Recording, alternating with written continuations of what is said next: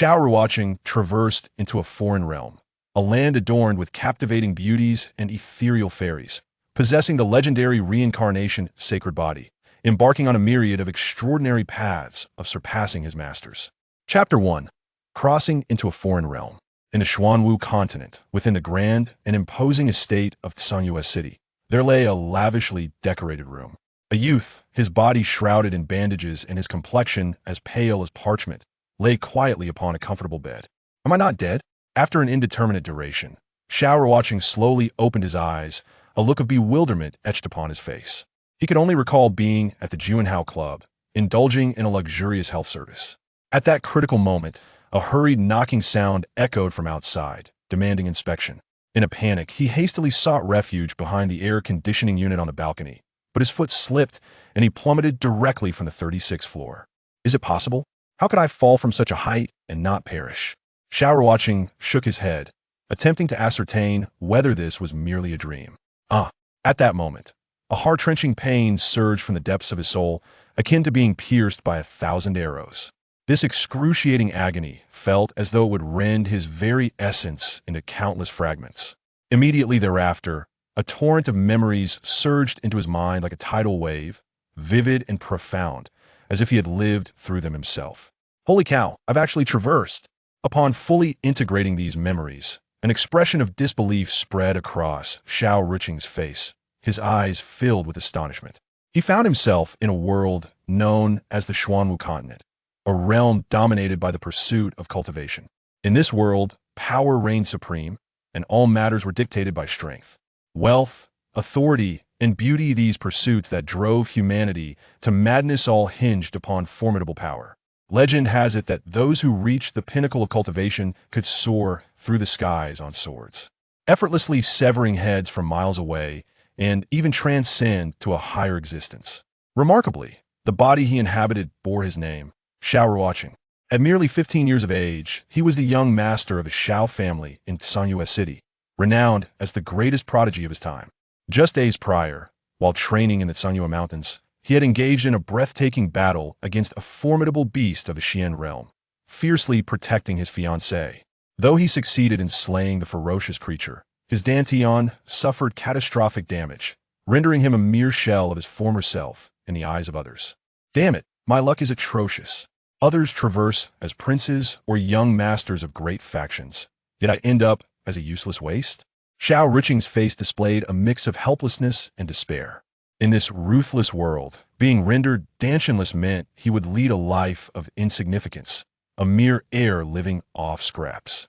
At that moment, the blood on his bandages inadvertently brushed against a black bead hanging around his neck. Suddenly, a brilliant golden light enveloped him completely, and in an instant, his form vanished from the room. What on earth is this place? Gazing upon this enigmatic space, Xiao Ruocheng felt a tremor of fear surge through him, a chill creeping up his spine. After countless years, I have finally awaited the emergence of the Reincarnation Sacred Body. At that moment, a voice, ancient and resonant, reverberated through the air.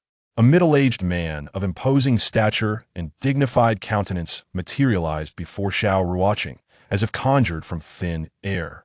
Are you human or ghost? Faced with the sudden appearance of this man, Xiao Ruocheng instinctively recoiled, terror evident on his face. Little one, I am but a fragment of my soul. There is no need for such fear, the middle-aged man replied, his voice deep and calm. A soul fragment? Xiao Ruocheng was taken aback. He had never imagined such a vivid and lifelike figure was merely a mere essence. Little one, my time is short. Would you be willing to take me as your master? The middle-aged man asked earnestly. Take you as my master? Xiao Ruocheng's face bore a hint of confusion. My dantian is destroyed. Can I truly cultivate again? To take you as my disciple, I can indeed restore your dantian, but you will need to begin your cultivation anew, the middle-aged man explained slowly. Disciple Xiao Ruocheng pays respects to master, Xiao Ruocheng replied, quickly kneeling in reverence.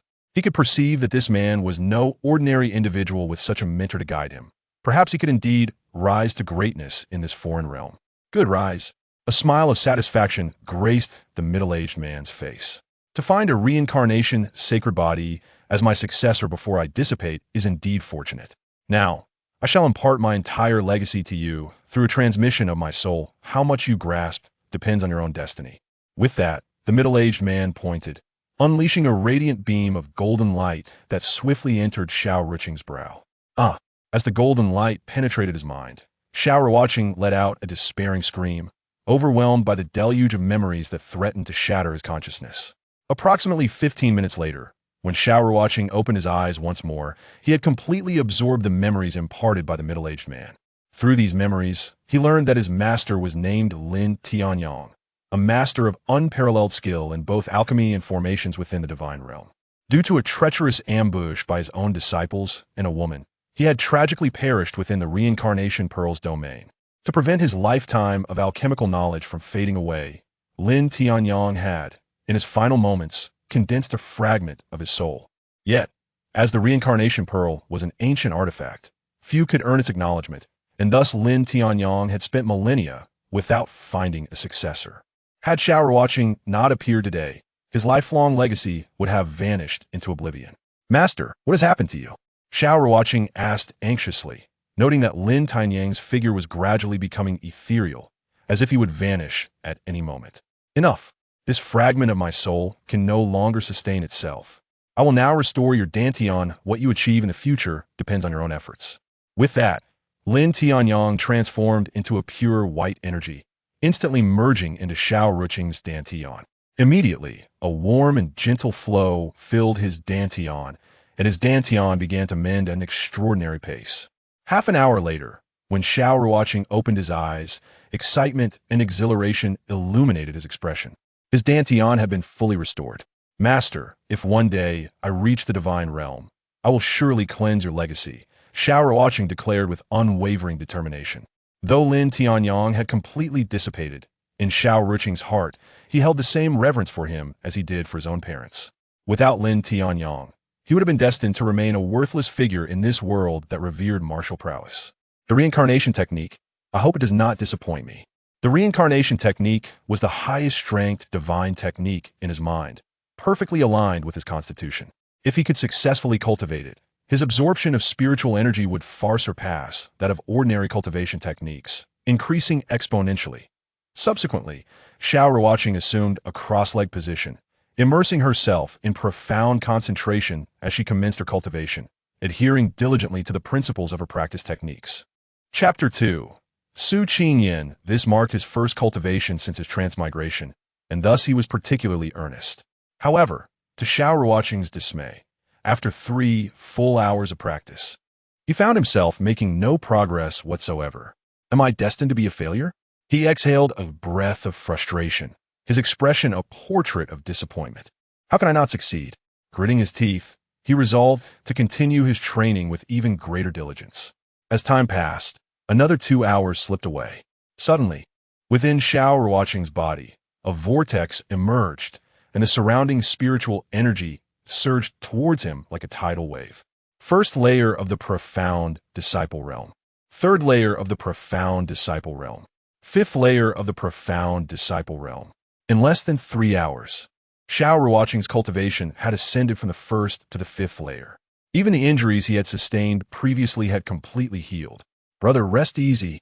From this moment forth, I am you, and you are me. I shall take good care of your fiancé. After his breakthrough, Xiao Ruocheng abruptly opened his eyes, a confident gleam illuminating his face. Initially transmigrating into the body of a loser had left him somewhat discontented. However, with the legacy bestowed upon him by Lin Tianyang, he was now filled with unwavering confidence about his future. Wait, how could I have forgotten about martial techniques? A spark of realization flickered in his eyes. While cultivation methods are fundamental for practitioners, martial skills are equally indispensable. It's akin to 2 practitioners of the same level, where one possesses a superior cultivation method, thereby enhancing their combat effectiveness.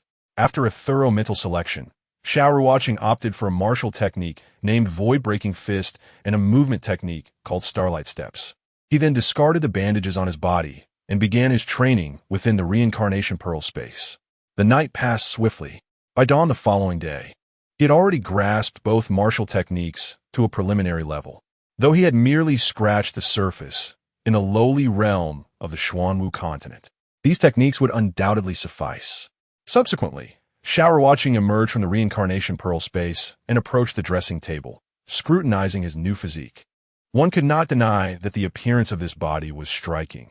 His features were chiseled and sculpted, particularly those melancholic eyes, which would surely drive countless women to madness were he on earth. Not bad at all, he mused, nodding in satisfaction at his looks. However, he inadvertently caught a glimpse of a certain aspect of himself, leading to a look of astonishment on his face. In his previous life, he had seen his fair share of Western adult films, and even compared to those, he found himself more than adequate, perhaps even surpassing them. Just then, the door swung open, and a girl clad in a pink gown, her visage pure and innocent, entered with a bowl of medicinal soup. "Ah, young master, why aren't you wearing pants?" she exclaimed, quickly turning her head away, her cheeks flushing crimson. She was taken aback by the revelation of her young master's unexpected state. "Cough, cough. Xiao, why didn't you knock?" Xiao Ruocheng said, his face flushed with embarrassment as he hastily covered himself and dove under the covers. "I didn't know you were awake. I left the medicine on the table. Remember to take it," Xiao hastily advised before darting out of the room. What embarrassment, Xiao Ruocheng thought, feeling utterly speechless. He had merely been checking and had not anticipated being caught by the maid. After changing into clean clothes, he departed from his quarters, intending to procure some herbs for alchemy, thus enabling him to swiftly elevate his cultivation. He understood that in this world, where strength reigned supreme, lacking formidable power meant being subject to humiliation. The Gathering Treasure Pavilion, the largest establishment in Sanyue City, was rumored to be backed by a prestigious trading consortium. Consequently, even the four great families of Sanyue City dared not offend it lightly. "Xiao, Sheng, what brings you here?" Just as Xiao Ruocheng appeared at the entrance of the Gathering Treasure Pavilion, he encountered a stunning girl with alabaster skin and a boy of remarkable stature, both exiting the establishment. The girl's voice carried a hint of surprise upon seeing him, though she quickly regained her composure. "Am I not allowed to come?" Xiao Ruocheng replied, a subtle smile playing at the corners of his mouth. The girl before him was named Su Qingyan, and it was because of his efforts to protect her that he had ended up losing his own cultivation. "Xiao Ruocheng, it's truly unfortunate to see you reduced to a person with a crippled dantian after all these days," the boy, Ji Juanhao, remarked with a hint of mockery. Holding a folding fan, his expression tinged with disdain. Ji Juanhao was the young master of the Ji family in Sanyue City. "Have you forgotten the kneeling incident from 2 years ago, Ji Juanhao?" Xiao Ruocheng sneered.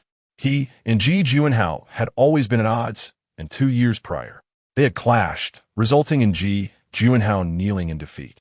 Since then, their enmity had only deepened. "Xiao Ruocheng, you seek death." Ji Juanhao's face darkened with rage as he suddenly swung his hand, aiming a slap at Xiao Ruocheng. The memory of being forced to kneel had long been a thorn in his side, and now, with the mention of it, his fury ignited. Xiao Ruocheng reacted swiftly, retreating just in time to evade the strike. "Ji Juanhao, stand down." As Ji Juanhao prepared to attack again, Su Qingyan positioned herself in front of Xiao Ruocheng. "Xiao Ruocheng, for Su Miss's sake, I shall not hold this against you today, you worthless one." Seeing Su Qingyan shield Xiao Ruocheng, Ji Juanhao refrained from further aggression, though the malice in his gaze was unmistakable. "Who is the worthless one? You shall soon find out," Xiao Ruocheng retorted, his tone laced with scorn. "Young Master Ji, I have matters to discuss with Xiao Ruocheng. You may leave," Su Qingyan stated coldly, exuding an air of distance. "Then I shall take my leave," Ji Juanhao replied with a cordial smile before turning away. "Xiao Ruocheng, let us move to the side. I have something to say," Su Qingyan suggested, her tone frosty, creating an impenetrable barrier between them. "Very well," Xiao Ruocheng acquiesced, his brow furrowing involuntarily at the chill in her voice, which left him feeling uneasy. The former Su Qingyan had always graced him with radiant smiles, exuding warmth and affection. Yet now, this cold demeanor felt utterly foreign to him. Soon, they arrived at a picturesque lakeside. "What do you wish to say?" Xiao Ruocheng inquired, gazing calmly at the distant sky. Chapter 3.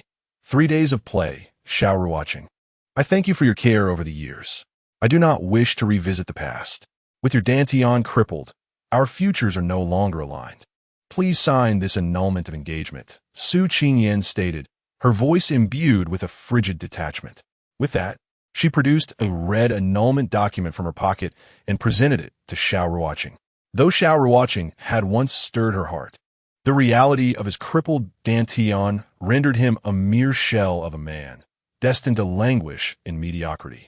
Thus, she could never entrust her future to someone so ineffectual. Annulment? Ha ha! Su Qingyan, you truly possess a heart of stone.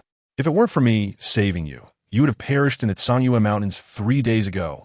A cold smile crept upon Xiao Ruocheng's lips.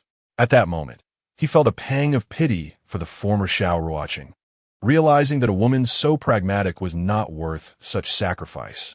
Xiao Ruocheng, I concede that calling off the engagement is exceedingly unfair to you. However, with your Dantian rendered useless, our destinies are inevitably separated between the realms of mortals and immortals. Thus, I implore you to recognize the reality of our situation. Su Qingyan furrowed her delicate brows, her tone imbued with a hint of indifference. Huh, what a splendid phrase, separated by the realms of mortals and immortals. Su Qingyan, do you truly believe me to be so easily trifled with? Xiao Ruocheng let out a cold laugh, tearing the marriage contract into shreds. What must I do for you to agree to the dissolution of our engagement? Su Qingyan's voice noticeably cooled, a trace of displeasure gracing her features. Ending the engagement is not out of the question, but I have a condition. A wicked smile curled at the corner of Xiao Ruocheng's lips as he scrutinized Su Qingyan with a fervent gaze. What condition? She retorted coldly. Allow me 3 days of your time. His eyes glinted with a hint of predation. Fear not. After 3 days, I shall certainly restore your freedom. You. Su Qingyan's cheeks flushed crimson. She had not anticipated that the usually refined Xiao Ruocheng would utter such words. What is it? Xiao Ruocheng replied with a mocking laugh. Over the years, I have invested considerably in you, have I not? Just days ago, I sacrificed my Dantian for your sake. Should you not offer some form of recompense? Xiao Ruocheng, I once believed you to be a paragon of virtue. How surprised I am to discover your true nature. A flicker of disdain crossed Su Qingyan's eyes. What kind of person I am is not for you to judge. If you desire to call off the engagement, be prepared to pay the appropriate price. Xiao Ruocheng scoffed dismissively and turned away, striding toward the treasure-gathering pavilion. He held no fondness for a woman like Su Qingyan. His reluctance to concede to her was primarily due to his unwillingness to grant her an easy victory. After all, he had sacrificed far too much for her in the past. If he were to relinquish the engagement so effortlessly, it would be an undue favor to her. Scoundrel! Watching Xiao Ruocheng's retreating figure left Su Qingyan's complexion pale with fury. Esteemed sir, how may I assist you? Upon entering the treasure-gathering pavilion, a tall and striking female attendant approached him. I wish to purchase an alchemical furnace along with some medicinal herbs, he replied, handing over a prepared list. We possess all the herbs you seek here. Though the prices may be somewhat steep, the attendant remarked politely after glancing at the list. How much will these herbs cost? Xiao Ruocheng inquired, his brow furrowing slightly. The attendant scanned the list again and responded, approximately 40,000 gold coins. And the alchemical furnace? Xiao Ruocheng asked in a low tone. The price of alchemical furnaces varies greatly. Some are as low as 20 to 30,000, while others can reach hundreds of thousands or even millions, she smiled. Cough, cough. I can afford the herbs. However, I wonder if there are any more affordable alchemical furnaces available? More affordable alchemical furnaces? Allow me a moment to think. The attendant pondered briefly. Yes, please follow me upstairs. Under her guidance, Xiao Ruocheng arrived at a storage room on the second floor of the pavilion. This furnace is merely 2,000 gold coins, if you wish. You may take it at your convenience. She gestured toward a dark, rusted cauldron in the corner. Is this truly an alchemical furnace? Xiao Ruocheng approached the decrepit, rust-stained cauldron, and after a moment of inspection, he felt an overwhelming urge to curse. Clearly, this cauldron had not been used in a long time. After a moment's hesitation, he resolved to purchase the old cauldron. Though it appeared worn, with a thorough cleaning, it could still serve its purpose.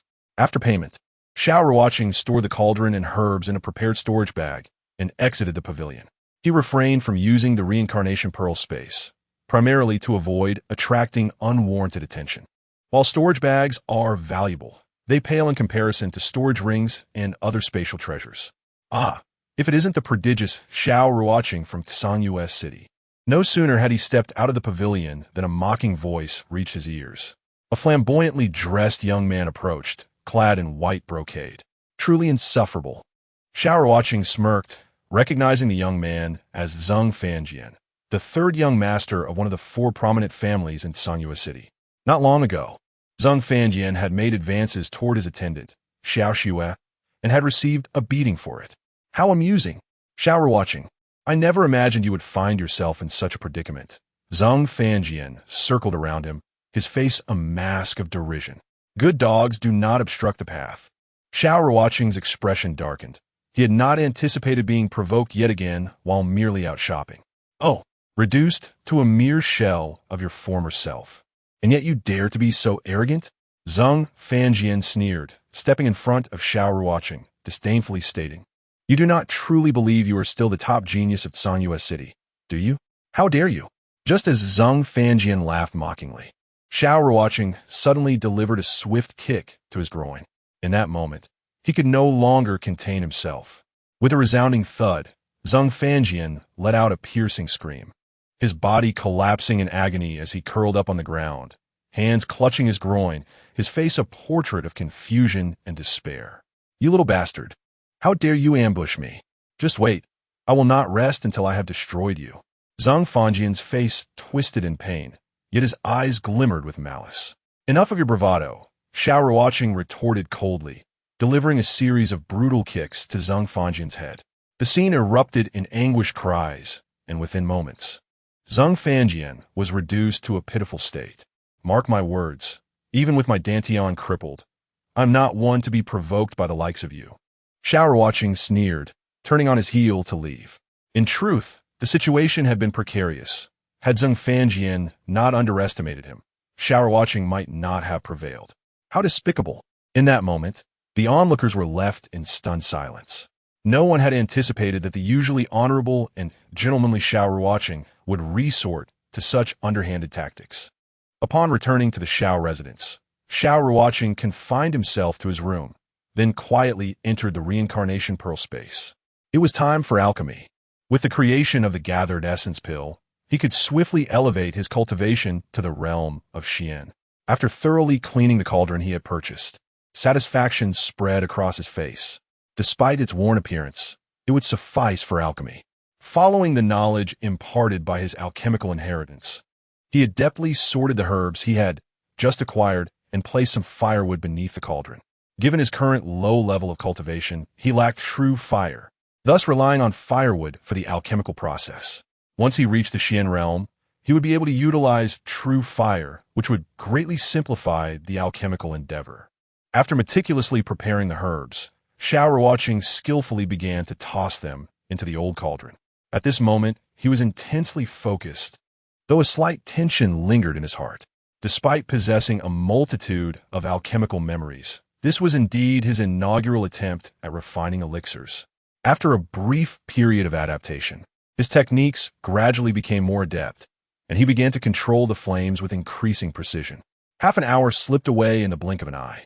Suddenly, an exquisite aroma wafted from the alchemical furnace, and a flicker of delight appeared on Xiao Ruocheng's face. He realized that the elixir was successfully completed, though he was uncertain of its grade.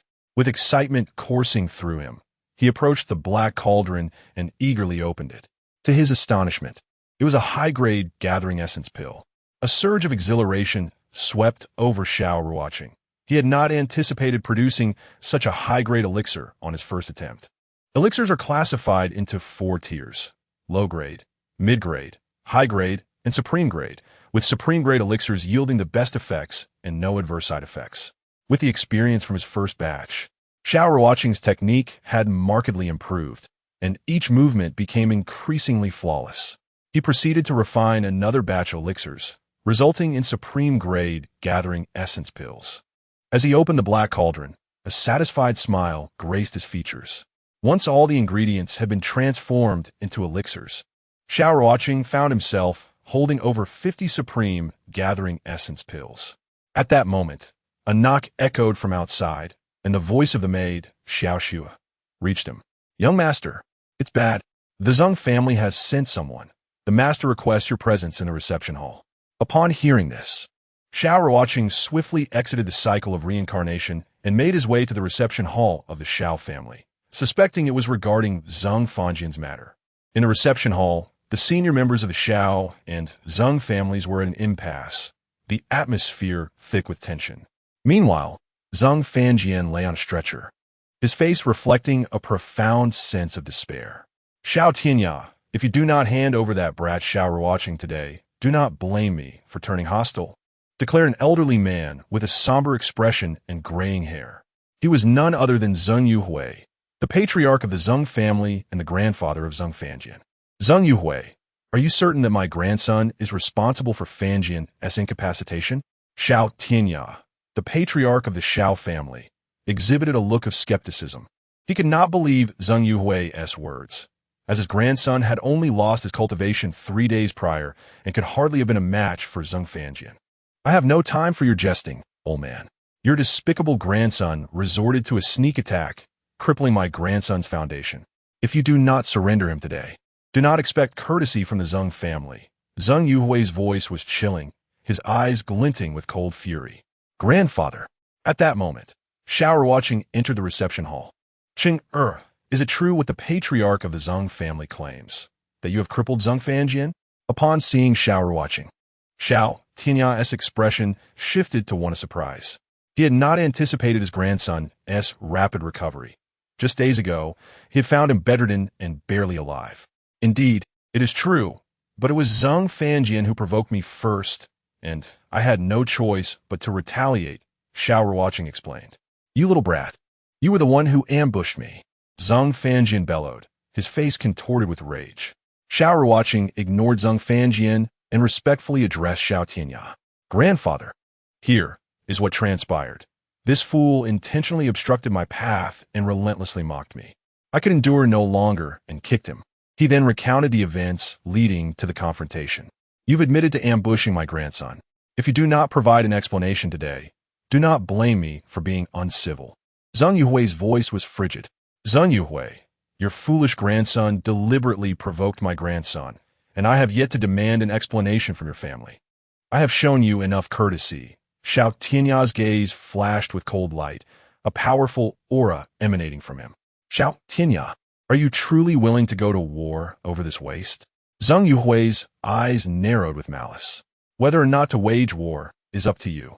However, let me make myself clear. I have only one grandson. If he loses even a hair on his head, I will ensure that every descendant of the Zheng family suffers the same fate. Mark my words." Xiao Tianya roared, his intense gaze radiating lethal intent. "Xiao Tianya." Zheng Yuhui's expression twisted in rage. "Grandfather, allow me to handle matters of the younger generation." Zheng Fanjian struggled to rise from the stretcher. "Xiao Ruocheng, if you agree to a life and death duel with me, the Zheng family will overlook your ambush." Chapter 5. A visit from the City Lord's mansion. How brazen. You are truly shameless to challenge a person whose cultivation has been destroyed. I doubt anyone in the entirety of Xuanwu continent would match your audacity. Xiao Ruocheng replied with a cold laugh, his tone laced with disdain. "However, since you wish to challenge me, I shall grant you the opportunity. 3 days hence, at the central challenge platform of Sanyue City, we shall fight to the death." "Cheng, do not accept a challenge." Xiao Tianya urgently intervened. "Do not worry, grandfather. I will exercise my own judgment," Xiao Ruocheng declared with confidence. Though he was not yet a match for Zheng Fanjian, the situation could change in 3 days. With 50 gathering essence pills in hand, if he were to refine them all, he could potentially reach the 8th level of the Xian disciple realm. By then, even facing a practitioner at the 1st level of the Xian realm, Xiao Ruocheng would have faith in his victory. After all, he practiced a divine-level technique. If he lacked the ability to challenge opponents above his level, he might as well meet his end. "Very well, I shall allow you 3 more days." Zheng Fanjian gritted his teeth, a cold glint of murderous intent in his eyes. Cherish your remaining time. At that moment, astonishment filled the eyes of all present. None had expected Xiao Ruocheng to accept the challenge. Xiao Tianya, this time no one is forcing your grandson onto the life and death stage. Should he perish, you cannot blame the Zeng family. Zeng Yuhui sneered before leading his family away from the Xiao residence. Patriarch, given that Xiao Ruocheng's cultivation has been destroyed and he has caused such a calamity for the family, it would be somewhat unfair to allow him to continue as the young master, spoke the sixth elder, Xiao Qinghua. Patriarch, while Xiao Ruocheng is indeed your only grandson, it is a fact that his cultivation has been lost. Our Xiao family can ensure his prosperity for a lifetime, but the position of young master must be reassigned, added the eighth elder, Xiao Wenbin. Patriarch, both Elder 6 and Elder 8 make valid points. Although Xiao Ruocheng possesses remarkable talent, his cultivation is irreparably damaged, making it unlikely for him to lead our family to greatness. The first elder, Xiao Tianming, stroked his beard thoughtfully. Indeed, you all present compelling arguments. Xiao Tianya furrowed his brow slightly. Here's what we shall do. In half a month, during the ranking battle of the four great families of Sanyue City, the one among the younger generation who ranks highest shall become the future young master of our Xiao family. What do you all think? Though he wished to retain the position of patriarch for his grandson, the reality of Xiao Ruocheng's lost cultivation made it inevitable that he would eventually relinquish the title. Wise patriarch, the first elder, Xiao Tianming, revealed a subtle smile. His own grandson, Xiao Ruocheng, had already reached the fourth level of the Xian realm, making him the undisputed first talent of the Xiao family. Thus, in Xiao Tianming's eyes, the position of young master was destined for his grandson. Very well. You may all withdraw. Xiao Tianya gestured dismissively. Yes, patriarch. The elders, having achieved their objectives, respectfully clasped their fists and departed the reception hall. Chengya, why did you accept Zeng Fanjian's challenge? After the other elders left, Xiao Tianya asked sternly. Grandfather, my Dantian is not truly crippled. Xiao Ruocheng revealed his cultivation level of the fifth realm of Zuan Tujing as he activated his skills. Given that Zuan Tujing is merely the entry-level stage of cultivation and his internal energy was rather meager, it would be challenging for most to discern the true extent of one's abilities without engaging in combat. What? How is this possible? A look of astonishment crossed Xiao Tianya's face, for he had personally examined his grandson's Dantian and deemed it damaged. Grandfather, my Dantian has only suffered a minor impact. It is not entirely shattered, Xiao Ruocheng replied with a smile. That is splendid news.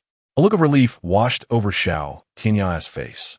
He continued, even if your Dantian remains intact, your current cultivation level may not suffice to defeat Zeng Fanjian. Rest assured, grandfather, I am in a rapid recovery phase. In 3 days, I am confident I will regain the eighth realm of Zuan Tujing, and at that time, I will have absolute confidence in defeating Zeng Fanjian, Xiao Ruocheng asserted, his face alight with conviction. Zeng Fanjian is at the ninth realm of Zuan Tujing. Are you certain you can prevail against him? Xiao Tianya asked, his expression grave. Indeed, I am confident. If you doubt me, grandfather, you may personally assess my combat prowess in 3 days, Xiao Ruocheng replied with a grin. Very well.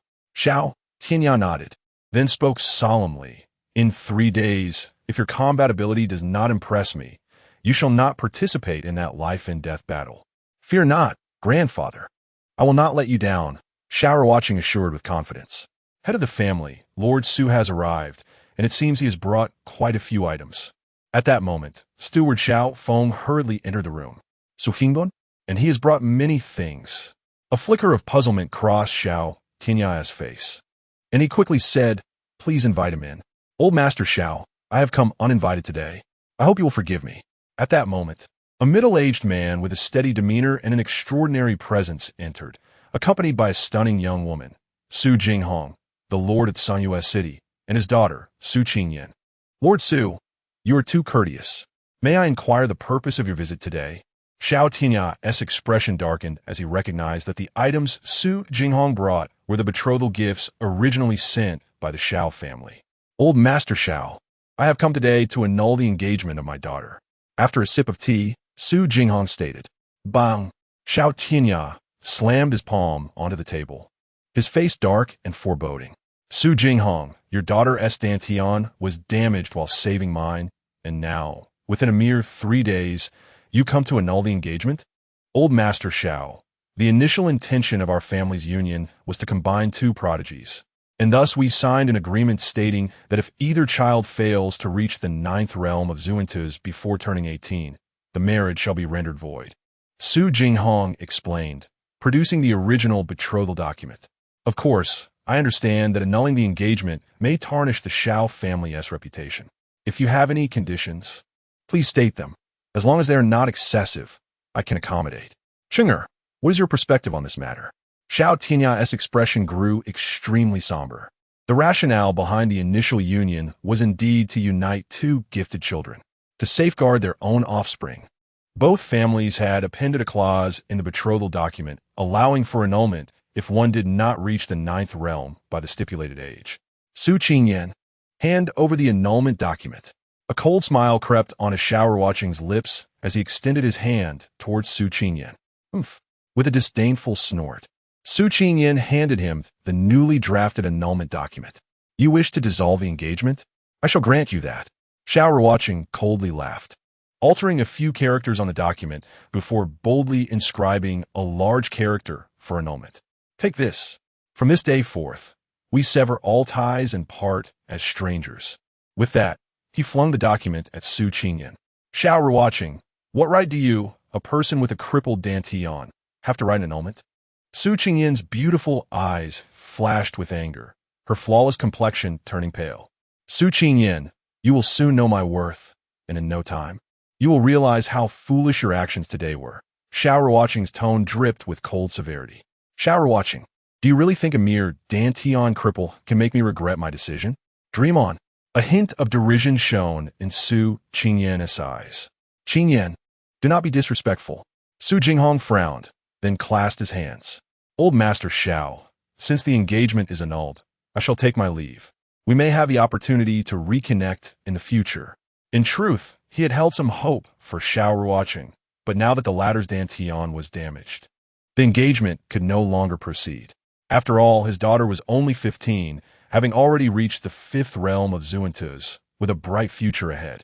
After returning the betrothal gifts, Su Jinghong departed with Su Qingyan. Chunger, do not dwell on this. I shall arrange another marriage for you that will be 100 times more beautiful than Su Qingyan. Xiao Tianya gently patted Xiao Ruocheng's shoulder. Grandfather, you need not worry about my affairs. I will surely find several beautiful daughters-in-law for you in the future. A sunny smile graced Xiao Ruocheng's face.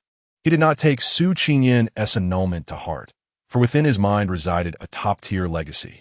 He wondered what kind of woman he could not acquire in the future. Good lad, those are your words. You must ensure to give me 10 great-grandchildren in your generation. Xiao Tianya beamed with a rare smile. His lineage had always been lacking in vitality.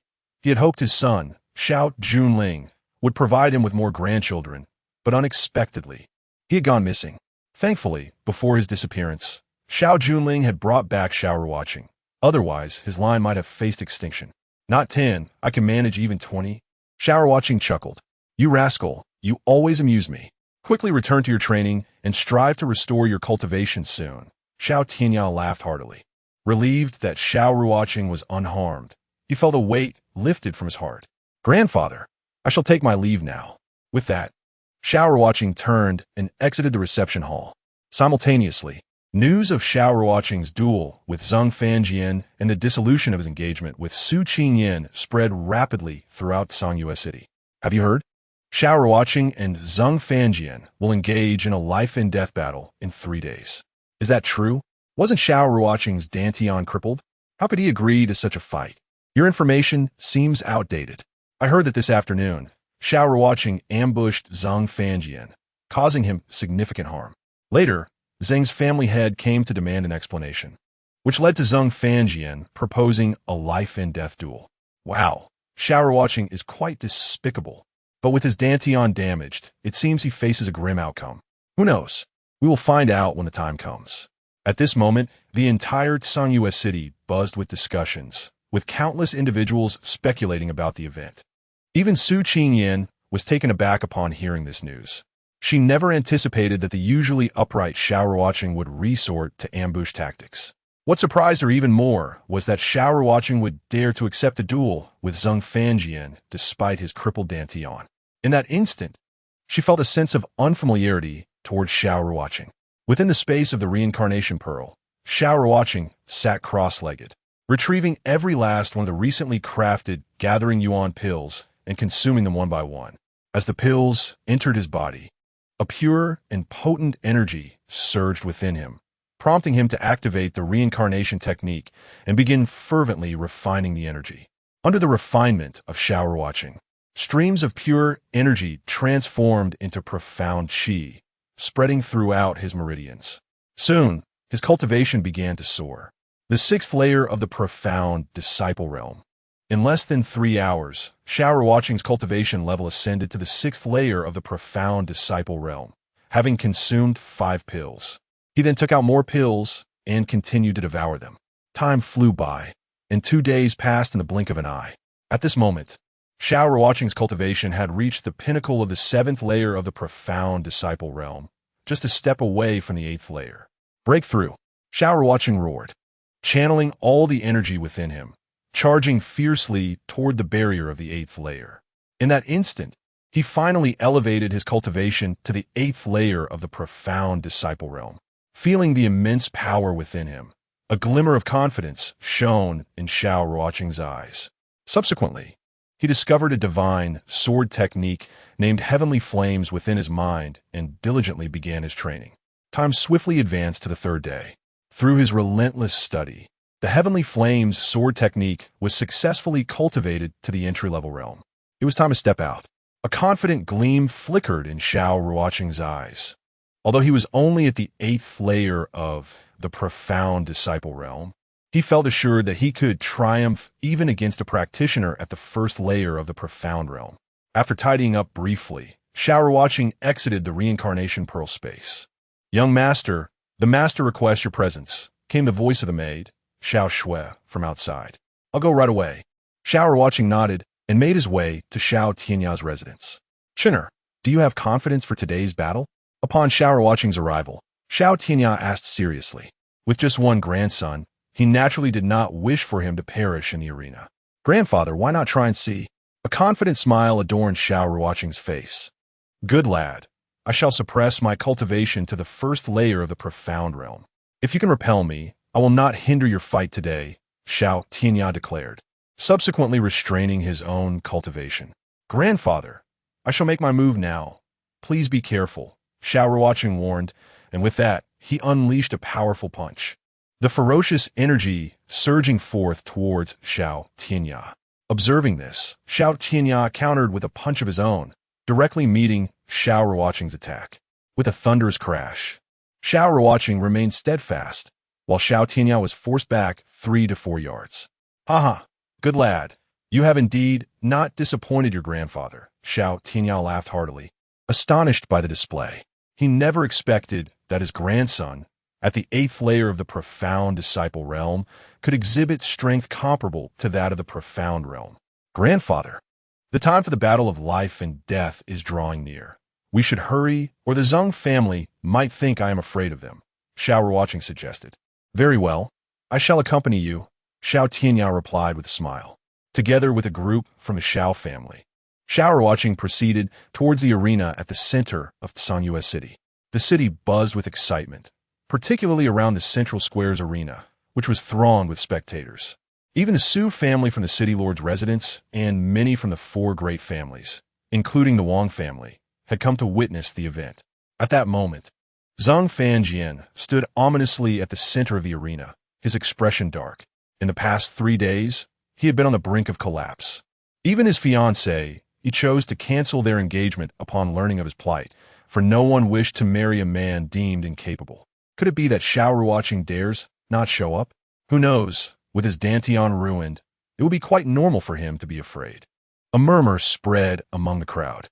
Just then, Xiao Ruocheng and his entourage arrived at the city center's arena square. "Look, Xiao Ruocheng is here." The crowd buzzed with excitement. This fellow was indeed bold, daring to ascend the stage of life and death despite his ruined Dantian. Chapter 7. The battle of life and death begins. Xiao Ruocheng. Come up and meet your demise. A chilling voice echoed from the arena as Zheng Fangjian's eyes glinted with a savage intent, as if he wished to devour Xiao Ruocheng whole. How impudent! Since you are so eager to die, I shall grant your wish, Xiao Ruocheng replied with a scornful smile, leisurely ascending the arena. You little brat, today I shall tear you to pieces to quench my hatred. Zheng Fangjian's eyes radiated a bone-chilling malice. His face Xiao Tianya cast a disdainful glance at Zheng Yuhui, his expression brimming with provocation. Xiao Tianya you. Zheng Yuhui's face turned a ghastly shade of iron, devoid of color. He was acutely aware of his own capabilities. Over the years, Xiao Tianya's strength had consistently overshadowed him. In a true life-and-death battle, he held no confidence whatsoever. Zheng Yuhui, the life-and-death battle was initiated by your clan. Look at you now, so frantic. Could it be that you cannot bear to lose? Xiao Tianya sneered, his countenance replete with disdain and mockery. We shall see, Xiao Tianya. Zheng Yuhui's fury boiled over, his chest heaving violently. After uttering a fierce remark, he swept away with his clan members, until he possessed absolute certainty. Zheng Yuhui was reluctant to engage in a reckless confrontation. After all, with 4 prominent families in Sanyue City, if a war broke out between the Zheng and Xiao clans, the ultimate beneficiaries would merely be the other 2 families, a scenario Zheng Yuhui was desperate to avoid. Shina, let us return. A smile of excitement appeared on Xiao Tianya's face. The more he beheld his grandson Xiao Ruocheng, the more he grew fond of him. Xiao Ruocheng nodded and followed Xiao Tianya towards the direction of the Xiao family. Meanwhile, the news of Xiao Ruocheng's recovery spread through Sanyue City like wildfire. In the courtyard of the Xiao family, Xiao Tianya said, Chinner, in a month's time, the Cold Heaven Sect will hold its disciple selection ceremony. During this period, you must focus on your cultivation and strive to restore your strength to the Xian practitioner realm. I shall personally accompany you to the Cold Heaven Sect. A kind smile graced Xiao Tianya's face, his eyes filled with anticipation and affection. Rest assured, Grandpa, I will work hard. I am certain I can pass the Cold Heaven Sect selection, Xiao Ruocheng replied confidently. He discerned a glimmer of earnest hope in Xiao Tianya's eyes and vowed to attend the Cold Heaven Sect. Xiao Ruocheng had a keen interest in the Cold Heaven Sect, one of the 4 premier sects in the eastern state, where nearly every young disciple was exceptionally gifted and talented. Having traversed into this martial world, Xiao Ruocheng's greatest aspiration was to pursue the path of immortality, a grand ambition reliant on abundant resources for support. Although his mind was filled with countless legacies, the scarcity of resources in Sanyue City made rapid advancement and his cultivation exceedingly difficult. Precious spirit herbs, spiritual tools, and various rare resources were nearly unattainable in such a small place. As long as you have confidence, I shall not disturb your training. Should you require anything, feel free to let me know, Xiao Tianya concluded before turning to leave Xiao Ruocheng's quarters.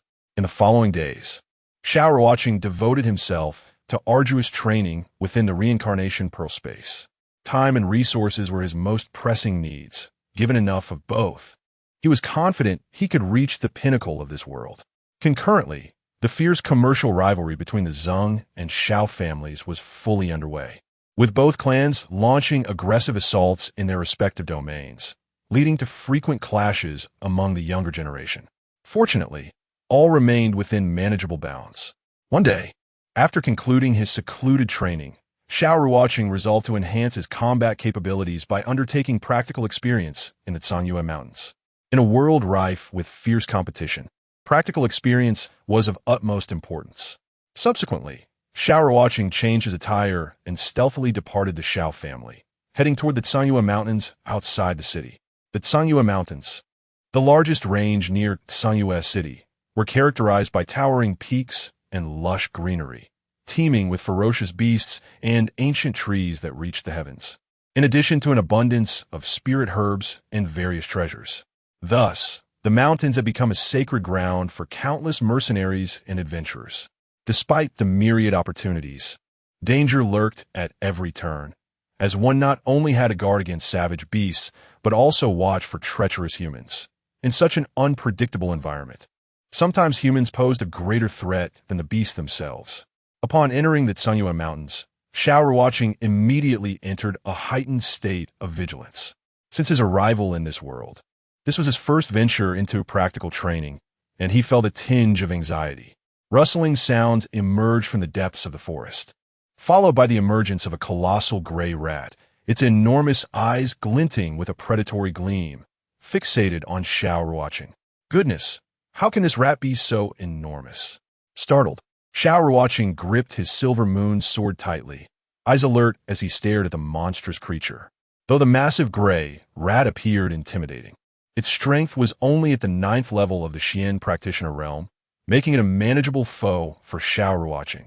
His shock stemmed primarily from this being his first genuine encounter with a living beast since his crossing. With a thunderous roar, the gray rat lunged towards him, its massive eyes scanning for threats. Seeking death, a glint of ferocity flashed in Xiao Ruocheng's eyes as he swung the silver moon sword with force, unleashing a razor-sharp blade of light that sliced towards the rat. The gray rat, sensing imminent danger, attempted to evade, but its reflexes were a moment too slow. The sword cleaved its throat with blinding brilliance. Having dispatched the gray rat, Xiao Ruocheng continued his training in the Tsunyuan Mountains. With his inaugural successful hunt under his belt, he gradually acclimated to this environment, actively seeking out beasts of comparable strength for intense battles to hone his skills. Should he encounter formidable opponents beyond his capability, he would not hesitate to retreat. After all, he had come to train, not to throw away his life. Time slipped by like a fleeting shadow, and 5 days passed in the blink of an eye. After surviving countless harrowing encounters, Xiao Ruocheng's demeanor underwent a profound transformation. His once slightly melancholic gaze now exuded determination and depth. Furthermore, through these grueling trials, he successfully broke through to the 9th level of the Xian practitioner realm, and his mastery of martial techniques and agility saw marked enhancement. Suddenly, a cacophony of fierce combat erupted nearby.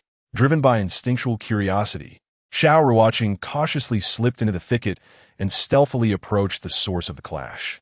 So as those detestable scoundrels, gently parting the branches, he beheld Ji Juanhao and Su Qingyan fiercely attacking a ferocious bloodthirsty wolf. By heavens, a Xianling ginseng! At that moment, Xiao Ruocheng was elated to spot a precious Xianling ginseng not far behind the bloodthirsty wolf. In that instant, he comprehended why Ji Juanhao and Su Qingyan were so desperately engaged in battle against the beast. The elusive treasure, known as the Xianling ginseng, ignited an unwavering determination within Xiao Ruocheng's eyes. Encountering such a rare gem, he was resolute in his desire not to let it slip away easily. With utmost concentration, he suppressed his aura and cautiously crept behind the bloodthirsty demon wolf. The Xianling ginseng was an extraordinarily rare and precious natural treasure, imbued with pure energy. If a practitioner at the Xian realm were to consume it, they could elevate their cultivation by an entire minor realm. This illustrates the immense allure the ginseng held for Ji Juanhao and Su Qingyan. At that moment, the trio had succumbed to a frenzy of combat, bloodlust consuming them. Both Ji Juanhao and Su Qingyan had reached the 5th layer of the Xian realm, while the bloodthirsty demon wolf possessed formidable combat prowess, resulting in a stalemate with no clear victor in sight. Xiao Ruocheng lay silently amidst the foliage, patiently awaiting the opportune moment to strike. The battle raged on, and after several hundred exchanges, Su Qingyan and Ji Juanhao began to gain the upper hand. With a thunderous roar, the bloodthirsty demon wolf howled at the sky and abruptly dashed into the nearby thicket. Realizing it could not retain the Xianling ginseng amidst such fierce conflict, it chose to flee, aware of the peril of losing its life. Witnessing the wolf's retreat, Su Qingyan and Ji Juanhao exhaled in relief, as their own Xian energy was nearly depleted. Had the wolf held on a moment longer, the outcome could have been uncertain. Thank you for driving away the bloodthirsty demon wolf. I shall not be courteous and take the Xianling ginseng. Xiao Ruocheng's figure appeared like a specter, swiftly seizing the ginseng from the ground before vanishing without a trace. "Xiao Ruocheng, you scoundrel!" Su Qingyan exclaimed, her voice laced with indignation, as she activated her movement technique and hurried after the direction in which he had vanished. The ginseng's significance to her was undeniable, and she could not bear to witness it being so easily taken from her. "Xiao Ruocheng, you are courting death." Ji Juanhao's wrath surged as he too pursued the fleeing figure. "You think two unworthy individuals can catch me? Dream on." Xiao Ruocheng scoffed, his speed akin to lightning, particularly in the labyrinthine forest, where his agility flourished. "How can this rascal move so swiftly?" Su Qingyan furrowed her brows, disbelief etched across her face. She had not anticipated that Xiao Ruocheng, merely at the 9th layer of the Xian disciple realm, could execute such exquisite movement techniques. After a fervent chase, Xiao Ruocheng's silhouette ultimately dissolved into the depths of the forest. "Little wretch, I swear I will catch you one day," Ji Juanhao panted, his gaze icy and vengeful as he watched Xiao Ruocheng vanish. Had he been at his peak strength, he would have been confident in overtaking him. However, after such a fierce battle, he lacked the Xian energy to pursue further. "Since the Xianling ginseng has been taken by Xiao Ruocheng, I shall take my leave." Su Qingyan's voice was cold as she turned away, leaving without a backward glance. "You foolish wench, one day I shall have you beneath me," Ji Juanhao thought, a sinister glint flashing in his eyes. At this moment, Xiao Ruocheng felt an overwhelming sense of satisfaction. With the Xianling ginseng in his possession, should he successfully break through to the Xian realm, he could utilize it to ascend to the 2nd layer, rendering him invulnerable in the upcoming ranking battles among the 4 great families. In the following days, Xiao Ruocheng diligently cultivated within the Tsangyuan mountain range, ruthlessly vanquishing every beast he could. Whenever he encountered a formidable foe beyond his capability, he would tactfully evade using his movement techniques. 3 days swiftly passed. During this time, Xiao Ruocheng engaged in relentless combat with various beasts, enduring countless life and death trials. Through these harsh tribulations, his cultivation had refined and successfully breached the barriers of the Xian realm. Currently, Xiao Ruocheng sat cross-legged within the space of the Reincarnation Pearl. As the reincarnation technique operated, the surrounding spiritual energy seemed irresistibly drawn to him, swirling in tendrils of pure essence, which he absorbed into his body, rapidly converting it into Xian energy. At that moment, he reached the pinnacle of the 9th layer of the Xian disciple realm. "Break for me," he bellowed, a resolute expression etched upon his face as he channeled all his Xian energy, surging forth like a tidal wave against the barrier of the Xian realm. With a triumphant breakthrough, Xiao Ruocheng's eyes flew open, a radiant light shooting forth, akin to a shooting star streaking across the night sky. "Xianling ginseng, I hope you do not disappoint me," he murmured softly, his voice imbued with anticipation. Without hesitation, he consumed the ginseng in one swift motion.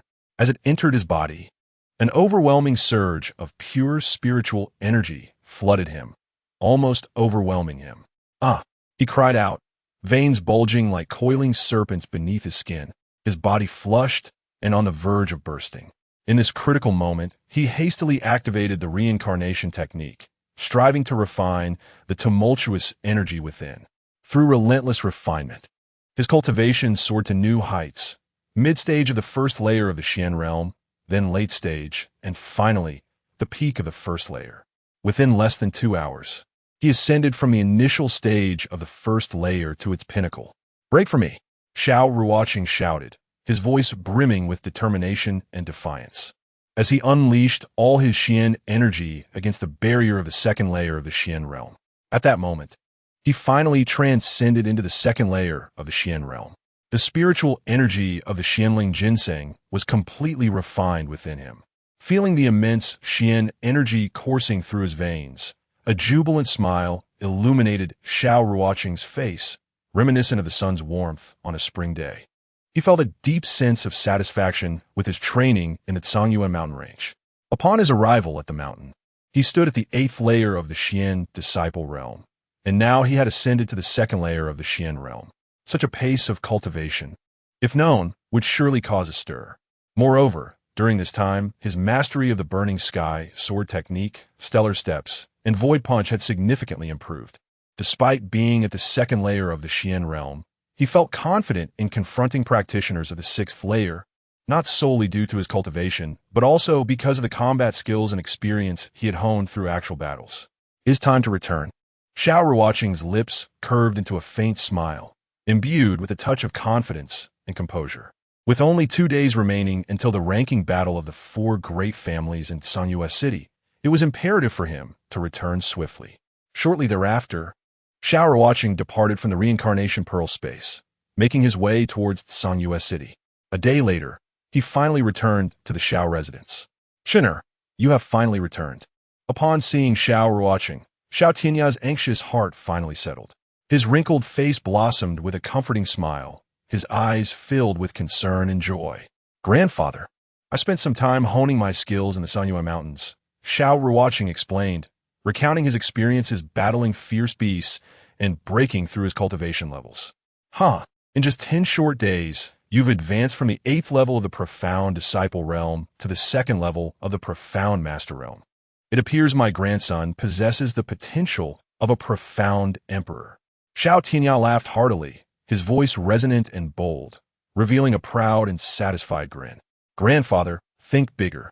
Merely becoming a profound emperor cannot possibly be my final destination," Xiao Ruocheng replied with a smile, his eyes shimmering with confidence, as if envisioning himself standing at the pinnacle of success. With a divine legacy in his mind, he felt assured about his future. Not only could he aspire to be a profound emperor, but he was equally confident in reaching the realm of profound deity. "Impudent boy, do not boast. If you could reach the realm of profound king, I would wake from my dreams with laughter," Xiao Tianya remarked, stroking his beard with a smile. Though he jested, he believed wholeheartedly in Xiao Ruocheng's boundless potential. "By the way, tomorrow marks the ranking battle of the four great families. Are you confident?" Xiao Tianya's expression turned serious as he focused his gaze on Xiao Ruocheng. "Rest assured, grandfather, there can be only one champion, and that title shall belong solely to me," Xiao Ruocheng declared, his eyes radiating fierce confidence, illuminating the world around him. "Confidence is good. However, you must also rest well," Xiao Tianya said with a tender smile, his gaze filled with care for his grandson. Upon returning to his quarters, Xiao Ruocheng entered a state of rigorous training. He understood that despite his recent breakthroughs, he could not afford to be complacent in the forthcoming ranking battle. The following morning, Xiao Ruocheng meticulously prepared himself, donning a splendid new white robe. His thick, lustrous hair was elegantly tied back, with 2 strands cascading down his forehead, dancing lightly in the breeze. Coupled with his deep, star-like eyes, he appeared as an extraordinary young gentleman, exuding grace and charm. Sanyue City buzzed with excitement that day, as the plaza at the city center was surrounded by throngs of spectators eagerly awaiting the commencement of the ranking battle. This event was of paramount importance, as it would dictate the resource allocation among the 4 families for the next decade. In Sanyue City, the 4 great families each held their territory, with the Su family reigning supreme and consistently occupying the position of city lord.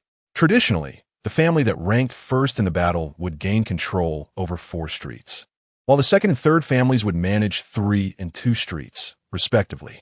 The last family would only receive authority over a single street.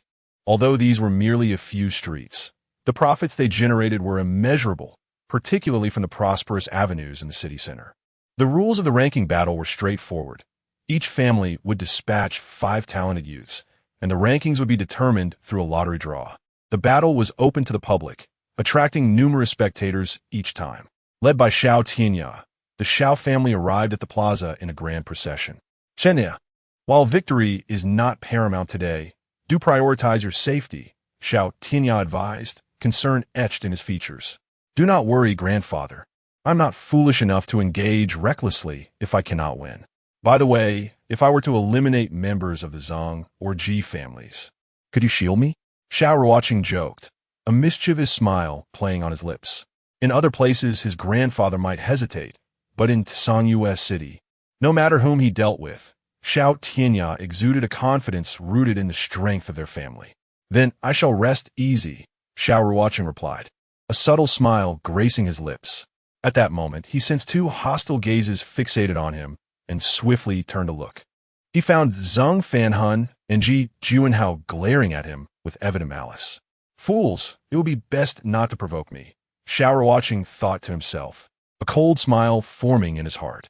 He dismissed Zheng Fanhun and Ji Juanhao as inconsequential, knowing that with his current strength, eliminating them would pose no significant challenge. As time flowed like a gentle stream, the participants from the four families gathered. The leaders of the families convened at the high platform before the arena, fervently discussing the rules of the ranking battle. Moments later, City Lord Su Jinghong stepped forward, announcing, "This ranking battle will be conducted through a lottery draw. I now invite all contestants to the stage to draw lots." As his voice fell, young members from the four families ascended the stage to draw their lots. Soon, Xiao Ruocheng had drawn number 16. Su Jinghong then returned to the high platform, proclaiming, "We shall now commence the first round of challenges to determine the top 10 participants. The second round will determine the overall champion and the respective family rankings." As the first round commenced, the initial duel featured contestants number 1 and 2, hailing from the Su and Ji families. After an intense battle, the Su family's contender emerged victorious. The second match was between numbers 3 and 4.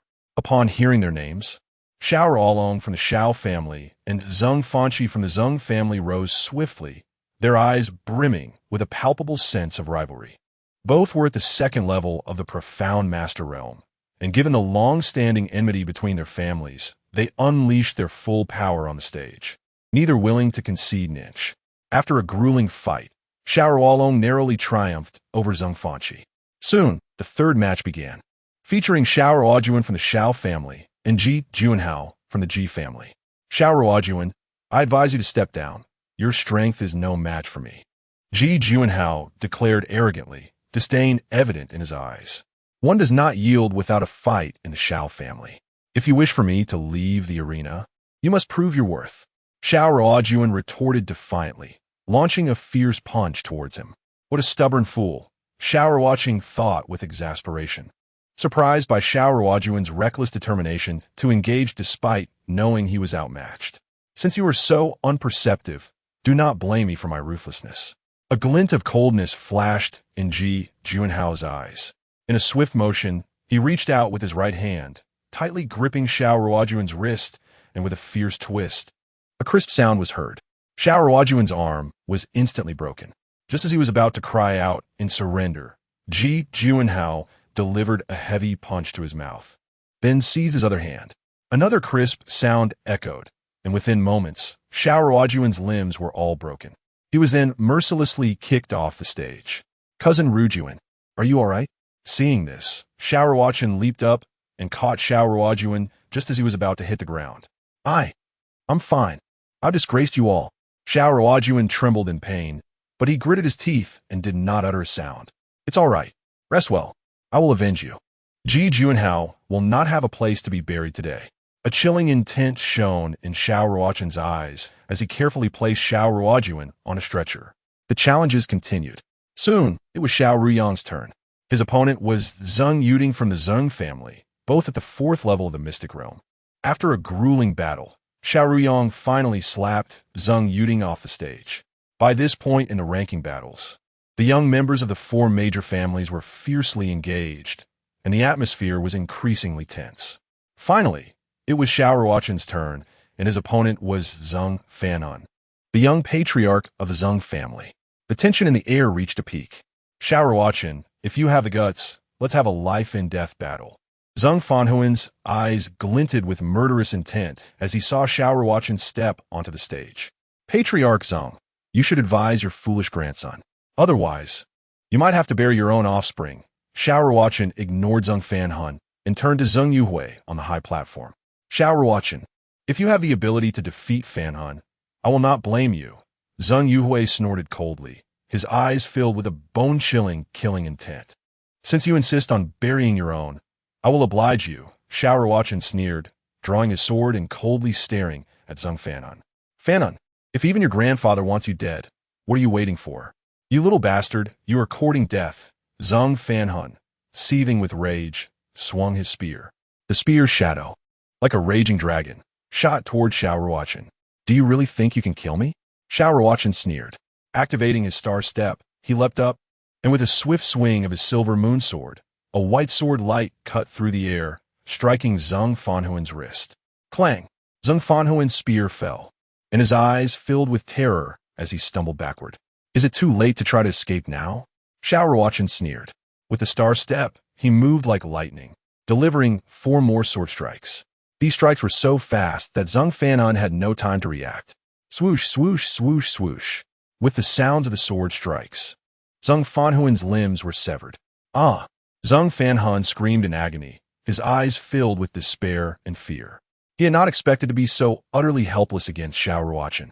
Damn, Xiao Ruocheng is too fierce. Even in his prime, he couldn't have defeated Zhang Fanhuan so easily. The crowd was shocked. No one had expected Xiao Ruocheng to so easily cripple Zhang Fanhuan.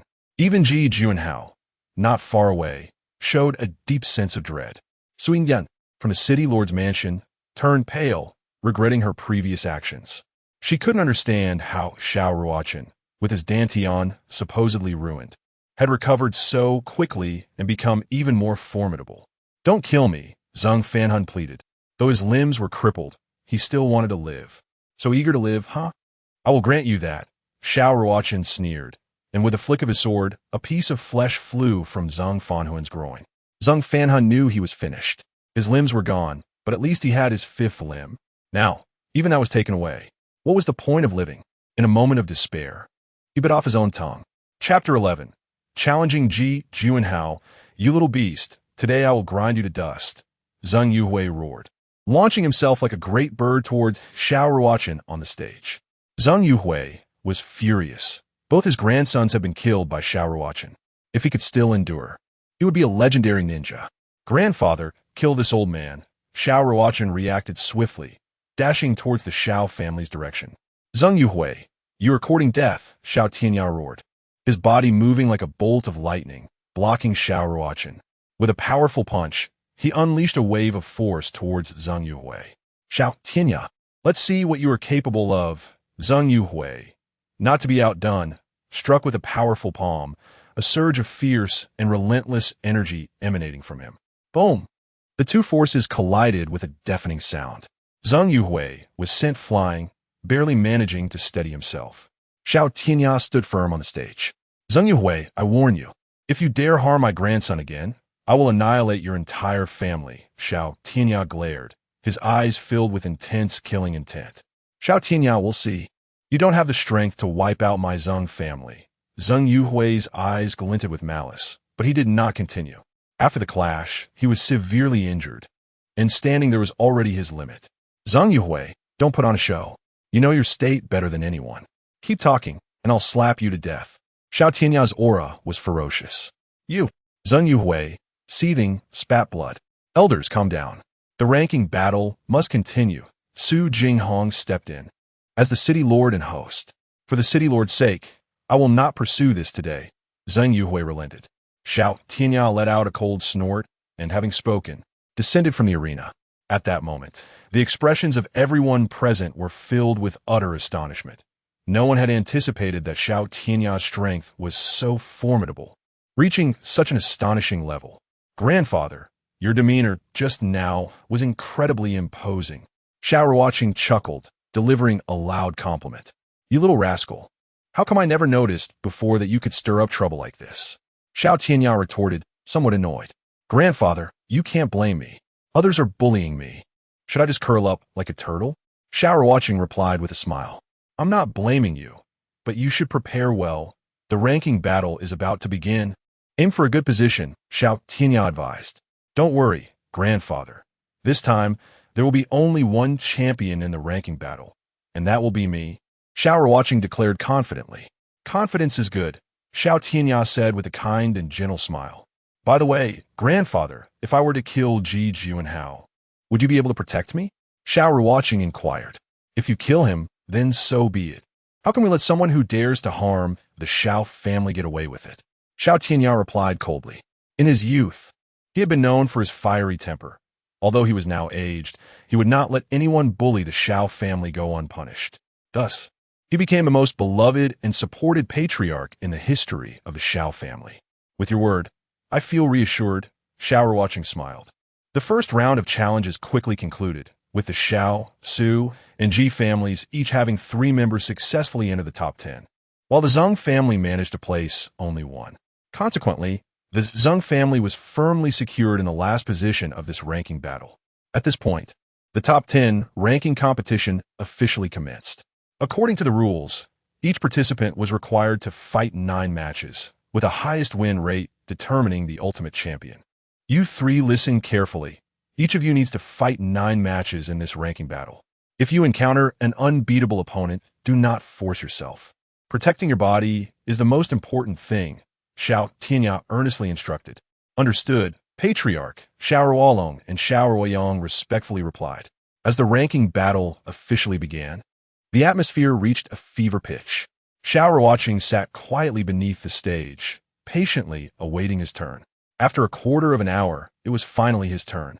To his surprise, his opponent was Ji Junkai, who unexpectedly chose to concede. The challenges continued, and soon Xiao Ruocheng had achieved 7 consecutive victories, most opponents opting to surrender. At this point, among the top 10 contestants, 3 were on winning streaks: Xiao Ruocheng, Su Qingyan, and Ji Juanhao. Finally, in the 8th match, Xiao Ruocheng faced Ji Juanhao. Xiao Ruocheng, for years you have kept me under your thumb. Today, I will show you who the true genius of Sanyue City is, Ji Juanhao sneered, his aura surging dramatically as he reached the 6th level of the Xian realm. At that moment, many spectators displayed expressions of shock. No one had anticipated that Ji Juanhao had concealed his strength so well. Ji Juanhao, since you are so confident, let us engage in a life-and-death battle, shall we? Xiao Ruocheng provoked, a hint of challenge in his smile. Despite Ji Juanhao's advancement to the 6th level of the Xian realm, Xiao Ruocheng remained unfazed. With his current strength, he was absolutely certain he could defeat his opponent in a true life-and-death confrontation. If you wish to die, I shall grant you that wish. Ji Juanhao's eyes glinted with a chilling malice. Grandfather, my life-and-death battle with Ji Juanhao is purely a personal matter. If I were to meet an unfortunate end, I hope the Xiao family will not seek revenge. Xiao Ruocheng turned to his grandfather. All right, the Xiao family agrees, Xiao Tianya said solemnly. What about you, Ji Juanhao? Xiao Ruocheng coldly regarded him. Don't come crying me if I end up killing you and your Ji family causes a ruckus afterward. That would be pointless. Just you wait. Ji Juanhao scoffed, then turned to his family. Grandfather, in this life-and-death battle, should I meet an unfortunate demise, I hope the Ji family will not seek revenge. Agreed, replied an elderly man with graying hair and a face lined with wrinkles. He was Ji Yinhong, the head of the Ji family. At this moment, the crowd erupted in an uproar. No one had expected that this ranking battle would feature 2 life-and-death duels. Chapter 12. Fan away Su Qingyan. Who do you think will win this life-and-death battle? Is that even a question? It must be Ji Juanhao. His cultivation has already reached the 6th level of the Xian realm, while Xiao Ruocheng is only at the 2nd level. Just how vast is that gap? Even without my saying, you all can surely understand. At this time, the spectators whispered among themselves, many expressing skepticism towards Xiao Ruocheng, given the stark disparity in their cultivation levels. Xiao Ruocheng, today I will make you realize that challenging me is the gravest mistake of your life. Ji Juanhao's face bore an expression of utmost disdain. If we were to fight, be swift about it. I have no time to waste on someone already doomed.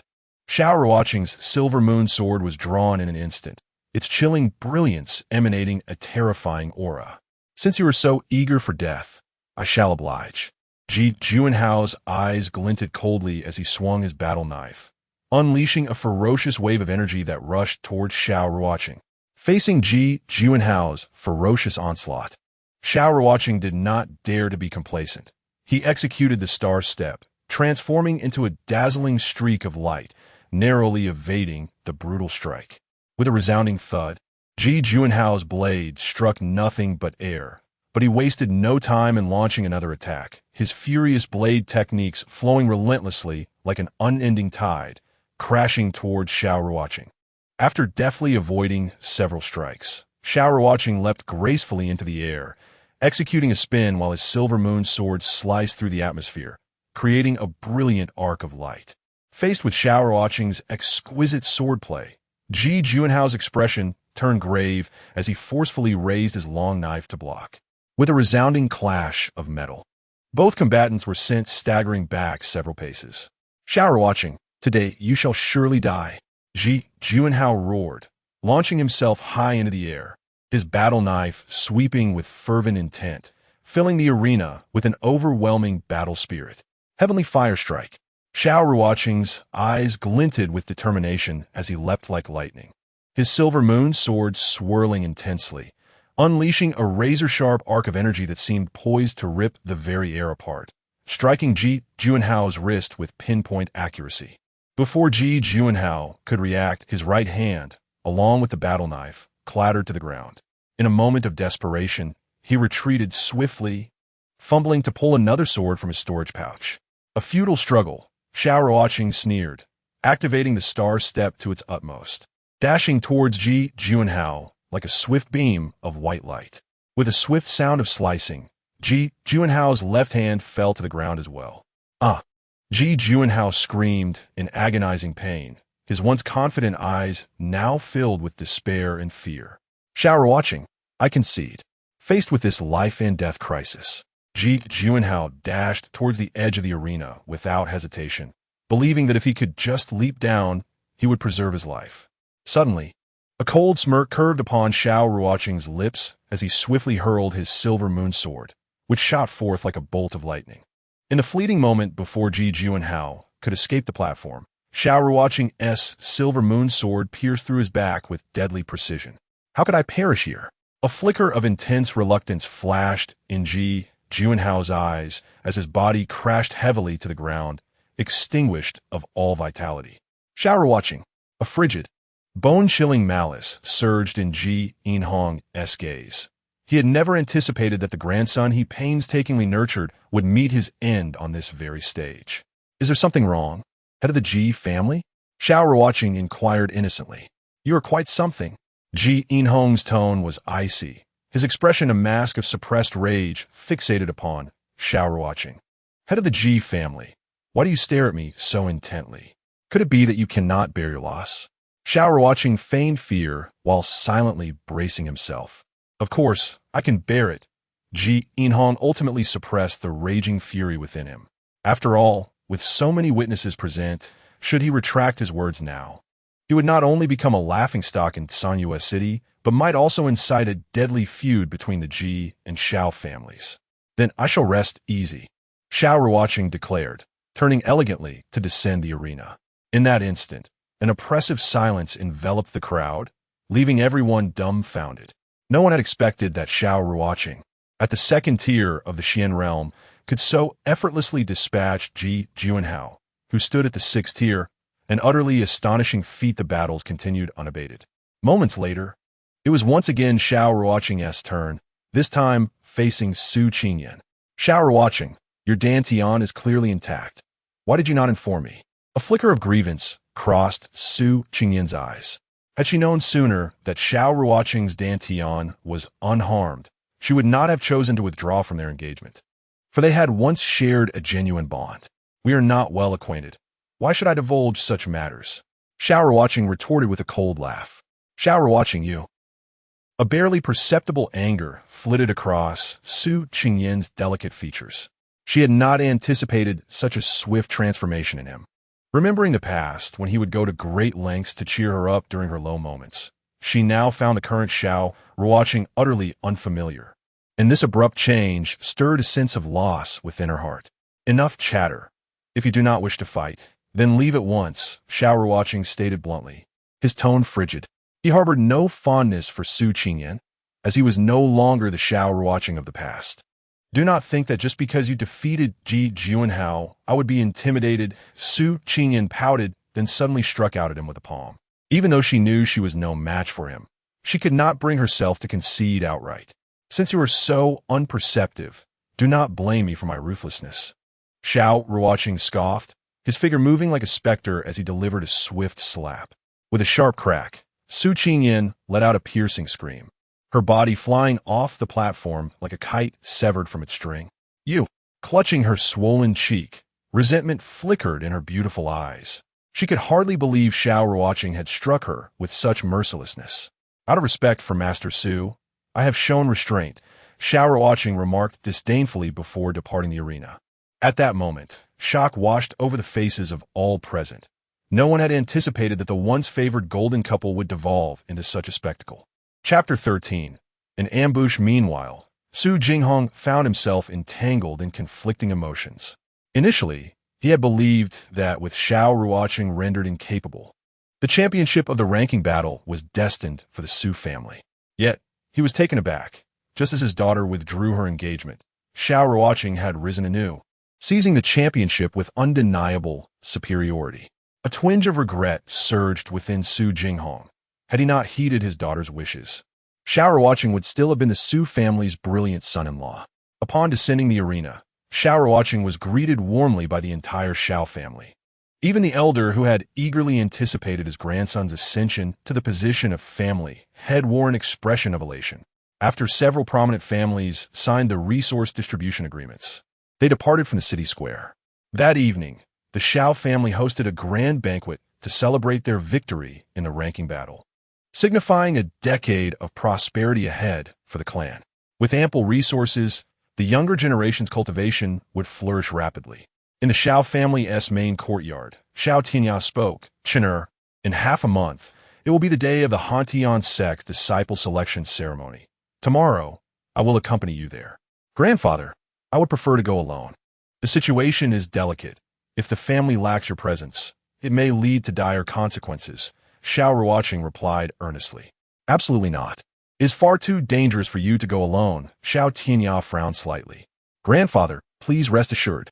I will be cautious, and I am no longer a child. I cannot live under your wing forever," Xiao Ruocheng asserted seriously. After a moment of contemplation, Xiao Tinya replied solemnly, "Very well. However, you must disguise yourself when you leave. It is imperative that no one recognizes you." The Xiao family had just secured the championship, and there were indeed many matters requiring his direct involvement. "I understand, grandfather." Xiao Ruocheng nodded. He then produced a handwritten manual of cultivation techniques from his pocket, presenting it to Xiao Tianya. "Grandfather, this is a method I stumbled upon during my training outside. Please take it and practice." A cultivation technique? Curiosity flickered across Xiao Tianya's face as he accepted the manual. Upon glancing at the instructions, he was immediately captivated. After a moment, astonishment washed over him. Such exquisite techniques. "Chin'er, where did you acquire this?" "I discovered it in a cave within the Sanyue mountain range," Xiao Ruocheng replied casually. "This technique is far too precious. You must keep it for yourself," Xiao Tianya insisted, pushing the manual back. "Grandfather, I've already memorized the technique. Please take it and practice with peace of mind." Xiao Ruocheng smiled. "Very well, I shall accept it," Xiao Tianya responded, a look of contentment gracing his features. He then became serious and cautioned, "Chin'er, when you are out in the world, conduct yourself discreetly. Until your strength has significantly improved, do not engage in reckless confrontations. If unavoidable disputes arise, either refrain from striking or, if you must, do so with overwhelming force, leaving no opportunity for your opponent to recover. Rest assured, grandfather, without your protection, I will have no choice but to remain low-key," Xiao Ruocheng chuckled. "Then return to rest early. I shall not accompany you tomorrow," Xiao Tinya sighed. He felt a deep reluctance to part with his grandson, for Xiao Ruocheng had never been away from him since childhood. "Grandfather, do not worry. Once I achieve success in my cultivation, I will surely return to visit you," Xiao Ruocheng said respectfully before departing from Xiao Tinya's residence. Upon returning to his quarters, Xiao Ruocheng began his alchemical preparations. This time, he aimed to concoct a poison smoke pill, a potion intended for self-defense.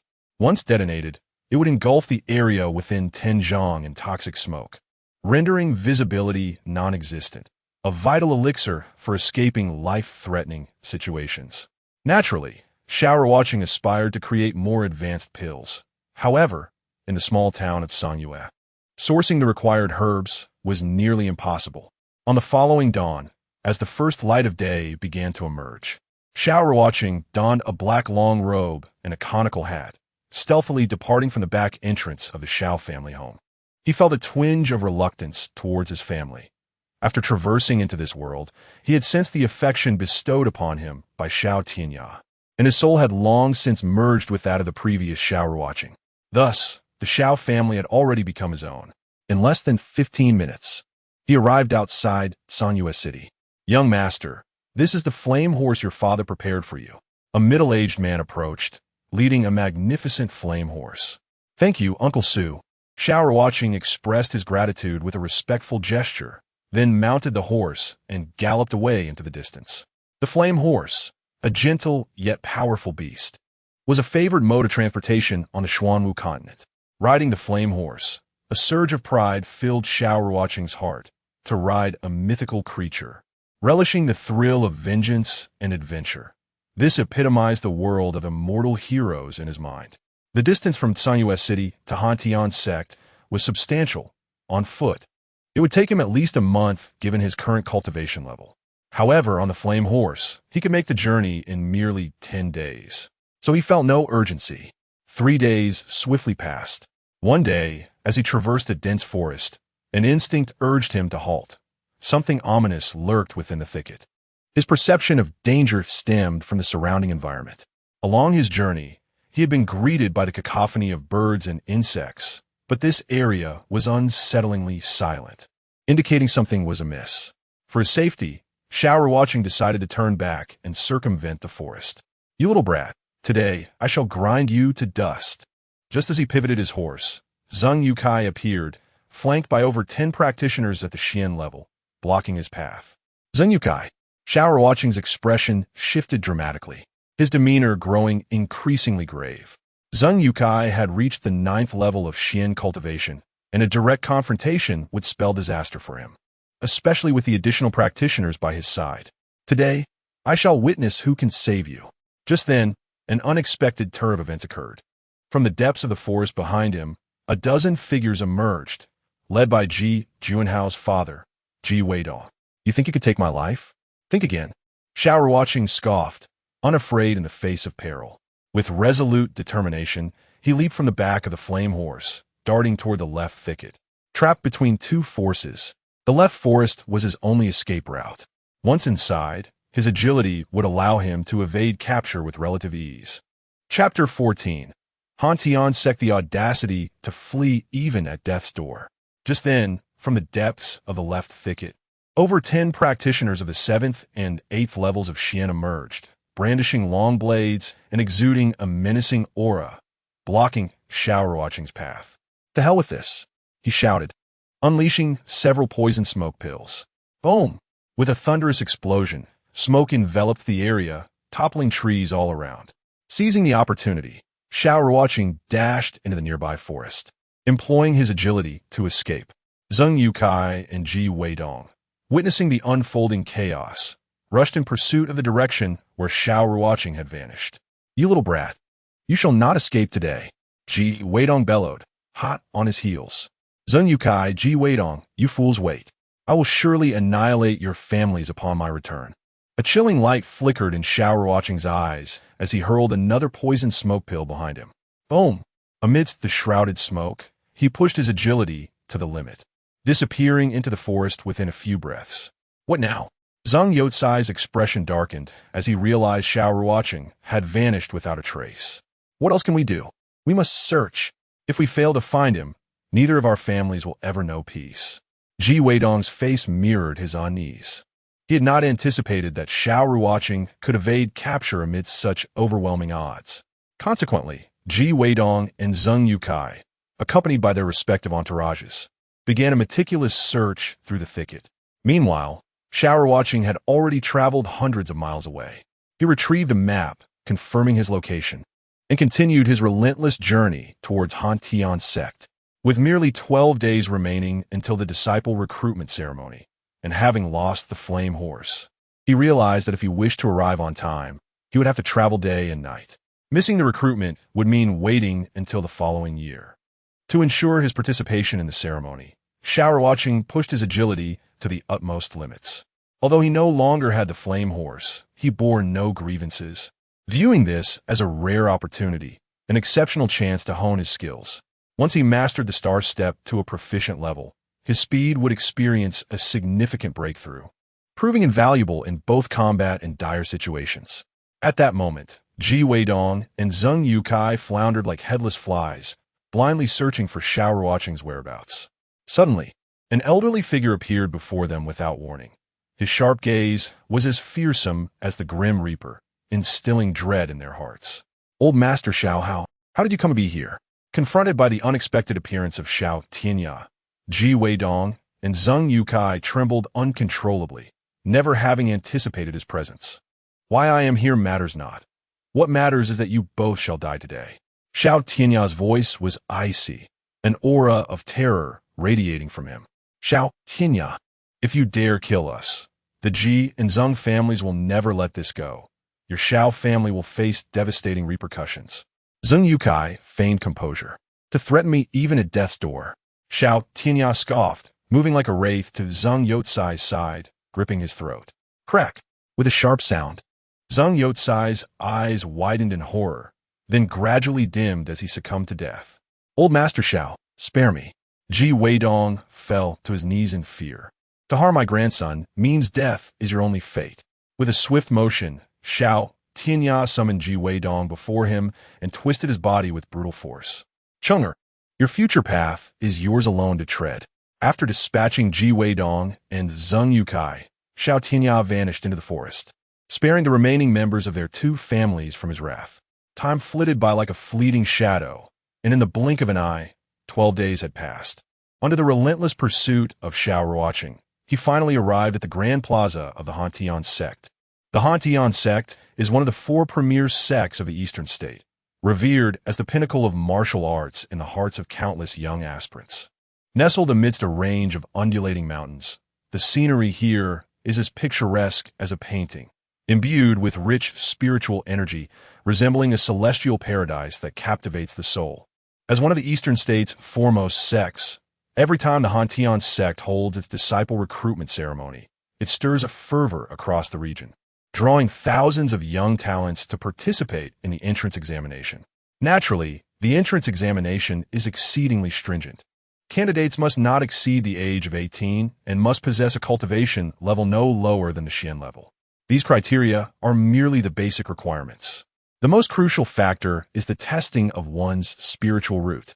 Should one's talent be below the 5th rank, even if they meet the previous 2 conditions, the Hantian Sect would resolutely refuse to admit them. Thus, despite the throngs of youths flocking to the examination, the chances of successfully joining the Hantian Sect are dismally low. At this moment, the plaza of the Hantian Sect was already bustling with over 70,000 individuals, all young prodigies hailing from various cities within the Eastern State. Xiao Ruocheng, seated in a secluded corner, gazed with keen interest at the enchanting female disciples of the Hantian Sect. Just then, a familiar voice reached his ears, prompting him to turn his head. He saw Su Qingyan accompanied by a youth clad in white, standing behind him. Xiao Ruocheng. Su Qingyan's voice carried a hint of recognition. "Who is this?" the white-clad youth inquired. "This is Xiao Ruocheng, the foremost genius of Tsangyue City." Su Qingyan replied, a subtle smile gracing her lips. "Second layer of the Xian level, the top genius of Tsangyue City? Miss Qingyan, surely you jest?" The white-clad youth chuckled lightly. "Wang Linxian, do not underestimate him. Despite his cultivation being only at the 2nd layer of the Xian level, his true combat prowess is undoubtedly formidable." Su Qingyan retorted, her smile deepening. "Just him. His real combat strength cannot possibly compare to mine," Wang Linxian scoffed, his expression dripping with disdain. "Qingyan, we have no deep-seated enmity, but should you continue to provoke me, do not blame me for being unkind." Xiao Ruocheng's eyes glimmered with a frosty intensity. "When have I ever provoked you?" Su Qingyan pouted, visibly displeased. "Only you know the truth of that," Xiao Ruocheng replied coldly, casting a disdainful glance at her before striding into the crowd. "Stop right there." Wang Linxian suddenly blocked Xiao Ruocheng's path, his demeanor icy and menacing. "What do you want?" Xiao Ruocheng's tone was equally frigid. Apologize to Miss Su. Otherwise, do not blame me for being ruthless, Wang Linxian threatened, his arrogance palpable. Xiao Ruocheng merely smirked, his lips curling in a derisive smile before he uttered 2 words, "Foolish boy. You are courting death." Wang Linxuan's eyes flashed with fury as he unleashed a powerful strike, his palm exuding a ferocious energy akin to a beast unleashed. Seeing this, Su Qingyin's lips curled into a faint smile, though she showed no intention of intervening. Xiao Ruocheng's expression turned steely as he swiftly countered with a forceful punch, the impact resonating sharply in the air. With a thunderous crash, both combatants were sent stumbling back several meters. How can this brat possess such strength? Wang Linxuan's expression darkened, his hand trembling behind his back, now numb and devoid of sensation. With this level of strength, you dare to flaunt your superiority? What a disgrace. Xiao Ruocheng scoffed before disappearing into the throng. You will regret this, Wang Linxian seethed, his gaze filled with a chilling malice as he watched Xiao Ruocheng's retreating figure. Soon, the disciple recruitment ceremony commenced officially. Welcome to the Hantian Sect's recruitment ceremony. This event comprises 2 rounds. The first will assess age, cultivation level, and talent, while the second will involve an entrance trial. Those who successfully pass both stages will have the honor of becoming outer disciples of the Hantian Sect. At that moment, a middle-aged man dressed in the robes of an elder from the Hantian Sect stepped forward, exuding an air of elegance. This was Elder Lin Tiancheng. The recruitment ceremony is now officially underway. All participants, please line up in an orderly fashion. During this time, noise and commotion are strictly prohibited. Violators will be disqualified. As Elder Lin's words echoed, the candidates promptly formed a long queue. Fortunately, there were over 20 testing points, or else it would take days to accommodate the throngs of 80,000 attendees. The first round progressed swiftly, utilizing a mysterious testing stone that accurately measured bone age, cultivation level, and spiritual root grade with merely a touch. Yimo Zhang, 16 years old, 2nd layer of the Xian level, 6th grade spiritual root, qualified. Han Li, 18 years old, 1st layer of the Xian level, 1st grade spiritual root, disqualified. As the testing commenced, tension filled the air, with many anxious about their spiritual root levels. Wang Linxian, 16 years old, 6th layer of the Xian level, 7th grade spiritual root, qualified. Su Qingyan, 15 years old, 6th layer of the Xian level, 9th grade spiritual root, qualified. When Su Qingyan's spiritual root level was announced, it drew the attention of the crowd, who cast envious glances in her direction. She wore a proud expression, casting a challenging glance at Xiao Ruocheng as if to flaunt her superiority. Xiao Ruocheng remained impassive, not even deigning to acknowledge her. Soon, it was Xiao Ruocheng's turn. He harbored no concerns about his talent, for he was the legendary Reincarnation Sacred Body. As he placed his hand on the testing stone, a faint glow flickered. Xiao Ruocheng, 15 years old, 2nd layer of the Xian level, waist spiritual root, disqualified. Laughter erupted throughout the crowd, echoing with ridicule. A waist spiritual root dares to participate in the examination? What a farce! At that moment, the jeers intensified. We are clearly from different worlds. Su Qingyan sighed softly, inexplicably feeling a pang of disappointment upon hearing that Xiao Ruocheng was deemed a waste. Waste spiritual root. Elder, is the testing stone malfunctioning? Xiao Ruocheng furrowed his brow, unable to comprehend how he could possibly be labeled as such. Young man, the testing stone cannot err. You should return, Lin Tiancheng replied. Is it impossible for a waste spiritual root to cultivate? Xiao Ruocheng's expression darkened slightly. Of course, one with a waste spirit root can still cultivate. Yet the Xian practitioner realm shall be your ultimate destination. In the future, any advancement will be fraught with insurmountable challenges, Lin Tiancheng remarked with an indifferent demeanor. My fate lies in my own hands, not dictated by the heavens. Even with a waste spirit root, I shall ascend to the pinnacle, Xiao Ruocheng declared, his eyes gleaming with unwavering determination. An admirable statement, indeed. I appreciate your spirit, young one. If you so desire, I can recommend you to the Servitor Academy, Lin Tiancheng said, stroking his beard with a look of admiration. The Servitor Academy? A flicker of confusion crossed Xiao Ruocheng's face. Indeed, Lin Tianqing nodded.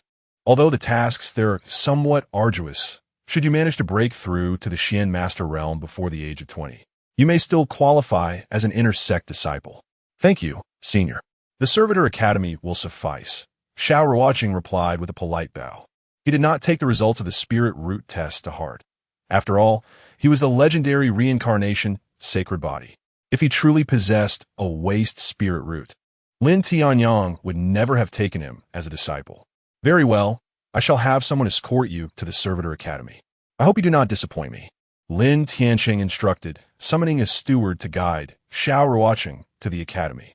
As Xiao Ruocheng passed Wang Linxian, the latter wore a mocking smile. Huh, I never expected you to be a waste. It seems I overestimated you. Fool, Xiao Ruocheng retorted curtly. Just you wait, waste.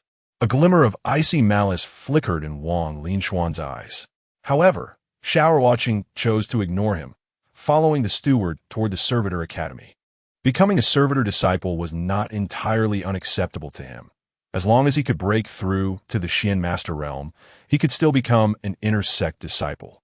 In no time, Xiao Ruocheng arrived at the Servitor Academy, and after a brief registration, he successfully obtained his identity token as a Servitor disciple. Hey, over there are some buckets of clothes. Go wash them. Once you're done, head to the kitchen and scrub the pots. A tall, arrogant youth approached him. Wash them yourself. I have no time for that.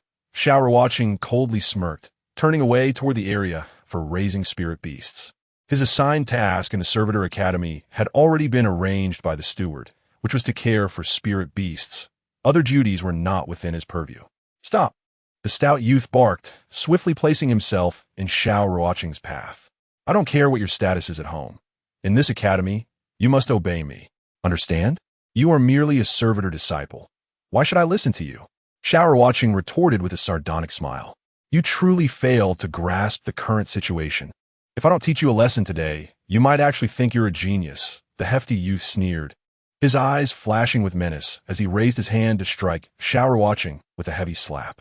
Despite his cultivation at the 7th layer of the Xian practitioner realm, he remained in the Servitor Academy due to his 4th level Spirit Root. Get lost! Xiao Ruocheng bellowed, swiftly seizing the stout youth's wrist and delivering a powerful kick to his abdomen. With a thud, the stout youth was sent flying several meters, letting out a wretched scream. How dare you act so tough in front of me? Xiao Ruocheng grabbed a nearby brick and began to pummel him mercilessly. Stop! Please, let us talk this over. The stout youth cried out, shielding his face with his hands. Are you convinced now? After a furious onslaught, Xiao Ruocheng finally ceased his attack. All right, I yield. Just stop. The stout youth pleaded, his face resembling a swollen mess. If you wish to bully others in the Servitor Academy, that's your affair. But it's best not to provoke me, understood? Xiao Ruocheng's tone was laced with coldness as he lightly patted the stout youth's cheek. Understood.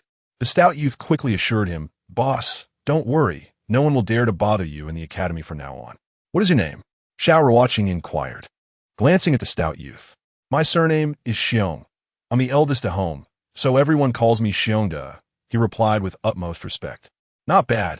A fitting name. Xiao Ruocheng assessed Xiongda's physique before asserting, from today onward, I am the boss of the Servitor Academy. Find me the best room, and take good care of the spirit beast I raise. Otherwise, don't blame me for being rough. Boss, rest assured, I will ensure everything regarding the spirit beast is handled perfectly. Xiongda quickly agreed, eager to avoid further confrontation. By now, a crowd of Servitor disciples had gathered, their faces painted with astonishment. No one had anticipated that the notoriously arrogant Xiongda would be so thoroughly beaten by a newcomer. With his cultivation at the 7th layer of the Xian practitioner realm and a 4th level Spirit Root, he was a formidable presence in the academy, unmatched by ordinary individuals. What are you staring at? Come over and call me boss. Xiongda glared fiercely at the onlookers. Boss, boss. The other servitors quickly complied, not wishing to incur Xiongda's wrath. Subsequently, Xiao Ruocheng inquired about the rules of the Hantian Sect and various matters pertaining to the Servitor Academy. Upon gaining a thorough understanding, a smile of delight crossed his face. Those servitors held a lowly status. Their benefits were not insignificant, at the very least. They received a spirit stone each month. Despite being just one spirit stone, its value could fetch at least 100,000 gold coins if sold. In a place like Tsang U.S. City, even possessing 100,000 gold coins wouldn't guarantee a spirit stone. Spirit stones contained abundant spiritual energy, akin to treasures for cultivators, while gold coins were merely currency devoid of intrinsic value. In the following days, Xiao Ruocheng diligently cultivated within the Servitor Academy, while Xiongda arranged for others to fulfill his tasks of caring for spirit beasts. As time swiftly passed, 7 days had gone by. After relentless training, Xiao Ruocheng successfully broke through to the third layer of the Xian practitioner realm. I need to find a way to earn some contribution points, he murmured softly. In the Hantian Sect, contribution points were of utmost importance, necessary for exchanging precious spiritual herbs, profound techniques, exquisite weapons, and many rare items. With this thought in mind, Xiao Ruocheng made his way toward the task hall of the Hantian Sect. Hey, what is this servitor doing here? He wouldn't dare to accept tasks, would he? Upon entering the task hall, Xiao Ruocheng immediately drew the attention of several outer sect disciples. Unfazed by their curious gazes, he casually selected a few tasks and proceeded to the registration desk. You are a servitor disciple? The elder Gongsun Han, in charge of the task hall, looked surprised upon glancing at Xiao Ruocheng's identity token. Yes, senior, Xiao Ruocheng replied humbly and respectfully. Young man, with your cultivation level, it may be difficult for you to complete these tasks. Gongsun Han scrutinized him closely. The difficulty of these tasks necessitates at least the 7th level of the profound realm, yet the young man before them is merely at the 3rd level. Thus, Gongsun Han harbors doubts about his ability to successfully complete the assignments. Rest assured, senior, since I dare to undertake this task, I possess absolute confidence, Xiao Ruocheng declared, a glimmer of assurance shining in his eyes. Very well, since you are so confident, I shall grant you an opportunity. A faint smile graced Gongsun Han's face as he proceeded to register Xiao Ruocheng. Thank you, senior. Xiao Ruocheng politely expressed his gratitude before exiting the mission hall. Xiao Ruocheng, what business do you, a mere servant, have in the mission hall? As soon as he stepped out, a mocking voice echoed from ahead, followed by the approach of Wang Linxian. Why should it concern you why I am here? Xiao Ruocheng retorted coldly. You worthless fool! How dare you speak back to an outer sect disciple? Wang Linxian bellowed, his face radiating arrogance. Wang Linxian, if you have rabies, seek treatment immediately. If you bite indiscriminately, be wary of dire consequences, Xiao Ruocheng replied with a thin smile of disdain. With that, he sidestepped, uninterested in engaging with such a mindless cur. You're courting death. Wang Linxuan's eyes gleamed with malice as he raised his leg for a vicious kick aimed at Xiao Ruocheng's back. Chapter 17. An unexpected encounter in an instant. A glint of cold light flashed in Xiao Ruocheng's eyes, igniting the fury within him. Although he typically refrained from provoking conflict, it did not imply that he was afraid of it. Wang Linxian had repeatedly taunted him. Continuing to endure would render him a mere victim. With a swift motion, he pivoted, unleashing a powerful punch imbued with a ferocious energy that seemed capable of shattering the very air before him. How can this servant disciple possess such formidable strength? Many onlooking outer sect disciples wore expressions of astonishment. With a resounding crack, the two immense forces collided, yielding a sharp sound akin to a bone fracturing, as Wang Linxian was sent hurtling back like a kite severed from its string. My leg! Wang Linxuan's eyes widened in disbelief. He never anticipated that a single punch could shatter his right leg. How infuriating! In a flash, Xiao Ruocheng dashed toward the fallen Wang Linxian, raining down furious blows. Let you show off. Let you bite indiscriminately. If I ever see you again, I shall end you. Xiao Ruocheng's brutality was evident as he transformed Wang Linxian into a grotesque figure, his teeth shattered. You little bastard, just wait. I will never let you off. Wang Linxuan's eyes glinted with malice, furious despite his dire predicament. Even in your current state, you dare to act tough? Xiao Ruocheng seized Wang Linxuan's head and plunged it into a nearby water trough. Gurgle! Wang Linxian struggled desperately, but to no avail, as he sensed the chilling breath of death closing in. Moments later, Just as he was on the brink of losing consciousness, Xiao Ruocheng yanked him out. Should you provoke me again, I will ensure your demise. A fierce glint flickered in Xiao Ruocheng's eyes as he snatched Wang Linshuan's storage ring and swiftly departed the scene. Xiao Ruocheng had a slight understanding of the sect's rules. As long as there were no significant casualties and disputes among disciples, the higher-ups typically turned a blind eye. After all, this was a world where the strong preyed upon the weak. Only the most exceptional disciples garnered the sect's attention. Xiao Ruocheng, I swear I will not rest until I see you dead. Wang Linshuan's gaze burned with icy, murderous intent as he watched Xiao Ruocheng's retreating figure. By the heavens, this servant disciple is astonishingly powerful. Indeed, he seems to be at the third level of the profound realm, yet his combat prowess is extraordinary. Many passing outer disciples express their shock, unable to fathom the strength of a mere servant disciple. Upon exiting the Cold Heaven sect, Xiao Ruocheng plunged into the East Xian mountain range, the largest mountain range in the eastern state, abundant with rare spiritual herbs and countless ferocious beasts. It served as an ideal training ground for the disciples of Cold Heaven sect. The sect was established at the mountain's edge to facilitate the disciples' training. A powerful sect could not afford to coddle its disciples as if they were fledglings. Once inside the East Xian mountain range, Xiao Ruocheng diligently completed his assigned tasks while honing his combat skills. He engaged in fierce battles with beasts of comparable strength, skillfully evading those he could not defeat. 2 days swiftly passed. On this day, Xiao Ruocheng arrived at a secluded lake. Noticing the bloodstains on his attire, he decided to cleanse himself. Stripping off his clothes, he leapt into the water.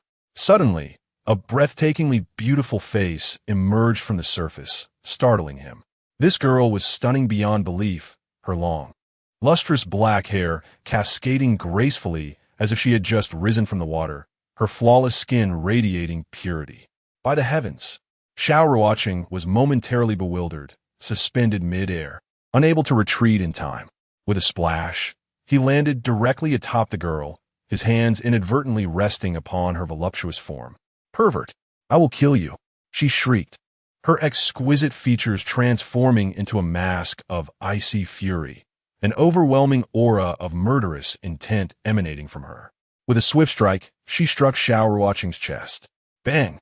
Blood spurted from his mouth as he was propelled backward like a cannonball, crashing onto the shore, his ribs fracturing instantly. How could this happen? Xiao Ruocheng's complexion paled as he fought against the excruciating pain, darting into the dense forest and fleeing desperately. He realized that this girl's strength far surpassed his own capabilities. "Pervert, do not let me see you again," she threatened, icy malice flashing across her features as she watched him vanish. Xiao Ruocheng ran for miles, bare and exposed, until he found a cave and stealthily entered the space of the Reincarnation Pearl. What terrible luck! He gritted his teeth, the agony from his broken ribs causing cold sweat to pour down his face. Were it not for his indomitable will, he might have succumbed to unconsciousness. With determination, he activated the reincarnation art, commencing the healing of his injuries. After a full day of recuperation, Xiao Ruocheng's wounds had finally healed completely. How could I have forgotten that foolish storage bag? At that moment, Xiao Ruocheng finally recalled Wang Linshuan's storage bag and proceeded to pour out all of its contents. Astonishingly, he discovered 10 inferior spirit stones within. Though it may seem like a mere handful for Xiao Ruocheng, who was at the third level of the mystic realm, it represented a substantial fortune. With these 10 spirit stones in his possession, he was filled with unwavering confidence that he could break through to the 4th level of the mystic realm. Subsequently, Xiao Ruocheng activated the reincarnation technique and began to fervently absorb the spiritual energy from the spirit stones. As the technique continued to operate, streams of incredibly pure spiritual energy flowed into his body, fortifying and expanding his internal meridians. Sensing the continuous increase of spiritual energy within him, Xiao Ruocheng commenced the refining process. Soon, his cultivation surged forward, reaching the late stage of the 3rd level of the mystic realm, then the peak.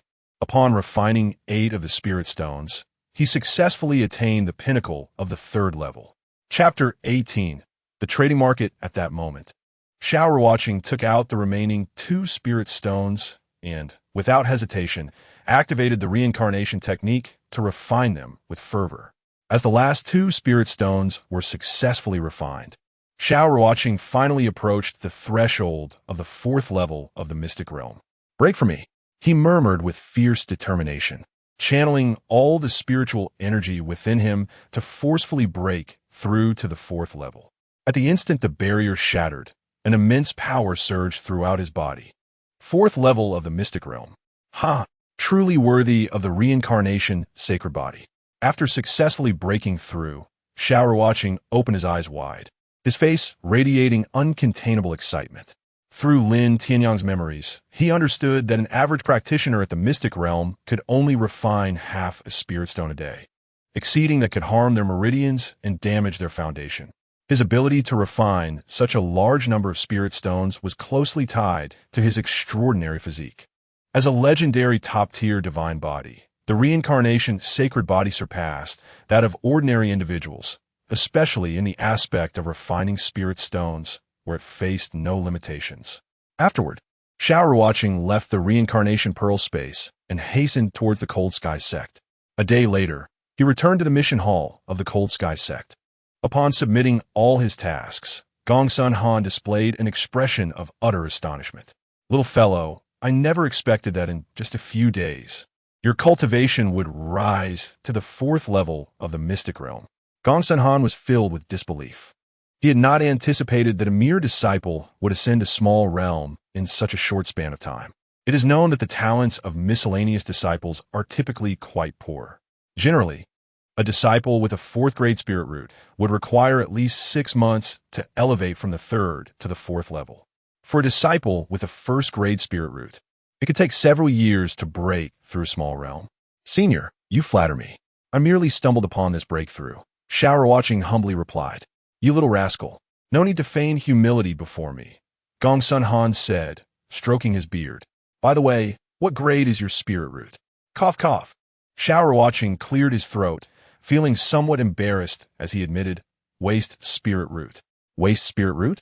Gongsun Han was taken aback. "Little fellow, are you trying to fool me? Disciple would never dare to deceive you. During the entrance examination, I truly was a waste spirit root," Xiao Ruocheng lamented. "Impossible. A waste spirit root is a natural deficiency.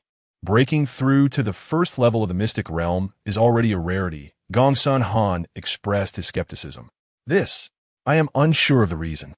Xiao Ruocheng replied awkwardly.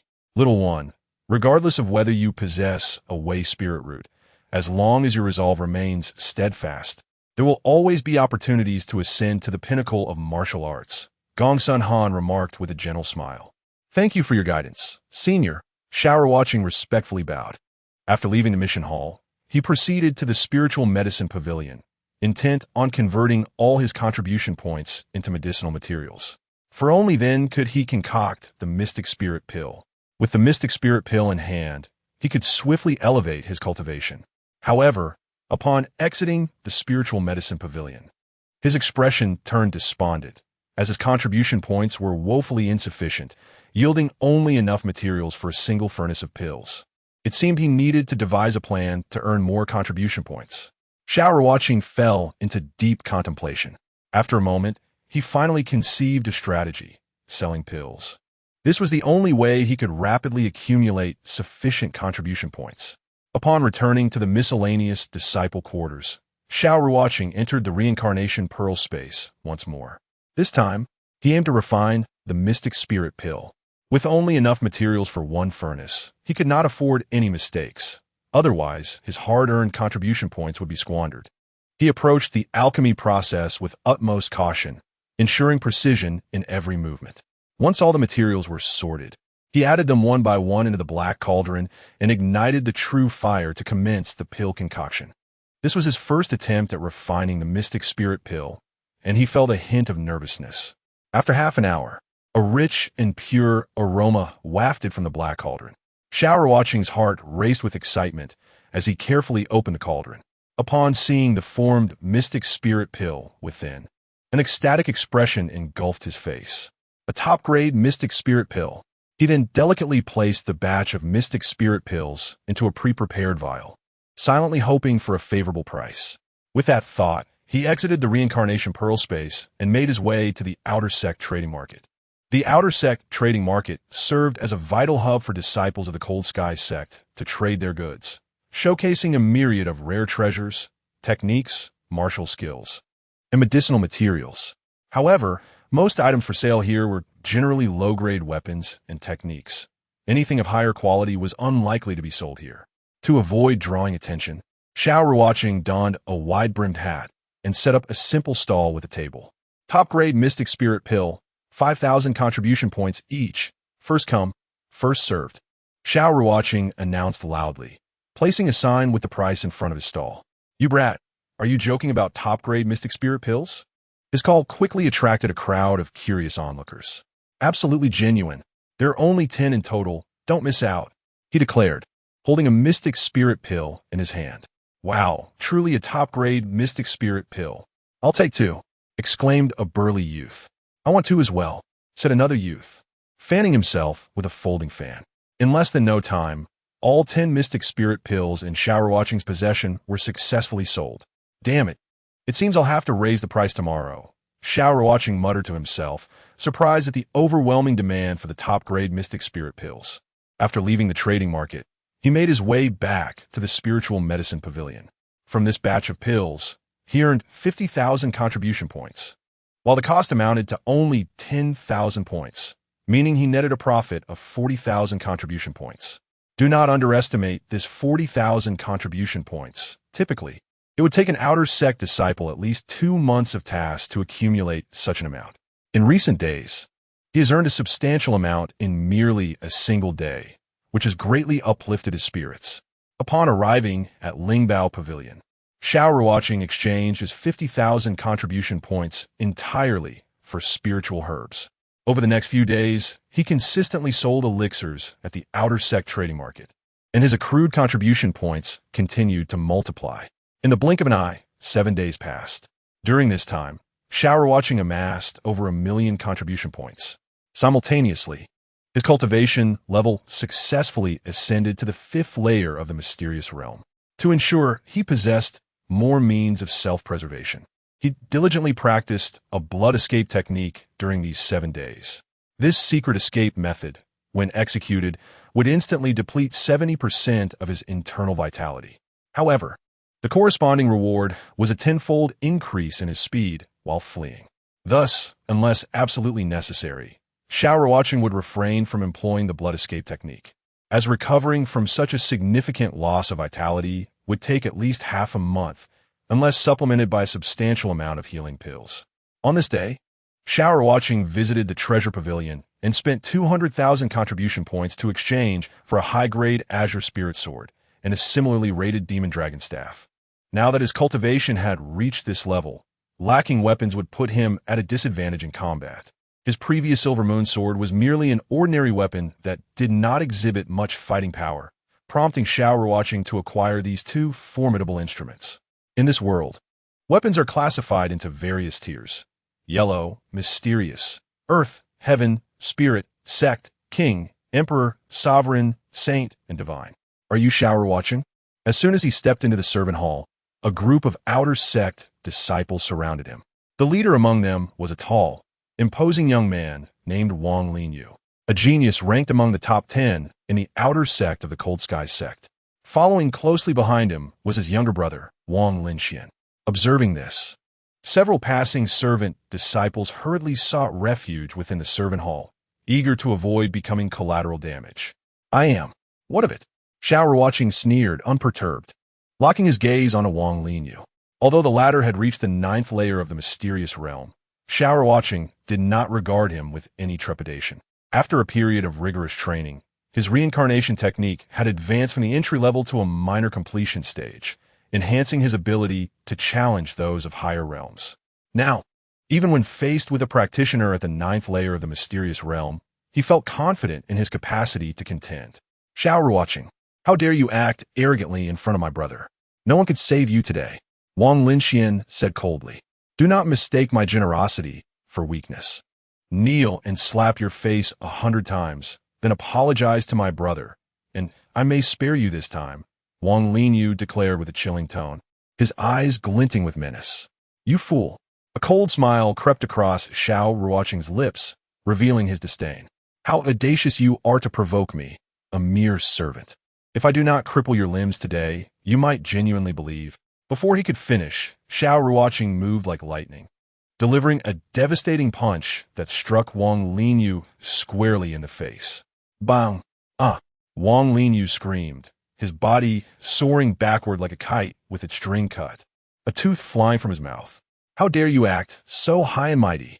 Seizing the opportunity, Xiao Ruocheng swung the demon dragon staff with the ferocity of a tiger pouncing on its prey, unleashing a flurry of strikes upon Wang Linyu.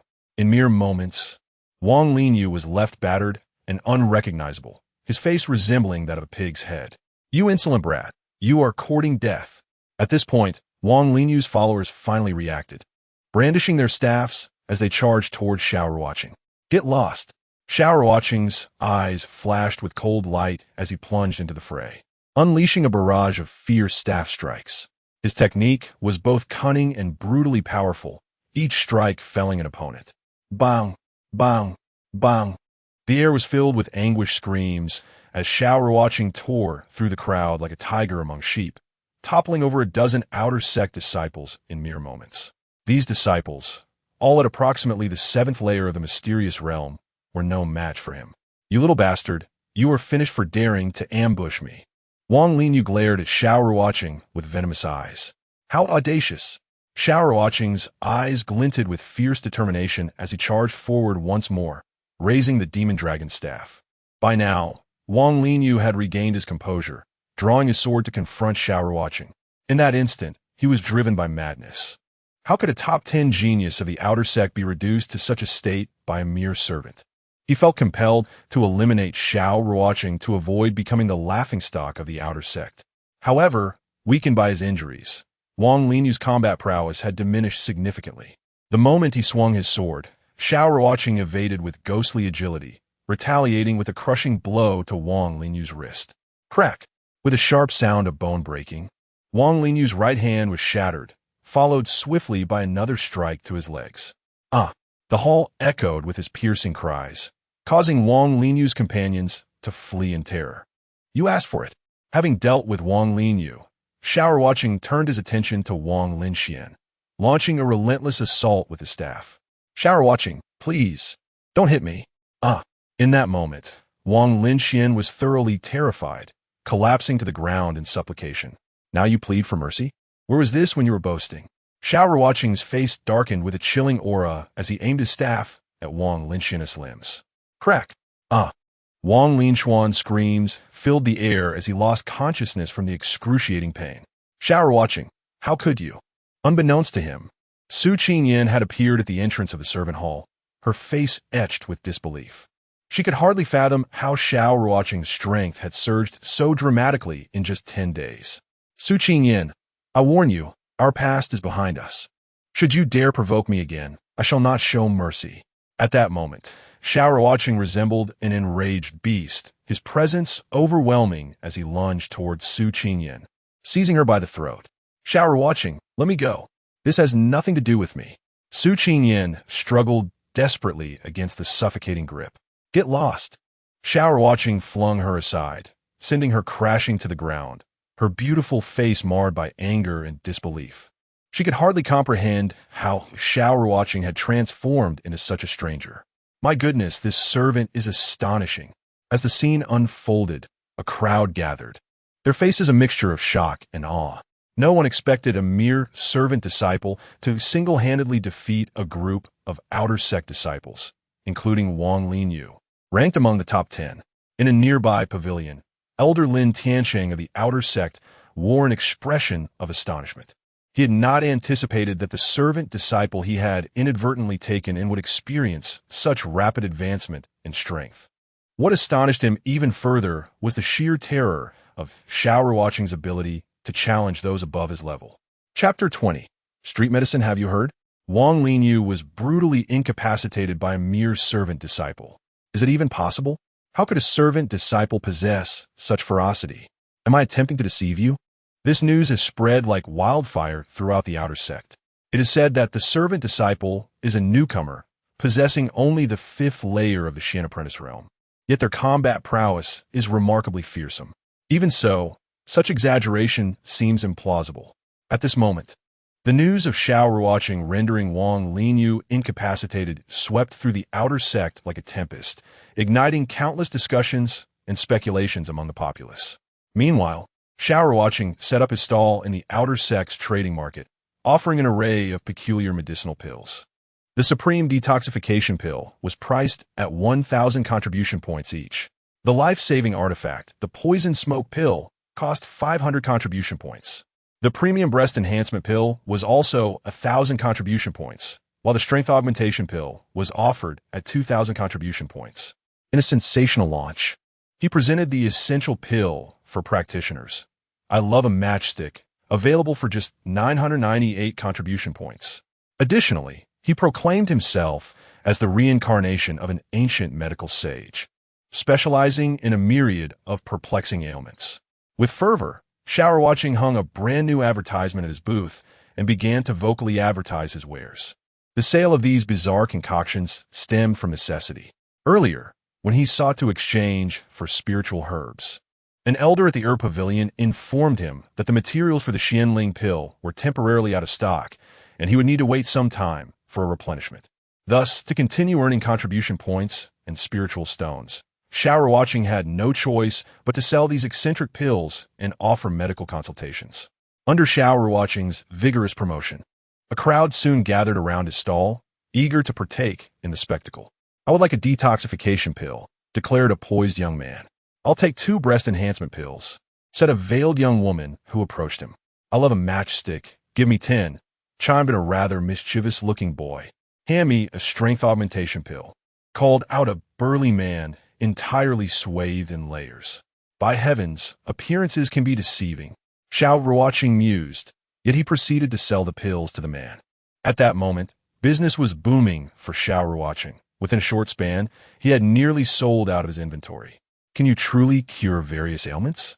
a tall, handsome youth inquired as he approached. "Absolutely," Xiao Ruocheng replied with confidence.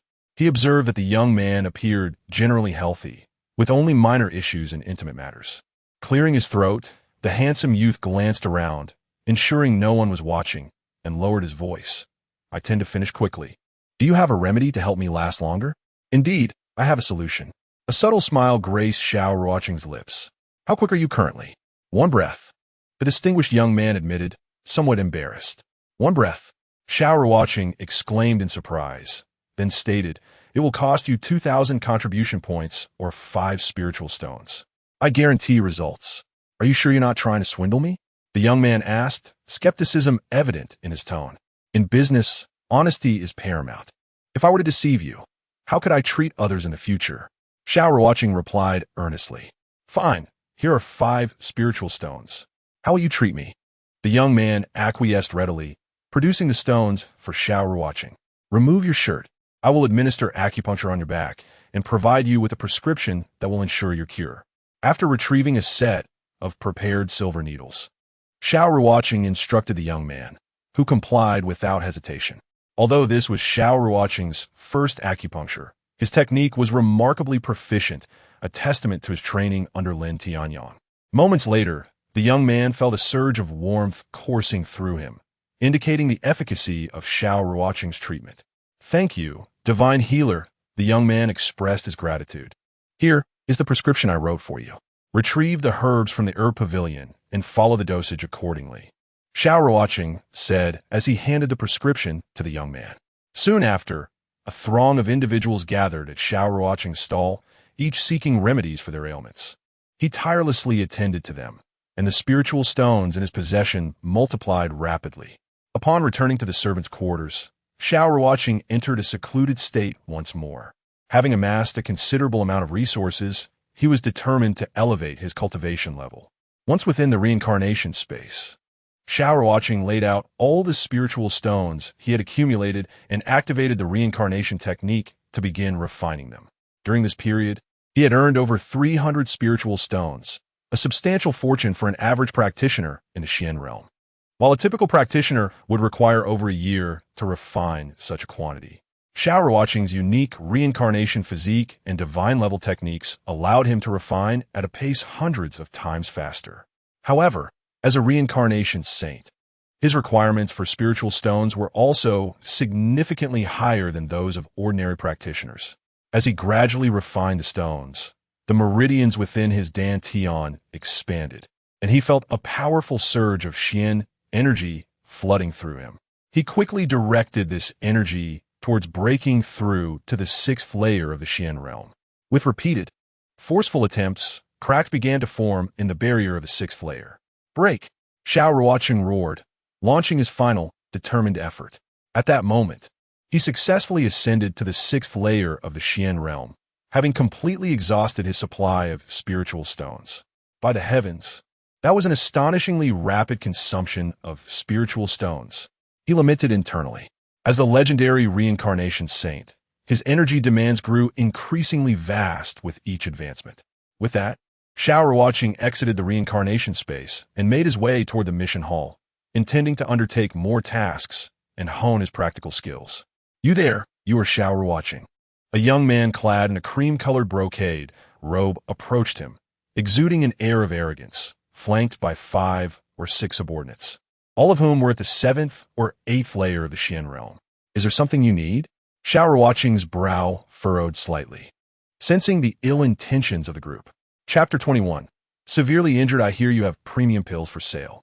I'm here today to discuss a collaboration, the young man in white declared, his tone laced with barely concealed arrogance, his handsome features radiating a sense of superiority and disdain. Not interested, Xiao Ruocheng replied coldly, turning away without hesitation, uninterested in engaging with someone so rude and arrogant. Stop! The young man's expression darkened, and his followers quickly closed in around Xiao Ruocheng, surrounding him like hungry wolves. Don't think that just because you've disabled that waste, Wang Lin, you're invincible. I am extending you the courtesy of a partnership. Do not mistake my generosity for weakness. The tone of the white-robed youth was brimming with disdain and contempt. You must be out of your mind, aren't you? The corners of Xiao Ruocheng's lips curled into a smile laced with mockery. He was not one to initiate trouble, but if someone were to provoke him, he would not hesitate to respond. You are courting death, you wretch. The face of the white-robed youth was instantly filled with fury, and with a swift motion of his arm, he lashed out at Xiao Ruocheng's cheek. He had never expected such insolence from a mere servant disciple. You are a brain-dead fool. A cold glint flashed in Xiao Ruocheng's eyes, and the demon dragon staff appeared in his hand. With a powerful strike, he aimed for the youth's right hand. The staff moved with the speed of lightning, and the force was overwhelmingly fierce. Crack! Aya! A sharp sound of bone breaking was followed by the agonized scream of the white-robed youth, whose wrist was instantly fractured. Damn you, cripple him! Roaring in anger, the white-robed youth drew a staff and charged at Xiao Ruocheng.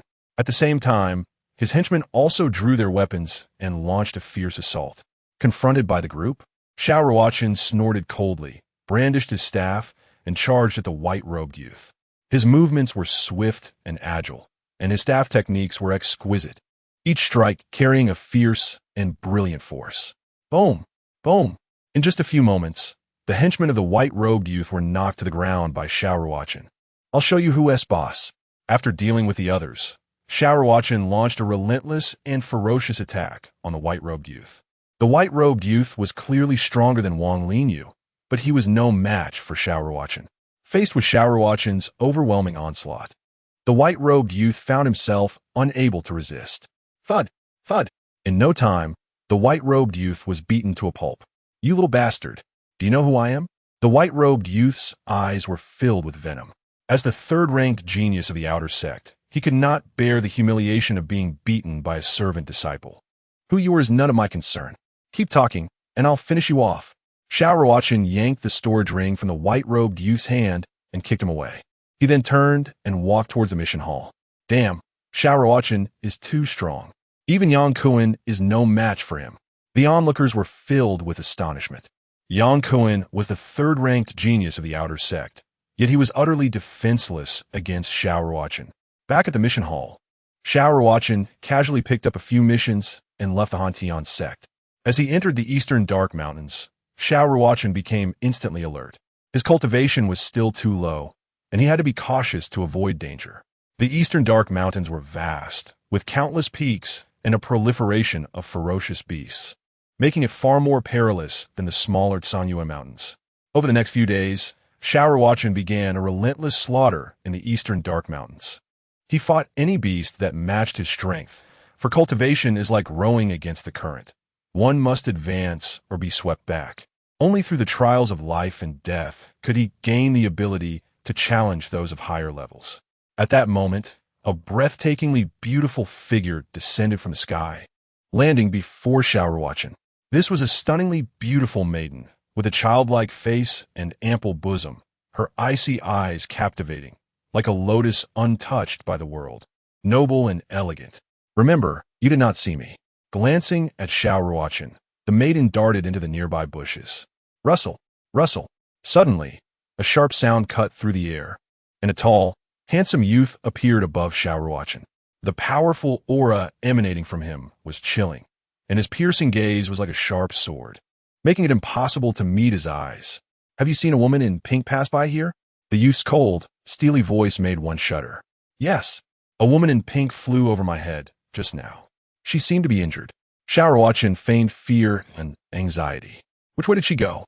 The youth's voice was as cold as ice. Towards the Hantian Sect, just a moment ago. Before Xiao Ruocheng could finish, the youth struck with his sword, and like a meteor, he sped towards the Hantian Sect. Sensing the deadly intent, Xiao Ruocheng dodged, but his speed was no match for the terrifying sword chi. Swoosh! The sword chi sliced through, leaving a deep cut on Xiao Ruocheng's chest. Toof! Xiao Ruocheng spat out a mouthful of blood, his body flying backward like a withered leaf. His abdomen was cut open, and his entrails slowly spilled out, staining the ground red. Lying in a pool of blood, his breath was as faint as a flickering candle, on the verge of extinguishing.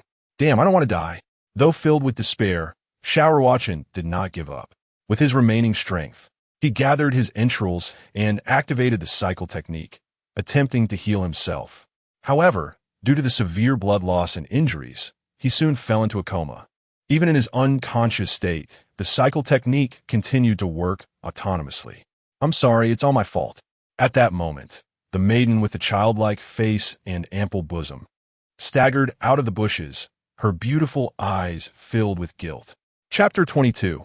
Ling Yuhuan. The maiden's name was Ling Yuhuan, a core disciple of the Hantian Sect and one of the 3 renowned golden flowers. The youth pursuing her was Dongfang Ling, a genius and the future leader of the Hantian Sect.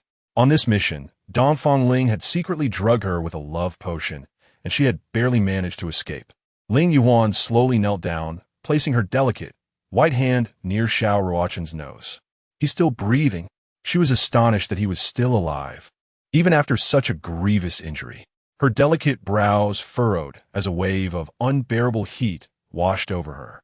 Without hesitation, she picked up Xiao Ruocheng and flew deep into the eastern dark mountains, knowing that returning now would only lead to her capture. Moments after Ling Yuhuan left, Dongfang Ling returned. Wench! Seeing the pool of blood, Dongfang Ling's face darkened.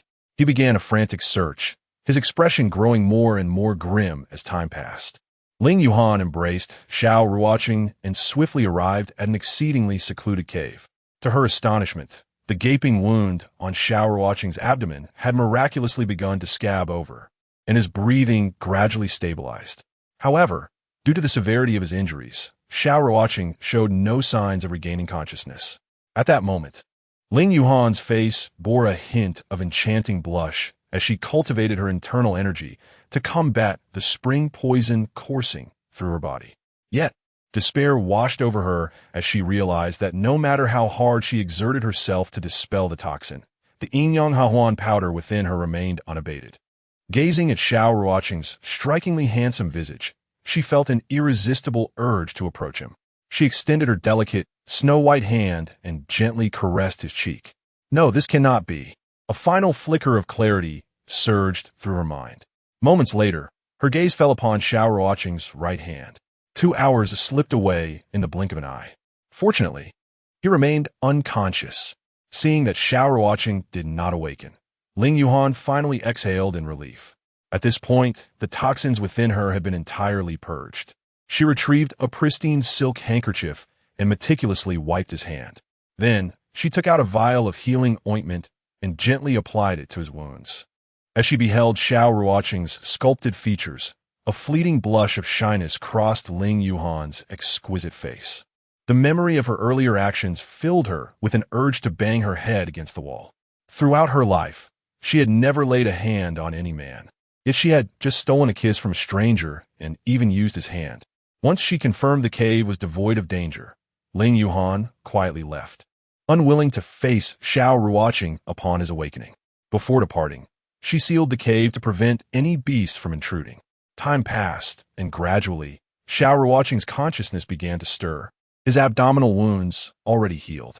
However, his rib cage remained fractured, as the sword strike had completely cleaved through it. Recovering within 2 days was exceedingly challenging. "I'm still alive." A flicker of relief washed over Xiao Ruocheng's face. When he had seen his own entrails spilling out, despair had engulfed him. Yet, driven by an indomitable will, he had activated the reincarnation technique and miraculously survived. What is this handkerchief doing in my hand?"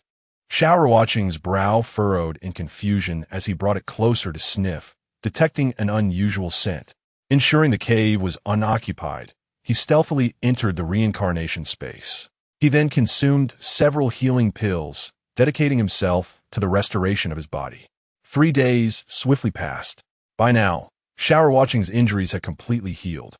"By the heavens, I vow to exact revenge," he declared, his eyes snapping open, radiating an icy aura of murderous intent. Since his arrival in this realm, he had never suffered such a significant loss.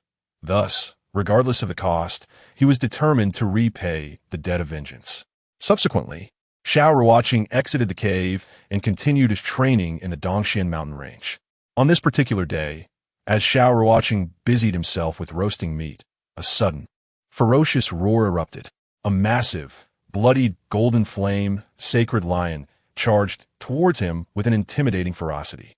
This colossal beast, with its bloodthirsty gaze, instilled terror in the hearts of those who beheld it, its gaping maw exuding a nauseating stench of blood. Faced with the oncoming beast, Xiao Ruocheng wasted no time in darting towards the nearby thicket. The golden flame sacred lion's strength equated roughly to that of a third-tier practitioner, considering his current abilities. Vanquishing it would be exceedingly difficult. Seeing Xiao Ruocheng flee, the golden flame sacred lion roared in rage and lunged after him. What madness is this beast possessed by? Xiao Ruocheng thought, his eyes glinting with determination. He leaped into the air, wielding his Qingling sword, and unleashed a brilliant arc of sword energy aimed at the lion. Although the golden flame sacred lion was formidable, it was clear it was in a weakened state. If they were to engage in a fierce battle, he held some confidence. Clang! The Qingling sword struck the lion's skull, producing a sharp metallic sound, yet failing to inflict substantial damage. The lion's massive paw swung with ferocious force, aiming for Xiao Ruocheng. In response to the lion's brutal assault, he nimbly evaded, recognizing that a direct confrontation would lead to dire consequences.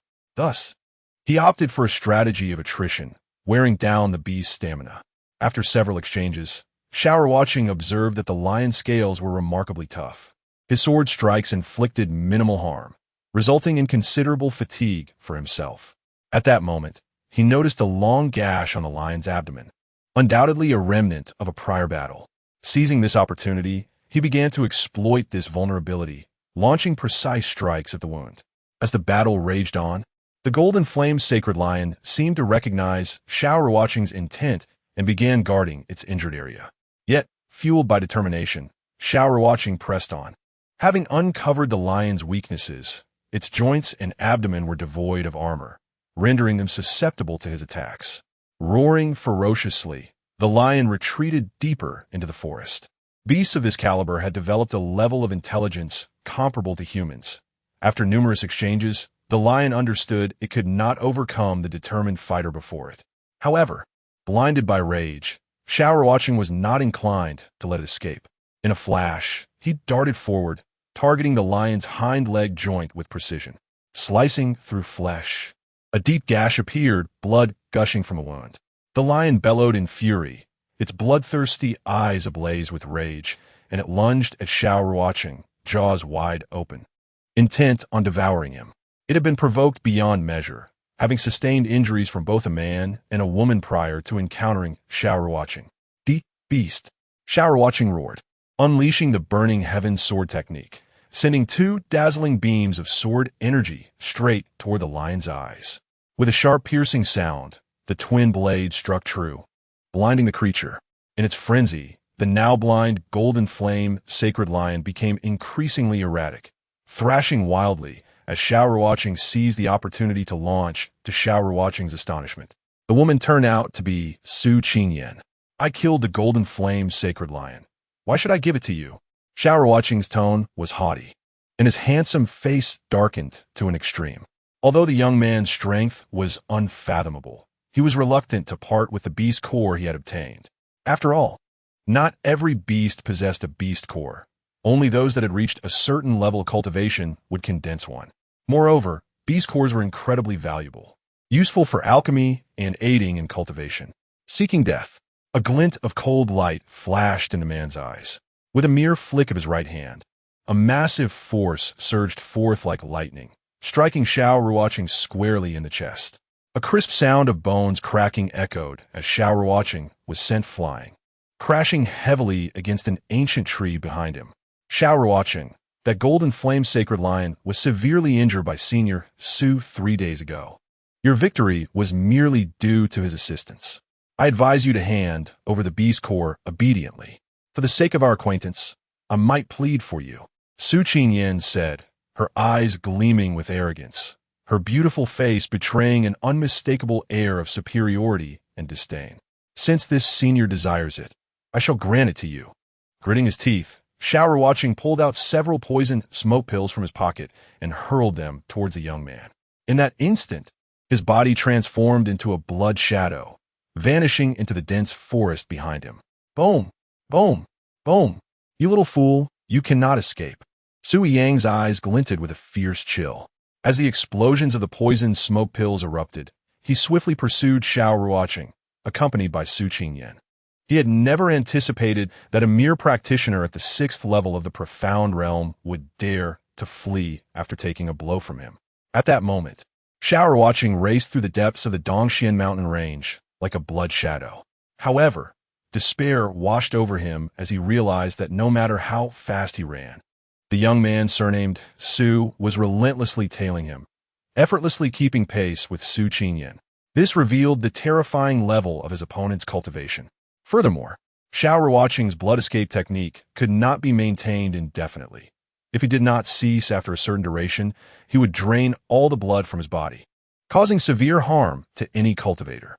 "You brat, you cannot run." Sui Yang's eyes glimmered with a frigid light. "Hand over the beast core, and I shall leave you with a complete corpse. Stubborn fool, I would rather swallow it than give it to you."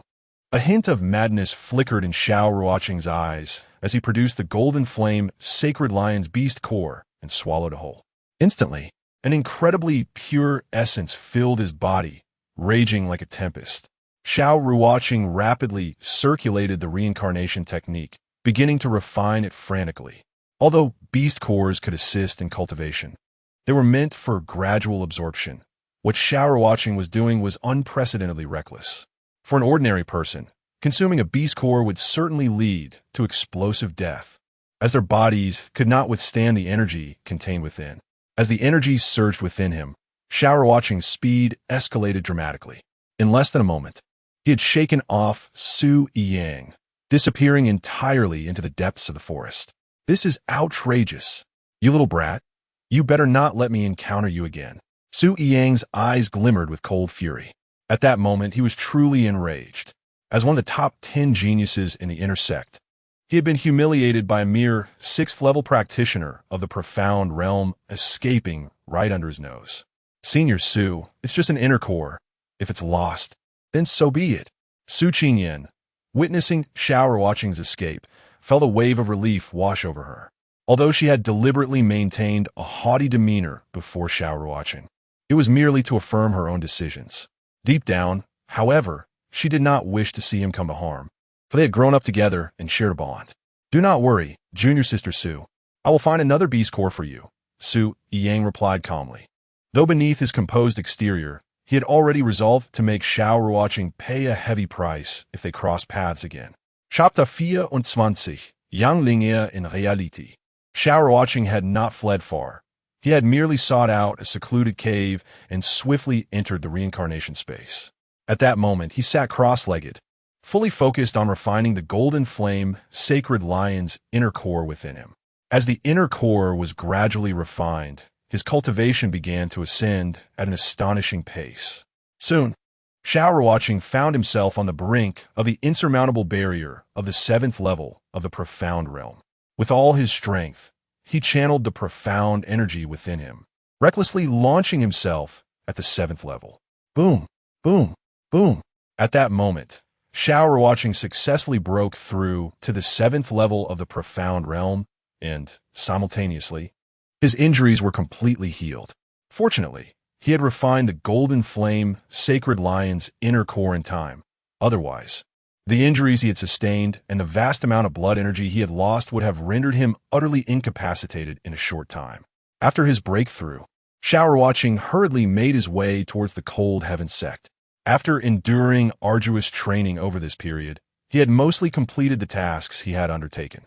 He felt immense satisfaction with the results of this endeavor. Although the journey had been fraught with peril, he had at least successfully advanced his cultivation. 3 days later, Xiao Ruocheng finally returned to the Cold Heaven Sect. Upon arriving at the task hall once more, he submitted the tasks he had previously accepted. "You little rascal, I never expected your cultivation to advance so swiftly." The task elder, Gongsun Han, wore an expression of astonishment and disbelief. He clearly remembered that when Xiao Ruocheng first came to accept the task, his cultivation was merely at the 3rd level of the profound realm. Now, less than a month had passed, and Xiao Ruocheng had reached the 7th level, a terrifying rate of advancement that rivaled even the most renowned top geniuses. During my time outside on missions, I inadvertently obtained a mysterious fruit which unexpectedly led to my breakthrough, Xiao Ruocheng replied humbly. "Luck is also a part of strength. I look forward to the day you become an inner sect disciple," Gongsun Han remarked with an approving smile. "I will not disappoint Elder Gongsun's expectations," Xiao Ruocheng said, clasping his fists in gratitude before leaving the task hall. "This boy is remarkable. It seems that our Cold Heaven Sect is about to produce another super genius." Gongsun Han mused, stroking his beard with a knowing smile as he watched Xiao Ruocheng's departing figure. In the disciples' quarters, Xiongda was being firmly pinned to the ground by a group of outer sect disciples. "Where's that brat?" A woman with an icy demeanor and an alluring figure glared down at Xiongda. Her name was Yang Linger, the sister of Yang Kuan. "How would I know?" Xiongda retorted angrily. "You dare talk back?" Yang Kuan, filled with rage, raised his hand and delivered a resounding slap to Xiongda's face. Ever since being thoroughly beaten by Xiao Ruocheng, he had been consumed with thoughts of revenge. However, since then, Xiao Ruocheng had seemingly vanished from existence, intensifying his fury. "Yang Kuan, you foolish dog, if someone hits you, go find them. Bullying me is no achievement," Xiongda roared, his eyes ablaze with fury. "You little brat, how dare you speak so arrogantly?" Yang Kuan's expression suddenly turned cold, his eyes glinting with a fierce chill. With a wooden stick in hand, he struck towards Xiongda's right hand with the ferocity of a hungry tiger pouncing on its prey. The force behind the blow was immense. If it connected, Xiongda's bones would undoubtedly shatter instantly. Just at this critical juncture, a sharp flash of light, akin to lightning, shot forth and accurately struck Yang Kuan's wrist. Crack! A crisp sound of fracture echoed as Yang Kuan let out a wretched howl, comparable to that of a slaughtered pig, his weapon clattering to the ground as his wrist sustained severe injury. "Release him." At this moment, Xiao Ruocheng descended like a celestial being, his gaze piercing and cold, scanning the outer disciples who held Xiongda with an intensity that felt as if it could penetrate the soul. The disciples, paralyzed by his fierce stare, instinctively loosened their grip on Xiongda. "How dare you harm the brother of my Yangling?"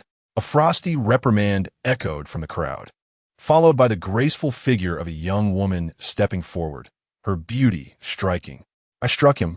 What can you do about it? A slight smirk graced Xiao Ruocheng's lips as his predatory gaze shamelessly roamed over the young woman's ample curves. Indeed, Yang Ling'er was captivating, her alluring figure evoking insatiable desires. Despicable servant, you are courting death, Yang Ling'er retorted, her brows furrowing in indignation, her beautiful eyes reflecting a hint of anger. With an elegant wave of her hand, a formidable force surged forth, aiming for Xiao Ruocheng's cheek with the swiftness of an arrow released from its bow. Clearly, her cultivation had reached the realm of a profound master. As the battle intensified, the onlookers filled with sympathy for Xiao Ruocheng, as if witnessing a fool marching towards his demise. Why provoke an inner disciple? Is that not asking for trouble? Xiao Ruocheng, unfazed by Yang Ling'er's attack, smiled confidently, his right hand sweeping out as a tempestuous energy erupted forth, effortlessly dissipating her strike. You possess some skill, but let's see if you can withstand my next blow. With a fierce cry, Yang Ling'er, lithe and graceful, soared high like a celestial maiden, unleashing a thunderous palm strike toward Xiao Ruocheng. He swiftly evaded, moving like a phantom, and countered with a punch that howled through the air, akin to a tiger descending a mountain. The clash of their formidable powers resonated with a thunderous boom. Both fighters staggered back several paces. Yet, they did not relent. Like comets, they surged forward once more, exchanging blows with equal ferocity. Their skills were evenly matched, and to determine a victor in such a brief time proved to be a daunting task. As the combat reached a fever pitch, every move they executed was imbued with overwhelming force and exquisite technique, prompting gasps of admiration from the surrounding disciples. How can this lowly servant possess such strength? Yang Ling'er felt an increasing astonishment as the fight wore on, unable to fathom how a mere servant could wield such terrifying power. Chapter 25. The emergence of brilliance in the blink of an eye. After exchanging dozens of strikes, neither had gained an advantage. Suddenly, Yang Ling'er lifted her right leg with lightning speed, aiming a vicious kick towards Xiao Ruocheng's groin, a move as treacherous as a scorpion's sting, striking with the stealth of a hidden arrow. Damn, this wicked woman is ruthless. However, Xiao Ruocheng reacted with the swiftness of lightning, effortlessly dodging her flying kick and delivering a powerful blow to her back. Sensing the impending strike, Yang Ling'er swiftly turned to face him, but it was too late. His palm connected with her ample chest.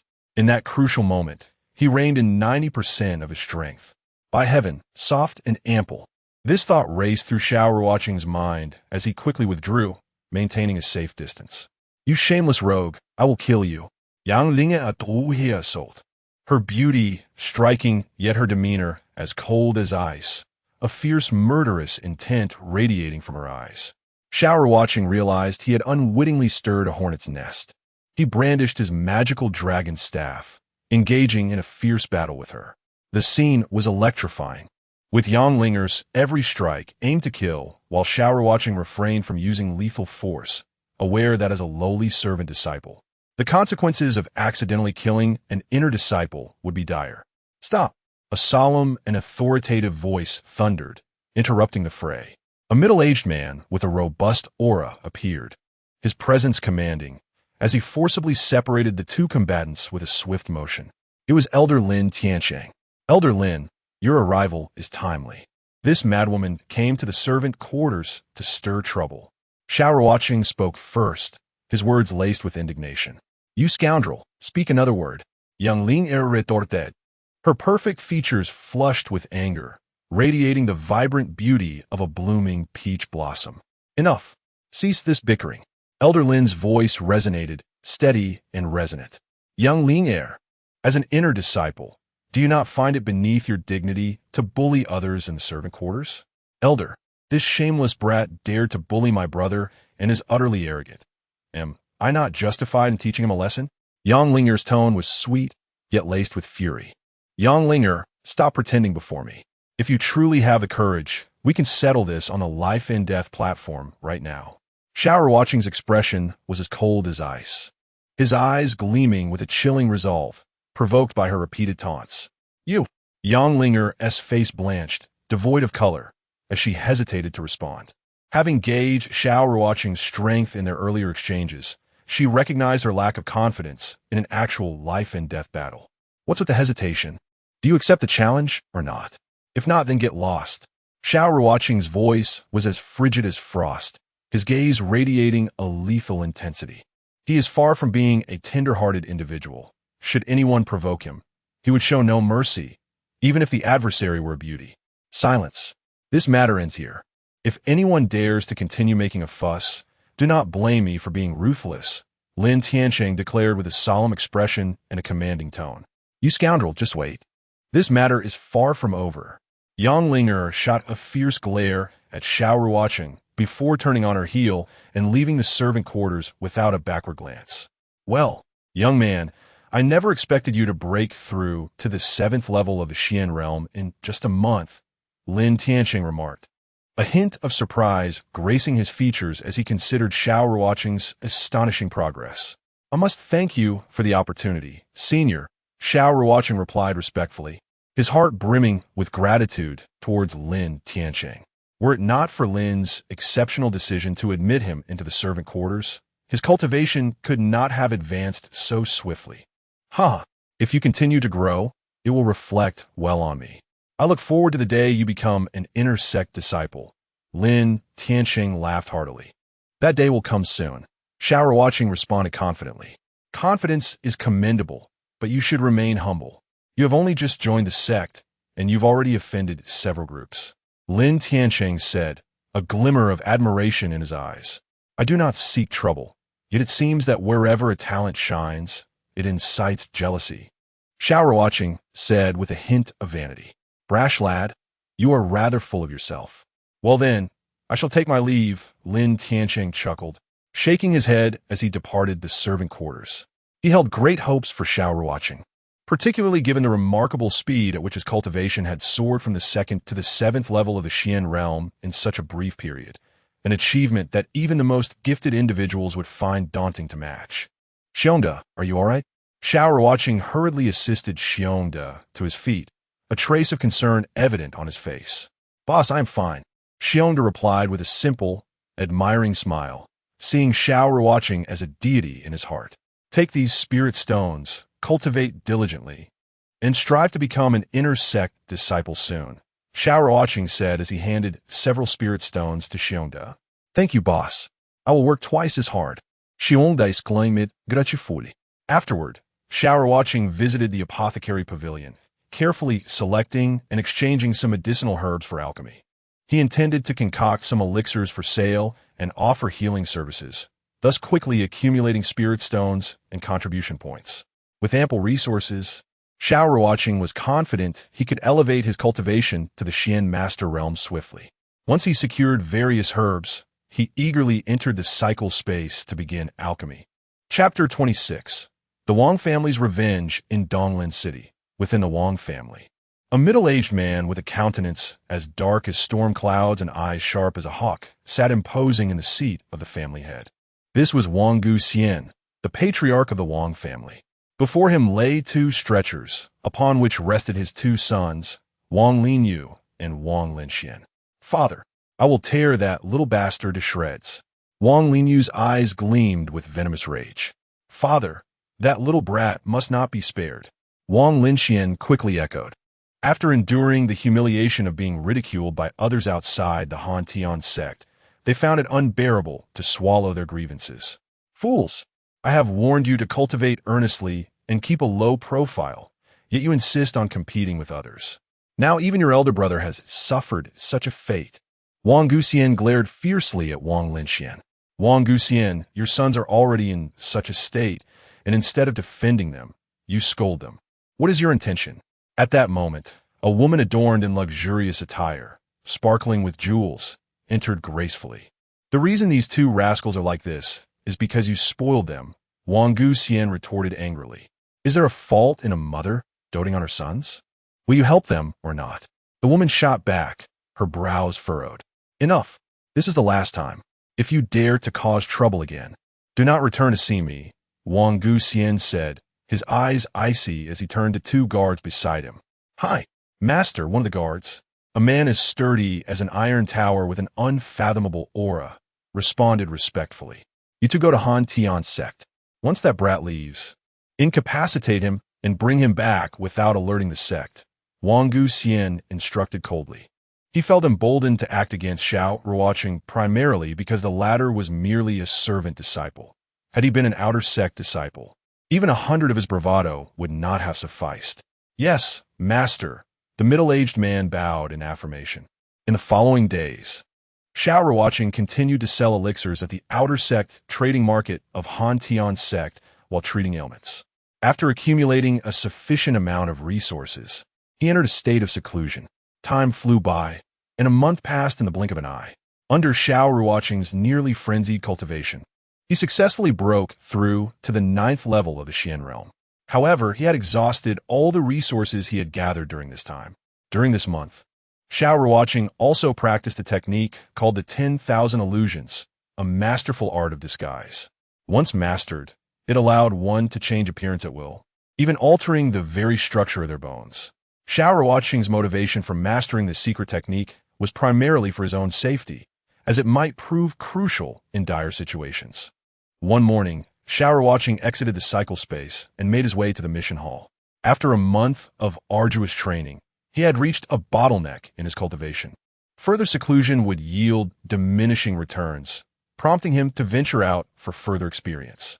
Through the memories imparted by Lin Tianyang, Xiao Ruocheng understood deeply that only through life and death trials could one's cultivation advance rapidly. Upon arriving at the mission hall, Xiao Ruocheng calmly selected several tasks and then left Han Tian's sect without hesitation. His first target was the Wild Wolf Mercenary Corps, which had long been a scourge in the Dongxian mountain range. This notorious mercenary group not only frequented the mountains, but also descended to plunder innocent villages, prompting Han Tian's sect to issue this mission. Naturally, Xiao Ruocheng was not the only disciple to accept this task. The completion criteria hinged on who could claim the head of the mercenary group as leader. Under normal circumstances, Xiao Ruocheng would not have qualified for this task, as the leader of the Wild Wolf Mercenary Corps wielded the strength of the 4th level of the Xian Master Realm, making a task suitable only for intersect disciples. However, seeing Xiao Ruocheng's unwavering confidence, Gongsun Han deliberately assigned the mission to him. This lad is indeed extraordinary, having broken through to the 9th level of the Xian realm so swiftly. As he watched Xiao Ruocheng's retreating figure, Gongsun Han's face bore an expression of utter astonishment. The moment Xiao Ruocheng stepped beyond the mountain gate of Han Tian's sect, an inexplicable sensation of being watched enveloped him like a phantom, his instincts clearly warning him that he had indeed become a target. Yet, Xiao Ruocheng did not succumb to excessive panic. After all, the Han Tian sect is nestled within the undulating, towering mountains, surrounded by dense and profound forests. If he truly wished to escape, it was uncertain whether his pursuers could capture him. Not far behind Xiao Ruocheng, a middle-aged man with eyes as cold as a frigid pool was intently watching him, moving at a steady pace in pursuit. This man was the Black Hawk sent by the Wang family from Donglin City. As if oblivious to this, Xiao Ruocheng continued his journey towards the Dongxian mountain range. Just as he approached a thicket of lush trees, his figure darted into the foliage like a flash of lightning, vanishing without a trace in the blink of an eye. What a cunning little rascal.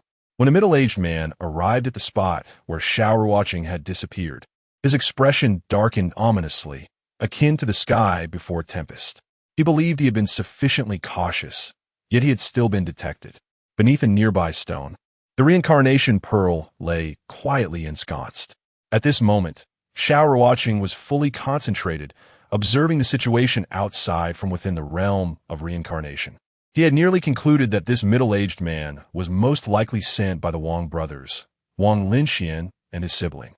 Although he had offended many recently, the brothers had the strongest motives to send someone to assassinate him. After the man departed, Xiao Ruocheng exited the reincarnation space and carefully concealed himself behind the man. He discerned that the middle-aged man's cultivation had reached the 6th level of the profound master realm. Given his current strength, it was nearly impossible to defeat him head-on. However, if he were to employ a surprise attack, the situation would be different. Xiao Ruocheng's movements were exquisite. He skillfully concealed his presence to the utmost degree, allowing the middle-aged man to remain oblivious to his existence. How strange! Where did this little brat go? The Black Hawk's expression was so dark it seemed it could drip with water. As a 6th-level profound master, it was a disgrace to be evaded by a mere 9th-level profound disciple. After searching the Dongxian mountain range for an entire day without discovering any trace of Xiao Ruocheng, he felt an overwhelming sense of frustration. That night, while resting against a tree, a sharp sword aura, carrying an immense and violent momentum, suddenly cleaved down from above. Chapter 27, Slaying the Black Hawk. You little brat, it's you. Faced with Xiao Ruocheng's sudden assault, a flicker of fear flashed in the Black Hawk's eyes, as if he had encountered the most terrifying specter. He never expected that Xiao Ruocheng would have the audacity to ambush him. Nevertheless, as a seasoned 6th-level profound master, he had faced countless life-and-death battles, and his crisis responsibility was formidable. Just as Xiao Ruocheng's fierce sword aura descended, the Black Hawk swiftly swung his sword in defense. With a hiss, as the Black Hawk attempted to block, Xiao Ruocheng's sword energy slid past like a nimble viper, swiftly targeting the man's wrist. With a clang, "Ah, you little bastard, I will kill you." The Black Hawk let out a blood-curdling scream as his sword-wielding wrist was severed, falling to the ground like a broken branch. However, being a battle-hardened warrior, his reaction was incredibly quick. With his left hand, he swiftly retrieved another sword from his storage pouch, leaping into the air like a phantom, pouncing toward Xiao Ruocheng with the ferocity of a hungry tiger. Avant destruction, Xiao Ruocheng roared, his voice resonating like thunder, deafening to the ears. This technique, heavenly destruction, emanated an ancient and powerful aura, crashing down upon the Black Hawk like an avalanche. The sword energy was exceedingly sharp, as if a divine weapon had materialized, threatening to tear the very air apart, instilling fear in the hearts of all who beheld it.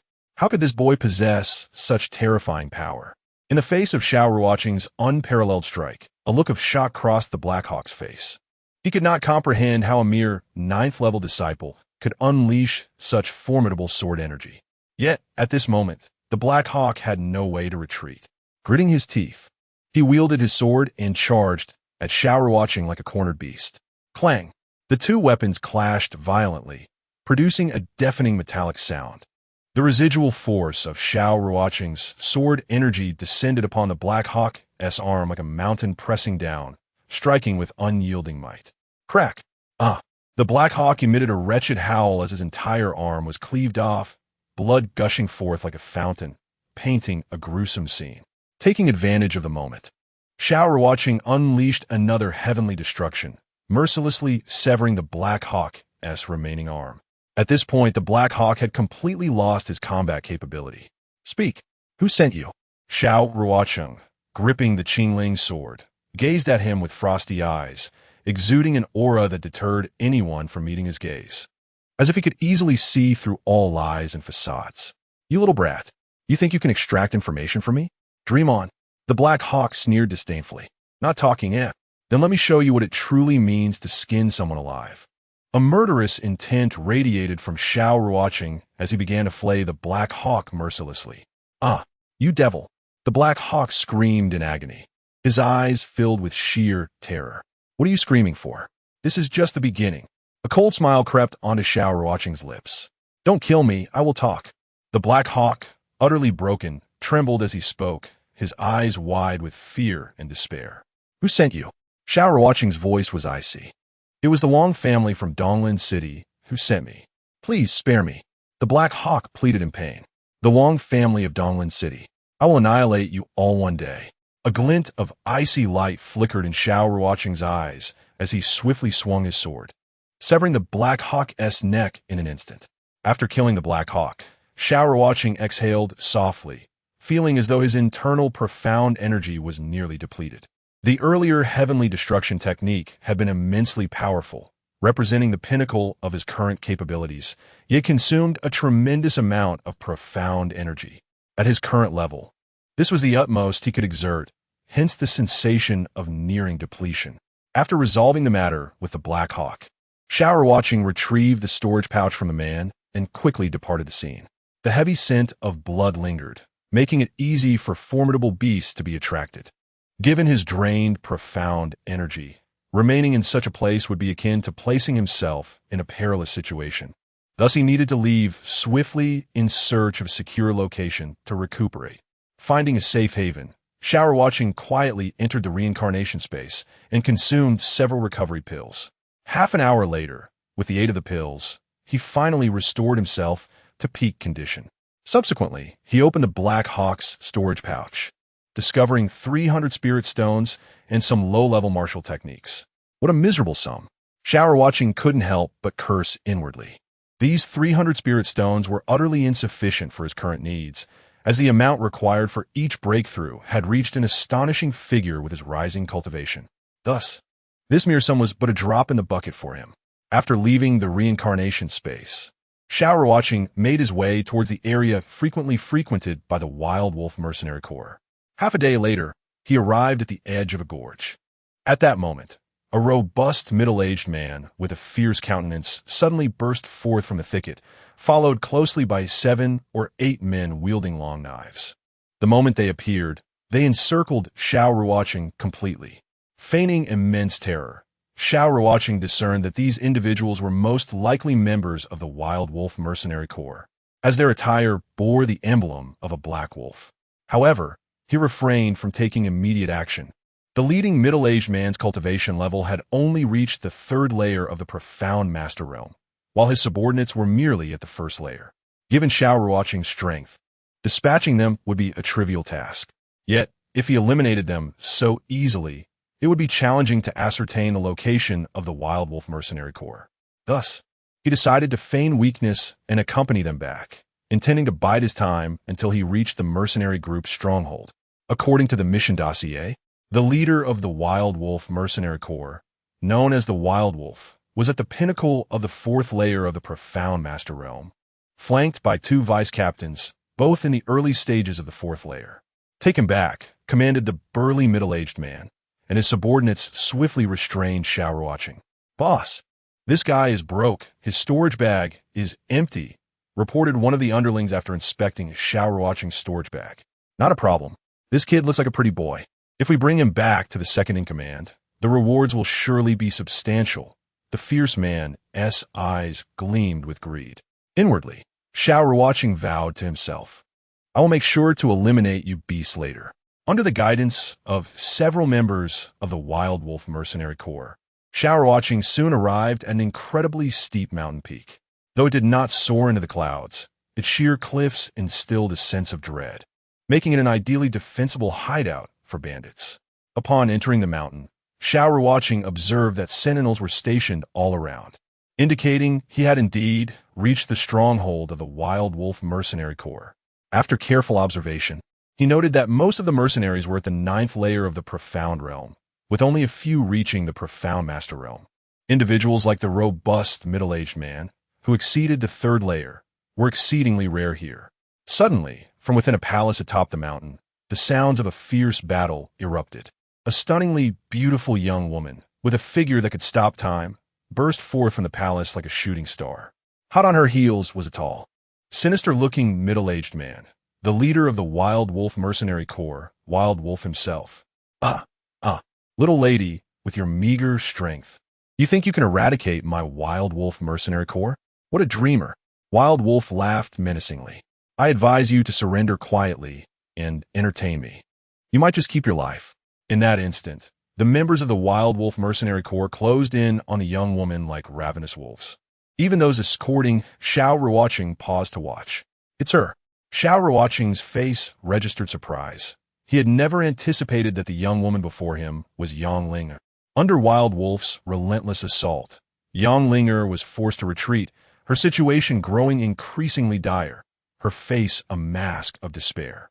After a month of diligent training, she had successfully broken through to the 5th layer of the profound master realm, believing Wild Wolf to be merely at the 4th layer, which had emboldened her to take on this task alone. Yet upon encountering him, she realized that Wild Wolf's cultivation was, in fact, genuine 6th layer of the profound master realm. Damn it, the intel was wrong. Xiao Ruocheng's expression darkened, anxiety flooding his features. He had not anticipated Wild Wolf's cultivation to be at such a formidable level. Given his current strength, directly confronting Wild Wolf was nearly impossible, especially with a throng of his subordinates present. In an instant, Yang Linger was struck hard, her body flying towards Xiao Ruocheng like a kite with its string cut. Damn it, I must act. Without hesitation, Xiao Ruocheng resolved to rescue Yang Linger, for they were fellow disciples. With that thought, he swiftly broke free from his restraints, drew his Qingling sword, and launched into a frenzied assault against the members of the Wild Wolf Mercenary Corps. His sudden counterattack plunged the scene into chaos. Seizing the opportunity, he hurled dozens of smoke bombs towards Wild Wolf.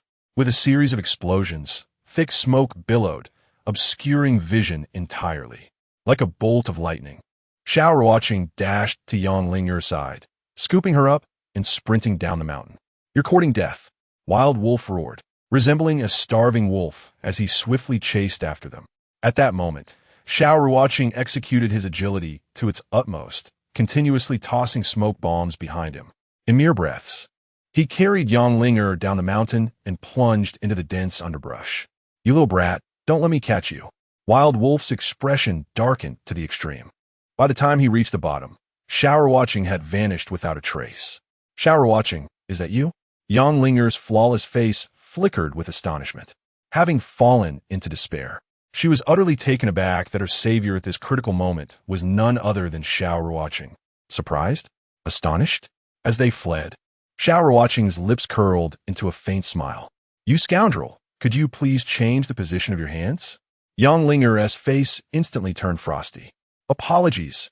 I ran too hastily just now and didn't notice," Xiao Ruocheng replied awkwardly, having inadvertently grasped the inside of Yang Linger's thigh. "You scoundrel. You did that on purpose," Yang Linger retorted, her beautiful eyes flashing with an unmistakable ire. Having never been taken advantage of by any man, she was taken aback by this rogue's audacity. "Yang Linger, such accusations are quite ungracious. After all, I am your savior," Xiao Ruocheng said. Once they reached safety, and he gently set her down. "By the way, what possessed you to venture alone into the Wild Wolf Mercenary Corps?" "I thought Wild Wolf was only at the 4th layer of the profound Master Realm. I never imagined he was at the 6th, Yang Linger replied, her expression a mix of frustration and disbelief. "Xiao Ruocheng, are you truly devoid of spiritual roots?" Yang Linger's eyes sparkled with curiosity, as if she had stumbled upon a rare treasure. Ever since their last encounter, she had developed a keen interest in this disciple and had secretly investigated him. When she learned that he had skyrocketed from a 2nd layer of the profound realm to the 7th layer within a month, she was profoundly shaken. To Yang Linger's astonishment, a month had passed, and Xiao Ruocheng had once again achieved a breakthrough, reaching the 9th layer of the Xin realm. In that moment, Yang Linger found herself utterly in awe of Xiao Ruocheng's innate talent. It was simply unfathomable to her that such extraordinary aptitude could be attributed to a so-called waste spirit root. "What do you think?" Xiao Ruocheng's lips curled into a faint smile, a smile that seemed to harbor boundless depth, making it difficult for others to decipher. Yang Linger blithely heeded, "Do not feign profundity before me. Are you truly a waste spirit root?" "I am not entirely certain. During the initial entrance examination, I was indeed classified as a waste spirit root," Xiao Ruocheng replied. Yet, he was aware that he could not possibly be a waste spirit root, for he was, after all, the legendary Reincarnation Sacred Body. If he were truly a waste spirit root, Lin Tianyang would never have taken him as a disciple, nor would he have broken through so swiftly. Chapter 29. The Rapport with Yang Linger. Xiao Ruocheng. "Thank you for saving me," Yang Linger said with a gentle smile, her countenance radiating warmth akin to the spring sun. She felt an authentic and profound gratitude towards him. Is a mere thank you sufficient? Shouldn't there be a more tangible expression of gratitude? Xiao Ruocheng retorted with a hint of mischief in his eyes as he unabashedly gazed at Yang Linger. "Perverse rogue, do you expect me to offer my body in exchange?" Yang Linger exclaimed, rolling her beautiful eyes at him, a mixture of feigned anger and subtle shyness evident in her gaze. "I did not say such a thing. However, if you truly wish to offer yourself. I would not mind, Xiao Ruocheng teased, a playful smirk gracing his features. By the way, what are your plans moving forward? Yang Ling quickly changed the subject, attempting to mask her embarrassment. Of course, we shall annihilate the Wild Wolf mercenary group, Xiao Ruocheng declared without hesitation, his tone resolute. You truly have no fear of death. The Wild Wolf's cultivation has reached the 6th layer of the Xian Master Realm, Yang Ling replied, her expression one of disbelief. And what of it? Although I may not be able to defeat him in a direct confrontation, I am confident in my ability to launch a surprise attack, Xiao Ruocheng asserted, his demeanor exuding confidence, as though everything lay within his grasp. After all, the Black Hawk also stood at the 6th layer of the Xian Master Realm. Yet he had been ambushed and slain. The Wild Wolf's strength was comparable to that of the Black Hawk, and he still held a degree of assurance in his stealthy approach. Can I accompany you? I wish to witness how you defeat him. Yang Linger's eyes sparkled with excitement, her voice brimming with anticipation, as if she could hardly wait to witness the impending battle. You may accompany me, but you must not act recklessly. All offensive strategies must adhere to my commands, Xiao Ruocheng stated seriously, his tone leaving no room for argument. No problem. Yang Linger readily agreed, her resolute demeanor reflecting her determination. Let us rest for a day. Tomorrow we shall undertake other tasks. Once the Wild Wolf mercenary group lowers their guard, we will launch our ambush, Xiao Ruocheng suggested, his gaze contemplative. Subsequently, he casually hunted a few low-level demon beasts, prepared a simple barbecue, and began to eat. I never expected you to possess culinary skills, Yang Linger remarked in surprise, as she savored the delectable meat he had grilled, praising its exquisite flavor. It's quite simple. Do not tell me you cannot manage such a task, Xiao Ruocheng replied with a smile, a hint of pride evident on his face. I truly cannot. When I venture out, I generally bring some dry rations in my storage pouch, Yang Linger admitted, a hint of embarrassment coloring her expression, which only added to her charm. Over the following days, Xiao Ruocheng and Yang Linger embarked on a frenzied killing spree in the eastern Xian mountain range. They collaborated seamlessly to complete tasks and slay demon beasts. As time passed, they developed a remarkable combat rapport. Through these days of interaction, Xiao Ruocheng discovered that Yang Linger was not as difficult to deal with as he had initially thought. Her previous antagonism had stemmed mainly from his altercation with her brother. Xiao Ruocheng, I wish to spar with you, Yang Linger declared with spirited resolve. Her hair tied up high and clad in a snug outfit that exuded vitality and grace. Is that truly necessary? Xiao Ruocheng responded awkwardly, a hint of reluctance evident on his face. You scoundrel, do you look down on me? Yang Linger apudel playfully, her demeanor doubly fierce. While Xiao Ruocheng was indeed formidable, she did not believe herself to be significantly inferior. Considering the time we've spent together, I am well aware of your strength. Should we engage in earnest combat, neither of us would gain an advantage, Xiao Ruocheng humbly remarked, his tone sincere. Being a lady, Yang Linger's challenge made him feel somewhat hesitant. After all, he could not strike her in the chest, nor the rear, and certainly not the face. How could one spar under such constraints? Humph, do you think I'm a woman, and thus you do not wish to fight with me? Yang Linger retorted, her expression rife with dissatisfaction. Ahem, Xiao Ruocheng chuckled awkwardly, suggesting, if you truly desire to battle, let us seek out some formidable demon beasts. Seeing that Xiao Ruocheng was unwilling to duel, Yang Linger had no choice but to relent. In the days that followed, they continued their harmonious hunting of demon beasts. Through these practical experiences, Xiao Ruocheng ascended to the pinnacle of the 9th layer of the Xian realm, just a step away from the Xian Master Realm. Let's go. We shall confront the Wild Wolf once more, Xiao Ruocheng declared, his eyes glinting with a cold intensity, as if capable of freezing all in his path. Are you truly confident? Yang Linger asked earnestly, concern evident in her eyes. She was acutely aware of the Wild Wolf's prowess. Thus, the prospect of confronting him filled her with trepidation, especially since her cultivation only reached the 5th layer of the Xian Master Realm, whereas the Wild Wolf had already attained the 6th layer. A surprise attack should pose no significant issue. Xiao Ruocheng's voice was low yet resolute. However, you need not worry. Even if we cannot defeat him, I am confident in our ability to retreat unscathed. What is your plan for the ambush? Yang Linger inquired with curiosity, her expression filled with eager anticipation.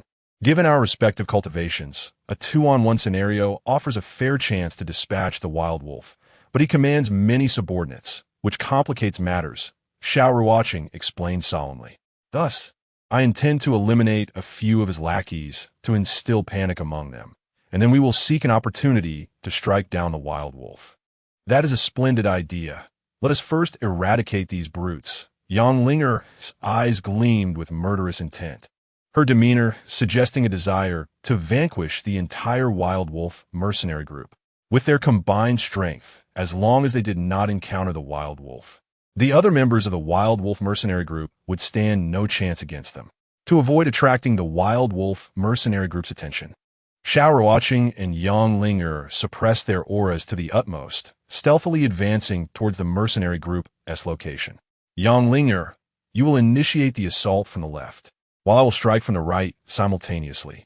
Should we encounter the wild wolf, we must retreat immediately. Do not linger in combat, Xiao Ruocheng cautioned earnestly, his demeanor grave. Rest assured, I will not engage recklessly, Yang Linger affirmed with determination. Then, Xiao Ruocheng quietly maneuvered to the right, and, upon reaching the agreed-upon moment, launched a ferocious attack against the guards of the wild wolf mercenary group.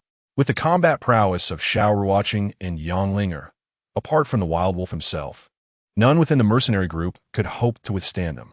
Consequently, when they unleashed their assault, the members of the wild wolf mercenary group were caught completely off guard.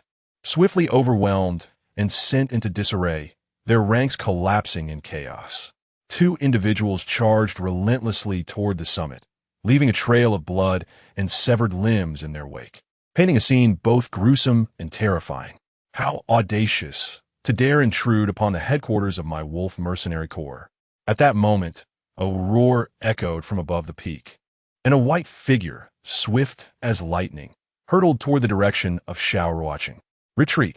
Xiao Ruocheng whistled sharply and instantly fled down the mountain, tossing several smoke bombs behind him. Simultaneously, Yang Linger followed closely in his footsteps. In mere moments, the two vanished into the depths of the dense forest. Chapter 30. The Annihilation of the Wolf Mercenary Corps Search. Even if we must dig 3 feet into the ground, we shall unearth these two wretches. As he surveyed the field strewn with corpses, a chill coursed through the wolf's veins, as if the very air around him had frozen, reminiscent of malevolent spirits from the depths of hell, instilling dread in all who beheld it. Since its inception, the Wolf Mercenary Corps had never suffered such a devastating blow, and thus, the wolf was determined to capture the assailants at any cost, even if it meant enduring tremendous losses. In the following days, the members of the Wolf Mercenary Corps scoured the Sanyue mountain range like starving wolves, searching desperately for the whereabouts of Xiao Ruocheng and Yang Linger.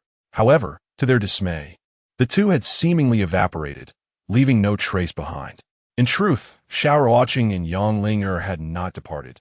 They lurked nearby like phantoms, waiting for the opportune moment to strike, their presence elusive and spectral, poised to deliver fatal blows to their adversaries.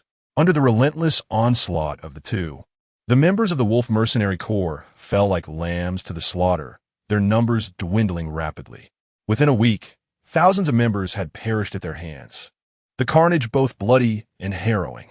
At that moment, fear gripped the entire Wolf Mercenary Corps, and many cowardly members, akin to lost dogs, chose to abandon the Corps, terrified that they would be the next to die. Brother, what shall we do now? These two are like ghosts, appearing and vanishing without warning. If this continues, we shall be annihilated. The second-in-command, Crow, spoke with deep concern, his expression grim as if the apocalypse were imminent. Indeed, brother, perhaps we should retreat while we still can? Continuing this aimless pursuit may provoke the Han Tian sect, with consequences we cannot fathom.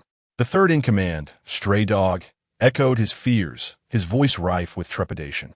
Retreat. The wolf gritted his teeth, ultimately issuing the withdrawal order, his tone heavy with reluctance and resignation. He understood that the losses incurred were irretrievable. If they persisted in their pursuit, the wolf mercenary corps might well crumble into oblivion. Not far away, atop a giant tree, Xiao Ruocheng and Yang Linger closely observe the movements of the wolf mercenary corps. They appear to be retreating. What should we do next? Yang Linger's voice trembled with anxiety, her beautiful face etched with worry. Fear not. They are numerous, and they cannot easily escape. Once we have eradicated the others, we shall join forces to eliminate the wolf, and our mission will be complete. Xiao Ruocheng's countenance radiated confidence, as if all was within his grasp, his gaze resolute and composed. Isn't this a bit too cruel? Yang Linger frowned, her exquisite features reflecting her reluctance.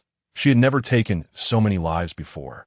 These individuals are like beasts, committing arson and pillaging, with countless innocent lives lost at their hands. Our actions are a righteous retribution, an act of justice. Xiao Ruocheng's voice was cold, his eyes glimmering with unwavering determination, filled with a fervent commitment to justice. You make a fair point. Yang Linger blinked her expressive eyes, a flicker of contemplation crossing her face, her inner turmoil slightly alleviated. With that, the two resumed their ghostly approach toward the wolf mercenary corps, their figures akin to silent assassins cloaked in the night. Under the wolf's command, the members of the wolf mercenary corps began their slow retreat toward the periphery of the East Xian mountain range, hoping to evade detection and avoid being picked off one by Xiao Ruocheng and his companion. Yet, in the ensuing days, the members still fell victim to ambush, their numbers diminishing as the specter of fear loomed ever larger. 3 days swiftly passed, following a series of assassinations by Xiao Ruocheng and Yang Ling. The wolf mercenary corps was reduced to a mere 100 members. You little bastards, I shall tear you apart. The wolf had lost all reason, his furious roar reverberating through the valley. He angrily abandoned the retreat, ordering the members of the wolf mercenary corps to hold their ground and lie in wait for Xiao Ruocheng's arrival. Xiao Ruocheng, what should we do now? Yang Linger asked, her expression grave, revealing her inner turmoil. We have nearly completed our ambush. Tonight, we will launch a full-scale assault and annihilate them in one fell swoop. Xiao Ruocheng's eyes glinted with cold determination, sharp as a blade, his resolve unyielding. After this period of bloodshed, his ability to challenge those above his level had significantly improved. And with Yang Linger's support, vanquishing the wolf was not entirely out of reach. Are you jesting? Yang Linger felt a flicker of apprehension, hesitation flashing in her beautiful eyes. Do I seem to be joking? Xiao Ruocheng's gaze was steadfast, unshakable as rock. As he spoke, you will assassinate the third in command. I will deal with the second. When the wolf emerges, I will hold him off while you swiftly eliminate the others, then come to my aid. Are you certain you can withstand it? Yang Linger furrowed her brow slightly, her heart heavy with worry. I should be fine. If it becomes unbearable, I will signal for our retreat. Xiao Ruocheng spoke steadily, his voice brimming with confidence. Very well, let us proceed as you suggest. Yang Linger nodded. Though her heart remained anxious, she chose to place her trust in Xiao Ruocheng. That night, Xiao Ruocheng and Yang Linger stealthily approached the encampment of the wolf mercenary corps like phantoms in the dark. At that moment, the wolf was meditating, while the second in command, Crow, and the third in command, Stray Dog, patrolled the perimeter with their subordinates, ever vigilant. Without delay, Xiao Ruocheng struck with the swiftness of a leopard and the ferocity of a tempest, launching a lethal assault on Crow. Unleashing a fierce attack on Stray Dog. Both Crow and Stray Dog, at the early stages of the fourth layer of the Xian Master Realm, reacted promptly to the ambush. Clang! Clang! The collision of two formidable forces erupted, sending Crow's sword flying.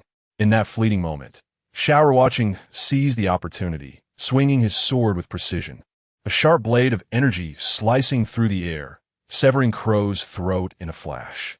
Meanwhile, Yang Linger, with her exquisite swordsmanship, decapitated Stray Dog within 2 exchanges. In that instant, the air filled with wails of despair, blood soaking the ground, as the members of the wolf mercenary corps descended into chaos. You little bastards, I shall not let you escape today. A furious roar echoed as the wolf lunged forward like a predatory eagle, charging at Xiao Ruocheng. Young Ling heir, I will hold off the wolf. You must swiftly deal with the others. As Xiao Ruocheng's voice fell, he brandished the Qingling sword, striking directly at the wolf. The wolf had reached the pinnacle of the sixth layer of the Xian Master Realm. To defeat him head-on would undoubtedly be an arduous task. However, Xiao Ruocheng did not falter, for engaging with a formidable opponent like the wild wolf presented a rare opportunity for practical combat experience. He understood that only through the trials of life and death could one's ability to challenge stronger foes be truly fortified. The path of future cultivation would thus be extended. Chapter 31. Slaying the Wild Wolf. Be careful, Yang Ling'er cautioned, her sword swirling with a fierce wind as she charged ferociously at the surrounding mercenaries. Her movements were agile, reminiscent of a fierce lioness, radiating an imposing aura. Having reached the fifth tier of the mysterious Master Realm, she found her adversaries, mostly at the early stages of the same realm, utterly defenseless against her. Each strike from her blade was imbued with a sharpness that seemed capable of rending the very air. Her fluid movements and lethal techniques consumed those mercenaries attempting to resist her. Faced with Yang Ling'er's relentless onslaught, the members of the Wild Wolf mercenary group were engulfed by terror, their expressions paling, eyes wide with fear. Soon, they were left scattered and fleeing for their lives. Meanwhile, Xiao Ruocheng was locked in a fierce battle with the Wild Wolf. The latter's towering physique resembled a small mountain, exuding an overwhelming pressure, his cultivation far surpassing that of Xiao Ruocheng. The disparity in their abilities forced Xiao Ruocheng to retreat under the relentless assault. Beads of sweat formed on his brow, his breath quickening, yet his gaze remained resolute, showing no sign of retreat. Fortunately, Xiao Ruocheng's agility allowed him to evade the Wild Wolf's strikes, moving like a phantom, making him a difficult target. His swordsmanship was exquisite, each maneuver filled with clever variations, making it no easy feat for the Wild Wolf to subdue him in a short time. You little brat, let's see who can save you today, the Wild Wolf bellowed, his voice booming like thunder, echoing throughout the space. With a mighty swing of his battle blade, he unleashed a devastating strike, the blade gleaming coldly as if to cleave the world in two. The energy surged forth like a tumultuous wave, distorting the air around them. Wrath of the Sky. Faced with the Wild Wolf's frenzied attack, Xiao Ruocheng did not retreat. He roared defiantly, his voice brimming with unyielding courage as he leapt high into the air, executing the Wrath of the Sky technique. A brilliant light erupted from his Qingling sword, akin to lightning cleaving the heavens, and he struck fiercely at the Wild Wolf. The radiance was blinding, infused with Xiao Ruocheng's determination and fury. A resounding crash echoed as the two forces collided, the impact so intense it threatened to rupture eardrums. Xiao Ruocheng was sent tumbling back several paces, struggling to regain his footing. His arms tingled from the shock, and his chest surged with turbulent energy. Meanwhile, the Wild Wolf only staggered back a few steps before lunging at Xiao Ruocheng once more, his eyes filled with murderous intent, determined to eliminate him. Young Ling'er, hurry! I can barely hold on. Xiao Ruocheng's voice was urgent, akin to a drumbeat. Without hesitation, he charged at the Wild Wolf again, knowing that retreat was not an option. Only perseverance could yield a chance for survival. Just hold on a bit longer. I'll be there soon, Yang Ling'er replied, her speed of slaughter increasing dramatically. Fierce as a tempest, her gaze was focused and unwavering as she continued to reap the lives of her enemies. The battle raged on with intensity, time slipping away like sand through an hourglass, each moment laden with tension and peril.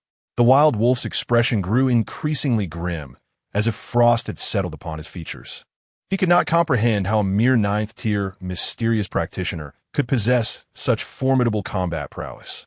At that moment, the fight reached a fever pitch, despite being battered. Xiao Ruocheng's resolve remained steadfast, his determination akin to steel as he gritted his teeth and persevered. He was acutely aware that Yang Ling'er was nearing the end of her own struggle. If he could endure just a little longer, they would be able to encircle the Wild Wolf together. Just then, Xiao Ruocheng clashed with the Wild Wolf, feeling an immense force surging towards him, sending him crashing to the ground, stirring up clouds of dust. You little brat, it's time to die. The wild wolf roared, lunging at Xiao Ruocheng like a ravenous wolf, his eyes gleaming with cruelty and excitement, envisioning the moment Xiao Ruocheng would fall beneath his blade. In an instant, a sharp beam of sword light, akin to a lightning bolt, shot towards the wild wolf. This strike was from Yang Linger, who had just dispatched the last of the mercenary group members. Sensing the impending threat, the wild wolf evaded with a ghostly agility, abandoning his assault on Xiao Ruocheng. He understood that while he could slay Xiao Ruocheng, he might also suffer a devastating blow from Yang Linger, a risk far too great to bear. With Yang Linger now in the fray, Xiao Ruocheng finally breathed a sigh of relief. Yet, he had no time to rest, for he knew the battle was far from over. He once again charged at the wild wolf, aware that Yang Linger alone could not withstand the latter's onslaught. Only by combining their strengths could they hope to seize a fleeting opportunity. How can this little brat be so terrifyingly powerful? The wild wolf, increasingly alarmed, had never encountered a practitioner capable of such a formidable challenge. A flicker of unease began to stir within him. You were so arrogant earlier. Let us see you try that again.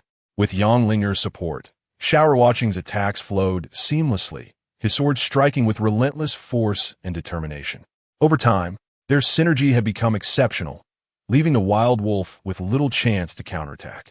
He found himself overwhelmed, increasingly agitated by the relentless dual assault. As the battle raged on, the wild wolf gradually found himself at a disadvantage. Against two coordinated young fighters, he could scarcely find an opportunity to escape. Realizing he could not match Xiao Ruocheng's speed, he understood that if one of them restrained him, the other would swiftly come to assist. You little brats, do you truly intend to exterminate me? The wild wolf's eyes glinted with murderous intent, and at that moment, he resolved to fight with everything he had, despair and madness swirling within him.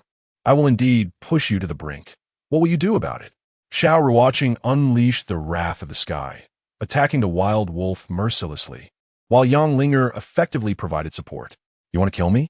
Then die. The wild wolf growled ominously, neglecting Yang Linger's strikes as he lunged towards Xiao Ruocheng, intent on eliminating him first. Dream on. Xiao Ruocheng smirked disdainfully, swiftly evading to the side.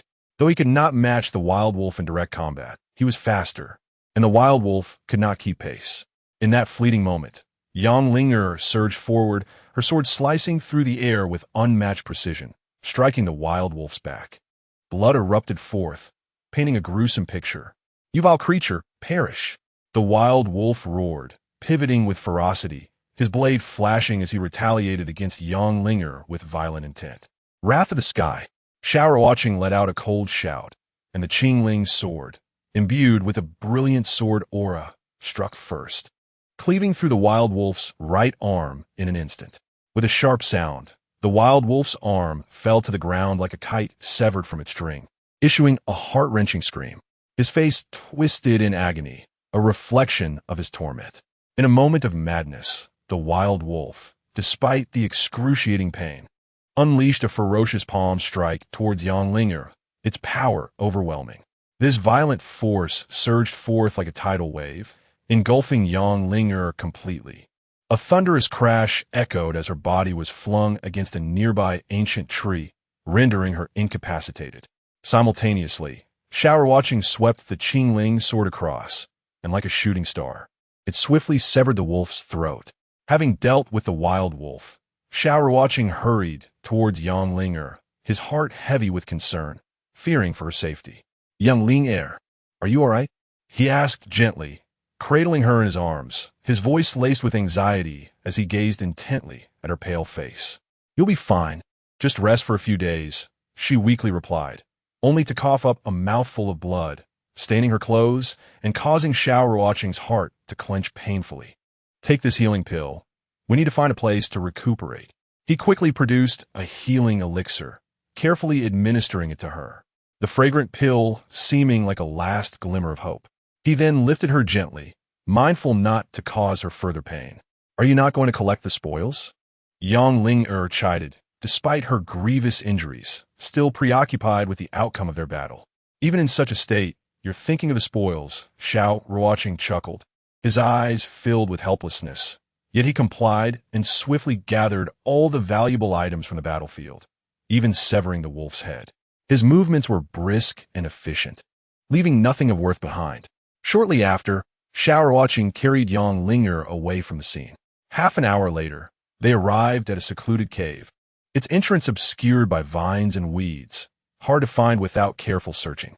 At this moment, Yang Linger had fallen into unconsciousness, her brow furrowed and her lips pale, as if she were enduring immense suffering even in her dreams. Xiao Ruocheng retrieved a reclining chair from his storage space, an emergency item he had prepared for such unforeseen circumstances, and gently placed Yang Linger upon it. "Hey, Yang Linger, wake up," he called out softly, urgency in his tone. He could see that her injuries were severe, the situation dire. "Enough of this. I must treat Yang Linger," he resolved, gritting his teeth. He carefully removed her upper garment, mindful of her discomfort. Upon seeing the extent of her injuries, he gasped in shock. He never imagined her wounds could be so grave. Her body battered and several meridians severed. The sight of her numerous gaping wounds was harrowing, evoking a deep sense of compassion. "I'm not intentionally taking advantage of you," Xiao Ruocheng murmured, an expression of helplessness and embarrassment crossing his face. He delicately wiped away the blood staining her skin, treating her as if she were a precious artifact. Then he took out a self-made ointment for meridian restoration, gently applying it to her wounds. It must be said that Yang Linger's physique was exquisite. Her skin as flawless as fine jade, smooth and delicate. Even after sustaining severe injuries, she still emanated an alluring youthful aura. In a state of half-consciousness, Yang Linger dreamt a pleasant dream, suddenly letting out a soft moan, her voice melodious like a nightingale's song. In her dazed state, she felt a hand resting on her chest. "You fiend!" At that moment, Yang Linger abruptly opened her eyes, her expression shifting to one of fury upon seeing Xiao Ruocheng's hand gliding across her chest. The intensity of her anger could have incinerated him to ashes. "Cough, cough. Yang Linger, don't move. I'm applying medicine," Xiao Ruocheng said with a serious demeanor, akin to a revered physician tending to a patient, his gaze focused and earnest, devoid of any distractions. "Who permitted you to touch me?" Yang Linger trembled with indignation, her body quaking with rage. Having never even held a man's hand in her life, she found his current actions intolerable, her eyes glistening with tears, a mix of anger and grievance. "Stop being stubborn. Your injuries are severe. If not addressed promptly, the consequences could be dire," Xiao Ruocheng stated sternly, his voice deep and powerful, attempting to convey the gravity of the situation to her. "Do you truly believe you can heal my wounds?" Yang Linger furrowed her brow, skepticism evident in her tone.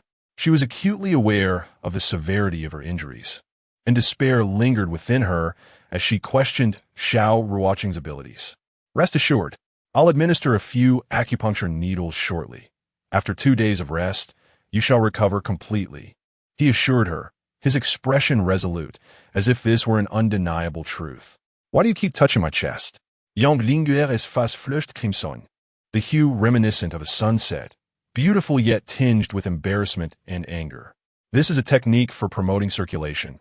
Please do not doubt my expertise," Xiao Ruocheng replied earnestly. "Do you not feel a warmth spreading through your body?" His gaze was focused and confident, as if showcasing his medical prowess. "With you doing this, how could I not feel warm?" Yang Linger retorted, her voice laced with annoyance, as if chastising Xiao Ruocheng for his audacity. "Have you not noticed your injuries gradually healing?" Xiao Ruocheng shook his head in exasperation. "Well, it does seem to be improving," Yang Linger admitted after calming herself, her expression transforming to one of surprise. She had not expected his methods to be effective. The once excruciating wounds were indeed showing signs of recovery. "Close your eyes and rest. I shall massage you for another half hour, and the internal bruising will dissipate, aiding in the reconnection of your meridians," Xiao Ruocheng instructed, his voice authoritative, leaving no room for dissent. "Another half hour? You scoundrel! Are you certain you are not deceiving me?" Yang Linger playfully protested. After enduring his ministrations for this long, she found herself nearing her limits. The thought of enduring another half hour was overwhelming, yet she hesitated to voice her concerns. "After all we've been through, As comrades in arms, do you not trust in my integrity? Xiao Ruocheng's expression darkened, disappointment flickering in his eyes, as though Yang Ling'er's doubt had wounded him. Very well. I'll trust you this once. Yang Ling'er relented, biting her lip, ultimately closing her eyes. She recognized that she had no other choice but to place her faith in Xiao Ruocheng. Half an hour later, Xiao Ruocheng took out golden needles that glistened brilliantly in the sunlight. He meticulously inserted them into various acupoints across Yang Ling'er's body. Miss Ling'er, I shall remove the needles in an hour. During this time, do not move, he instructed gently, his tone filled with warmth and care. Yang Ling'er nodded, her eyes still tightly shut. At this moment, she felt an overwhelming desire to perish, as a golden needle had been inserted into such a sensitive area of her body. However, she understood that this was part of her treatment and could only endure in silence.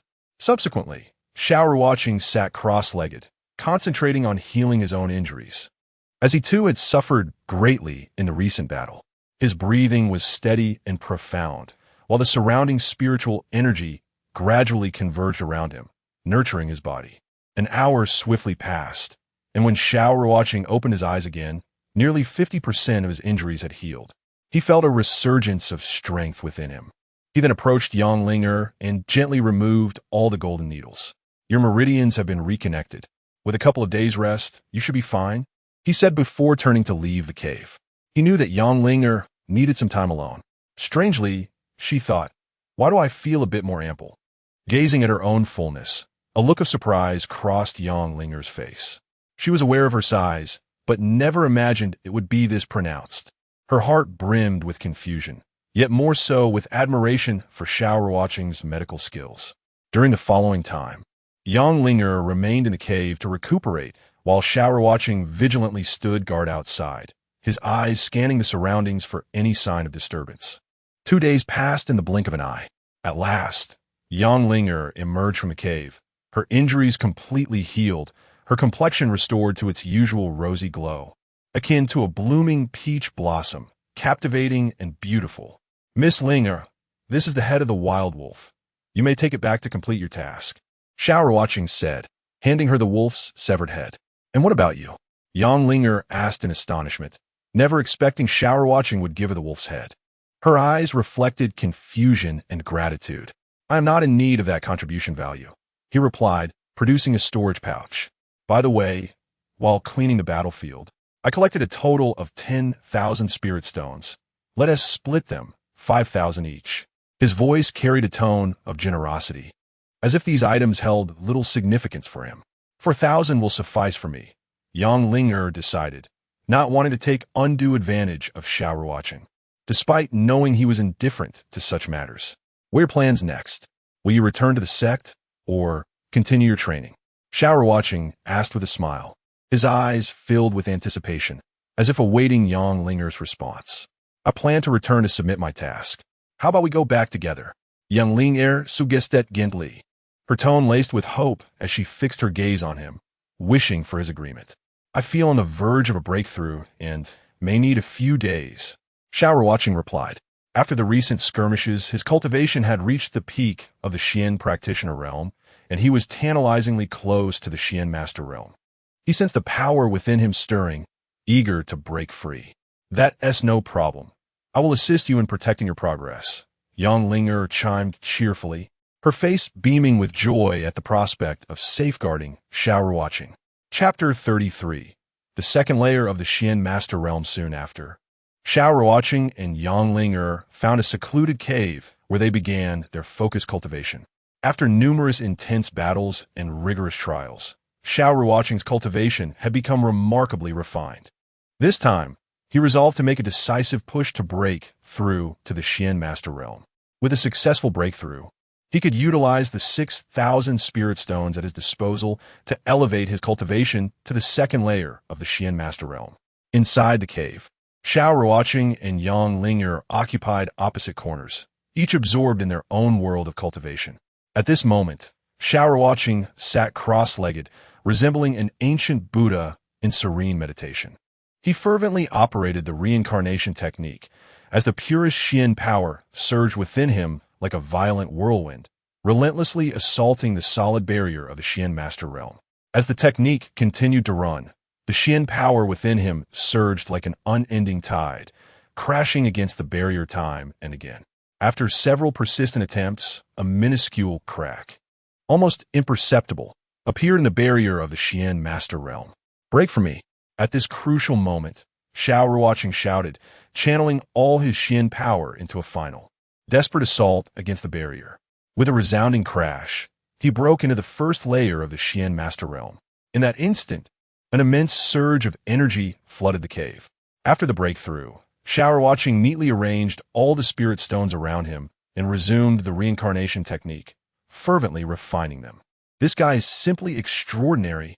He has broken through to the Xian Master Realm so quickly." Yang Ling'er, who had been deep in her own training, was jolted awake by the overwhelming aura emanating from Xiao Ruocheng.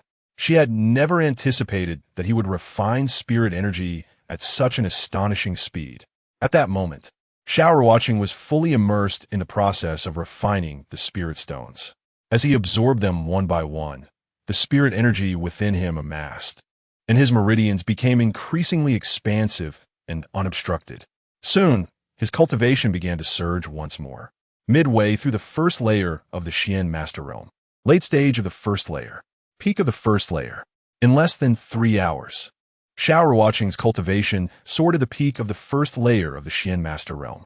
At this point, he was entirely focused on operating his technique while carefully perceiving the barrier leading to the second layer of the Xian Master Realm.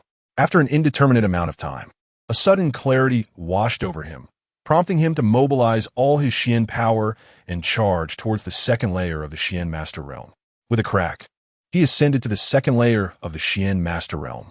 In that moment, Xiao Ruocheng's cultivation successfully broke through to the second layer of the Xian Master Realm, leaving him with only 1,000 spirit stones remaining. After the breakthrough, he slowly opened his eyes, a confident glimmer radiating from them. "You truly are an anomaly," Yang Ling'er exclaimed, her face a portrait of shock. Initially, she believed that Xiao Ruocheng reaching the Xian Master Realm was already commendable, yet he had astonishingly surpassed it to the second layer. "You are impressive as well," Xiao Ruocheng replied with a gentle smile, exuding ease. "Come on, I only advanced half a small realm. Compared to you, I feel utterly inferior," Yang Ling'er said with a resigned shake of her head. In truth, her own advancement of half a small realm was already a swift accomplishment for most. "Your cultivation surpasses mine, so it's natural for your breakthrough to take longer," Xiao Ruocheng reassured her with a warm smile. "By the way, now that you've reached the Xian Master Realm, you'll be eligible for the Inner Disciple Assessment upon your return," Yang Ling'er remarked, her eyes sparkling with anticipation. "Indeed," Xiao Ruocheng nodded. "Miss Ling'er, could you step outside for a moment? I would like to take a bath." After the breakthrough, he had expelled a significant amount of impurities, and his clothes had become unbearably foul, causing him great discomfort. "Go ahead. Why do you need me to step out? I've already seen everything. Why not let me have a look?" Yang Ling'er said playfully, her exquisitely chiseled lips curling into a mischievous smile. "Since you wish to see, then I shall oblige." Xiao Ruocheng responded with a roguish grin, promptly removing his upper garment, revealing his robust physique and perfectly sculpted body for Yang Ling'er to behold. "This rascal truly resembles a pretty boy," she thought to herself, her cheeks flushing a rosy hue as she gazed at Xiao Ruocheng's athletic form. "Well, do you find my looks and physique appealing?" Xiao Ruocheng asked, a smug smile gracing his lips. Her appearance was passable, and her figure commendable, yet her manner was overly smooth-tongued, a trait that did not appeal to me. Yang Ling'er pouted, though a flicker of unease crossed her eyes. "The lower half is even more perfect. Would you care to take a look? Perhaps it might change your mind." Xiao Ruocheng's lips curled into a mischievous smile as she feigned a gesture of undressing. "Not interested. You can take your time. The air here is rather stifling. I'll step outside for a breath of fresh air." With that, Yang Ling'er fled the cave like a startled rabbit. Xiao Ruocheng washed up quickly, donned a clean set of clothes, and leisurely exited the cave. The two then hurried towards the direction of the Han Tian Sect. 3 days swiftly passed. On this day, Xiao Ruocheng and Yang Ling'er finally returned to the Han Tian Sect. "Xiao Ruocheng, I hope you won't hold on to the conflict between my brother and yourself. Yang Ling spoke, her expression tinged with a hint of remorse. I have not given it much thought. In fact, I was nearly forgetting about it before you mentioned it. Xiao Ruocheng replied with a light-hearted smile. I shall take my leave, and I look forward to your early ascension to an inner sect disciple. Yang Ling smiled sweetly and gracefully walked towards the inner sect. When she was not being willful, she possessed a certain feminine charm. Watching her retreating figure, Xiao Ruocheng's lips curled into a faint smile before he turned ahead towards the task hall. Isn't that Xiao Ruocheng? Indeed, it is he. Strange. How did he end up with Yang Ling? Were they not adversaries before? Yes. They appeared rather intimate just now. As soon as Xiao Ruocheng and Yang Ling departed, the plaza at the Hantian Sect began to buzz with speculation. As the tales spread, the rumors escalated uncontrollably, culminating in absurd claims of Xiao Ruocheng and Yang Ling sharing a kiss in the plaza. Utterly ludicrous. After submitting his task at the task hall, Xiao Ruocheng made his way towards the inner sect examination hall. Having broken through to the Xian Master Realm, he was now eligible to become an inner sect disciple. At the Hantian Sect, the treatment afforded to disciples of varying ranks was as different as day and night. The outer disciples bore the burden of arduous tasks daily, yet the meager rewards were pitifully inadequate. In contrast, the outer sect disciples enjoyed a more comfortable existence, receiving substantial monthly rewards. As for the inner sect disciples, they relished even greater privileges, including independent courtyards, free access to the library, and dedicated mentors, far surpassing the status of outer disciples. The core disciples held an even more exalted position.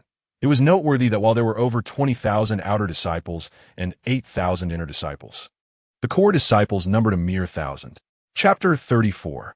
Inner Sect Examination. Are you an outer disciple? An elderly man with graying hair and a stern demeanor regarded Xiao Ruocheng with an expression of incredulity. He could hardly fathom that an outer disciple could achieve the second level of the Xian Master Realm in a mere 2 months. Such a rate of advancement was simply astonishing. Yes, esteemed elder, Xiao Ruocheng responded respectfully. What level is your spiritual root? The elder inquired curiously. I possess a waste spiritual root, Xiao Ruocheng replied candidly. A waste spiritual root. The elder's face registered surprise as he shook his head in disbelief. That cannot be. How could a waste spiritual root reach the Xian Master Realm in such a short time? I was indeed tested as a waste spiritual root, Xiao Ruocheng asserted earnestly. The inner sect examination is in 7 days.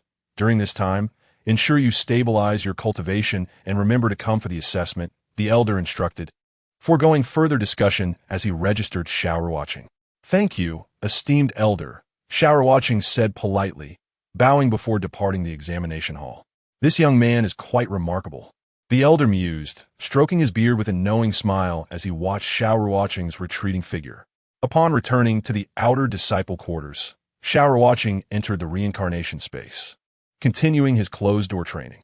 On a mountain peak abundant with spiritual energy, a young man of striking appearance and remarkable bearing emerged from a palace.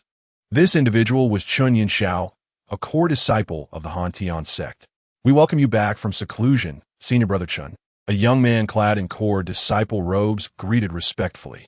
Liaoming, how fares Linger these days? Chun Yinxiao inquired casually.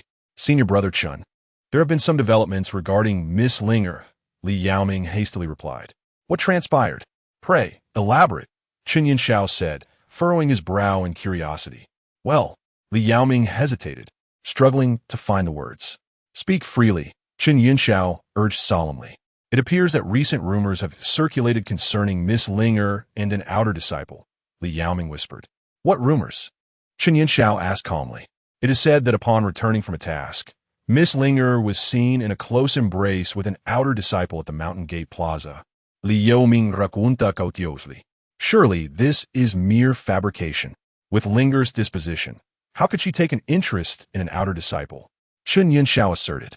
Upon investigation, I discovered it to be a rumor. However, it is true that Miss Linger and that young man returned together in a rather intimate manner, witnessed by many. Liaoming admitted. Who is this young man? Although Chun Yinxiao maintained a calm demeanor, an icy aura emanated from him. instilling a sense of dread. Senior brother, I have compiled the information on this individual for your review, Li Yaoming said, handing over a dossier. Chen Yinxiao accepted the document and scrutinized it carefully. Moments later, he spoke coldly.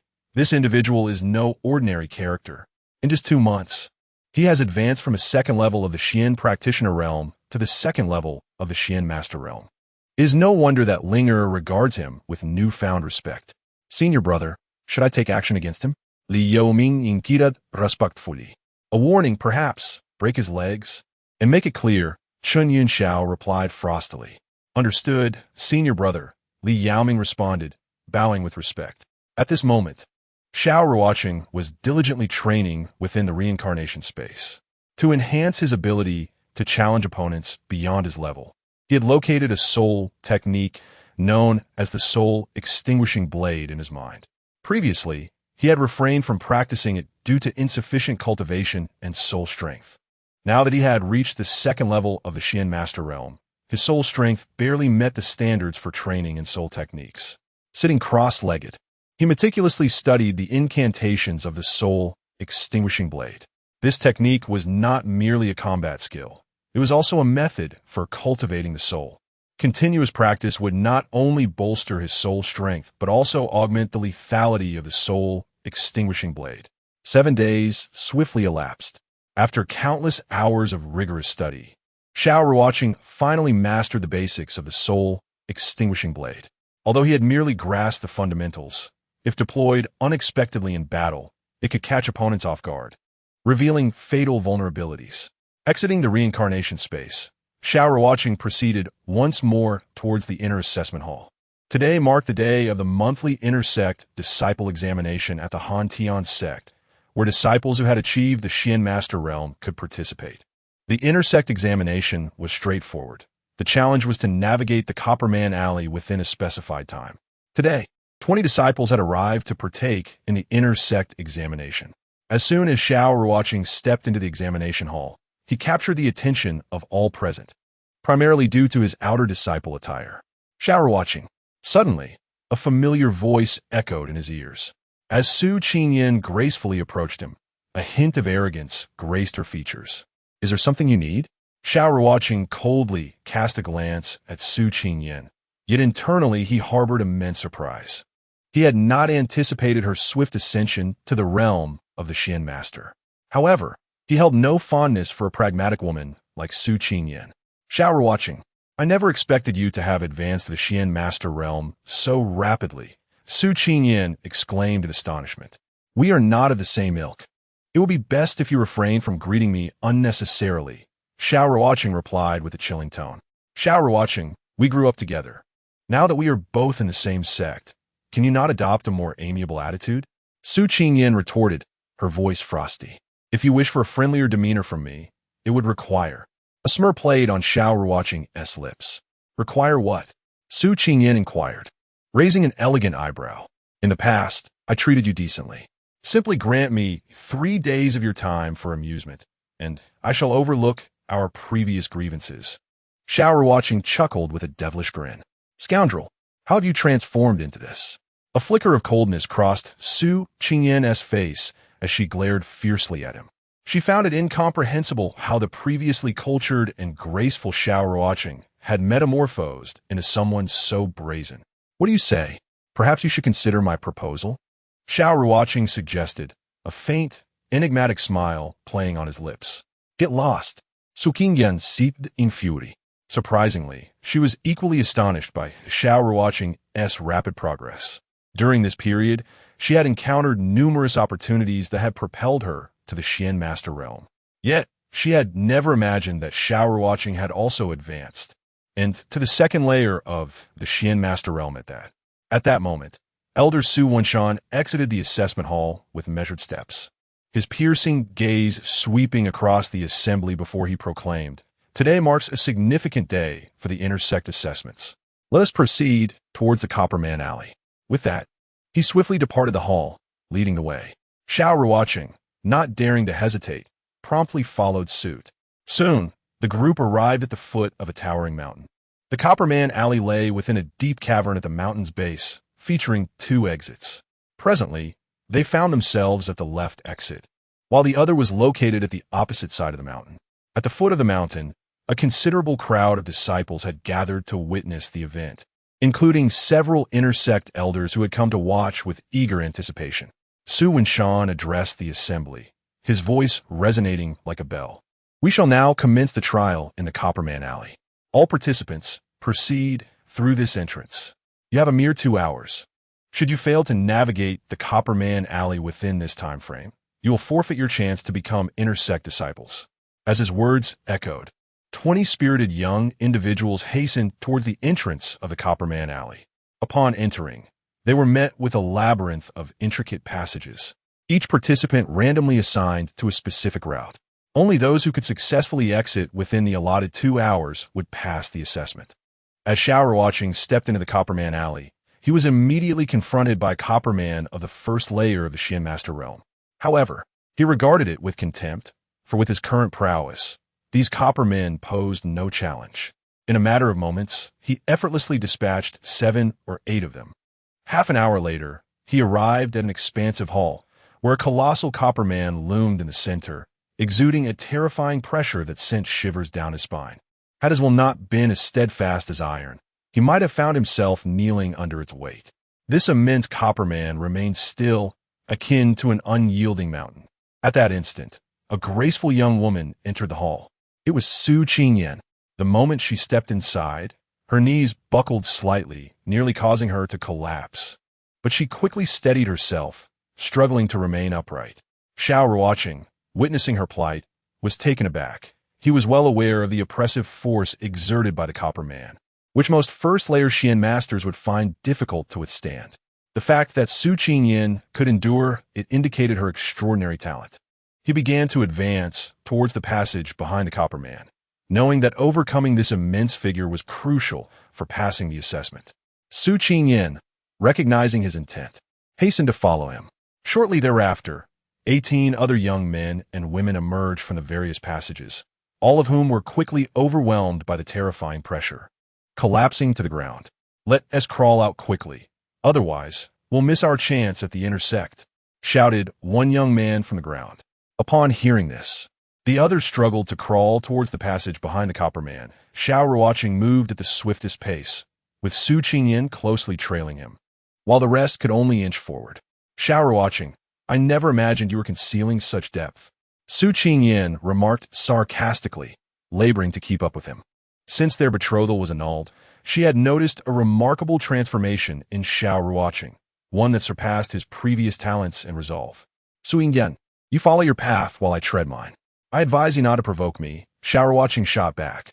I see determination glimmering in his eyes as he quickened his pace towards the other exit of the Copperman Alley. He had no desire to engage with a woman like her. An hour later, Xiao Ruocheng was the first to emerge from the Copperman Alley, with Su Qingyan closely following. Congratulations on becoming inner sect disciples of the Han Tian sect, Elder Su Wenshan announced, a look of appreciation on his face. He had not anticipated that the champion of the inner sect assessment would be Xiao Ruocheng. Subsequently, he diligently recorded the names of both Xiao Ruocheng and Su Qingyan. As time slipped away, more participants emerged from the Copperman Alley. In the end, only 18 individuals managed to pass the assessment within the stipulated 2 hours. Xiao Ruocheng is indeed remarkable. To pass the inner sect assessment as a mere outer disciple is unprecedented in the history of the Han Tian sect. Some onlookers remarked in admiration. Indeed, it is said he has been a disciple for less than 2 months. It is astonishing how he has cultivated. Many outer sect disciples gazed at him with envy. Congratulations on successfully passing the inner sect assessment. Please wait here for a moment. The elders from the various peaks will soon arrive to select disciples. Your fate now lies in their hands, Su Wenshan stated solemnly. The Han Tian sect comprises 7 peaks: Han Tian Peak, Qing Yin Peak, Qing Tian Peak, Tian Luo Peak, Xian Tian Peak, Yunu Peak, and Danling Peak. As time progressed, the elders from the various peaks gradually arrived at the selection site, each harboring hope of identifying promising candidates among the disciples for their respective peaks. This boy actually possesses a waste spirit root. The elders exchanged disappointed glances as they regarded Xiao Ruocheng. Some among them had initially considered selecting him, given his display of formidable willpower during the assessment. Yet, upon reviewing his credentials, they discovered he bore the stigma of a so-called waste spirit root, which promptly extinguished their interest. For cultivators, possessing a waste spirit root often signified a bleak future, characterized by an agonizingly slow cultivation pace and little hope for achievement. Although Xiao Ruocheng had demonstrated remarkable speed during his time as a Xian master, the elders remained skeptical regarding his prospects in that realm. Not feeling the slightest hint of regret at being overlooked by others, Xiao Ruocheng was unfazed. His mind was filled with the inherited memories of Lin Tianyang, rendering external guidance unnecessary. His sole intention in coming to the Hantian Sect was to acquire cultivation resources. As one disciple after another was selected, it was too long before the assessment hall was left with only Xiao Ruocheng. Su and Shan, are there any successful disciples in today's assessments? Just then, a figure radiating a terrifying aura appeared in the assessment hall. It was Gu Tianhe, the master of Danling Peak. This individual was infatuated with the art of alchemy, earning the nickname Crazy Gu. Despite Danling Peak being one of the 7 main peaks of Hantian Sect, it never recruited new disciples, making it the least populated peak in the sect. In response to Master Gu, there happens to be one disciple remaining here. Su Wenshan respectfully indicated Xiao Ruocheng's direction. Then this young lad will do. I shall take him, Gu Tianhe remarked, scrutinizing Xiao Ruocheng before grasping him and soaring towards Danling Peak. Chapter 36. Gu Yunxi in no time. The ethereal Gu Tianhe had brought the youthful Xiao Ruocheng to a mountain peak lush with spiritual energy, resembling a celestial paradise. All around the peak were rare and exquisite medicinal herbs. Young man, what is your name? Gu Tianhe inquired as he led Xiao Ruocheng to a quaint and exquisite courtyard at the peak summit. Disciple Xiao Ruocheng, he replied with utmost respect, his demeanor humble and courteous. Gu Tianhe nodded slightly and continued, I require an alchemical apprentice. Do you possess any knowledge of medicinal herbs? Considering his need for an apprentice, if the boy had even a modicum of understanding regarding herbs, the subsequent teaching would yield remarkable results. Upon hearing this, Xiao Ruocheng promptly responded with deep respect, Master, I have harbored a keen interest in medicinal herbs since childhood and can even concoct some low-tier elixirs. He understood that this was a rare opportunity. If he were to gain Gu Tianhe's favor, he would not have to worry about spiritual herbs for a significant time to come. You can concoct elixirs? Are you aware of the consequences of deceiving me? Gu Tianhe's brow furrowed, skepticism evident in his expression. His doubt stemmed from Xiao Ruocheng's youthful appearance. However, Xiao Ruocheng, with utmost seriousness, asserted, I can indeed concoct some elixirs, and if Master doubts me, I can prepare a batch on the spot. Very well. Since you assert this, I shall grant you an opportunity. Gu Tianhe led Xiao Ruocheng into a nearby alchemy chamber, stating, here lies a set of low-tier Xiandan medicinal materials. If you can successfully concoct a batch of beginner Xianling Dan, you shall be recognized as an alchemist of Danling Peak. Then I shall humbly showcase my skills, Xiao Ruocheng replied courteously, beginning to meticulously sort the materials. His hands moved with remarkable dexterity, his actions as fluid as flowing water, expertly manipulating the blazing true fire as he cautiously placed the materials into the alchemy furnace.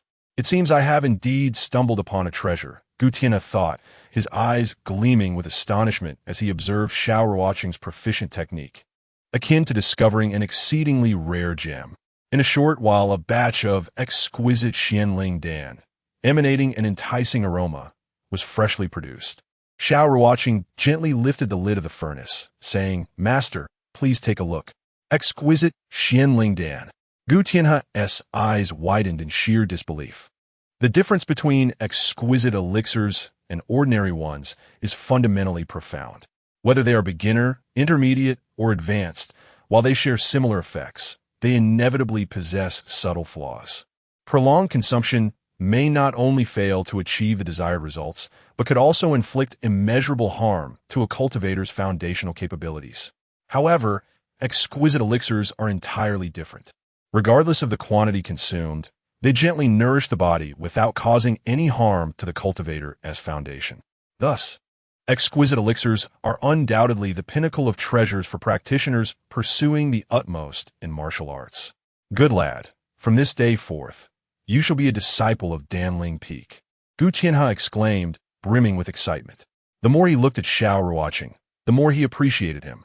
A mere 15-year-old exquisite alchemist. If properly nurtured, the boy's future was boundless. One could envision that, should he flourish, Hantian Sect might ascend to become a premier superpower in the Eastern continent. Master, may I inquire how many members Danling Peak currently has? Xiao Ruocheng asked curiously, having yet to encounter anyone besides Gu Tianhe since entering. Not many. I have 2 disciples and a granddaughter, making a total of 5 of us, Gu Tianhe replied slowly.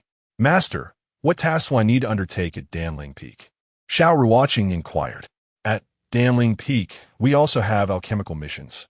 Since you are now a second-tier exquisite alchemist, you will be required to concoct 10 batches of elixirs each month, which is the Sect's basic task. Of course, there are rewards for alchemy. You will receive 10,000 contribution points for each batch produced, Gu Tianhe stated solemnly. May I take on private commissions as well? Xiao Ruocheng scratched his head and asked. Certainly. The Sect's task is 10 batches, but if you have spare time, you may also assist others in concocting different elixirs, and you can negotiate your remuneration with them. Gu Tianhe responded. I understand. Xiao Ruocheng replied respectfully. This is my communication talisman. If you have any questions regarding alchemy in the future, feel free to seek me out. Gu Tianhe said, handing Xiao Ruocheng a talisman radiating mysterious energies. That courtyard over there will be your residence from now on. As long as you complete the task of 10 batches each month, you may arrange your time freely. Thank you, Master. Xiao Ruocheng expressed his gratitude. All right, go and tidy up your quarters. Gu Tianhe waved his hand. I shall take my leave. Xiao Ruocheng bowed respectfully before heading to his new abode. It was an elegant and exquisite courtyard, perched before a cliff, surrounded by towering ancient trees, with spiritual energy thick enough to feel almost tangible, the ideal environment for cultivation. After a brief tidying, Xiao Ruocheng settled into the courtyard. In the days that followed, he devoted himself to diligent practice at Danling Peak, occasionally finding time to refine elixirs, leading a life of leisure and ease. At Danling Peak, within Gu Tianhe's courtyard, a graceful and enchanting young woman with an otherworldly beauty arrived at the peak. Her name was Gu Yunxi, the sole granddaughter of Gu Tianhe and the only female alchemist of Hantian Sect. My dear, what brings you to visit your grandfather today? Gu Tianhe chuckled heartily, his laughter warm and affectionate. Grandfather, I heard that a 15-year-old alchemist has recently joined our Danling Peak. Is that true? Gu Yunxi asked with curiosity, her beautiful eyes sparkling with intrigue. Indeed, it is true. This young lad's alchemical talent is remarkable, surpassing your abilities at the same age, Gu Tianhe affirmed, stroking his beard with pride. Surpassing my abilities at 15? Where is he? I wish to see him. Gu Yunxi exclaimed, her expression one of astonishment. At the courtyard by the cliff's edge, you can go see for yourself, Gu Tianhe smiled knowingly. I shall see if this young lad is truly as remarkable as you claim, Gu Yunxi declared, hastening towards Xiao Ruocheng's courtyard. From a young age, she had followed her grandfather in the art of alchemy, and thus she found it hard to believe that a mere 15-year-old boy could surpass her prowess at that age. Moments later, Gu Yunxi arrived outside Xiao Ruocheng's courtyard and gently knocked on the gate. Upon hearing the knock, Xiao Ruocheng emerged from his room and cautiously opened the courtyard door. You scoundrel, let's see where you can run this time. Suddenly, Gu Yunxi's expression shifted dramatically, shrouded in an aura of coldness, as an invisible pressure surged from her being. Chapter 37. Shall I take responsibility? Senior sister, you must have mistaken me for someone else. Xiao Ruocheng stammered, a flicker of panic darting through his eyes before he quickly regained his composure and feigned surprise. You scoundrel, still pretending? Gu Yunxi scoffed, her delicate hand slicing through the air, unleashing a torrent of formidable energy that surged toward Xiao Ruocheng like a tempest. Bang! Xiao Ruocheng felt as if he had been struck by a heavy blow. A searing pain ripped through his chest, and he was hurled backward like a kite severed from its string, crashing into a sturdy ancient tree within the courtyard. Senior sister, let us talk this out. He quickly spoke, feeling his blood surge in tumult, the pain in his chest nearly overwhelming. "Kid, do you admit to taking advantage of me?" Gu Yunqi's tone turned icy, her voice as frigid as a winter gale. "Senior sister, I truly did not know you were in the water," Xiao Ruocheng replied, his face a picture of innocence, though a hint of anxiety crept into his gaze. "You didn't know I was in the water? That is understandable, but why did you pinch me?" Gu Yunqi's eyes glinted with a frosty resolve, an unrelenting aura of menace emanating from her. "Senior sister, I truly acted without malice." Xiao Ruocheng's embarrassment was palpable. He regretted his instinctive action. "Without malice, is it?" Gu Yunqi retorted with a cold laugh, her fists clenched as she slowly advanced toward him, each step imbued with a chilling pressure. "Senior sister, what do you intend to do? Please don't act recklessly. If you come any closer, I will call for help." As Gu Yunqi approached, Xiao Ruocheng instinctively retreated, his face paling in fear. "Go ahead and scream, even if you shout until your throat is raw. No one will come to your aid today." A mocking smile crept across Gu Yunqi's lips as she suddenly unleashed a punch that struck Xiao Ruocheng's handsome face with the swiftness of lightning. Bang! Xiao Ruocheng yelped in agony as the right side of his face swelled, resembling a dumpling. "Senior sister, please remain calm. I truly did not mean to take advantage of you." Xiao Ruocheng was filled with frustration, feeling utterly helpless. He wished to retaliate, but the disparity in their abilities was insurmountable, leaving him defenseless. Still trying to argue? Gu Yunqi glared, her fists flying toward him like a storm. Bang! Bang! Bang! In that moment, the courtyard echoed with his heart-wrenching screams, reverberating through the air with an unsettling chill. "You vile woman, just wait. I will have my revenge." Xiao Ruocheng cursed silently, one hand covering his face while the other shielded his lower body, appearing utterly disheveled.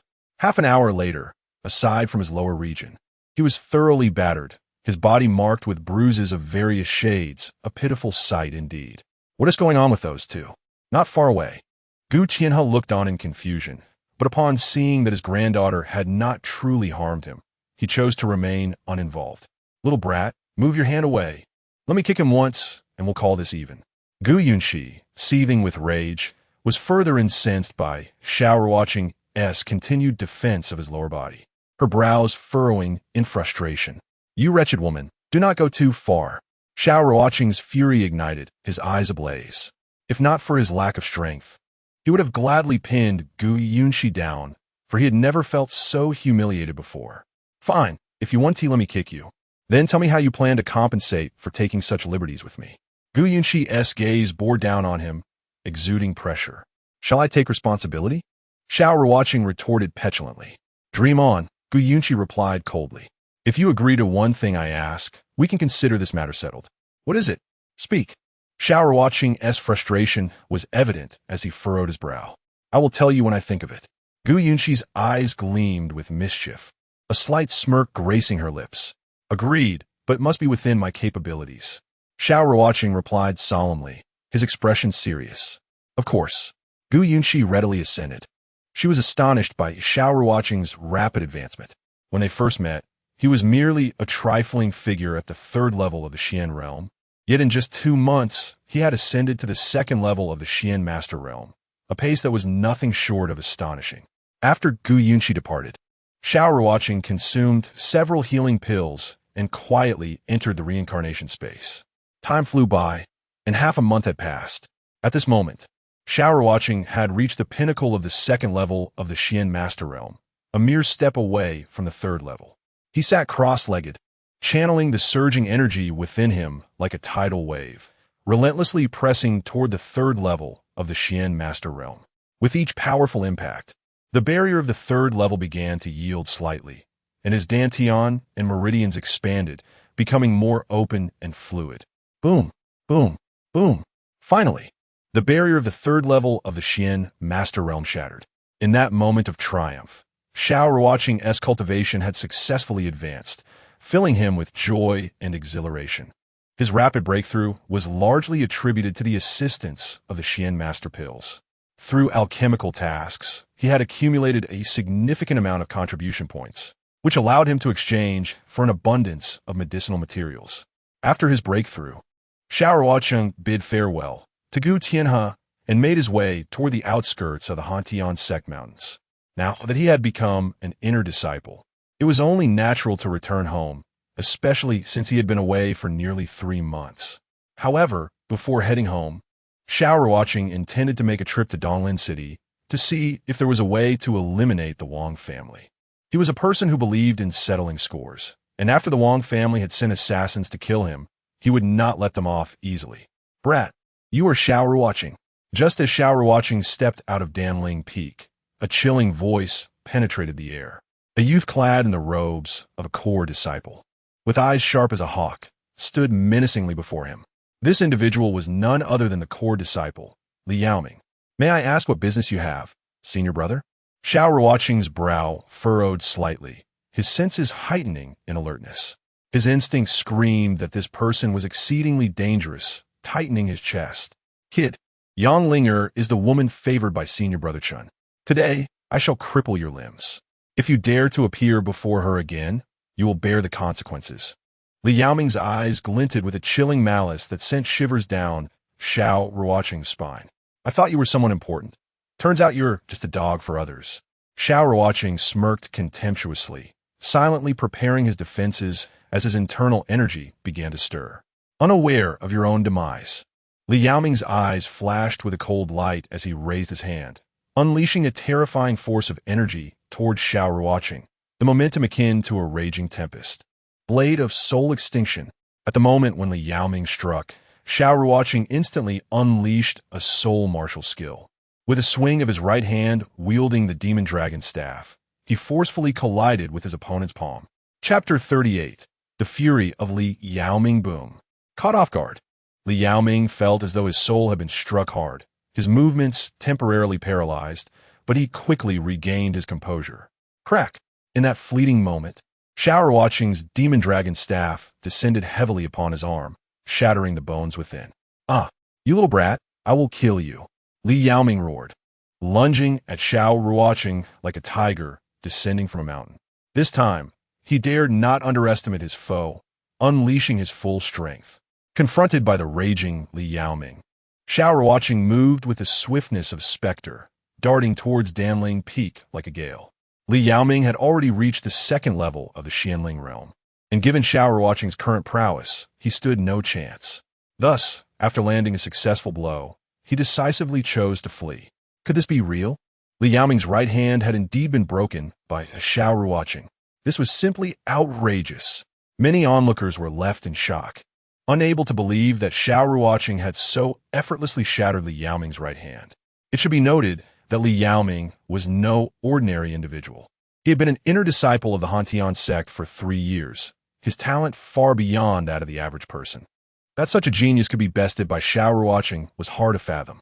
Xiao Ruocheng was as swift as lightning, yet Li Yaoming was even faster, rushing towards him like a meteor.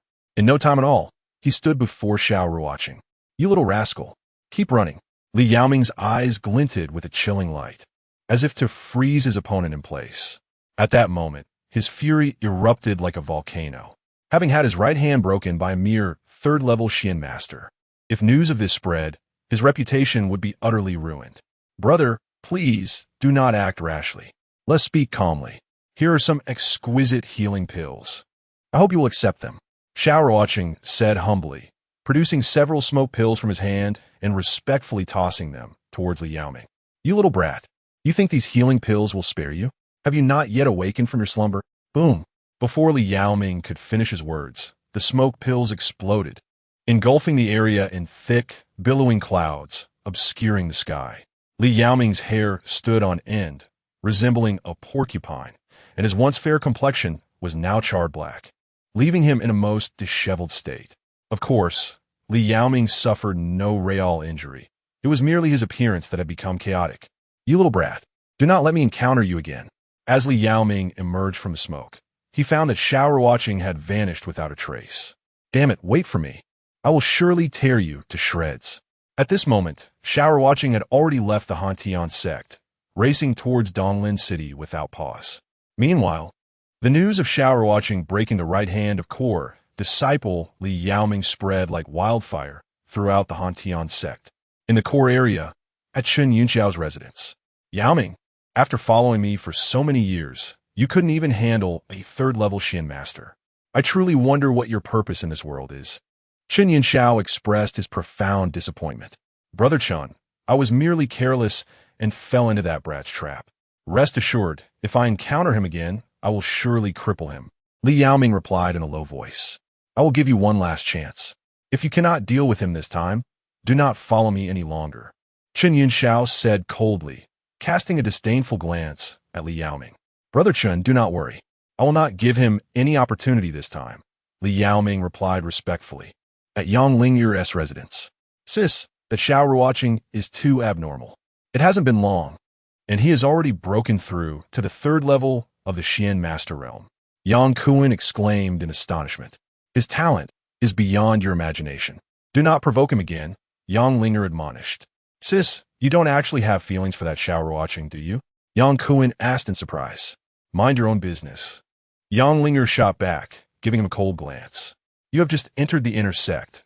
Focus on your cultivation and avoid making enemies. I understand, sis. Yang Kuan nodded, lowering his head. After 3 days of travel, Xiao Ruocheng finally arrived at Donglin City.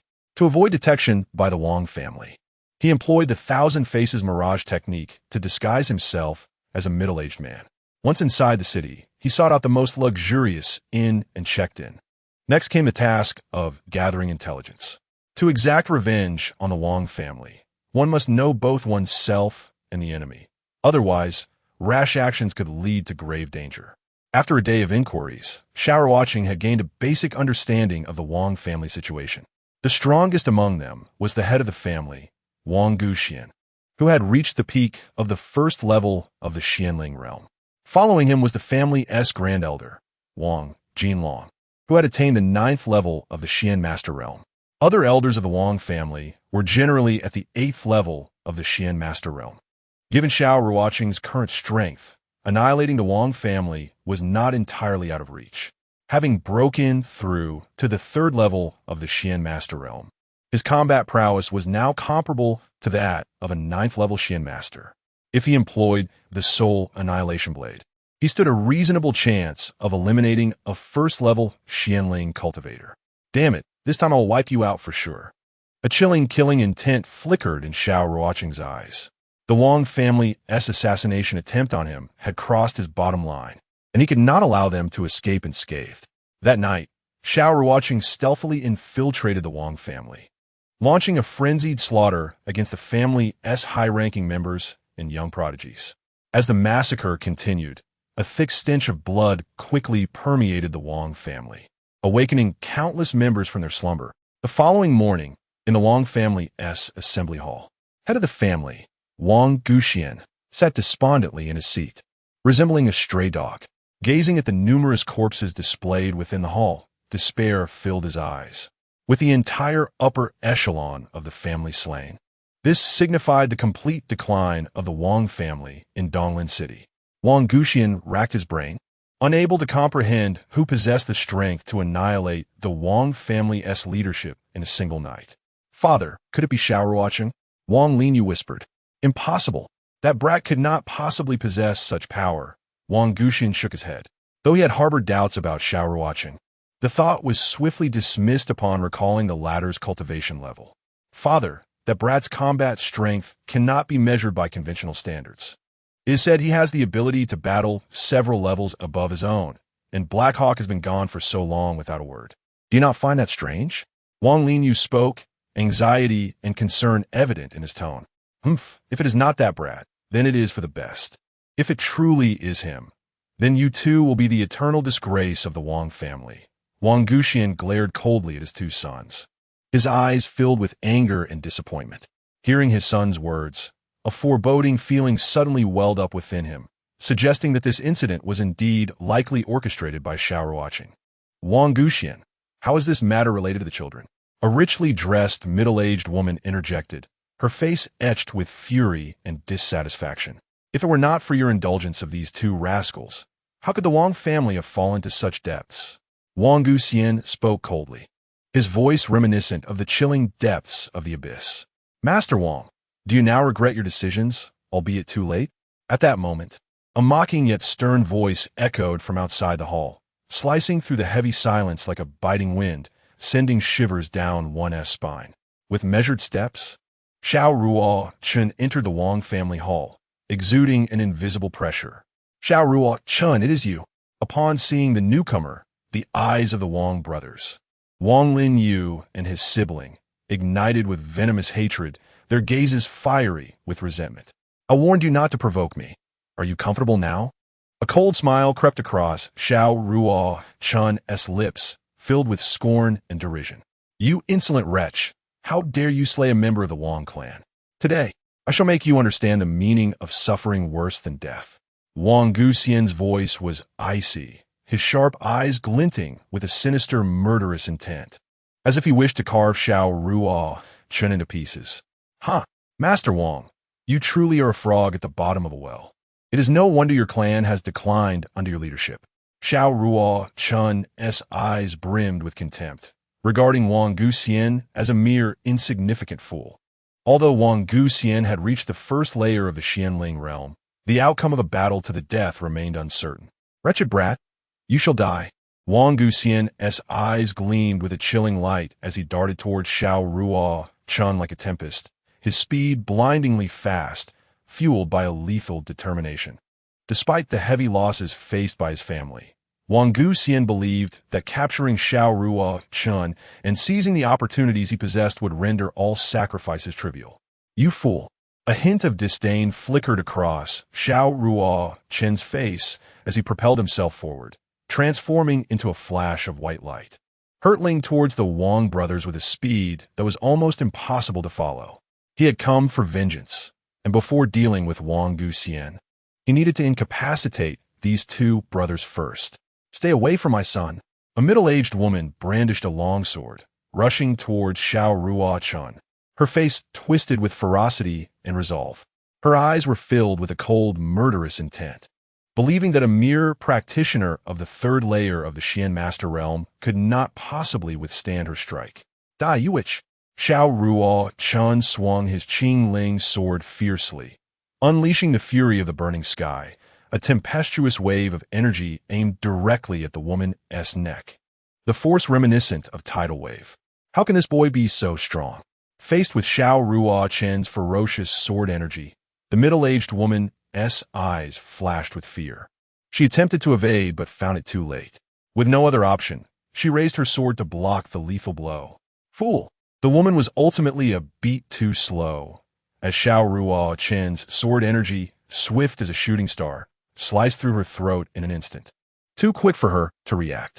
Blood spewed from her mouth, and disbelief filled her eyes as her pupils gradually dilated, her body collapsing lifelessly to the ground. A scene that chilled the bones. Wretched brat, I will tear you apart. Upon witnessing the murder of his beloved wife, Wang Guxian roared in anguish, swinging his blade at Xiao Ruocheng, his voice laced with unrestrained fury and sorrow. His knife technique was fierce and unrelenting, the blade exuding a chilling aura, as if it sought to cleave the very air, instilling terror in all who beheld it. Meanwhile, the Wang brothers' faces turned ashen, fear evident as they scrambled to flee the hall. You think you can kill me? You are not worthy.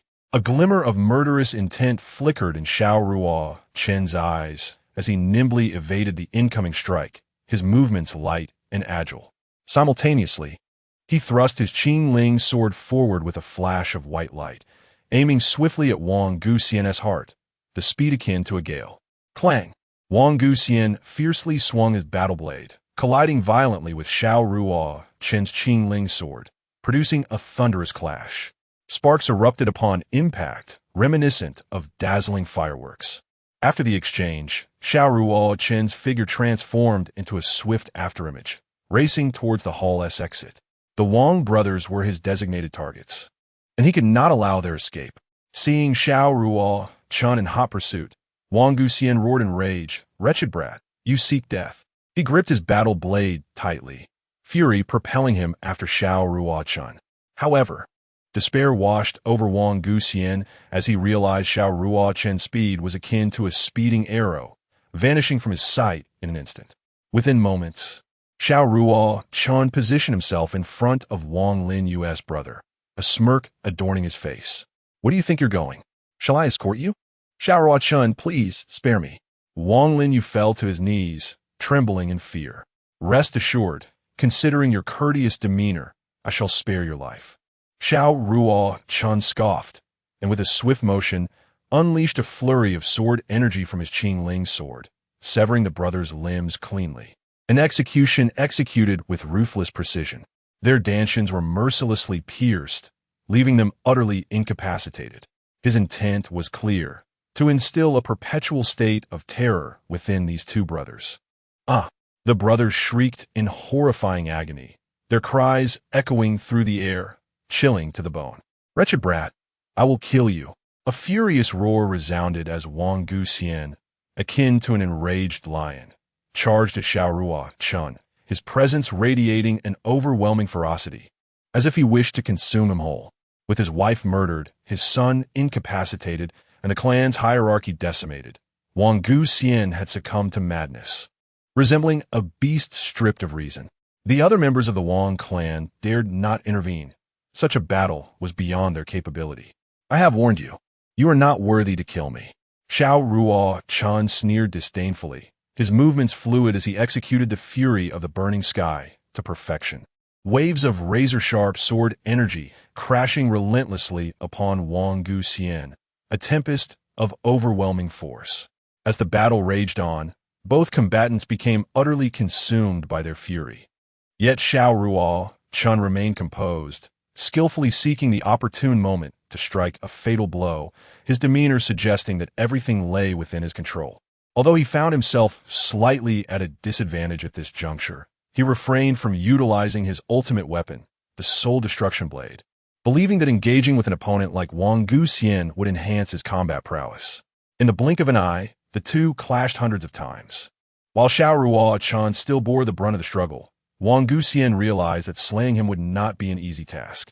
How can this little beast possess such strength? Wang Guxian's expression darkened, despite holding the upper hand. He understood that he could not defeat Xiao Ruocheng in a short span. Chapter 40. The great change in Sanyua City. Wang Guxian was filled with bewilderment and shock. How could a mere practitioner of the third layer of the Xian Master Realm possess such profound and pure Xian energy? Conversely, Xiao Ruocheng thrived amid the chaos, his excitement intensifying with each swing. As the battle progressed, his movements became increasingly agile and versatile, and his sword techniques gradually grew more refined. With time slipping by, the initially disadvantaged Xiao Ruocheng began to shift the tide, engaging Wang Guxian in a fierce contest of equals. Confident in his ability to maintain this state, Xiao Ruocheng believed that even without resorting to his ultimate technique, he could emerge as the victor. In the blink of an eye, the two clashed again, exchanging blows countless times. Just then, Xiao Ruocheng seized a fleeting opportunity, gripping his sword tightly and unleashing his full might. In an instant, the brilliance of the sword radiated like a rainbow, piercing the sun. The formidable sword energy slicing through the void with the ferocity of a howling gale, descending upon Wang Guxian with lethal intent. Confronted by the ferocious and violent Xiao Ruocheng, a deep sense of trepidation flickered in Wang Guxian's eyes. At the critical moment, he hastily swung his battle blade above his head, attempting to ward off the deadly strike. "Embrace your demise." In the blink of an eye, Xiao Ruocheng's right leg unleashed a swift kick, a powerful surge aimed at Wang Guxian's chest. The force was tremendous and the speed remarkable. In an instant, it struck Wang Guxian's chest, sending him hurtling backwards.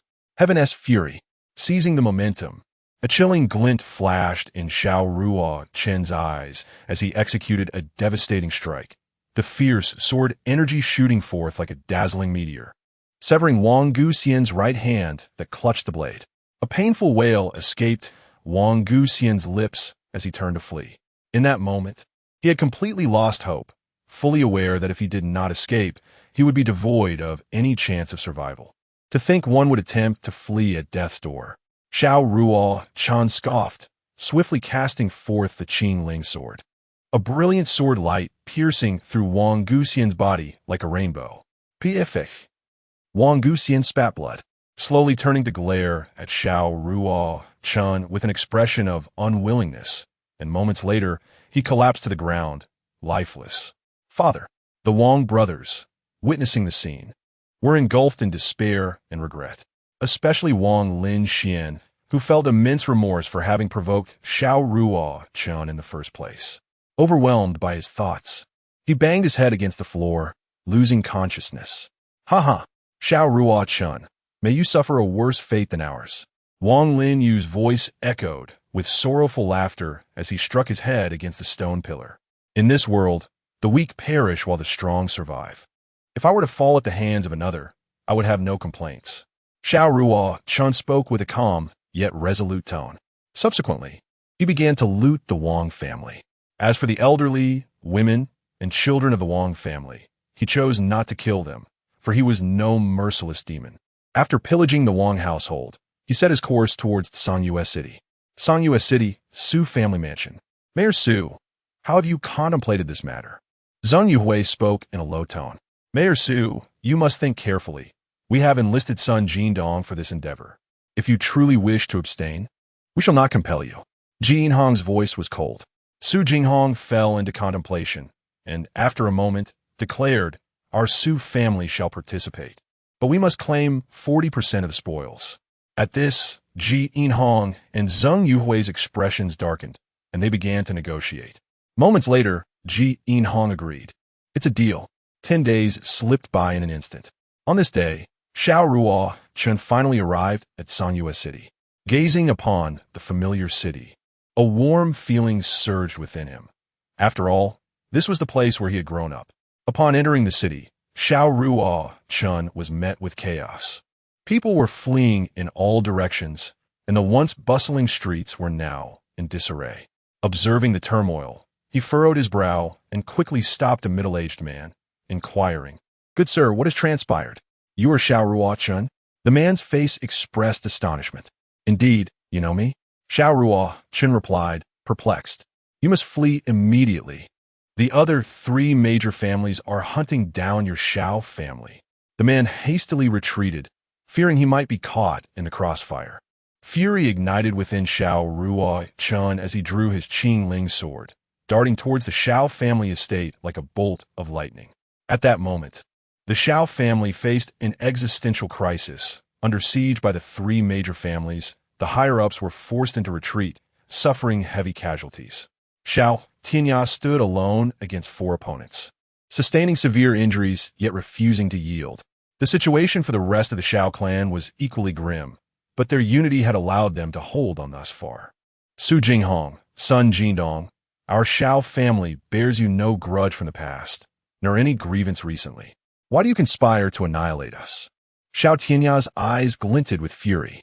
Head of the Xiao family, there are no eternal friendships in this world, only enduring interests. I advise you to surrender. Perhaps you may be granted a complete corpse. Su Hingon replied coldly. He did not wish to destroy the Xiao family. But having received support from the Zheng and Ji families with Sun Jindong's involvement, he felt compelled to join forces. Otherwise, should the Xiao family be eradicated, his own family would gain nothing. Even if I perish today, you 4 shall not fare well. A manic gleam flashed in Xiao Tianya's eyes as he disregarded Sun Jindong's assault, charging directly at Zheng Yuhui and Ji Yinhong. Even in death, he sought to drag 2 down with him. A final thought consumed him. Since you seek death, I shall grant it. Sun Jindong sneered, launching a palm strike towards Xiao Tianya's back. Old fool, you court death. A thunderous roar erupted, followed by a ferocious strike resembling a meteor, hurtling towards Sun Jindong. Being a practitioner of the Xianling realm, he sensed the impending danger and quickly abandoned his attack on Xiao Tianya, redirecting his efforts against the incoming assault. Crack! A crisp sound echoed as bones fractured, and Sun Jindong let out a cry of agony, his face contorted in pain. He had not anticipated such power from the strike. With Sun Jindong's restraint lifted, Xiao Tianya swiftly dispatched Zheng Yuhui and Ji Yinhong. In that fleeting moment, Su Jinghong delivered a punch to Xiao Tianya's back, sending him flying. Chapter 41. I am unfamiliar with your daughter Su Jinghong. Today, I shall eradicate your entire lineage. Xiao Ruochen's roar resonated like rolling thunder across the heavens. His figure surged forward like an enraged ancient beast, charging towards Su Jinghong with an overwhelming force capable of shattering all in its wake, each step causing the earth to tremble. In that moment, Xiao Ruocheng was truly incensed. His eyes blazed with fire, a fury that seemed poised to incinerate the world. His face contorted with rage, every muscle taut, radiating an inexorable intent to kill. Xiao Ruocheng, since you have thrown yourself into the fray, prepare to meet your end. A glint of cold, serpentine malice flickered in Su Jinghong's gaze. A sinister smile curled upon his lips, as if he could already envision Xiao Ruocheng lying defeated at his feet. Realizing he had no path for retreat, Su Jinghong resolved to annihilate the Xiao family entirely to eliminate any future threats. His heart brimmed with determination and ruthlessness, ready to face Xiao Ruocheng in a life-or-death battle. Chinerfully, injured and bloodied, Xiao Tianya struggled to rise, his clothing tattered, yet his eyes shone with resolve. He charged towards Su Jinghong, striving to create a sliver of opportunity for Xiao Ruocheng. Xiao Tianya, do you think I am invisible? Sun Jindong's voice rumbled like distant thunder in the air. He brandished his long blade like a tempest, blocking Xiao Tianya's path.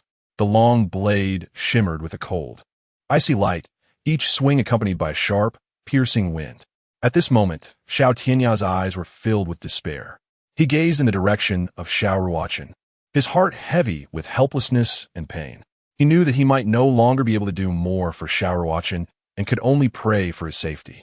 With a crisp clang of metal, Su Jinghong's body flew backward like a kite with its string cut, crashing heavily onto the floor and instantly losing his fighting capability. His body rolled a few times before coming to a stop, blood spewing from his mouth. Impossible. How can you be this strong?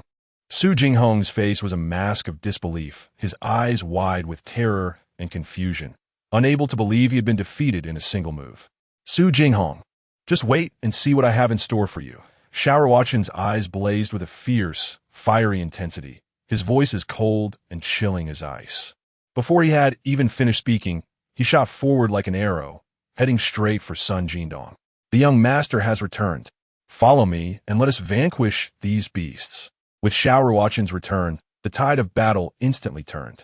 His presence was like a beacon of hope, illuminating the dark hearts of the Xiao family. The Xiao family, emboldened, launched a fierce offensive against the three great families. Facing the overwhelming force of Xiao Ruocheng, Sun Jindong's face turned ashen, sweat beading on his forehead. Overwhelmed with fear, he immediately abandoned Xiao Tianya and fled, knowing he was no match for Xiao Ruocheng. He had no deep-seated enmity with the Xiao family and was not willing to die for such a trivial gain. Regret and fear filled his heart, but he had severely underestimated Xiao Ruochen's speed. In an instant, Xiao Ruochen's sword, Qingling, pierced through his back, the speed so swift that there was no time to react. Sun Jindong's eyes gradually lost focus, his face frozen in disbelief. His lips quivered, but no sound came out. He could not believe he would meet his end here. Xiao Tianya, watching from the side, was stunned, his mouth agape and eyes wide. He never imagined in just a few months his grandson had become so formidable. The powerful strength filled him with both joy and relief. After dealing with Sun Jindong, Xiao Ruocheng charged at the members of the three great families. His figure moved like a ghost, weaving through the crowd, his sword slicing through the air, leaving a trail of blood. Xiao Ruocheng was a relentless machine, his path marked by rivers of blood and flying limbs. His eyes were cold and merciless, his mind focused solely on avenging the Xiao family. The heavenly flame sword technique was executed to perfection, each step claiming multiple lives. His sword strikes were like a storm, impossible to resist. In no time, the members of the three great families were scattering in terror, their faces filled with fear and despair, their former arrogance and dominance long gone. At this moment, Ji Yinhong and Zheng Yuhui's eyes were filled with endless terror and despair, their bodies trembling as if they were witnessing the end of the world. They never imagined the outcome would be so devastating. As they tried to flee, Xiao Ruochen's sword, like the scythe of the Grim Reaper, severed their legs. The action was swift and decisive, without a hint of hesitation. Xiao Ruocheng then turned his attention to the higher-ups of the three great families, launching a frenzied slaughter. His movements were like a phantom, impossible to catch. In an instant, the ground was drenched in blood, and the city of Tsangye was filled with wails of anguish. The scene was so horrific that it felt like hell on earth. In a short time, the high-ranking members of the three great families were all lying in pools of blood, none spared. Their bodies lay scattered, creating a gruesome and terrifying tableau. As for the other members of the three families, Xiao Ruocheng did not kill them, instead leaving them to the Xiao family elders. He knew that most of them were coerced by their superiors and were not inherently evil. Xiao Ruocheng, for Qingyin's sake, please spare my life. Suhingo Nith, his face a mixture of sweat and blood, a picture of abject misery. Su Jinghong, don't try to appeal to me. I'm not close to your daughter. Xiao Ruocheng's eyes gleamed with a cold, icy light. His voice as cold as the abyss. Lord Xiao, for the sake of our long-standing friendship, if you spare me, I will hand over everything from the Su family. Su Jinghong turned to Xiao Tianya, his eyes filled with pleading. Want to live? Fine. Xiao Ruocheng's lips curled into a cold, chilling smile. He drew the demon dragon staff and mercilessly smashed Su Jinghong's limbs, turning them to pulp and shattering his dantian. The excruciating pain caused Su Jinghong to let out inhuman screams. Xiao Ruocheng, you will not die a good death. Su Jinghong's screams were filled with despair, his voice hoarse, as if using his last breath. Pathetic fool, Xiao Ruocheng cursed, shoving the demon dragon staff into Su Jinghong's mouth and violently twisting it, turning his tongue to shreds. The gruesome scene was too much to bear. Xiao Ruocheng then subjected Zheng Yuhui and Ji Yinhong to the same cruel treatment, rendering them helpless and in agony. After completing his task, he left the three in the center of Tsangye City. Damn, Xiao Ruocheng is too terrifying. In just 3 months, he single-handedly wiped out the three great families. It's unbelievable. The Xiao family is destined to rise. With a genius like Xiao Ruocheng, their ascent is inevitable. When the news of Su Jinghong, Zheng Yuhui, and Ji Yinhong being left in the city center spread, it caused a massive uproar. People gathered around, shocked and fearful at the sight of the once mighty family leaders in such a state. Everyone was stunned, and the discussions were as loud as a tide. Initially, everyone thought the Xiao family was doomed, but the outcome was unexpected.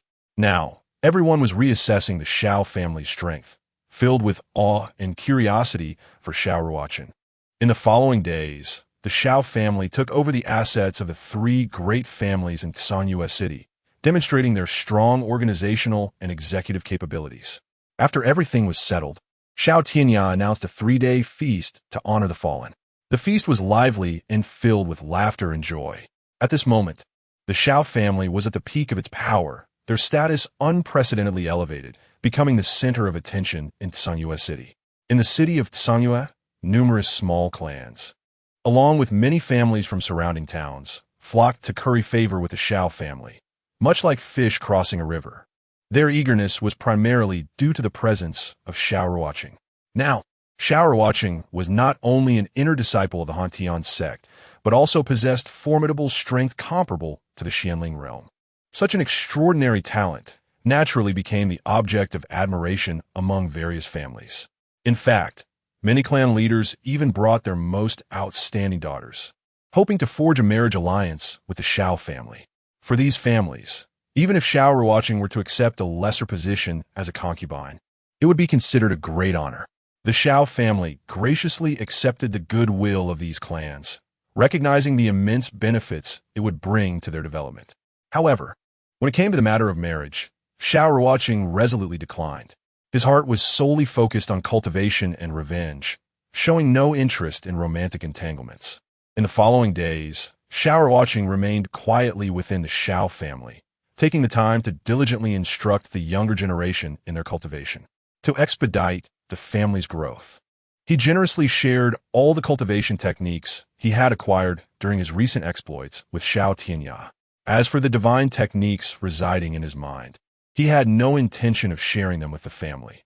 These techniques were far too extraordinary and their dissemination could lead to catastrophic consequences, potentially even threatening the very existence of the Xiao family. After leaving some cultivation resources for his grandfather, Xiao Ruocheng departed from the Xiao family without hesitation. 10 days slipped by in the blink of an eye. On this day, Xiao Ruocheng finally arrived at the Dongxian mountain range. As he prepared to traverse a nearby gorge, he would soon be on his way back to the Hantian Sect. Suddenly, a figure clad in black and wearing a bamboo hat appeared ahead, riding a blazing steed and approaching him at a leisurely pace. Xiao Ruocheng furrowed his brow, his senses heightened with caution. Xiao Ruocheng, this time, let us see where you can run to. In an instant, the man in black removed his hat, revealing a pair of piercing eyes that emanated a chilling aura capable of freezing one's very soul. This man was none other than Li Yaoming, the one whose right hand Xiao Ruocheng had previously injured. So it's you, senior brother Li. How was your hand healing? Xiao Ruocheng feigned familiarity, a subtle smile gracing his face. Xiao Ruocheng, don't think I'm sparing you. I'll ask you just one question. Do you wish to live or die? Li Yaoming's voice was icy, akin to the biting winds of winter, his sharp gaze radiating a menacing cold light that sent shivers down one's spine. Who would desire death when life is an option? Xiao Ruocheng replied hastily, his expression tinged with urgency. You managed to elevate your cultivation from a second layer of the Xian realm to the third layer of the Xian Master realm in just 2 months. Surely, you must possess some secret. A sinister smile crept across Li Yaoming's lips, filled with greed and calculation. What are you trying to imply? Xiao Ruocheng's brow furrowed slightly, an air of confusion in his gaze. Reveal to me the secret of your rapid advancement, and I shall spare your life today. A glint of cold, murderous intent sparkled in Li Yaoming's eyes, an invisible pressure emanating from him that made the surrounding air feel heavy. So that's it.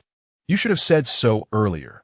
You nearly made my heart race. Xiao Ruocheng exhaled, saying, the reason for my swift advancement is that I found a box. What box? Li Yaoming's voice trembled with excitement, anticipation flickering in his eyes.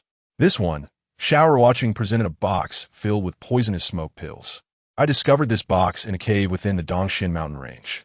It contains hundreds of cultivation manuals, and it's through studying these techniques that I achieved such rapid breakthroughs. Little brat, I advise you not to play tricks. Li Yaoming warned coldly, his gaze heavy with menace. Before you, senior brother, how could I dare to deceive? Xiao Ruocheng replied with utmost respect, his demeanor exceedingly humble. Open the box, Li Yaoming commanded, urgency evident in his tone. Of course. Xiao Ruocheng nodded and carefully opened the box. However, in that brief moment of concealment, he swiftly transferred several unwanted manuals into the box, covering the poisonous pills completely, then slowly turned the box towards Li Yaoming. Look, this entire collection of manuals is what I obtained from the Dongxian mountain range, and it is the reason for my rapid progress. Throw the box over here, Li Yaoming urged impatiently, his tone laced with eagerness. These manuals can be yours, but you must let me go, otherwise I will destroy this box, Xiao Ruocheng declared, producing a poisonous smoke pill, determination evident in his eyes. Little brat, if what's inside is genuinely useful, I will naturally spare you. Li Yaoming smirked, his expression hinting at ulterior motives. He had already devised a plan to eliminate Xiao Ruocheng once he obtained the manuals, showing no mercy. Senior brother, you wouldn't deceive me, would you? Xiao Ruocheng feigned concern, his face a mask of worry. Enough of your nonsense. If I say I'll let you go, then I will. Keep the little mongrel. If I do not flay you alive today, I shall not be called Li Yaoming. His eyes blazed with fury, a wrathful expression that seemed capable of consuming Xiao Ruocheng whole. At this moment, consumed by rage, he had never suffered such a humiliation in his life until he encountered Xiao Ruocheng. The last time he had his hand broken was one thing, but to be so thoroughly defeated this time and to have sustained multiple wounds was simply intolerable. Chapter 43. The Enraged Su Qingyan. You fool, do you think you can kill me? You must be dreaming. A scornful smile graced Xiao Ruocheng's lips, filled with disdain and mockery. He swung his battle sword fiercely, unleashing a strike of volcanic fury directed at Li Yaoming, whose overwhelming force seemed capable of obliterating everything in its path. You little mongrel, you are courting death. Li Yaoming seethed, his anger reaching a boiling point. Just then, Xiao Ruocheng seized an opening and unleashed a soul-extinguishing blade. While his Qingling sword swept forth like a tempest, radiating a dazzling light, akin to a shooting star racing across the sky, aimed directly at Li Yaoming's throat. The speed was blinding, rendering all onlookers breathless. Despite being somewhat prepared for Xiao Ruocheng's spiritual assault, Li Yaoming found his body momentarily paralyzed, as if ensnared by a binding curse. By the time he regained his senses, the Qingling's sword was already hurtling towards his throat. In a panic, he swung his sword in a desperate attempt to block, his movements frantic and hasty. Seeing Li Yaoming's attempt to defend himself, Xiao Ruocheng's swordplay shifted abruptly. Akin to a dragon rising from the sea, striking fiercely at Li Yaoming's wrist with an unstoppable force. With a sharp crack, the sound of the sword slicing through the air echoed as Li Yaoming let out a harrowing scream, his wrist severed like a puppet with its strings cut, blood gushing forth like a fountain, painting a gruesome scene. Realizing he was no match for Xiao Ruocheng, Li Yaoming, now like a frightened dog, turned and fled in disarray, his form appearing utterly pitiful. To think you would dare to escape at the brink of death. Xiao Ruocheng bellowed, his figure darting forward like lightning, swiftly pursuing Li Yaoming with a speed reminiscent of an arrow released from a bow. Li Yaoming, already gravely injured, could not hope to match Xiao Ruocheng's speed. In mere moments, Xiao Ruocheng stood before him like an insurmountable mountain, blocking his path.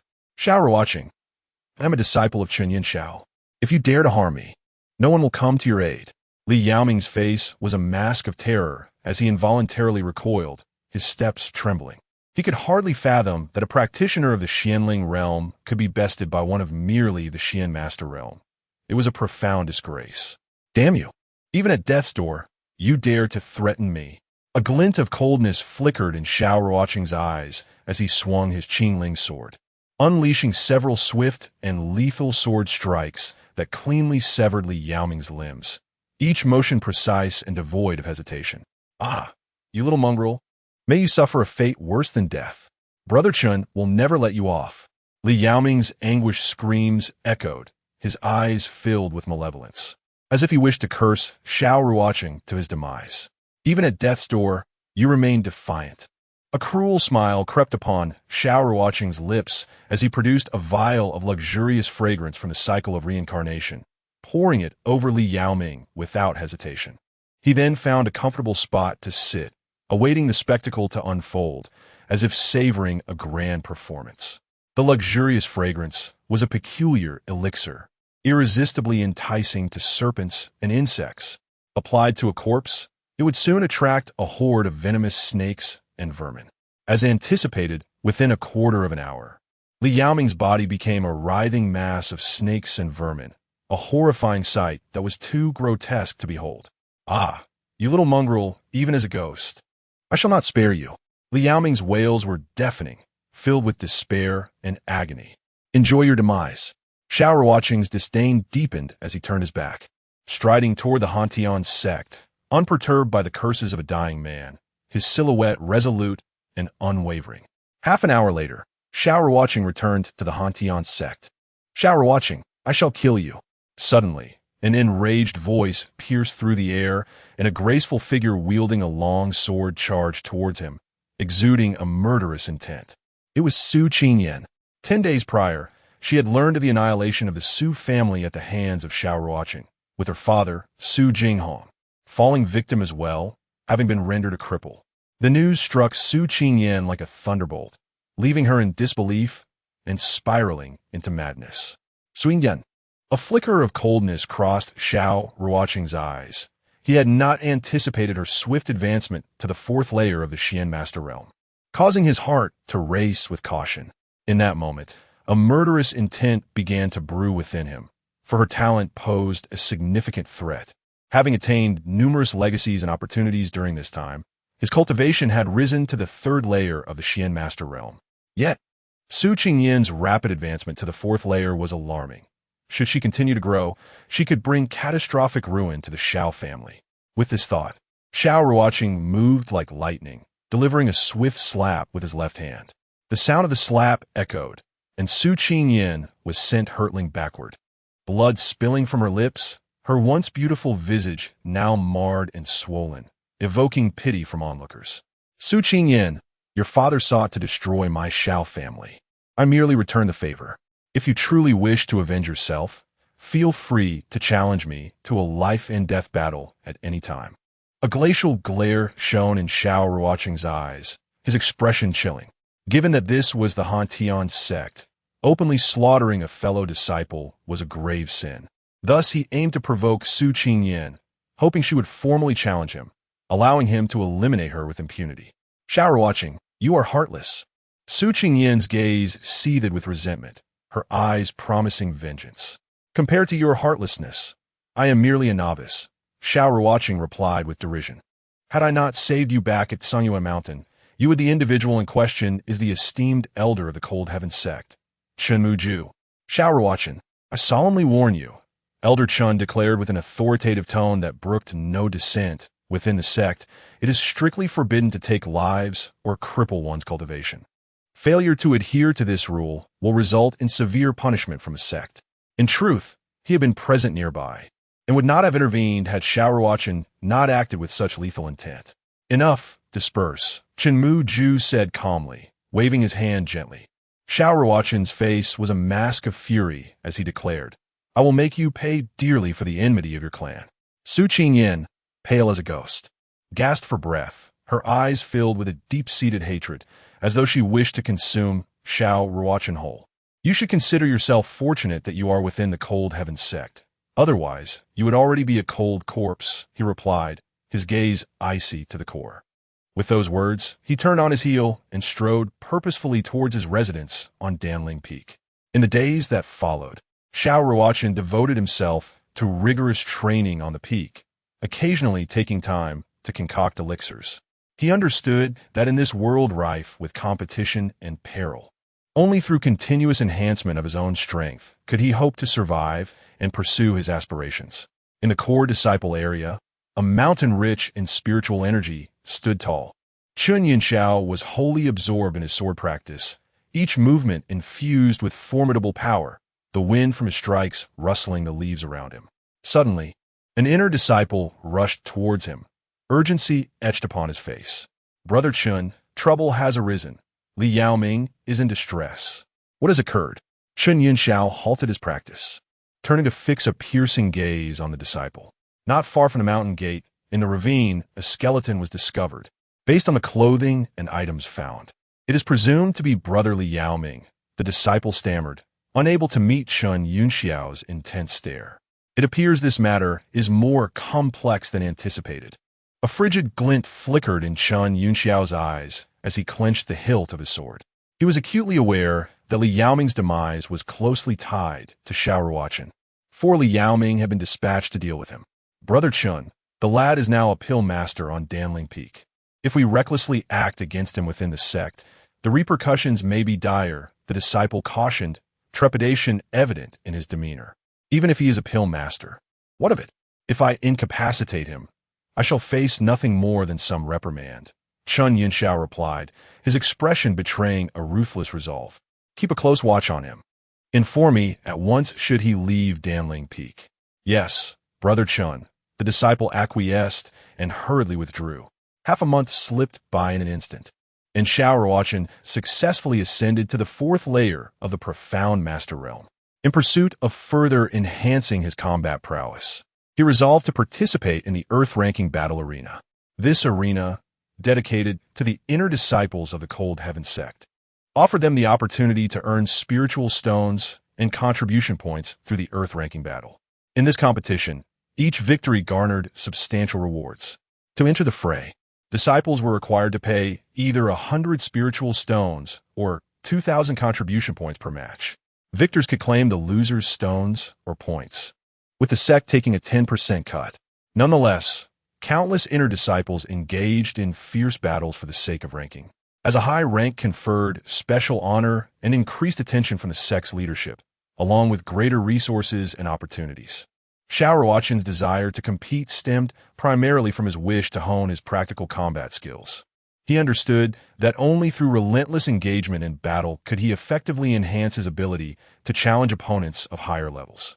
Solely retreating into seclusion for arduous training was not a sustainable strategy. The accumulation of practical experience was paramount. After a journey of half an hour, Xiao Ruocheng finally arrived at the Earth-ranking battle arena, situated within the inner disciple square. Upon his arrival, he was struck by the atmosphere akin to an underground fighting ring. The square was teeming with people, vibrant and alive, each individual radiating excitement, their voices a cacophony of cheers and encouragement. "Elder, I wish to enter the Earth-ranking battle." Xiao Ruocheng approached the registration desk with unwavering resolve. Fourth layer of the profound master realm? Elder Lu Yunfan's expression revealed mild surprise. "Are you certain you wish to participate in the ranking battle?" "Absolutely," Xiao Ruocheng affirmed with resolute conviction. "You may register under your true name or pseudonym. The choice is yours." Elder Lu Yunfan prepared to record his entry. "Let me a pseudonym, then. I shall go by 9527. Xiao Ruocheng decided after a brief moment of contemplation. "Very well, I have registered you. Your first opponent will be Cheng Kuan, and you are scheduled to enter the arena in half an hour." Elder Lu Yunfan efficiently completed the registration and handed him a token. Xiao Ruocheng then positioned himself at the base of the arena, intently observing the fierce battles unfolding above. Through careful scrutiny, he noted that most challengers had attained at least the sixth layer of the profound master realm, making his presence as a fourth-layer disciple a rarity indeed. To foster an environment conducive to healthy competition among the inner disciples, the high-ranking officials of the Cold Heaven Sect had meticulously crafted 10 arenas, along with assigning dedicated elders to manage and oversee them. As one of the 4 major sects of Eastern State, the Cold Heaven Sect employed a unique management style, fervently encouraging interdisciple competition. They firmly believed that only through intense rivalry could the most exceptional disciples emerge as formidable powerhouses. For a sect to endure and thrive over millennia, it must be supported and led by top-tier talents. The Cold Heaven Sect's resilience over the ages was a testament to their effective management philosophy. Once Xiao Ruocheng grasped the rules of the challenge, it was soon his turn to step into the arena. To avoid drawing undue attention, he donned a black mask prior to taking the stage. Surely this cannot be serious? This fellow dares to compete with the fourth layer of the profound master realm? As Xiao Ruocheng ascended the stage, the crowd erupted into a chorus of derisive laughter and scorn. "I bet on 9527 to win at 10-1, shouted a young man clad in azure robes from the crowd. "I wager a 1,000 spirituals since ontienkoin.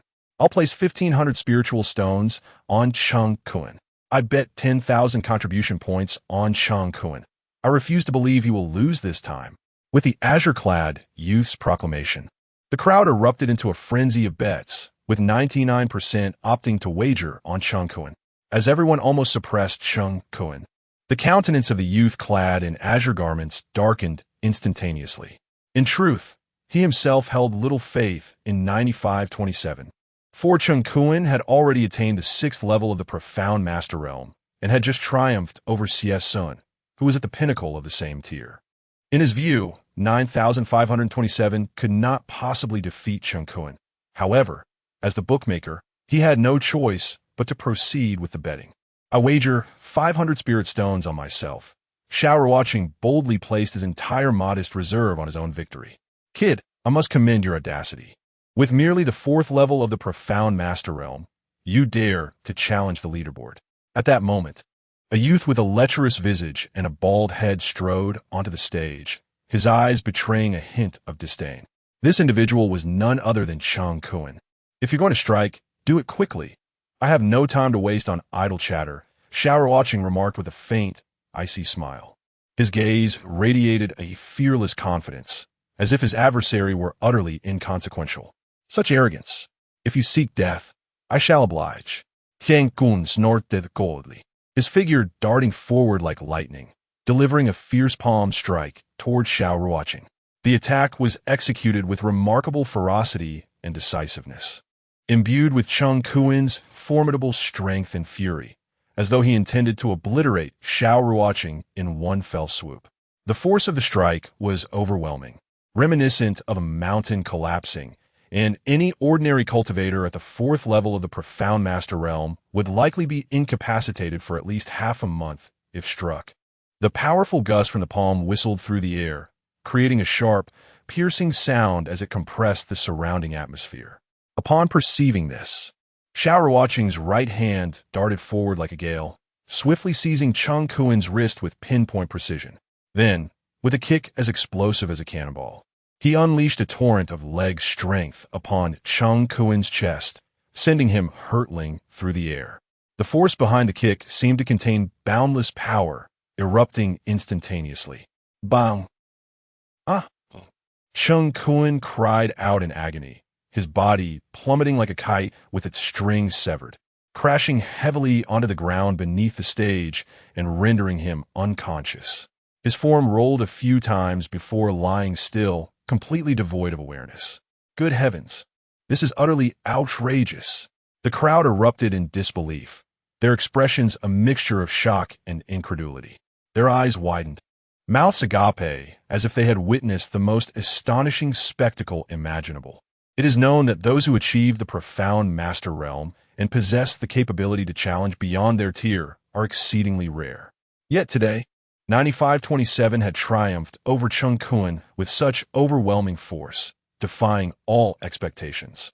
Initially, they had anticipated a contest of equals, or, at the very least, that Cheng Kuen would hold the advantage.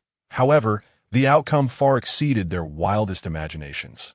In the wake of their astonishment, the audience began to hurl insults at Cheng Kuen, their faces etched with anger and disappointment, as though venting all their frustrations upon him. Meanwhile, the youth in azure garments found himself in the most favorable position, reaping a bountiful reward from this round of betting.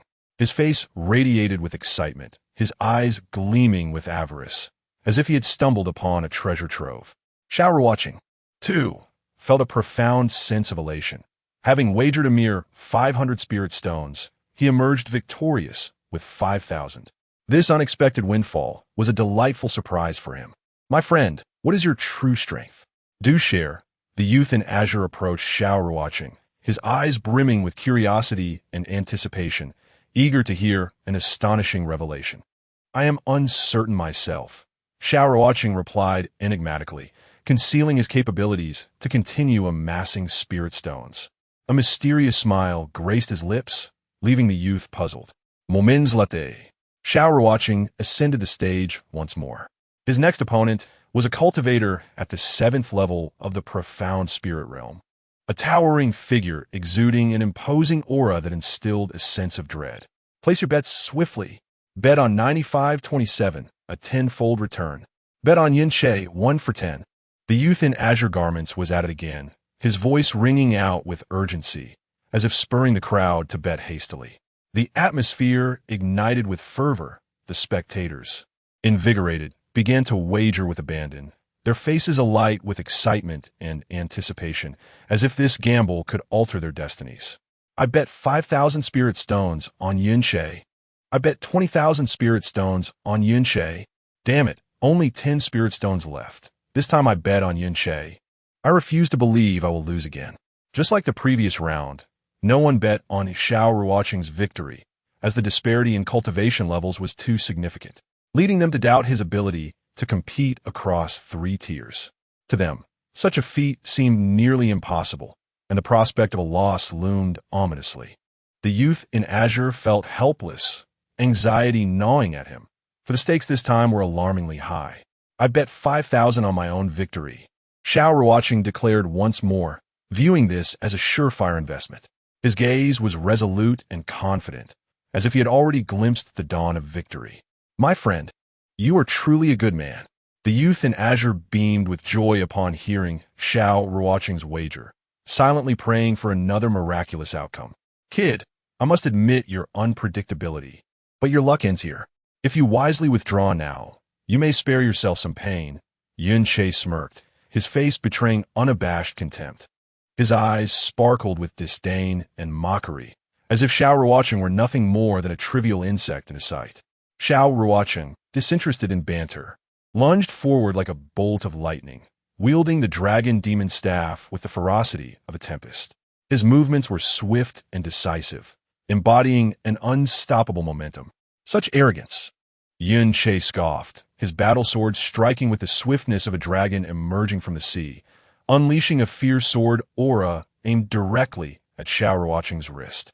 The sword energy shimmered with a chilling brilliance, as if capable of severing all in its path. Yet, despite Yun Che's rapidity, Xiao Ruocheng was quicker still. As the sword was about to connect, he deftly pivoted, bringing the dragon demon staff crashing down upon Yun Che's wrist, simultaneously delivering a kick that struck like a cannonball against his chest.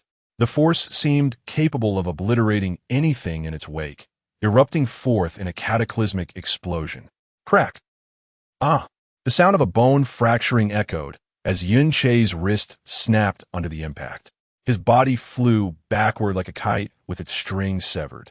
Unconscious before he hit the ground, his face contorted in agony and disbelief, unable to comprehend his defeat. In that instant, the atmosphere fell into an eerie silence, as if time itself had ceased. The expressions on the faces of the onlookers conveyed sheer disbelief, none willing to accept the reality before them. Their eyes fixated on the stage, as if caught in a binding spell. This is absurd. Even fixed matches aren't this blatant. Indeed, I've just lost my last 10 spirit stones. At that moment, discontent filled the venue. At this moment, Xiao Ruocheng felt an immense sense of satisfaction. This victory had directly bestowed upon him 50,000 spirit stones.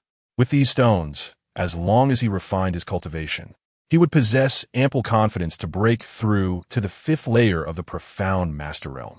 In the subsequent battles, Xiao Ruocheng achieved a string of victories, his winning streak reaching an impressive 10 consecutive matches. Throughout these encounters, he exhibited unparalleled strength and skill, each combat resembling a captivating performance that left spectators in awe. During this period, the young man in the elegant green attire adjusted the odds for Xiao Ruocheng, lowering them from an initial 10 to 1 to now an astonishing 1 to 10. He was acutely aware that Xiao Ruocheng's prowess had far exceeded his expectations. If he did not amend the odds, he would suffer a devastating loss. At this juncture, Xiao Ruocheng's opponent had ascended to the 9th layer of the profound master realm. The opponent bore a cold gaze and emanated a formidable aura that sent shivers down one's spine. Is this fellow even human? Indeed, could he be concealing his cultivation? Regardless, I shall place my bets on him to expedite my recovery of losses. After suffering several defeats, everyone present finally came to their senses and began to bet on Xiao Ruocheng. Their hearts brimmed with anticipation, hoping he would perform yet another miracle and deliver substantial returns. In the following days, Xiao Ruocheng became as steadfast as a nail in the earth-ranking battle arena. As the battles continued, his winning streak soared like a rocket, swiftly reaching 99 victories. Remarkably, not a single opponent could withstand even one of his strikes. Each of his attacks was as thunderous as a tempest, instantly vanquishing his adversaries and leaving onlookers astonished. Concurrently, after these 99 battles, Xiao Ruocheng amassed a significant amount of spirit stones and contribution points. His wealth grew rapidly, and his strength continued to rise. However, the young man in green attire, after suffering over 20 defeats, fled in utter despair, akin to a lost dog. He could no longer sustain this wager. Losing every match was unbearable. Even when he adjusted Xiao Ruocheng's odds to 50 to 1, he could not deter the crowd from betting on Xiao Ruocheng. Despair and helplessness filled his heart, compelling him to escape from this heart-wrenching place. In the core disciples area, at the residence of Chun Yunxiao, an inner sect disciple hurriedly entered. Senior brother Chun, Xiao Ruocheng has appeared. His face was etched with urgency and expectation. Where is he now? A glint of coldness flashed in Chun Yunxiao's eyes. He is currently at the earth-ranking battle arena, replied the inner sect disciple. He had been stationed at Danling Peak, closely following Xiao Ruocheng since the moment he departed. Very well. A hint of chilling, murderous intent gleamed in Chun Yunxiao's eyes as he turned and left his residence, his figure vanishing like a specter. Chapter 46. Battle against Su Qingyan. The earth-ranking battle arena was abuzz with excitement, the atmosphere electric.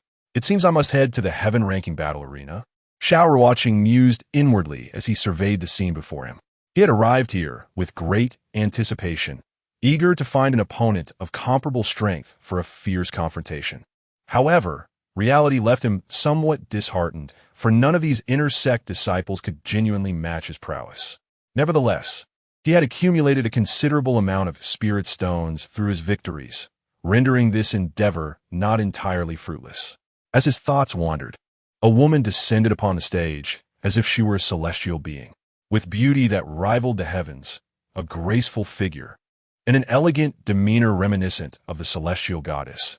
Every movement exuded an extraordinary charm. By heavens, it's her. A flicker of astonishment crossed Xiao Ruocheng's face concealed beneath his mask. He had never anticipated encountering Su Qingyan in this place. Even more astonishing was the revelation that her cultivation had reached the pinnacle of the 9th layer of the profound master realm. Next match, 9527 versus Su Qingyan. A resonant voice echoed. Bet on 9527 to win, odds 1-1. Bet on Su Qingyan to win, also 1-1. Place your bets swiftly. At that moment, the young man in green attire reemerged, shouting fervently. This is going to be a spectacle. It's a clash of titans. Someone in the crowd exclaimed excitedly. Indeed, Su Qingyan holds the record for 99 consecutive victories, and now 9527 is also at 99 wins. Who do you think will break 100? Another inquired curiously. It's hard to say.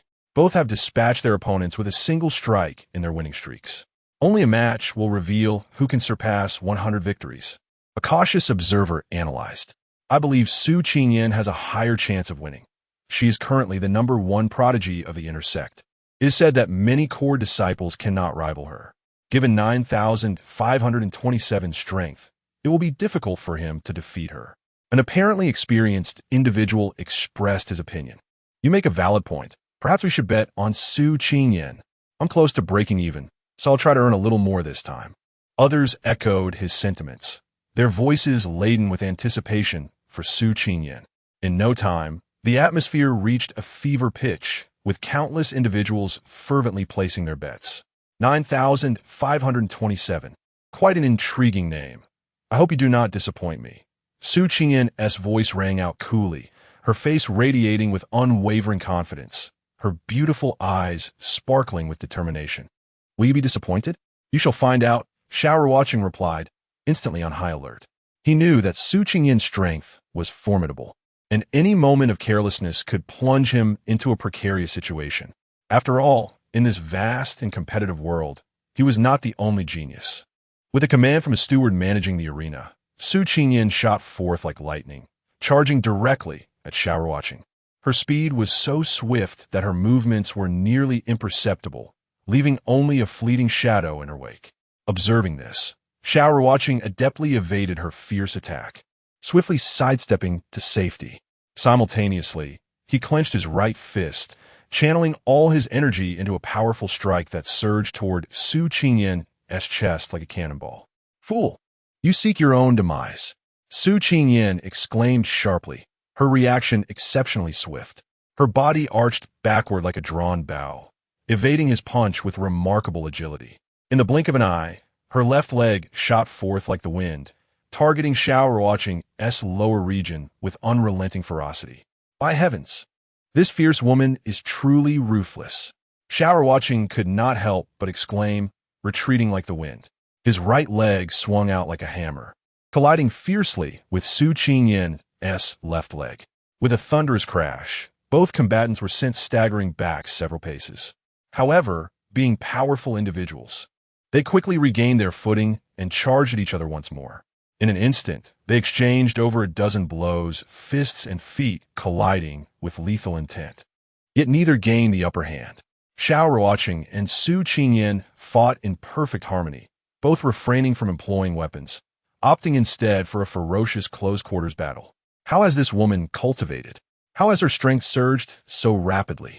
As the battle intensified, Xiao Ruocheng grew increasingly astonished. With his current strength, he could easily rival those at the 2nd layer of the profound spirit realm. Yet, despite Su Qingyan being at the 9th layer of the profound master realm, Her combat prowess was no less formidable than his. Of course, Xiao Ruocheng had yet to unleash his full power. His exquisite swordsmanship and enigmatic soul techniques remained unutilized.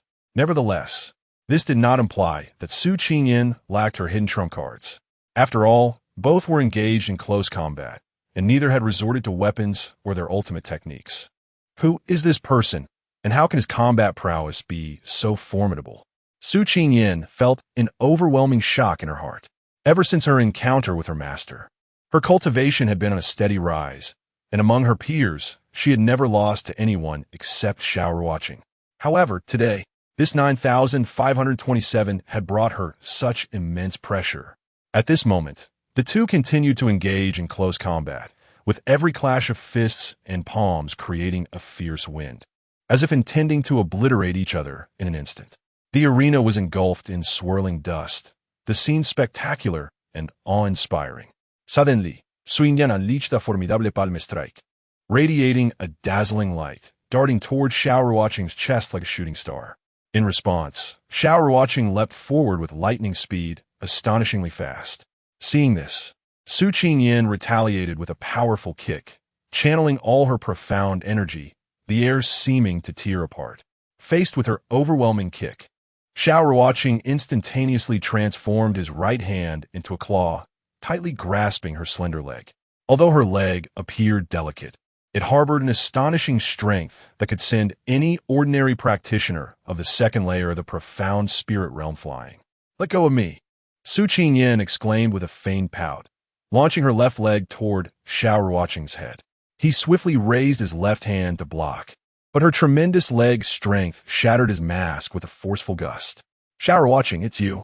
Su Qingyan's face turned frosty, a chilling murderous intent emanating from her eyes. Xiao Ruocheng, uninterested in further conversation, struck out toward her dantian with a palm, swift as lightning, catching her off guard. Just as his palm was about to connect with her dantian, an overwhelming force erupted from within her, accompanied by a thunderous sound. Su Qingyan's body soared off the arena like a kite severed from its string. Fortunately, her strength allowed her to gracefully land just before impact. "Xiao Ruocheng, the grudge of my clan's destruction shall not go unpunished. One day, I will make you pay in blood," Su Qingyan declared, her exquisite eyes glimmering with icy resolve. "I am at Damling Peak. If you are dissatisfied, you may challenge me to a life-and-death battle anytime," Xiao Ruocheng responded, his countenance dark as he left the arena without hesitation. He felt a numbness in his right hand. The palm strike he believed would shatter Su Qingyan's dantian was thwarted by the terrifying energy she unleashed. He realized that the force within her was not inherently hers. "Master, I want to kill him," Su Qingyan thought grimly. "You need not be his enemy. This boy's fate is inscrutable if all goes well. The Xuanwu continent is not his final destination. If you can forge a bond with him, it will greatly benefit you." A clear, melodious voice resonated in her mind. "But he is my family's nemesis," she replied, a hint of unwillingness on her face. "I have stated that Su Jinghong is not your biological father, and you share no blood ties with the Su family," the voice reiterated. "Then who are my true parents? Now is not the time for you to know. If one day you ascend to the upper realm, I will reveal it to you," the voice responded. "I do not care. I will make that bastard pay," she gritted her teeth. Sighing softly, the voice fell silent. Meanwhile, news of Xiao Ruocheng's 100 consecutive victories spread throughout the Hantian Sect, igniting a flurry of discussions. "I can't believe this guy is Xiao Ruocheng. Indeed, he is extraordinarily formidable. When I first heard of him, he was merely a servant disciple, and in just 3 or 4 months, his strength has reached such heights." The crowd buzzed with astonishment, unable to fathom that the servant disciple they once scorned had grown to such a revered stature. After leaving the arena, Xiao Ruocheng headed towards the Zuling Tower. At that moment, a young man clad in a purple robe, his countenance as cold as ice, approached him directly. It was Su Yang, the newly appointed core disciple. When Xiao Ruocheng had just slain the Jinyan Saint Lion in the East Xian mountain range, he and Su Qingyan had appeared, attempting to seize Xiao Ruocheng's demon core. "You little brat, let's see where you can run today." Su Yang's face bore a chilling expression. as if he intended to devour Xiao Ruocheng whole. As Su Qingyan's suitor, he knew this was the perfect opportunity to gain favor, and he resolved to teach Xiao Ruocheng a lesson. "Fool!" Xiao Ruocheng retorted, a smirk tugging at the corners of his mouth, dismissively mocking Su Yang's arrogance. Enraged, Su Yang shouted and swung his hand to strike Xiao Ruocheng. In a flash, Xiao Ruocheng's right hand shot out like a gale, seizing Su Yang's wrist and twisting it sharply. With a crisp sound, Su Yang's right hand was grotesquely contorted, resembling a twisted piece of dough. A blood-curdling scream escaped his lips. "Damn it!" Xiao Ruocheng pressed his advantage, delivering a kick that struck Su Yang's groin with the force of a cannon. With a resounding impact, Su Yang flew backward, crashing to the ground, his forehead slick with cold sweat, eyes filled with despair and malice. "You little bastard. I will make you pay dearly." Su Yang's gaze was venomous, as if he wished to flay Xiao Ruocheng alive. "You're just a foolish dog." Xiao Ruocheng charged forward, wielding a stick like a hungry tiger, pouncing on Chun Yunxiao's expression was as cold as frost, emanating an aura so formidable it was akin to tumultuous waves, rendering it impossible for anyone to meet his gaze. "Who are you?" Xiao Ruocheng inquired icily, her heart secretly brimming with wariness. "You were the one who killed Li Yaoming, weren't you?" Chun Yunxiao's eyes gleamed like sharp swords, piercing directly through Xiao Ruocheng. "What? Li Yaoming was killed by Xiao Ruocheng?" All eyes in the vicinity turned towards her. This senior brother, one may indulge in a reckless meal, but one must not utter nonsense. Li's senior brother is a core disciple. With my meager cultivation, how could I possibly slay him? Xiao Ruocheng's voice was frigid, laced with a hint of haughty defiance. Such an act he would never acknowledge, for wantonly slaughtering a fellow disciple would invite severe retribution. Daring to quibble before me, Chun Yunxiao's eyes flashed with a glacial light as his right hand unleashed a brilliant surge of profound energy, resembling a raging dragon emerging from the sea, bearing down on Xiao Ruocheng with a force as oppressive as Mount Tai. In the face of such an overwhelming threat, Xiao Ruocheng remained unflinching. A glint of cold determination flickered in her eyes as she propelled her fist forward with unmatched force, the punch hurtling through the air like a cannonball, colliding with Chun Yunxiao's energy. The impact resonated like thunder. The disparity in their cultivation was insurmountable. At the moment of collision, Xiao Ruocheng felt as if struck by lightning, her body soaring backward like a kite severed from its string. Upon landing, she spewed a fountain of blood, yet her gaze remained steadfast, akin to tempered steel, resolutely fixed on her opponent, prepared to flee at a moment's notice. Such arrogance! Are you unwilling to concede? Chun Yunxiao's eyes brimmed with a chilling murderous intent as he observed Xiao Ruocheng's unwavering stare. With a swift motion, he lunged forward like a ravenous tiger, pouncing on its prey, unleashing a torrent of palm force that surged forth like a tidal wave, aimed once more at Xiao Ruocheng.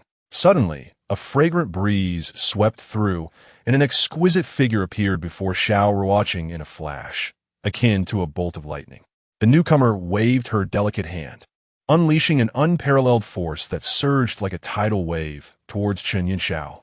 A resounding crash echoed as Chun Yunxiao was sent flying, colliding heavily against a nearby boulder, rendered unable to continue the fight. Chapter 48. Life and Death Duel. Chun Yunxiao, you truly have regressed. A core disciple of the seventh layer of the profound spirit realm, stooping to bully an inner disciple, is a disgrace to my stature. Ling Yuhan's voice was chillingly piercing, her beautiful eyes betraying a hint of disdain. She stood gracefully, clothed in flowing white garments that fluttered in the wind, resembling a celestial being descended to earth, though her brow furrowed in anger. Ling Yuhan, this is my affair. What right do you have to meddle? Chun Yunxiao's eyes widened in fury, flames of wrath igniting within. He struggled to rise from the ground, clothes tattered and disheveled. Yet he held her gaze, striving to maintain his last shred of dignity. I find you displeasing. What of it? Ling Yuhan's eyes glinted with coldness, her tone unyielding, showing no mercy to Chun Yunxiao. You can bully those of lower cultivation. Why should I not bully you? You! Chun Yunxiao trembled with rage, about to retort. But before he could finish, he coughed up blood, staining the ground before him. Chunyin Xiao, mark my words, should I witness you bullying inner disciples again, I shall strike you every time we meet. A glimmer of cold light flashed in Ling Yuhan's eyes, her piercing gaze seeming capable of inflicting 1,000 cuts upon him. With that, she turned to Xiao Ruocheng, her tone softening. Are you unharmed? Thank you, senior sister. I am fine, Xiao Ruocheng responded politely, hastily retrieving a healing pill from his robe and swallowing it. His heart was filled with gratitude, never expecting that the one to save him would be the girl he had once protected in the East Su Mountains. How did you offend him? Ling Yuhan asked curiously, her beautiful eyes reflecting a hint of confusion. I do not know. Perhaps he has rabies and bites at anyone he sees, Xiao Ruocheng replied innocently, looking both pure and helpless. Ling Yuhan chuckled lightly at his words, her laughter blooming like spring flowers, rendering her irresistibly charming. You little scoundrel, seeking death, Chunyin Xiao, already seething with anger, felt his murderous intent intensify upon hearing Xiao Ruocheng's remark. Had it not been for Ling Yuhan's presence, he would have immediately surged forward to strike Xiao Ruocheng down. Chunyin Xiao, if you are a man, let us battle on a life-and-death platform in 2 months. Xiao Ruocheng's eyes held a hint of provocation as he stared unflinchingly at Chunyin Xiao. You impudent brat, are you certain you wish to challenge me to a life-and-death duel? Chunyin Xiao's eyes reflected disdain. To him, Xiao Ruocheng was merely a minor character at the 4th layer of the profound master realm, while he himself was a master of the 7th layer of the profound spirit realm. The chasm between them was vast. Simply answer, will you accept or decline? Xiao Ruocheng's voice was cold and resolute, devoid of any inclination to retreat. You little brat, if you are determined to seek death, I shall grant you that wish. Cherish your remaining days. Chunyin Xiao's eyes shimmered with a frigid, murderous intent. With that, he turned, sweeping away in disdain. His cultivation had already reached the 7th layer of the profound spirit realm, while Xiao Ruocheng was still at the 4th layer of the profound master realm. To him, it was akin to an egg striking a stone, a futile endeavor. Seeing Xiao Ruocheng challenge Chunyin Xiao to a life-and-death duel, Ling Yuhan's face displayed a trace of astonishment. A complex expression flickered across her beautiful eyes, clearly not anticipating Xiao Ruocheng's audacity. Yet, she did not intervene, but rather felt a slight sense of anticipation. After all, the first time she had met Xiao Ruocheng, he had only been at the 6th layer of the profound master realm. Now, merely 2 months later, he had ascended to the 4th layer of the profound master realm. Such a terrifying rate of advancement was truly astounding. Thank you, Senior Sister Ling, for your assistance. Xiao Ruocheng clasped his fists, expressing his gratitude sincerely. Is that all? Just verbal thanks? Ling Yuhan smiled sweetly, her beautiful eyes flickering as if hinting at something. Perhaps recalling their previous encounter in the cave, her stunning face flushed a rosy hue, reminiscent of the evening glow, captivating in its beauty. Why not offer yourself in gratitude? Junior brother? Xiao Ruocheng jested, a hint of mischief dancing in his eyes. You little scoundrel, how dare you take advantage of your senior sister? Ling Yuhan shot him a playful glare, her demeanor adorably charming. Her feigned annoyance only served to evoke a sense of affection. Do not be upset, senior sister. I was merely joking. If you have time, I invite you to dine at the medicinal cuisine hall. Xiao Ruocheng smiled, attempting to ease the slightly awkward atmosphere. Perhaps not. The dishes at the medicinal cuisine hall are rather expensive. Ling Yuhan shook her head. Can you cook? Her expectant gaze seemed to await a satisfactory answer. Of course. If senior sister does not mind, I can prepare roasted demon meat for you. Xiao Ruocheng replied confidently, a broad smile on his face. Very well. Let's head over there. It is quite tranquil and the scenery is lovely. Ling Yuhan pointed to a nearby picturesque hill. Indeed, Xiao Ruocheng nodded, his heart brimming with anticipation. The two then made their way toward the serene little hill, a place frequented by young men and women who came to admire the scenery and connect with one another. As Xiao Ruocheng and Ling Yuhan ventured into the small hill, a captivatingly enchanting female voice echoed from the nearby thicket. From a distance, the grass swayed rhythmically, creating an intriguing spectacle. Oh dear, Xiao Ruocheng remarked with a hint of embarrassment. Senior Sister Ling, let us head over there for a barbecue. A flush crept onto his face, and his gaze flickered with shyness. Ling Yuhan nodded eagerly, her flawless cheeks tinged with a delicate blush, reminiscent of a ripe apple, evoking a desire to take a bite. The pair then continued their journey forward, only to encounter several couples along the way, some in passionate embraces, others whispering sweet nothings to each other, creating an undeniably intimate atmosphere. Reluctantly, they decided to set up their barbecue on a grassy patch at the foot of the hill. The verdant grass underfoot and the gentle breeze carried the fragrance of blooming flowers, creating a serene ambience. Xiao Ruocheng adeptly arranged the tables and chairs, setting up the barbecue stand. From his storage ring, he retrieved an assortment of ingredients and seasonings, expertly preparing the meat. He sliced the exquisite meat into even, thin pieces, marinated them with a special blend of spices, and placed them on the grill, turning them frequently to ensure even cooking.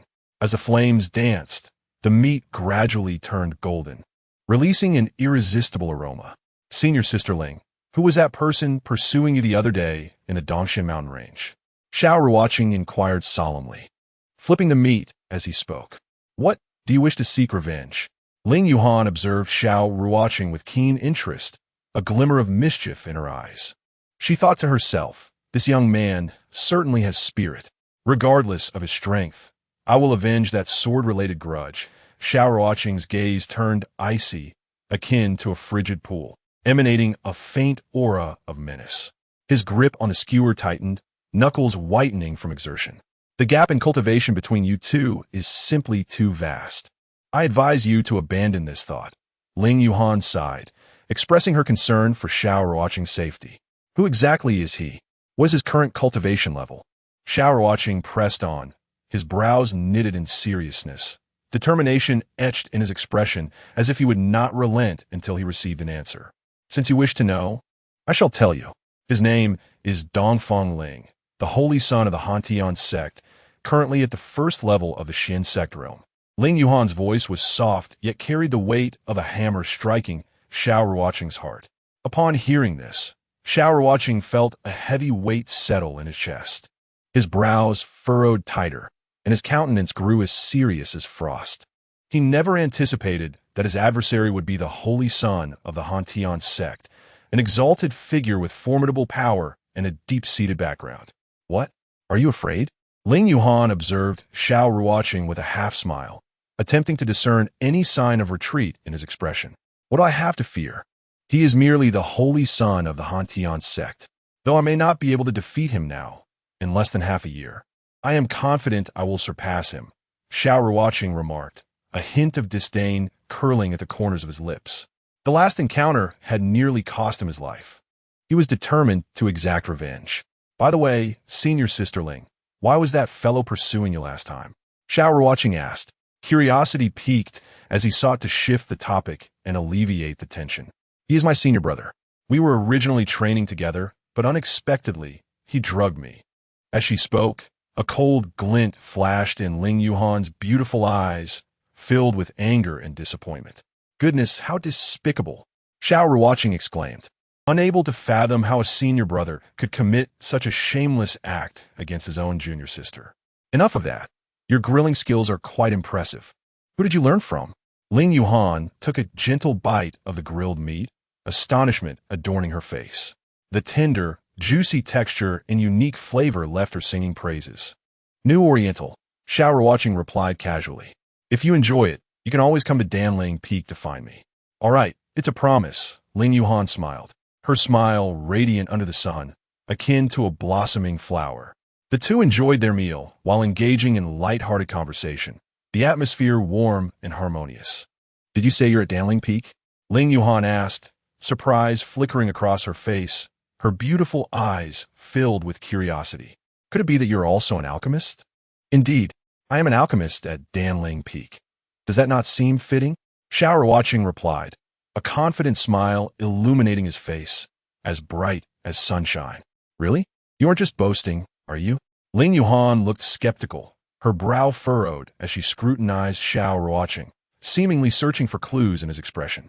If you don't believe me, then so be it, Xiao Ruocheng chuckled, shrugging his shoulders and returning his focus to the grilling meat. All right, I believe you.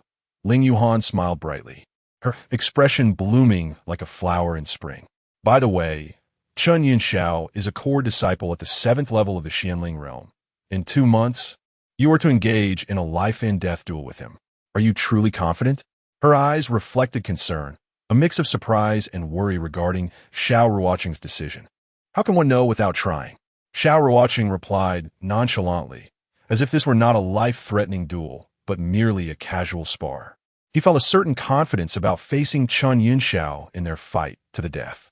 Presently, his cultivation had reached the pinnacle of the 4th level of the Xian Master Realm, with a breakthrough to the 5th level imminent. Furthermore, his recent trials in the underground arena had amassed him a wealth of resources. Once he achieved a breakthrough, he could utilize the resources at his disposal to smoothly ascend to the 7th level of the Xian Master Realm. At that point, a brief period of training at the Zuling Tower would allow him, within 2 months, to elevate his cultivation to the 9th level of the Xian Master Realm, potentially even reaching the Xianling realm. With his secret weapon in hand, vanquishing Chun Yinxiao would not pose a challenge. I must admit, I am rather looking forward to it, Ling Yuhan said, her eyes sparkling with anticipation. However, if you truly do kill Chun Yinxiao, it may bring about some complications. Her tone turned serious, her brow furrowed with concern. What makes you say that? Xiao Ruocheng inquired, pausing his grilling to regard Ling Yuhan with earnestness. Chun Yinxiao's master is the Lord of Qingtian Peak, a fiercely protective figure. Should you kill Chun Yinxiao, you will likely face his wrath, Ling Yuhan expressed, her worry evident as she knew well the temperament of the Qingtian Peak master. He would not let any harm come to his disciple lightly. Can he truly take action against me personally? Xiao Ruocheng furrowed his brows slightly, maintaining a calm demeanor despite underlying concerns. Within the sect, he would naturally refrain from acting against me. However, once you step outside, the situation may differ, Ling Yuhan cautioned, her eyes filled with worry for Xiao Ruocheng's safety. As long as he doesn't dare to act against me within the sect, there's nothing to fear, Xiao Ruocheng assured her, his gaze resolute. He resolved to focus on enhancing his strength in preparation for the impending life-and-death duel. After finishing their barbecue, the two continued their conversation for a while before departing from the small hill. Before leaving, they exchanged communication talismans for future contact. Goodness, Xiao Ruocheng is exceedingly audacious, someone remarked. Not only did he incapacitate Su Yiyang, but he also dares to challenge senior brother Chun Yinxiao. Though he possessed remarkable talent, it seemed his judgment was lacking. To think he could defeat Chun Yinxiao in just 2 months was sheer folly. Meanwhile, the news of Xiao Ruocheng incapacitating Su Yiyang and challenging Chun Yinxiao to a life-and-death duel spread rapidly throughout the Hantian sect, sparking countless discussions among the disciples. Some perceive Xiao Ruocheng as overly arrogant and lacking self-awareness, while others admire his courage and anticipate the miracles he might create. At this moment, Xiao Ruocheng has arrived at the Su Ling Tower, a treasured relic of the Hantian sect, said to be a supreme artifact left behind by the sect's first leader. This tower soars into the clouds, emanating a mysterious glow that instills a sense of solemnity. The Su Ling Tower comprises 9 levels, each imbued with a terrifying oppressive force capable of honing one's willpower and physical strength, while simultaneously enhancing the success rate of breakthroughs. However, entry into the Su Ling Tower necessitates a considerable contribution value to facilitate training within its confines. Upon reaching the registration area of the Su Ling Tower, Xiao Ruocheng presented his identity token to the elder guarding the tower. After paying the requisite contribution value for 10 days of training, he stepped into the ethereal space of the tower, filled with anticipation. The instant he entered the first level, an overwhelming oppressive force descended upon him, akin to a mountain crashing down. Were it not for his robust physical constitution, a typical disciple would likely collapse under such pressure. Who is this individual? His physical prowess and willpower are astonishing. This fellow is Xiao Ruocheng. He only joined the sect a few months ago. Could it be possible for a new disciple to possess such strength? Expressions of shock spread across the faces of several disciples practicing on the first level, their gaze drawn curiously toward Xiao Ruocheng, a mix of doubt and admiration swirling in their minds. Unfazed by their scrutiny, Xiao Ruocheng sought out an unoccupied corner and began practicing the void-breaking fist.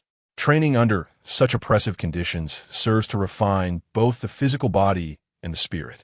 Given that each day of practice in the Su Ling Tower costs 10,000 contribution points, Xiao Ruocheng was determined not to waste any time. As he executed his punches, each movement was infused with unwavering resolve and fearless courage.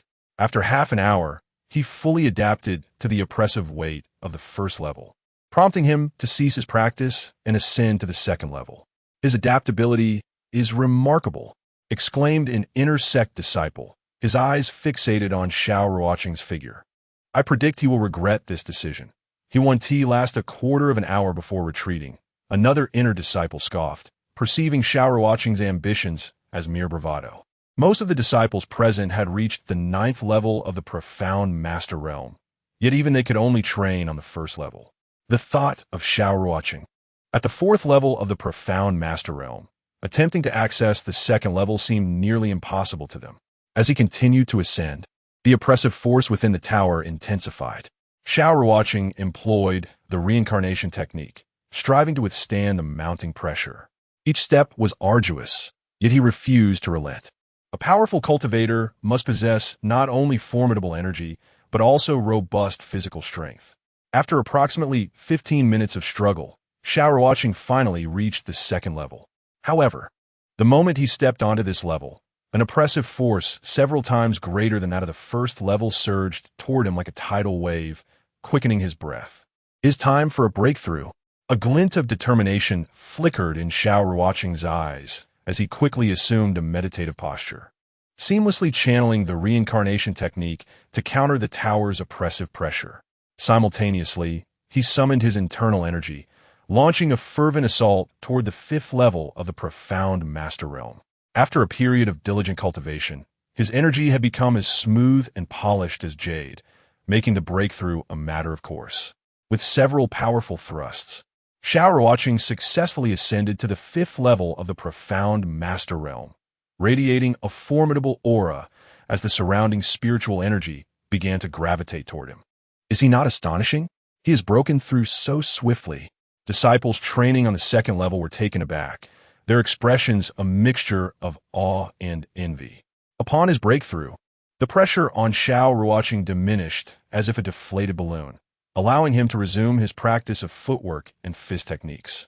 Training martial arts in such an oppressive environment yields exceptional results, making Xiao Ruocheng cherish every moment spent here.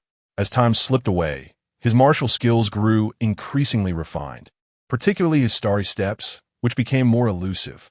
After 5 hours on the second level, Xiao Ruocheng resolutely advanced to the 3rd level. Compared to the second level, the pressure on the 3rd level was far more formidable, and the number of disciples training there was noticeably reduced. Upon entering the 3rd level of the Su Ling Tower, a ferocious wave of pressure surged toward Xiao Ruocheng, akin to a violent tide. This immense force attacked him like an unseen beast, its claws poised to strike. The weight of this oppressive force caused beads of sweat to form on his forehead, rolling down to soak his garments. His legs trembled involuntarily, as if they might buckle at any moment. Were it not for his ironclad will, he might have succumbed to the pressure and collapsed. Xiao Ruocheng's gaze was resolute, devoid of any inclination to retreat. He fervently channeled the reincarnation technique, allowing his internal energy to flow like a raging river while executing the void-breaking fist with tempestuous ferocity. Each punch unleashed a gust of wind, echoing through the air. As he practiced with fluidity and precision, he gradually acclimated to the oppressive force of the 3rd level. His breathing steadied, and his movements became increasingly fluid. 2 hours passed in the blink of an eye. Through his relentless training, his martial skills underwent a profound transformation, each action now imbued with greater strength and deeper intricacies. His physical resilience had solidified, akin to tempered steel, impervious to the ravages of time. Concurrently, his cultivation advanced significantly, with surging energy coursing through him, augmenting his power. After 5 hours on the 3rd level, he pressed onward to the 4th level without hesitation. Xiao Ruocheng's figure was unwavering and resolute, devoid of doubt or fear. The pressure within the Su Ling Tower intensified with each ascending level. For countless years, no disciple had successfully reached the 9th level of this tower. It stood as a formidable peak, testing the strength and will of each aspirant. The oppressive force of the tower was intricately linked to each individual's cultivation. The higher the cultivation, the greater the pressure faced, while those of lower cultivation encountered significantly less. After an arduous hour of climbing, Xiao Ruocheng finally set foot on the 4th level of the Su Ling Tower. Time flowed like a fleeting shadow, and before long, 5 days had passed. At this juncture, Xiao Ruocheng had ascended to the 8th level of the tower. With the aid of its formidable pressure, he had successfully broken through to the 6th level of the profound Master Realm. His aura swelled in strength, drawing the surrounding spiritual energy toward him. Look, the 8th level of the Su Ling Tower is illuminated. Outside the tower, a cacophony of voices erupted, the atmosphere buzzing with excitement as all eyes converged on the 7th level. The gazes of the gathered crowd were filled with astonishment, curiosity, and anticipation. Since the moment Xiao Ruocheng ascended to the 7th level of the Su Ling Tower, the crowd outside began to swell like a snowball, growing ever larger. Everyone was eager to uncover the identity of this enigmatic figure who had achieved such remarkable heights. For countless years, those who reached the 7th level of the Su Ling Tower were invariably the elite geniuses of the Han Tian Sect. Now, with someone having reached the 8th level, the attention of all was captivated. Could it be Brother Dongfang? Impossible. I just checked the register at the Su Ling Tower, and his name isn't on it. Then who could it be? In an instant, the scene was abuzz with speculation and discussion, a cacophony of voices intermingling. Even several high-ranking members of the Han Tian Sect had come to witness the event, their expressions grave, eyes reflecting their intrigue and curiosity about this mysterious disciple. At this moment, Xiao Ruocheng was drenched in sweat, the veins on his body protruding like coiled dragons, each bulging vein seemingly narrating the immense pressure he bore. Yet he continued to grit his teeth, each breath a monumental effort, yet steadfast in resolve. After 7 days of arduous cultivation, Xiao Ruocheng had not only advanced to the 6th level of the Xian Master Realm, but had also significantly enhanced his ability to challenge opponents of higher levels. With his current prowess, he felt confident in facing practitioners of the 5th level of the Xianling Mirror. To further augment his physical strength, Xiao Ruocheng resolved to ascend to the 9th level. After adjusting his state to its peak, he resolutely began his climb up the Su Ling Tower. With each step he took upwards, the oppressive force bearing down on him intensified, akin to the weight of Mount Tai pressing upon his shoulders. Each ascent seemed to drain him of all his energy. Gritting his teeth, he climbed slowly like a snail, every step resonating in the hearts of countless onlookers. Look, he's climbing again. Do you think he can reach the 9th level? The odds are slim. Since the establishment of our sect, no one has ever reached the 9th level. Outside the Su Ling Tower, the din of speculation persisted. Every utterance brimmed with doubt and astonishment, yet none of it could sway Xiao Ruocheng's unwavering determination. 2 hours later, Xiao Ruocheng finally placed one foot onto the 9th level. At that moment, he felt as though his body was nearing its limit. Had it not been for his indomitable will, an ordinary person would likely have fallen already. I refuse to believe I cannot ascend. With clenched teeth, Xiao Ruocheng channeled all his Xian force into his other foot. With a resounding thud, he successfully placed it on the 9th level of the Su Ling Tower. However, the instant he stepped into the 9th level, an overwhelming force crashed upon him like a tidal wave, pinning him to the ground. The sheer pressure made him feel as if his insides were being crushed. Under this tremendous weight, even the slightest movement became an arduous task, as if he bore an insurmountable burden. Silently, he activated the reincarnation technique, laboriously mobilizing the Xian force within him. Each strand of Xian force was excruciatingly difficult to manipulate, yet he persevered. Half an hour later, Xiao Ruocheng slowly rose to his feet, struggling against the immense weight as he began to move his steps forward. Each movement felt akin to trudging through a quagmire, requiring immense effort. As time passed, his speed gradually increased, his body inching forward like a snail under the crushing load. To his delight, the 9th level of the Su Ling Tower not only bore formidable pressure, but also contained exceptionally pure spiritual energy.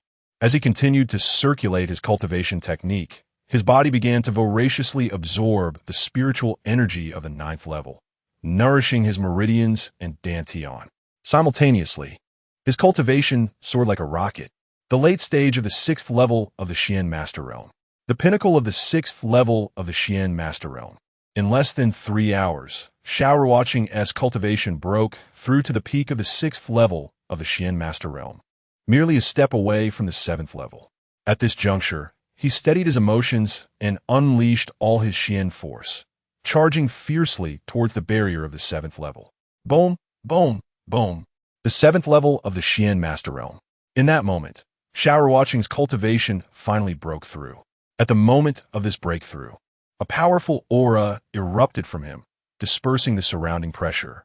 As he attained the 7th level of the Xian Master Realm, the terrifying weight suddenly became significantly lighter.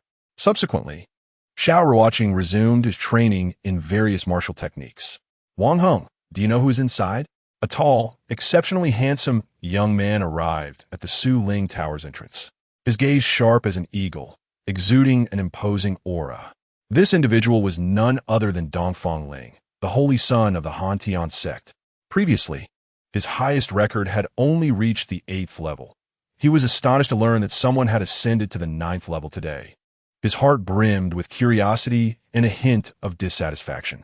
Brother Dongfang, the reports indicate that the one who reached the 8th level is an inner sect disciple named Xiao Ruocheng. A young man named Wang Heng hastily replied. Xiao Ruocheng? Dongfang Ling furrowed his brow, a look of skepticism crossing his face. When did our inner sect acquire such an outstanding talent?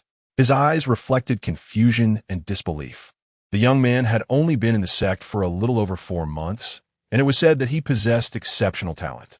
Although his cultivation was only at the 4th level of the Xian Master Realm, his combat prowess rivaled that of core disciples, earning him considerable fame in both the outer and inner sections. You can't be serious. A 4th level Xian Master with combat capabilities on par with core disciples? That's absurd. Dongfang Ling's expression was rife with disbelief, as if he were being told a fanciful tale. I only just heard of this myself. Wang Heng paused before continuing. It said that this fellow has a good relationship with Sister Ling. Oh, please elaborate. Dongfang Ling's expression darkened, a coldness enveloping him, and a chilling aura flickered in his eyes. Waves of inexplicable jealousy and anger surged within him. A few days prior, he had clashed with Chun Yinshao, and it was Sister Ling who had intervened to save him. Subsequently, they had ventured to Fairy Mountain together, Wang Heng recounted slowly. Upon hearing this, a glint of cold light flashed in Dongfang Ling's eyes, releasing a palpable aura of frost. He silently vowed to make Xiao Ruocheng pay for this. Chapter 51. Encountering Dongfang Ling again near the Su Ling Tower within a nearby pavilion. An elderly man with white hair and a demeanor reminiscent of a celestial being gazed intently at the 9th level of the Su Ling Tower. His eyes were deep and distant, as if he could pierce through layers of obstruction to perceive all within the tower. This man was none other than Nangong Ju, the Grand Elder of the Han Tian Sect. Beside him stood Gongsun Han, an elder from the mission hall. This young man is indeed remarkable. Nangong Ju stroked his beard, its snowy strands fluttering gently in the breeze. His profound gaze sparkled with brilliance, akin to a shooting star streaking across the night sky. Master, I've watched him grow. 4 months ago, he was merely a lowly disciple at the Xian practitioner realm, toiling daily for a modicum of cultivation resources. Yet now, he possesses the strength to defeat core disciples. Such terrifying talent. If he continues to develop, how can our Han Tian sect not rise? Gongsun Han spoke with a tone filled with emotion and anticipation. Could this young man possess the legendary Earth-level spiritual root? A hint of doubt appeared on Nangong Ju's face, and he furrowed his brow, falling into contemplation. Master, should we use a higher-grade Earth Xian stone to test him again? Gong Sun ankete husli suggested. His eyes fixed on Nan Gongju, awaiting his response. That may not be necessary. A flicker of unusual light flashed in Nan Gonghai's eyes, a brilliance that vanished almost instantaneously, making it elusive to grasp. Pay more attention to that child. Ensure nothing untoward occurs within the sect, he remarked in a tone that, while unassuming, carried an unmistakable gravity. The disciple understood. Gong Sun Han respectfully replied, Master, this young man intends to engage in a life-and-death battle with Chen Yanxiao. Should we intervene? A trace of worry adorned Gong Sun Han's face, as if he were genuinely concerned for Xiao Ruocheng's safety. Why intervene? Nan Gongju responded with an air of indifference. His voice was calm and steady, as if this were merely a trivial matter. This life-and-death battle was proposed by him. If he cannot overcome even Chen Yanxiao, what qualifications does he possess to bear the hopes of our Cold Sky Sect's ascent? His gaze was unwavering, revealing a profound trust and expectation in Xiao Ruocheng. At that moment, Xiao Ruocheng sat like a statue, quietly cross-legged on the 9th level of the Su Ling Tower. Surrounding his body were over 300,000 spirit stones, each radiating a dazzling light, reminiscent of brilliant stars. These spirit stones were prizes he had won in the Earth-ranking combat arena. Each stone was infused with abundant spiritual energy, an essential resource on his path of cultivation. Determined to utilize these spirit stones to break through to the 8th level of the profound master realm, Xiao Ruocheng closed his eyes, his expression grave as he initiated the reincarnation technique. The profound energy within him swirled like a vortex. As he refined the spirit stones, the spiritual energy within him surged like roaring waves, accumulating evermore. The overwhelming energy coursed through his meridians, as if yearning to shatter all barriers. His meridians and dantian expanded like a vast ocean, capable of harboring greater profound energy. At this juncture, he summoned all his profound energy, violently crashing against the barrier of the 8th level of the profound master realm like a flood breaching its dam. Each impact echoed with the sound of crashing waves, reverberating through the air. After numerous assaults, a minute crack appeared on the barrier of the 8th level, resembling a spider's web, gradually spreading. Break for me! Xiao Ruocheng hissed fiercely, his voice imbued with determination and resolve. At last, through his relentless efforts, the barrier shattered, and he successfully ascended to the 8th level of the profound master realm. Yet he did not cease. He continued to refine the spirit stones. Following his breakthrough, his cultivation soared like a rocket. Mid-8th level of the profound master realm. Late 8th level. Pinnacle of the 8th level. Boom! Boom! Boom! Upon entering the 10th day of the Su Ling Tower, Xiao Ruocheng finally reached the pinnacle of the 8th level, a mere step away from the 9th level. At this point, he had completely refined all the spirit stones in his possession. It is time to depart. Xiao Ruocheng abruptly opened his eyes, a sharp light shooting forth from them like an arrow. The brilliance seemed capable of piercing through all darkness, illuminating the entire world.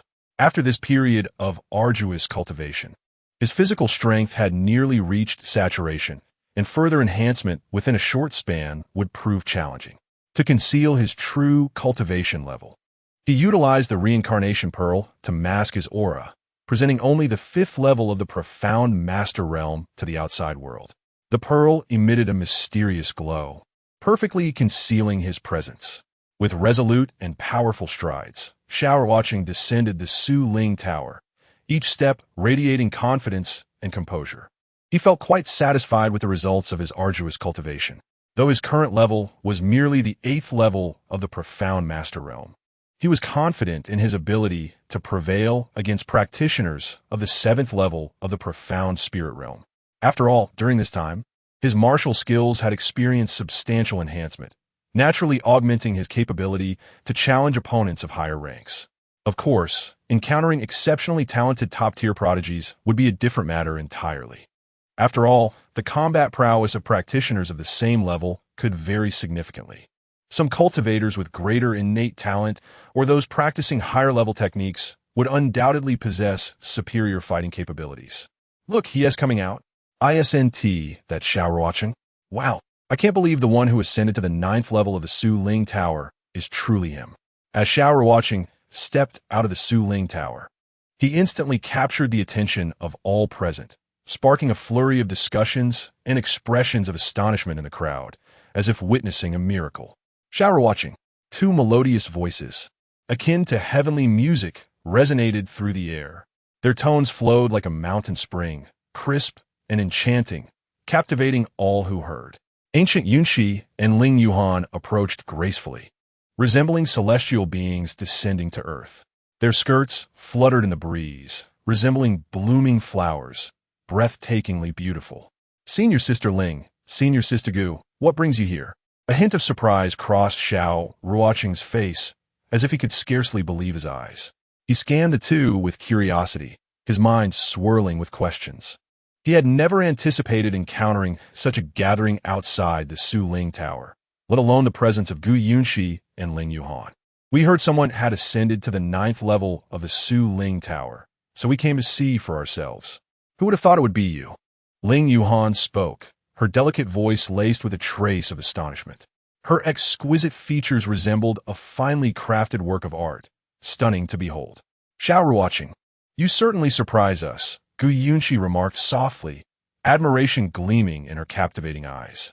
Though she was aware of Xiao Ruocheng's exceptional talent, she had not anticipated his ascent to the 9th level of the Su Ling Tower. Talents always evoke surprise, do they not? A smile graced Xiao Ruocheng's lips, a hint of pride illuminating his expression, as if declaring his achievements to the world. That smile radiated like sunlight, stirring emotions in those who beheld it. Cut out. Flatter him, and he really gets full of himself. Gu Yunxi teased lightly, her charming demeanor irresistible. She pouted slightly, her eyes sparkling with mirth. This junior brother. What a coincidence. I didn't expect to see you again so soon. Just then, a hearty laugh resonated through the air. Dongfang Ling approached, exuding charm and grace. His attire billowed in the wind, and his demeanor was poised and exceptional. His smile seemed warm, yet an invisible pressure emanated from him, as if everything lay within his control.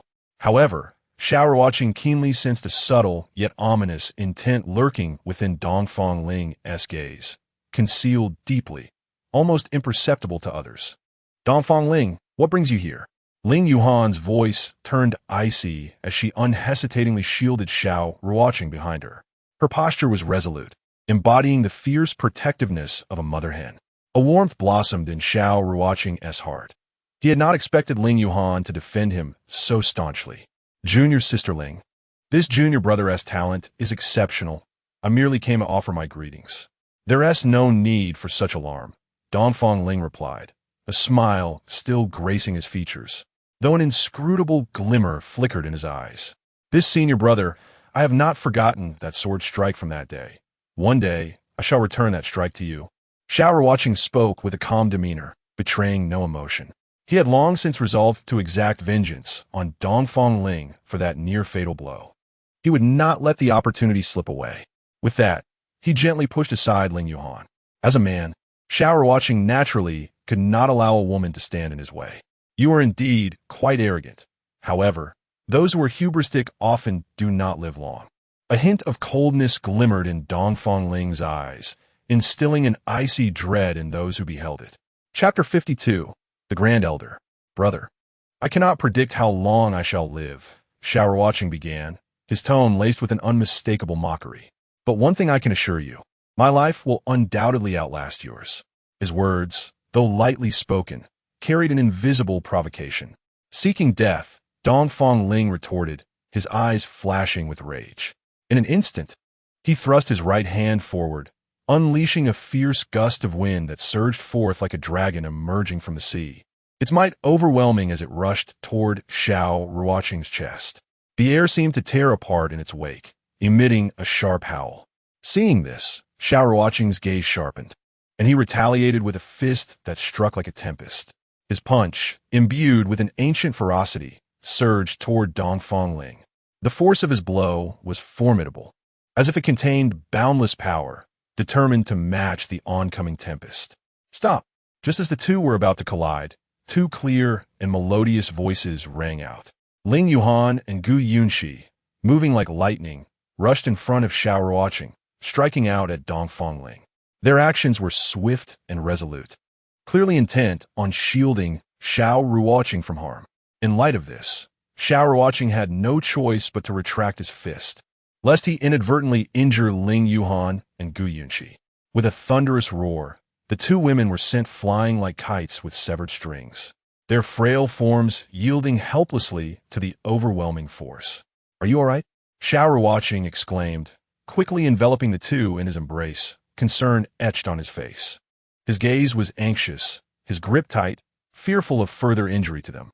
Meanwhile, Dongfang Ling remained unmoved, standing arrogantly as if the earlier clash had not affected him in the slightest, his expression still one of haughty disdain. "You insolent brat, in the Han Tian sect, I could kill you, and no one would save you," Dongfang Ling coldly declared, a menacing aura radiating from him. With a blinding speed, he surged toward Xiao Ruocheng, his movement akin to a shadow. "Stop!" Suddenly, a voice of authority rang out as Gongsun Han appeared like a flash of lightning, positioning himself before Xiao Ruocheng just as Dongfang Ling was about to strike. A deafening boom erupted like thunder, sending Dongfang Ling staggering back several paces, barely managing to regain his footing.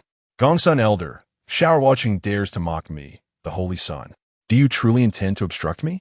Dongfang Ling's expression was dark, his hawk-like eyes fixed on Gongsun Han, filled with fury and resentment, as if he were an enraged beast. Were it any ordinary elder, Dongfang Ling would not have given them second thought. However, Gongsun Han was no ordinary figure. He was one of the 10 elders of the Han Tian sect and a disciple of the Grand Elder, his status esteemed and his strength unfathomable. Even as the Holy Sun, Dongfang Ling was reluctant to provoke Gongsun Han without necessity. Dongfang Ling, Xiao Ruocheng, is a prodigious disciple of the Han Tian sect, and he has ascended to the 9th level of the Zuling Tower. According to the sect's regulations, a disciple who reaches the Zuling Tower is entitled to the same treatment as a Holy Son. This means that Xiao Ruocheng currently holds a status equal to yours within the Han Tian sect. Gongsun Han's voice boomed, resonating outside the Zuling Tower. His tone was resolute and authoritative, leaving no room for doubt, and every person present could hear him clearly. "Xiao Ruocheng, in less than 2 months, you will face Qin Yun Xiao in a life-and-death battle. Out of respect for Elder Gongsun, I shall not trouble you today. I hope you cherish your remaining time wisely," Dongfang Ling remarked, his gaze icy and tinged with disdain. With that, he turned and left the scene, not casting another glance at Xiao Ruocheng. In Dongfang Ling's view, Xiao Ruocheng could not possibly defeat Qin Yun Xiao, given the vast disparity in their cultivation levels. Moreover, with Gongsun Han present, Dongfang Ling was keenly aware that he could not harm Xiao Ruocheng. Goodness, Xiao Ruocheng is incredibly audacious. He actually dared to provoke Brother Dongfang. Indeed, although he possesses considerable talent, his arrogant demeanor may hinder his growth in the future. One cannot say that many top-tier powerhouses were far from modest in their youth. At that moment, the disciples gathered outside the Zuling Tower wore expressions of astonishment, clustering in groups to discuss the unfolding drama. Their glances alternated between Xiao Ruocheng and the departing Dongfang Ling, filled with speculation and curiosity. "Thank you, Elder Gongsun," Xiao Ruocheng said, arms crossed and bowing in gratitude, his eyes sincere and his voice brimming with appreciation for Gongsun Han's intervention. "You rascal, you do possess considerable talent, but your knack for attracting trouble is exceptional," Gongsun Han replied, stroking his beard with a hint of exasperation, though his expression conveyed more admiration and concern for Xiao Ruocheng. Xiao Ruocheng sighed with feigned innocence. "Elder Gongsun, you cannot blame me. I have been quite low-key, but alas, the winds of jealousy never cease, and those who excel often attract envy." His words carried a hint of self-deprecation, yet were imbued with confidence. Uft. Gu Yunxi and Ling Yuhan could not contain their laughter. "You brat, you are quite vain," Gu Yunxi remarked, her expression exasperated. "Do you even know who Dongfang Ling is? How dare you provoke him?" Her tone held a trace of reproach. Yet her concern for Xiao Ruocheng was evident. This truly isn't my fault. I was simply honing my skills in the Dongshan mountain range. And this fellow nearly cleaved me in two without any provocation. Should I have greeted him with a smile? Xiao Ruocheng replied, still aggrieved as he recalled the incident. Enough. Young one, come with me. My master wishes to see you, Gongsun Han said solemnly. Upon witnessing Gongsun Han's serious demeanor, Xiao Ruocheng felt a twinge of curiosity and anxiety. Your master? Xiao Ruocheng exclaimed in surprise, never expecting that Gongsun Han's master would wish to meet him, his mind racing with speculation regarding the elder's intentions. Xiao Ruocheng, you should hurry, Ling Yuhan urged. Elder Gongsun's master is the Grand Elder. Oh, Elder Gongsun, let's make haste. Xiao Ruocheng replied eagerly. Under Gongsun Han's guidance, Xiao Ruocheng ascended a magnificent peak. This towering mountain soared into the clouds, encircled by lesser peaks, resembling a resplendent jewel shimmering amidst the heavens and earth, casting brilliant rays of light. The outline of the mountain was sharp and steep, as if a giant were standing tall, surveying all beneath. At the summit, a quaint courtyard stood in serene isolation, reminiscent of an ethereal abode. The courtyard's architectural style was both rustic and elegant, constructed from wood, seamlessly blending with the surrounding natural beauty. In front of the small courtyard lay a pristine lake, reflecting the verdant mountains around it, akin to a natural ink wash painting, so breathtaking that it evoked yearnings for a celestial realm. At this moment, within a quaint and elegant pavilion by the lake, an elderly man with white hair and an ethereal bearing was deeply engrossed in a chess game. This elder, known as Nangong Ju, was the esteemed Grand Elder of the Hantian Sect, renowned throughout the land. His hair was as white as silver threads, yet his eyes still sparkled with vitality. Exudino ethereal. The wrinkles on his face were numerous, but one could still discern the handsome contours of his youth. Clad in a flowing white robe, he appeared as though he could take flight at any moment. Master, Xiao Ruocheng has arrived, Gongsun Han reported softly, his demeanor respectful and humble, his voice ringing clearly in the tranquil surroundings. Depart now. Let the young one remain, Nangong Ju commanded without turning, merely waving his hand in a calm tone. His voice was steady and powerful, imbued with an undeniable authority.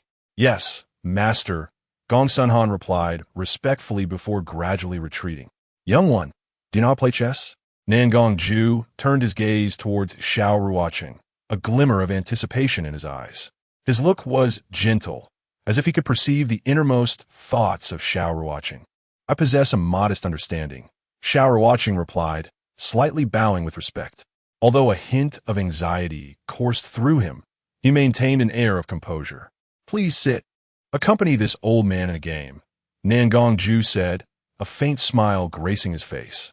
His smile was warm and kind, easing Xiao Ruocheng's nervousness. Senior, simply playing chess lacks excitement.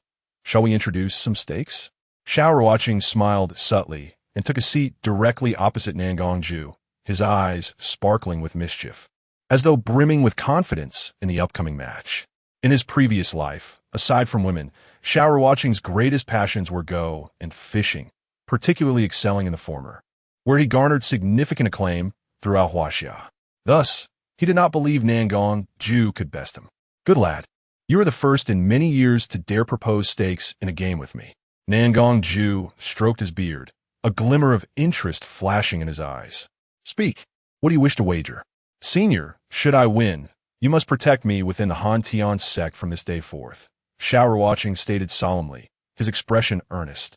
Agreed, Nangong Ju responded with great enthusiasm. Do not resort to dishonesty should you lose. Xiao Ruocheng chuckled, a glint of cunning in his eyes. Would I be that kind of person? Nangong Ju exclaimed, indignant, realizing he, a dignified elder of the Hantian Sect, was being accused of dishonesty by a junior. Thus, the two engaged in a thrilling and captivating contest of chess. As the game commenced, Nangong Ju pressed forward with relentless aggression. In contrast, Xiao Ruocheng adopted a defensive approach, well aware that the essence of Go lies in strategic containment rather than mere capture. Nangong Ju's skill was profound, with each move harboring intricate strategies and calculations. However, Xiao Ruocheng, a prodigy in the chess realm, adeptly countered his every maneuver. Before long, he successfully reversed the situation, launching a counterattack that forced Nangongju to retreat. This game does not count. Let us start anew. Nangongju, shedding all semblance of a seasoned expert, resorted to childish antics. Very well, let us begin again. Xiao Ruocheng responded nonchalantly, a serene smile still adorning his face as he reset the board, internally muttering, "Since you refuse to concede, I shall engage you until you are thoroughly convinced." In the subsequent rounds, Nangongju suffered 3 consecutive defeats. Xiao Ruocheng's gameplay flowed with the grace of a gentle stream, overpowering and relentless, leaving Nangongju utterly exasperated, unable to retort. "Where on earth did you learn to play like this?" Nangongju inquired, exasperated, ultimately conceding defeat. He could not fathom how a mere 15-year-old could possess such extraordinary skill. "I've been infatuated with chess since childhood, dedicating much thought to its study," Xiao Ruocheng replied, displaying remarkable humility. "To wager is to accept defeat. From now on, I shall protect you within the Han Sect, but you must pledge one thing to me," Nangongju said, his expression serious. "Please, go ahead, senior," Xiao Ruocheng responded respectfully, his demeanor attentive. "You must defeat Dongfang Ling within 6 months and represent the Han Sect at the Dongxin Grand Competition," Nangongju declared in a low, firm voice. "The Dongxian Grand Competition? What does that entail?" Xiao Ruocheng inquired eagerly, curiosity etched on his face. The Dongxin Grand Competition is a pinnacle event for the youth of the Eastern Province, held once every 3 years. If you can place within the top 10, unimaginable benefits await you, Nangongju explained slowly, his tone tinged with anticipation. "What kind of benefits?" Upon hearing of potential rewards, Xiao Ruocheng's eyes sparkled with excitement.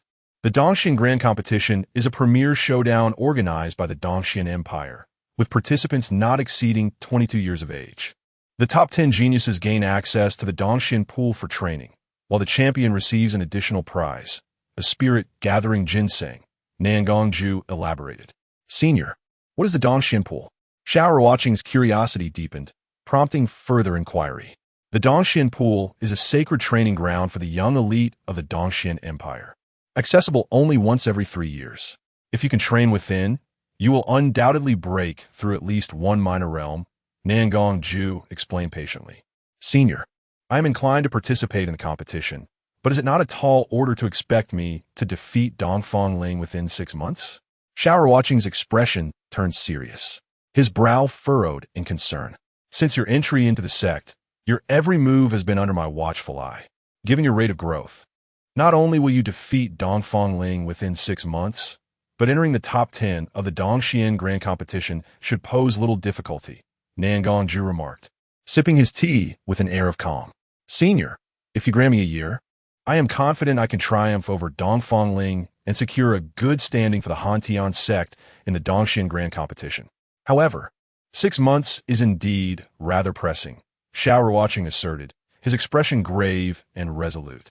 "Of course, if you were to extend your vision and provide ample resources, not only would I place in the top 10, but securing the championship would also be within reach." "You crafty lad, after all this talk, it seems your true desire is for resources," Nangongju replied, feigning annoyance. "Senior, if you wish for the horse to gallop, you must first feed it," Xiao Ruocheng responded with a resigned expression. "Moreover, investing resources in me is, in essence, a strategic investment." "What do you mean by a strategic investment?" Nangongju inquired, stroking his beard, curiosity gleaming in his eyes. "Senior, consider this. While I am still weak, you provide me with resources to cultivate. Should I one day rise to prominence as the foremost individual on the Xuanwu continent, the Han Sect will gain renown throughout the entire continent," Xiao Ruocheng asserted, his tone resolute. "At that time, all the geniuses of the continent will take pride in joining the Han Sect, and you, the discerning mentor, will be revered as one of the most respected sages of the Xuanwu continent. Good heavens! With your talent for grandiose visions, it would be a pity not to become a fortune teller," Nangongju chuckled, stroking his beard. "Now, speak plainly, what you truly desire. I require some resources to swiftly enhance my cultivation. You may allocate them as you see fit, Xiao Ruocheng said eagerly, his eyes alight with anticipation. This is a drop of heavenly spirit liquid, which I have long hesitated to use. Take it. Nangong Ju produced a small, milky vial. His expression pained as he handed it to Xiao Ruocheng. Esteemed elder, you are indeed too courteous. The Eastern Xian Grand Competition pertains to the honor of our Han Tian sect. Even without your words, I would unhesitatingly fight for the glory of our sect. Your generous gift feels somewhat excessive. Xiao Ruocheng's gaze was resolute, his face reflecting a profound reverence for the sect's honor and a strong sense of responsibility. After speaking, he promptly stored the small vial into the cycle of reincarnation. This drop of heavenly spirit liquid holds immense value for him. Once he breaks through to the Xianling realm, he will be able to refine it, thereby elevating his cultivation by an entire minor realm. The shameless old man has seen many, but one as brazen as you is truly a rarity. Nangong Ju remarked with a hint of irritation. Little one, the benefits have been bestowed upon you. Should you fail to secure a commendable rank, do not blame me for my lack of leniency. Rest assured, esteemed elder, I will give my all in the Eastern Xian Grand Competition, Xiao Ruocheng replied earnestly. Even if Nangong Ju remained silent, he would strive to attain a commendable position for himself, for the rewards of the Eastern Xian Grand Competition were indeed enticing. Take this sound transmission talisman. You may reach out to me at any time, Nangong Ju said, presenting a sound transmission talisman to Xiao Ruocheng. Thank you, esteemed elder. Xiao Ruocheng expressed respectfully with a bow. Enough. Return to your cultivation. Nangong Ju waved his hand dismissively. Disciple takes his leave.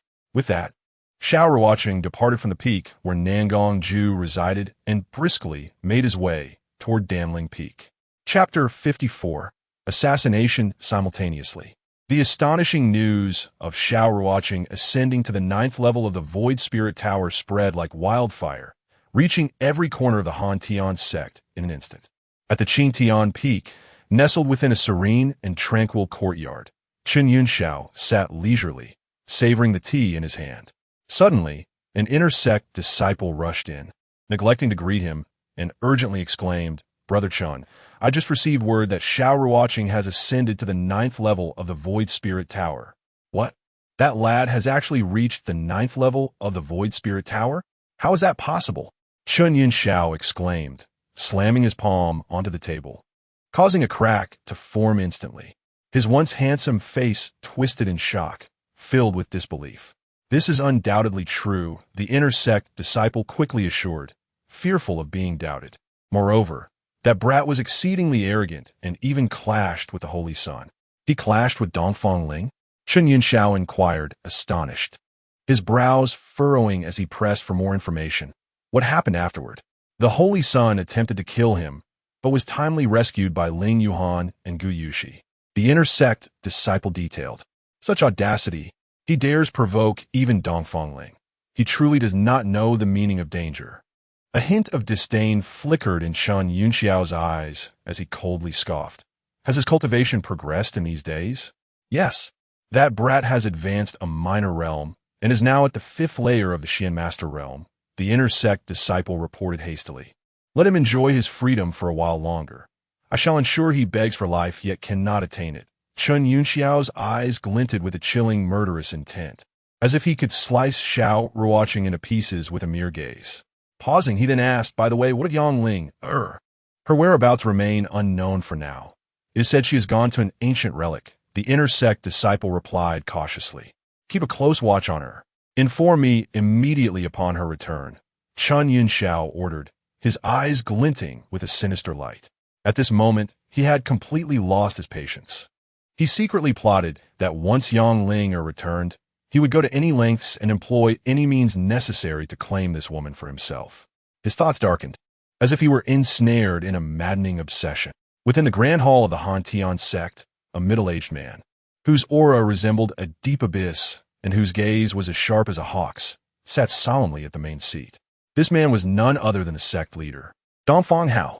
Father, I have just received news that the Grand Elder has summoned Xiao Ruocheng. Dongfang Ling said respectfully, his head slightly bowed, not daring to meet Dongfang Hao's gaze. Oomph. That old fool nurtures Xiao Ruocheng merely to contend with you for the position of young sect master. Yet his aspirations are destined to remain unfulfilled. A cold glint flickered in Dongfang Hao's eyes, as if the surrounding air were frozen. Father, shall I find an opportunity to eliminate that brat? A fleeting glimmer of murderous intent flashed in Dongfang Ling's eyes, his hands tightening involuntarily, revealing his inner fury and killing intent. Fool, your only duty is to cultivate diligently. You need not concern yourself with anything else, Dongfang Hao barked, his voice echoing in the hall, causing the walls to tremble slightly. Yes, father, Dongfang Ling replied respectfully, though a hint of reluctance lingered in his heart. He dared not defy his father's command. Shadow, Dongfang Hao spoke coldly, devoid of any emotion. Sect leader, a man clad in black, appeared like specter, materializing within the hall without a trace, as if he be at long last. Through the relentless perseverance of Xiao Ruocheng, a breakthrough was achieved, elevating his cultivation to the 9th level of the profound master realm. A formidable power surged within him, bestowing an exhilarating sense of freedom. Subsequently, he departed from Danling Peak, making his way towards the Hall of Missions, intent on undertaking tasks in the East Xian mountain range while honing his combat skills. For Xiao Ruocheng, true strength encompasses not only profound cultivation, but also extensive practical experience and the ability to respond adeptly in dire situations. Upon exiting the Han Tian sect, Xiao Ruocheng ventured deep into the East Xian mountain range, carrying a long sword on his back, his steps light, and his gaze filled with vigilance and anticipation. Unbeknownst to him, at the moment he stepped beyond the confines of the sect, a shadowy figure, akin to a wraith, stealthily trailed him, expertly concealing its presence to the point that even someone as perceptive as Xiao Ruocheng remained oblivious. As he delved deeper into the mountains, Xiao Ruocheng sought out beasts of comparable strength to engage in fierce battles. He poured his utmost effort into each encounter, fully unleashing the martial techniques and spells he had mastered. Xiao Ruocheng understood, well, that the path of cultivation is akin to rowing against the current. One must either advance or regress, and practical combat ability is no different. Only through enduring various life and death trials can one attain the capability to challenge opponents beyond their level. Suddenly, a sense of danger pierced through him, followed by the sharp sound of an arrow slicing through the air. In a split second, Xiao Ruocheng, like lightning, leapt aside just in time to evade the arrow that whizzed past him, the wind it generated stinging his cheek painfully.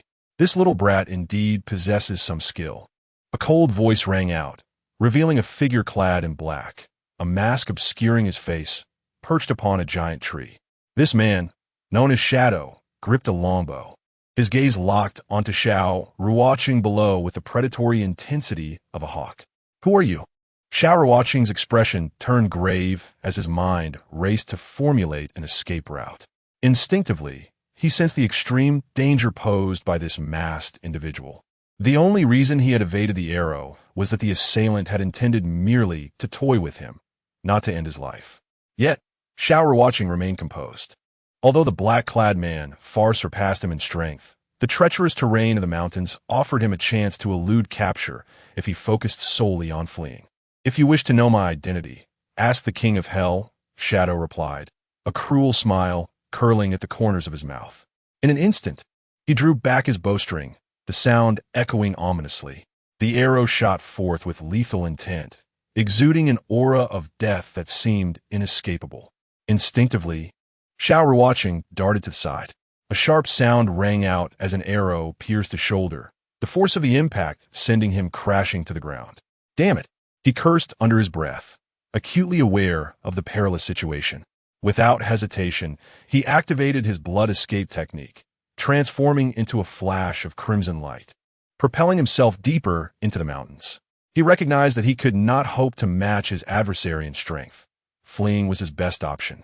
This brat possesses an exceptionally advanced technique, Shadow mused, a flicker of surprise crossing his eyes, mingled with an unmistakable greed. He resolved that no matter the cost, He must uncover the secret behind Xiao Ruocheng's abilities. Such an extraordinary technique, if harnessed for himself, would undoubtedly elevate his own prowess. However, to Shadow's astonishment, despite pushing his speed to its limits, he could not close the distance between them. Instead, it only widened. Meanwhile, Xiao Ruocheng's complexion grew pale, devoid of color.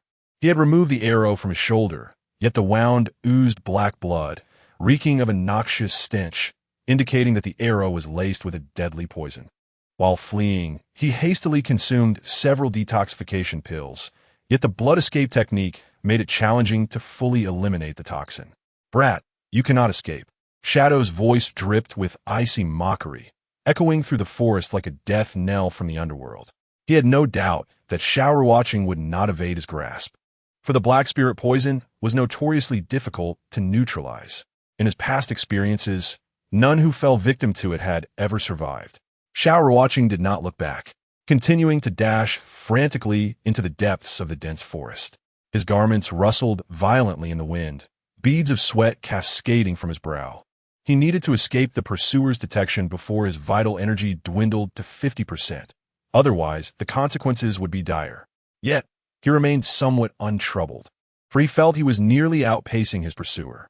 Once he eluded Shadow's sensory perception, he could slip into the reincarnation space, his ultimate safeguard. Why hasn't he succumbed to the poison yet? As the distance between them increased, Shadow's expression darkened, his brow furrowed, filled with confusion and frustration. He had not anticipated that Xiao Ruocheng, poisoned by his black spirit poison, could endure for so long. This far exceeded his expectations, intensifying his murderous intent. "Curse it, wait for me," Xiao Ruocheng muttered, a cold smirk playing on his lips as he produced dozens of smoke bombs, hurling them behind him. With a thunderous explosion, the forest was engulfed in a thick cloud of smoke, the acrid odor rapidly enveloping everything around. Seizing this opportunity, Xiao Ruocheng accelerated his pace once more. Moments later, he successfully evaded Shadow's sensory range. To conserve his vital energy, he ceased the blood escape technique and instead relied on his agility to flee. Half an hour later, he arrived at a concealed cave, shrouded by dense foliage, nearly undetectable without careful scrutiny. Without hesitation, he entered the reincarnation space, carefully burying the reincarnation pearl in the earth. At this juncture, what Xiao Ruocheng needed most was to heal and cleanse himself of the poison. The arrow from Shadow had inflicted significant injury, and if he did not recover swiftly, he would remain in peril within the treacherous mountains. After consuming several detoxification pills, he began to circulate his energy to expel the poison. With tightly closed eyes and a furrowed brow, he engaged in a fierce battle against the toxins within him, his spiritual energy surging vigorously. Recognizing from Shadow's aura that his adversary's cultivation had reached at least the second level of the profound sect, Xiao Ruocheng understood that it would be nearly impossible to defeat him with his current strength. He realized he must elevate his power swiftly to confront any potential crises ahead. Assisted by the detoxification pills, within 2 hours, he successfully expelled all traces of poison from his system. He exhaled deeply, his complexion gradually regaining some color. Next came the healing process. Xiao Ruocheng retrieved a vial of healing ointment and gently applied it to the gaping wound on his shoulder, which was deep enough to expose bone, a gruesome sight. The moment the ointment made contact, a piercing pain shot through him, yet he gritted his teeth, stifling any sound of discomfort. Then he sat cross-legged, invoking the reincarnation technique to continuously mend the wound on his shoulder. 3 days later, Xiao Ruocheng emerged from the cave, radiant and invigorated. His injuries had fully healed, and even the vital energy he had expended was restored. His gaze shimmered with unwavering determination, and his entire being radiated vitality and vigor. Suddenly, a massive serpent tail swept towards Xiao Ruocheng like a bolt of lightning. The tail carried an unparalleled force, flattening the surrounding trees in an instant. Stunned, Xiao Ruocheng was caught off guard, propelled away by a tremendous wave of energy. He coughed out blood as his body collided against a nearby stone wall, rendering him unconscious. At this moment, high above the Dongxian mountain range, a figure as ethereal as an immortal a woman of breathtaking beauty, wielded her battle sword, fiercely striking at a nine heavens mystic python. Dressed in a flowing white gown that danced in the wind like a celestial maiden descending from the heavens, her skin was as white as snow, and her features were exquisitely sculpted, each contour perfectly crafted.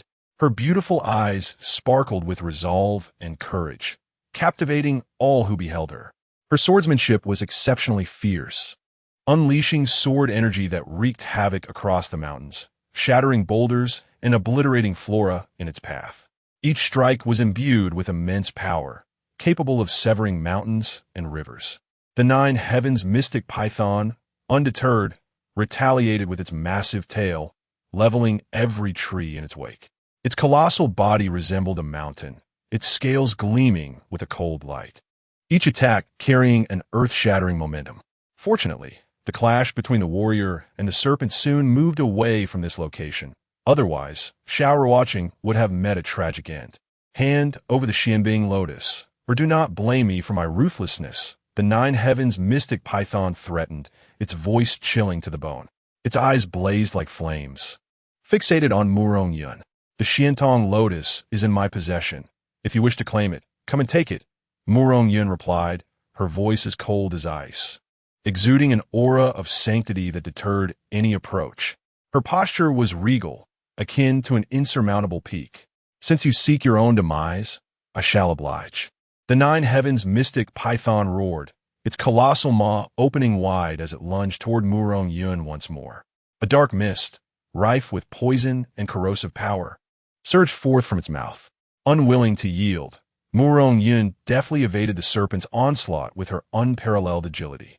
Her movements were ghostly, vanishing from sight as the python's strikes missed their mark.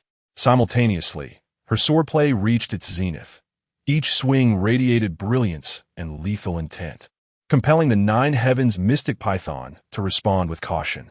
At that moment, their battle escalated to an all-consuming fervor. Each strike exchanged was fraught with deadly intent, and powerful energy shockwaves toppled nearby trees. The mountains trembled, and the earth quaked as if the apocalypse were imminent. 2 hours swiftly passed. Murong Yun and the nine heavens mystic python, both consumed by fury, bore numerous wounds yet showed no sign of retreat, relentless in their assault against one another. Beast perish! Murong Yun cried, her figure soaring like an arrow, her right hand sweeping through the air as a talisman shot forth like a meteor, illuminating the surroundings. With a deafening buzz, the talisman unleashed a piercing sound as it transformed into a streak of blinding lightning, racing toward the nine heavens mystic python. Tiangong Talisman, a flicker of dread crossed the python's eyes. It attempted to evade, only to feel as though its body had been ensnared. The overwhelming aura emanating from the talisman instilled a profound sense of impending doom. With a thunderous explosion, the talisman pierced the python's heart, and its countenance turned as pale as paper. Its massive body trembled violently, teetering on the brink of collapse. Wretched girl, even if I, the nine heavens mystic python, perish today, you shall not escape unscathed. A glint of madness sparkled in its eyes as it swung its colossal tail, its scales erupting like a rain of swords, raining down upon Murong Yun. Faced with the python's desperate retaliation, a flicker of concern crossed Murong Yun's features. Yet she did not falter, gritting her teeth. She braced herself for the impending assault. In this pivotal moment, she summoned all her inner strength, conjuring a formidable protective barrier around her. Clang! Clang! Despite successfully blocking the majority of the python's attacks, a small shard of scale still grazed her skin. Gaga! Murong Yun, you have been cursed with my life-blood poison. If you do not engage with a man within half an hour, you shall meet your end, the python declared with a triumphant laugh before collapsing heavily to the ground. Its life extinguished. Chapter 56, Murong Yun, Damn Beast. A chill swept across Murong Yun's exquisite face. She had never anticipated such a fierce counterattack from the dying python. After securing the python's corpse in her storage ring, she sat cross-legged, concentrating on expelling the blood poison from her body. However, the moment she began to cultivate, the python's venom erupted within her. Murong Yun let out a sultry moan, unable to suppress the desires surging within her. In desperation, she turned her gaze toward the unconscious Xiao Ruocheng nearby. She realized that in this desolate mountain range, he was her only hope of salvation. With this thought, she swiftly flew to his side, still breathing. Upon confirming that Xiao Ruocheng still had a pulse, a wave of indescribable relief washed over her. She cradled him in her arms, swiftly making her way to a nearby cave. Once inside, she retrieved a recliner from her storage ring and gently laid Xiao Ruocheng upon it. She then fed him a healing pill, wary that should he pass away mid-treatment, it would spell disaster. Having completed her preparations, Yun could hardly contain her urgency as she began to remove Xiao Ruocheng's clothing. However, when she attempted to unfasten his trousers, she found herself at a loss. In a fit of frustration, she unleashed her inner strength, tearing his pants to shreds. Now, a monumental dilemma lay before her. With Xiao Ruocheng unconscious, his body was in a state of dormancy. Reluctantly, Yun found herself submitting to the reality of the situation. At that moment, Xiao Ruocheng was immersed in an indescribably enchanting dream. In this dream, a female technician from Juanhao Club was providing him with a special service. After some time, he suddenly at this moment, an ambiguous and enchanting atmosphere permeated the cave. A day had passed, and the two were still entangled in an intimate embrace. Suddenly, Xiao Ruocheng felt a sharp pain at the back of his head and then fainted. Gazing at the unconscious Xiao Ruocheng, Yun's delicate hand instantly clamped around his throat. "Damn scoundrel," she muttered, her eyes filled with a chilling intent to kill. The temperature in the cave plummeted, creating an eerie, spine-chilling sensation. Fortunately, Xiao Ruocheng was unconscious. Otherwise, the terrifying pressure alone would have been enough to crush him. After much hesitation, Yun ultimately refrained from taking his life. After all, Xiao Ruocheng was innocent, and he was her first man. Most importantly, he was indeed quite handsome, and she could not bring herself to kill him. She cast a deep, lingering glance at Xiao Ruocheng before slowly rising to her feet. Despite the toxins in her body being neutralized, her legs still trembled from the exertion of the day. She never would have imagined that someone who appeared so refined could be so overwhelming. Glancing at Xiao Ruocheng, her exquisite face flushed with a deep blush. The memory of her actions the previous night filled her with a sense of mortification. As a renowned top-tier expert in the Xuanwu continent, she never expected her first time to be in this remote eastern state, and with someone who appeared to be only 15 or 16 years old. The thought of her age, which could make her his ancestor, only added to her shame and frustration. Oh no, this boy is about to explode.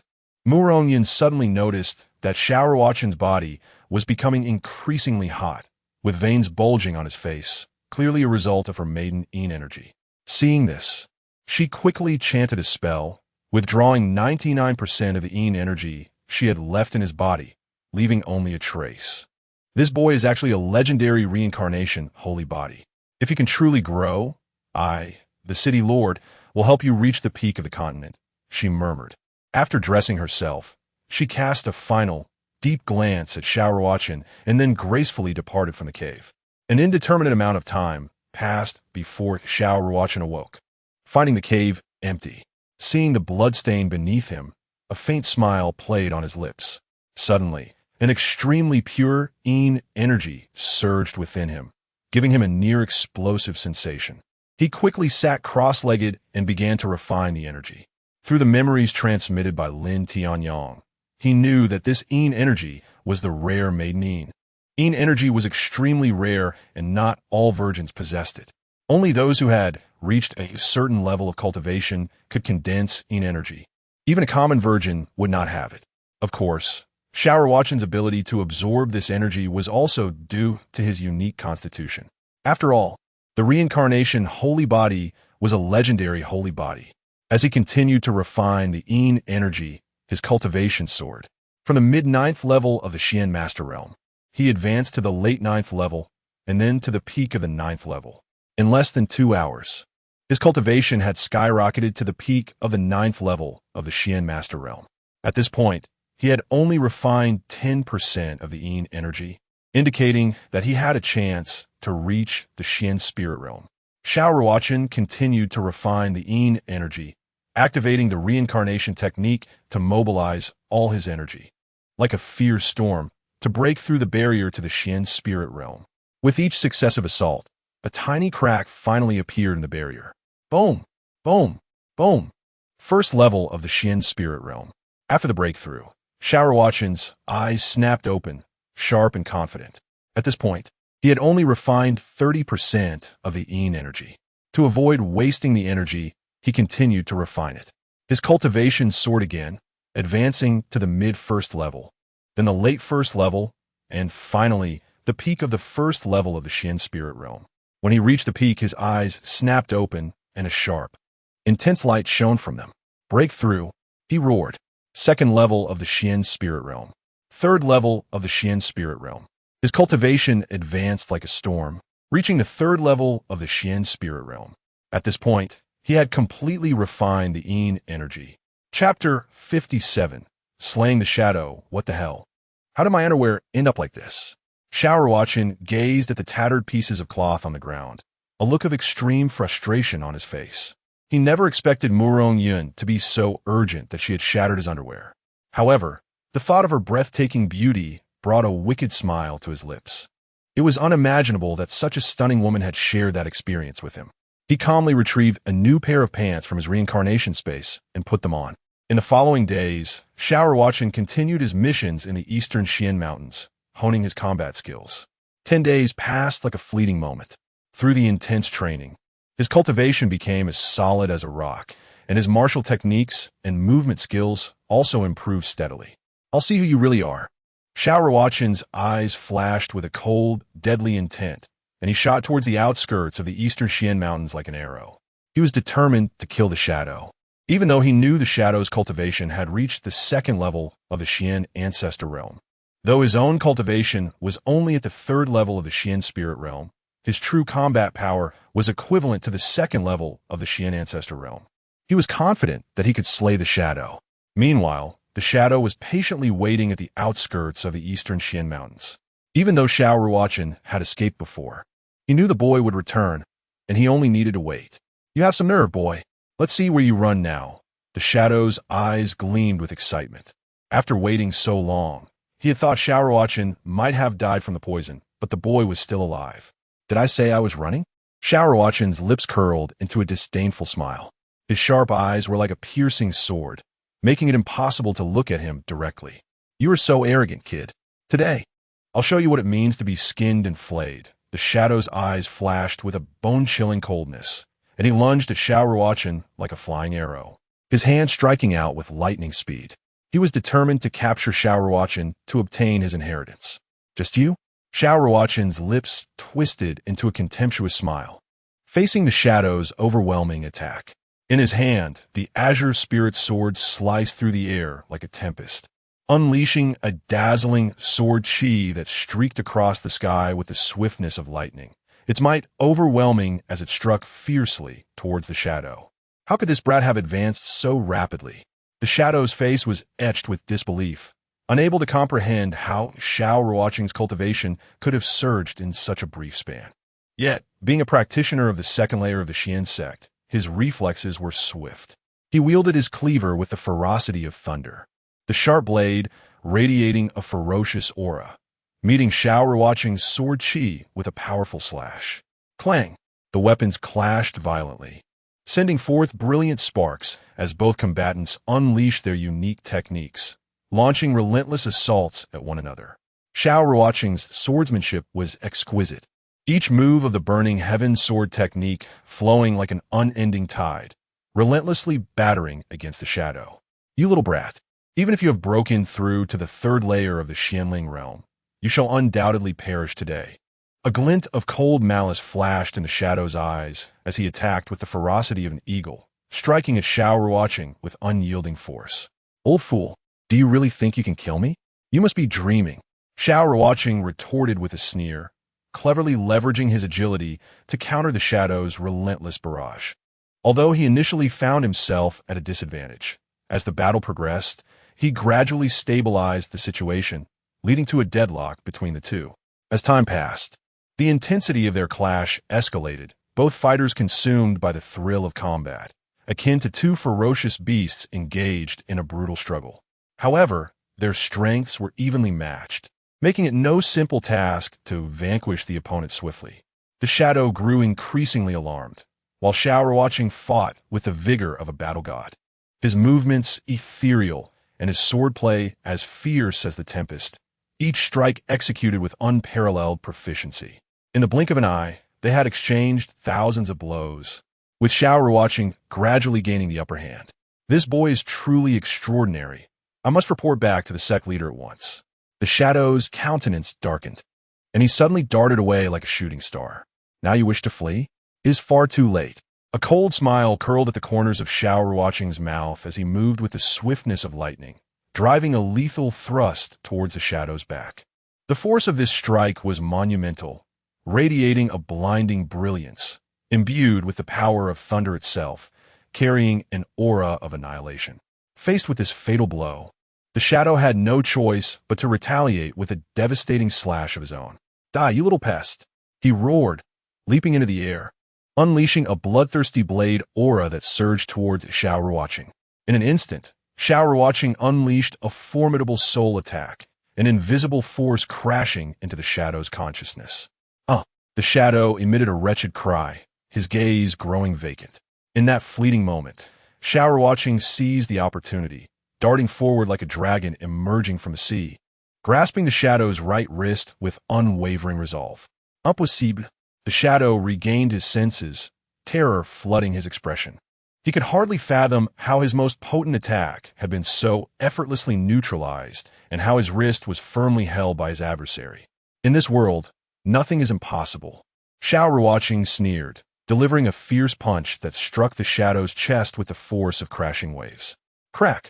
The sound of breaking bones echoed as the shadow was sent hurtling backward, crashing to the ground, utterly incapacitated. Fear gripped his features as he stared incredulously at Xiao Ruocheng, unable to comprehend how, after merely a few days, he had been bested by him.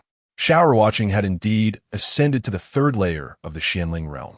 Even more baffling to the shadow was the fact that he, a practitioner of the second layer of the Xian sect, had been rendered powerless before Xiao Ruocheng. The notion of Xiao Ruocheng's ability to challenge those of higher realms was utterly unfathomable. "Who sent you here?" Xiao Ruocheng's gaze hardened, a chilling aura emanating from him. "Want to know? Go to hell and ask me there." The shadow's lips twisted into a sinister smile, one that seemed to emerge from the depths of the abyss, sending shivers down one's spine. With that, his eyes rolled back, and he began to froth at the mouth, his body convulsing as he succumbed to poison, evidently having chosen suicide. "Oof. Do you think dying will absolve you of the consequences?" Xiao Ruocheng's brows furrowed, anger flickering in his eyes. With a disdainful smirk, he pressed his hand upon the shadow's head, activating the soul-searching technique.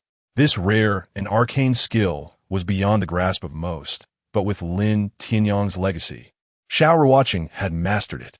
A faint glow enveloped his palm as mysterious energies seeped into the shadow's mind, and moments later, all of the shadow's memories were laid bare before him. Damn it, this foolish sect leader is utterly lacking in vision. Xiao Ruocheng's expression darkened, his teeth gritting in frustration. After sifting through the shadow's memories, Xiao Ruocheng's face turned ashen with disbelief. He had never anticipated that the one who had attempted to assassinate him was none other than the leader of the Hantian sect. The depth of the conspiracy and malice behind it sent a chill through him. After much deliberation, he resolved to return to the Hantian sect, contemplating whether he could seek protection from Nangong Ju. If Nangong Ju were willing to safeguard him, he would remain. If not, he would have to depart. For survival was paramount in this treacherous world. Thus, Xiao Ruocheng collected the shadow's storage ring and hastened back to the Hantian sect, his heart heavy with thoughts on how to navigate the impending situation. With merely 20 days remaining until the life-and-death battle with Chunyan Xiao, he planned to devote himself to rigorous training within the Hantian sect. He understood that only through relentless self-improvement could he hope to thrive in this perilous realm. 3 days later, Xiao Ruocheng returned to the Hantian sect and sought out Nangong Ju once more. "Senior, you must protect me. The sect leader has sent someone to assassinate me." He spoke urgently, anger and grievance etched across his features. However, he concealed the fact that he had slain the shadow, merely stating that he had narrowly escaped a top-tier beast. This is outrageous. How dare they repeatedly attempt to assassinate someone I have set my sights on? Nangong Ju's eyes blazed with murderous intent as he listened to Xiao Ruocheng's account. The temperature around them plummeted, as though winter had arrived in an instant. From today onward, you shall train by my side. I will see how they dare to make another attempt on your life. That's wonderful. With your protection, I can finally feel at ease. Xiao Ruocheng sighed in relief, the weight on his shoulders lifting. He understood that as long as he had Nangong Ju's backing, he was temporarily safe. In the days that followed, Xiao Ruocheng trained diligently on Nangong Ju's peak. The abundant spiritual energy and serene environment provided an ideal setting for cultivation. Nangong Ju held high hopes of the young man, often taking time to offer guidance on his training every few days. Under the meticulous guidance of Nangong Ju, Xiao Ruocheng's path of cultivation has been significantly streamlined, avoiding many unnecessary detours. After his breakthrough to the Xianling realm, the pace of his advancement noticeably slowed. If the dantian of a Xian master is akin to a gentle stream, then that of a Xianling is comparable to an expansive lake. To fill the dantian with profound energy and ascend to higher realms requires a considerable accumulation of time. Of course, possessing extraordinary treasures could alter this equation. Xiao Ruocheng, however, remained unhurried, having recently shattered multiple barriers. A further breakthrough in such a short span seemed nearly impossible. Thus, he resolved to refine his cultivation, ensuring that his foundation became more robust, allowing him to traverse further in the future. He understood well that in the realm of cultivation, haste often leads to setbacks. Only by proceeding steadily can one aspire to reach greater heights. As time flowed silently by, the day of Xiao Ruocheng's life-and-death battle with Chun Yinxiao arrived. On this day, Ling Yuhan and Gu Yushi also ascended the peak where Nangong Ju resided. Xiao Ruocheng, perhaps you should reconsider, with your current cultivation. Stepping onto the life-and-death platform would be tantamount to courting death, Ling Yuhan remarked, her brows slightly furrowed, her eyes betraying her concern. Indeed, Xiao Ruocheng, as our alchemist at Danling Peak, you needn't go. No one would dare to challenge you, Gu Yushi echoed, worry mirrored in her gaze. Do you truly doubt me so? Xiao Ruocheng replied with a faint, bitter smile, feeling somewhat helpless yet understanding their concern. Your talent is indeed remarkable, but you are no match for Chun Yinxiao at this stage. I suggest you refrain from participating, Ling Yuhan insisted, her gaze unwavering and sincere. Yuhan is right. You may not be aware, but Chun Yinxiao has already reached the 8th layer of the Xianling realm. With your 7th layer cultivation, your chances of victory are virtually non-existent. Gu Yushi added, urgency lacing her words. Rest assured, I will not falter. Xiao Ruocheng replied with a resigned smile. I am not foolish enough to seek my own demise. His eyes gleamed with unwavering determination, radiating an unparalleled confidence. With that, he strode towards the life-and-death platform of Hantian's sect, his steps resolute, devoid of hesitation or retreat. Ling Yuhan and Gu Yushi, seeing this, hastily followed. During this period, Xiao Ruocheng had concealed his true cultivation level, presenting only his 7th layer Xian master status to the outside world. Thus, Ling Yuhan and Gu Yushi underestimated his capabilities against Chun Yinxiao. The life-and-death platform of Hantian's sect served as a venue for resolving grievances. When conflicts between disciples became irreconcilable, the platform became their sole recourse. While the sect did not prohibit combat among disciples, lethal force or crippling one's dantian were strictly forbidden. However, the life-and-death platform was exempt from such restrictions. Once one stepped onto it, regardless of status, one could be killed without consequence. The imminent battle attracted a throng of onlookers, gathering around the life-and-death platform. Xiao Ruocheng is quite audacious. How long has it been since he joined? He dares to challenge Chun Yinxiao. One disciple exclaimed, disbelief etched across his face. Indeed, 2 months ago, he was merely at the 4th layer of Xian Master. What audacity drives him to challenge Chun Yinxiao? Another disciple chimed in, derision evident in his tone. At that moment, Discussions erupted among the crowd, with few placing their bets on Xiao Ruocheng. The disparity in cultivation levels was stark. Chunyin Xiao, a core disciple, had reached an unfathomable 8th layer of the Xianling realm, while Xiao Ruocheng remained at the 4th layer prior to their duel. The gap in their strengths was nothing short of monumental, rendering any support for Xiao Ruocheng unsurprising. Chunyin Xiao, standing confidently at the center of the platform, wielded a gleaming sword that shimmered with a cold light, as though it could sever all. He stood tall and proud, exuding an air of arrogance and assurance. To him, the impending life-and-death battle held little significance. He believed Xiao Ruocheng stood no chance against him. Is Xiao Ruocheng actually daring to show up? One disciple inquired curiously. Not showing up would be the wiser choice. Preserving one's dignity is far better than losing one's life, another disciple chuckled. As the atmosphere buzzed with excitement, an announcement rang out. Look, Xiao Ruocheng has arrived. A stir swept through the crowd as a trio emerged. Xiao Ruocheng, Ling Yuhan, and Gu Yushi. Xiao Ruocheng, are you certain you wish to challenge Chunyin Xiao to a life-and-death battle?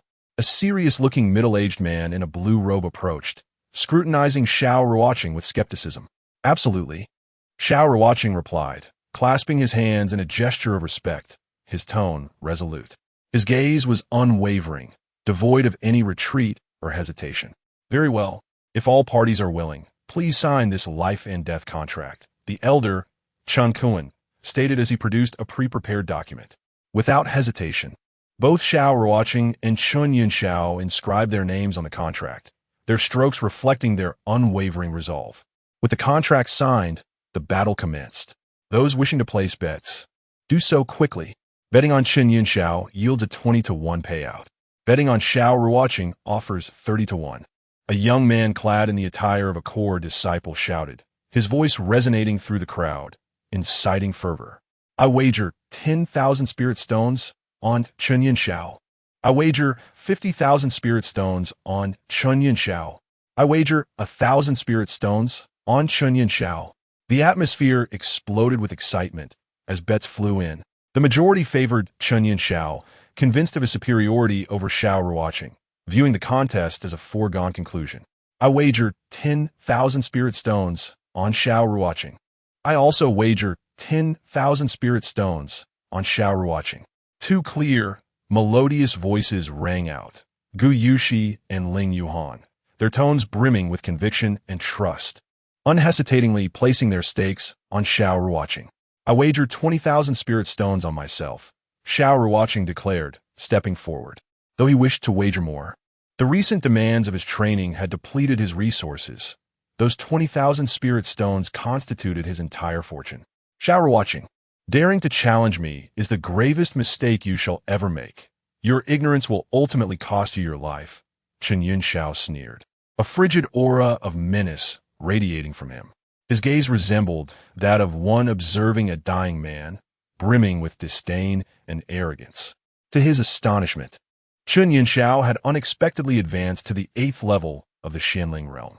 The powerful aura radiating from Chunyin Xiao left the onlookers in a state of shock, as if a colossal mountain had descended upon them, rendering them breathless.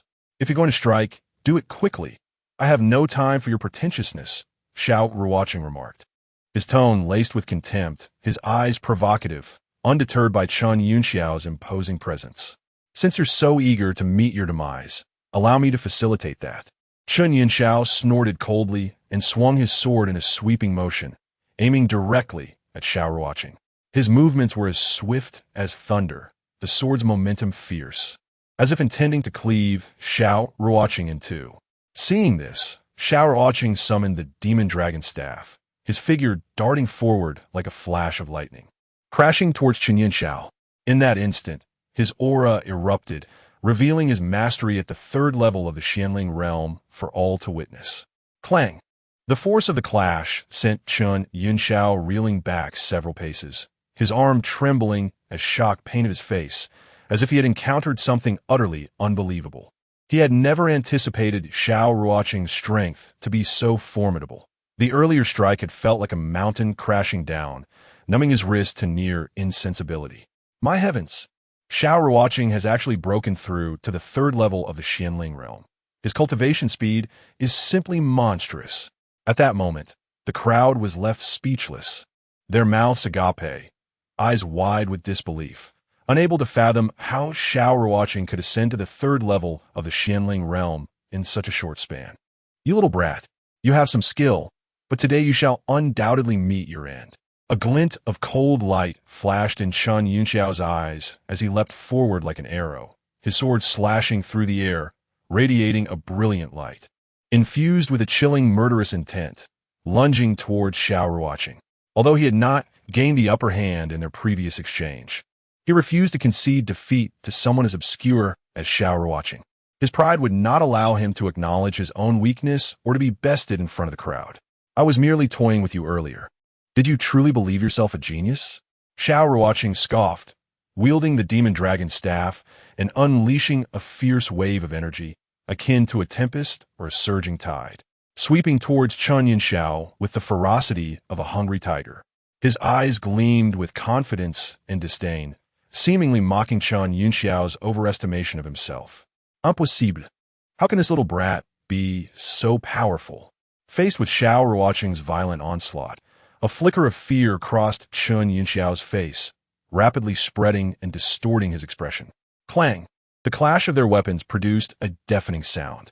The residual force of Xiao Ruocheng's strike was unstoppable, crashing through Chen Yunxiao's defenses and landing squarely on his chest. Crack! The sound of breaking bones echoed, and Chen Yunxiao's body flew back like a kite severed from its string, his ribcage reduced to splinters, rendering him utterly powerless.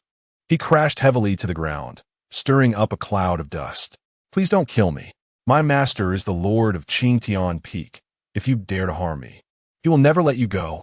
Chen Yunxiao's face betrayed his terror, his voice trembling with despair. Do not think for a moment that your master being the Lord of Qingtian Peak will spare you. Even if you were the Sect master, you would still meet your demise today. A flash of cold light flickered in Xiao Ruocheng's eyes as he swung the demon dragon staff like a bolt of lightning. Bang! With a sharp crack, Chen Yunxiao's head burst apart like a smashed watermelon, brain matter splattering everywhere, creating a gruesome scene that was revolting to behold. Silence enveloped the arena. In that moment, the surroundings were deathly quiet, every onlooker wide-eyed in disbelief at the spectacle before them, their minds seemingly frozen, unable to process the events that had just unfolded. Good heavens, I've truly lost everything this time. Moments later, the crowd erupted into chaos. Those who had bet on Chen Yunxiao wore expressions of despair, their faces ashen, lamenting their losses. Their features were marked by regret and fury. As if they had, although Xiao Ruocheng triumphed over Chen Yunxiao of the 8th layer of the Xianling realm. No one believed that he could possibly defeat Dongfang Ling of the Xinzong realm. After all, Dongfang Ling was widely recognized as the foremost genius of the Han Tian sect, with combat prowess that far surpassed others of the same realm. His talent and strength were evident throughout the sect. Both his techniques and battle experience were unparalleled. Even Ling Yuhan and Gu Yunxi were left speechless, their eyes wide as they gazed at Xiao Ruocheng's figure, their hearts brimming with complex emotions. They never anticipated that Xiao Ruocheng would dare to challenge Dongfang Ling to a life-and-death battle. Such audacity required immense courage and determination. Truly, he was worthy of being the leader of the Bear Clan, utterly remarkable. In a corner beneath the arena, Xiongda looked at Xiao Ruocheng with a face full of admiration.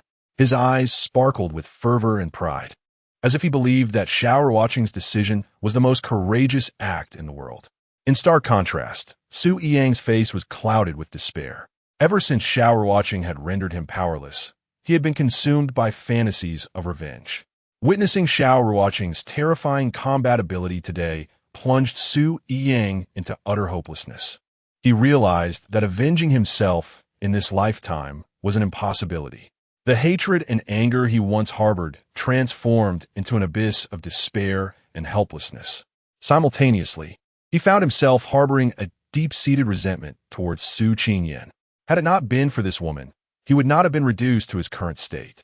He had expected that, out of concern, Su Qingyan would come to visit him after his downfall, yet the reality was far more brutal than he could have imagined. After his incapacitation by Xiao Ruocheng, Su Qingyan completely vanished from his sight. The woman who had once stirred his heart chose to leave him in his time of greatest need, filling him with bitterness and anguish. You intend to engage in a life-and-death battle with Dongfang. Upon learning of Xiao Ruocheng's intention to confront Dongfang, Nangongju's face displayed a look of shock. His eyes brimmed with disbelief, as if he had just heard the most fantastical tale. Senior, I have a life-and-death feud with him. If I manage to kill him, can you protect me? Xiao Ruocheng asked solemnly. His expression was grave and resolute, his gaze fixed intently on Nangongju, hoping for a reassuring response. Are you certain you can slay Dongfang? Nangongju inquired seriously, his eyes scrutinizing Xiao Ruocheng for any telltale signs of doubt. If he is merely at the first layer of the Xianzong realm, he is undoubtedly doomed in tomorrow's battle. Even if he is at the second layer, I possess a 60% chance of defeating him, Xiao Ruocheng replied, his voice brimming with confidence and determination, as though he could already glimpse the dawn of victory. Very well. As long as you are confident, I shall ensure your safety, Nangongju said, stroking his beard. I will personally be present tomorrow to guarantee that no one can harm you. His tone was resolute and powerful, offering Xiao Ruocheng a sense of reassurance. Thank you, Senior. Xiao Ruocheng responded with a respectful bow, his heart filled with gratitude. With Nangongju's support, he felt emboldened for the impending life-and-death struggle. Now go and rest. Nangongju gestured kindly, his gaze infused with anticipation and encouragement, hoping for Xiao Ruocheng to achieve a miracle in the upcoming battle. Yes, Senior, Xiao Ruocheng replied, then made his way back to his residence. His steps were firm and resolute as he began preparing for the battle that awaited him the next day. Dongfang Hao, you have slain 3 of my beloved disciples. It is time for you to pay your blood debts. A fierce glint flickered in Nangongju's eyes, a light that seemed capable of penetrating all darkness, reaching deep into the human heart. His voice was low and filled with fury, like a curse echoing from the depths of hell. Over the years, he had trained 3 exceptionally gifted disciples, the first of whom had been poised to inherit the position of sect leader, only to be ambushed and killed during a training expedition 30 years prior. It was a dark night when his eldest disciple, full of hope, set out on his journey, never to return. When Nangongju received the news, his heart was torn asunder, and he vowed to find the culprit and avenge his disciple. Subsequently, he devoted himself to nurturing a second disciple, only to see him also meet an unexplained demise during what should have been a routine task, marking yet another tragic loss. Nangongju was plunged into profound grief, beginning to suspect that unseen forces were orchestrating these events. Ultimately, the position of sect leader fell into Dongfang Hao's hands, filling Nangongju with resentment and anger. He believed these occurrences were too coincidental, and that Dongfang Hao must harbor dark secrets. Later, Nangongju dedicated himself to training a third disciple, the most talented of them all, destined to inherit the sect leader position if nothing went awry. Yet, fate proved cruel once more, as this disciple also perished during an expedition in an ancient ruin. Upon learning of his disciple's tragic fate, Nangongju was nearly driven to madness. Overwhelmed with sorrow, he commenced an investigation into the deaths of his 3 disciples, dedicating countless hours and energy to uncover every lead.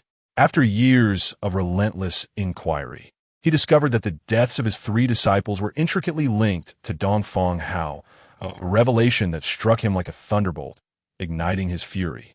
Determined to no longer remain passive, he resolved that Dongfang Hao must pay for his transgressions. Thus, when Xiao Ruocheng appeared, Nangongju recognized a glimmer of hope. He was resolute in his decision to eliminate Dongfang Hao, regardless of the cost, to avenge his fallen disciples. As a high-ranking elder of the Han Tian sect, Nangongju naturally desired its prosperity, which led him to focus his efforts on cultivating Xiao Ruocheng. During this time, he frequently provided guidance to him. Although Xiao Ruocheng possessed an exceptional legacy, he did not reject Nangongju's goodwill, knowing that in this ruthless cultivation world, every bit of assistance could enhance his chances of survival. Upon returning to his residence, Xiao Ruocheng carefully retrieved the drop of celestial spirit liquid gifted by Nangongju. He placed immense importance on the imminent life-and-death battle, knowing that as the holy son of the Han Tian sect, Dongfang Ling would undoubtedly wield formidable techniques.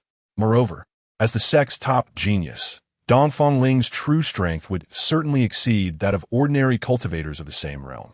To ensure his victory, Xiao Ruocheng resolved to refine this drop of celestial spirit liquid, aiming to break through to the fourth layer of the Xianling realm, thus augmenting his odds in the forthcoming battle.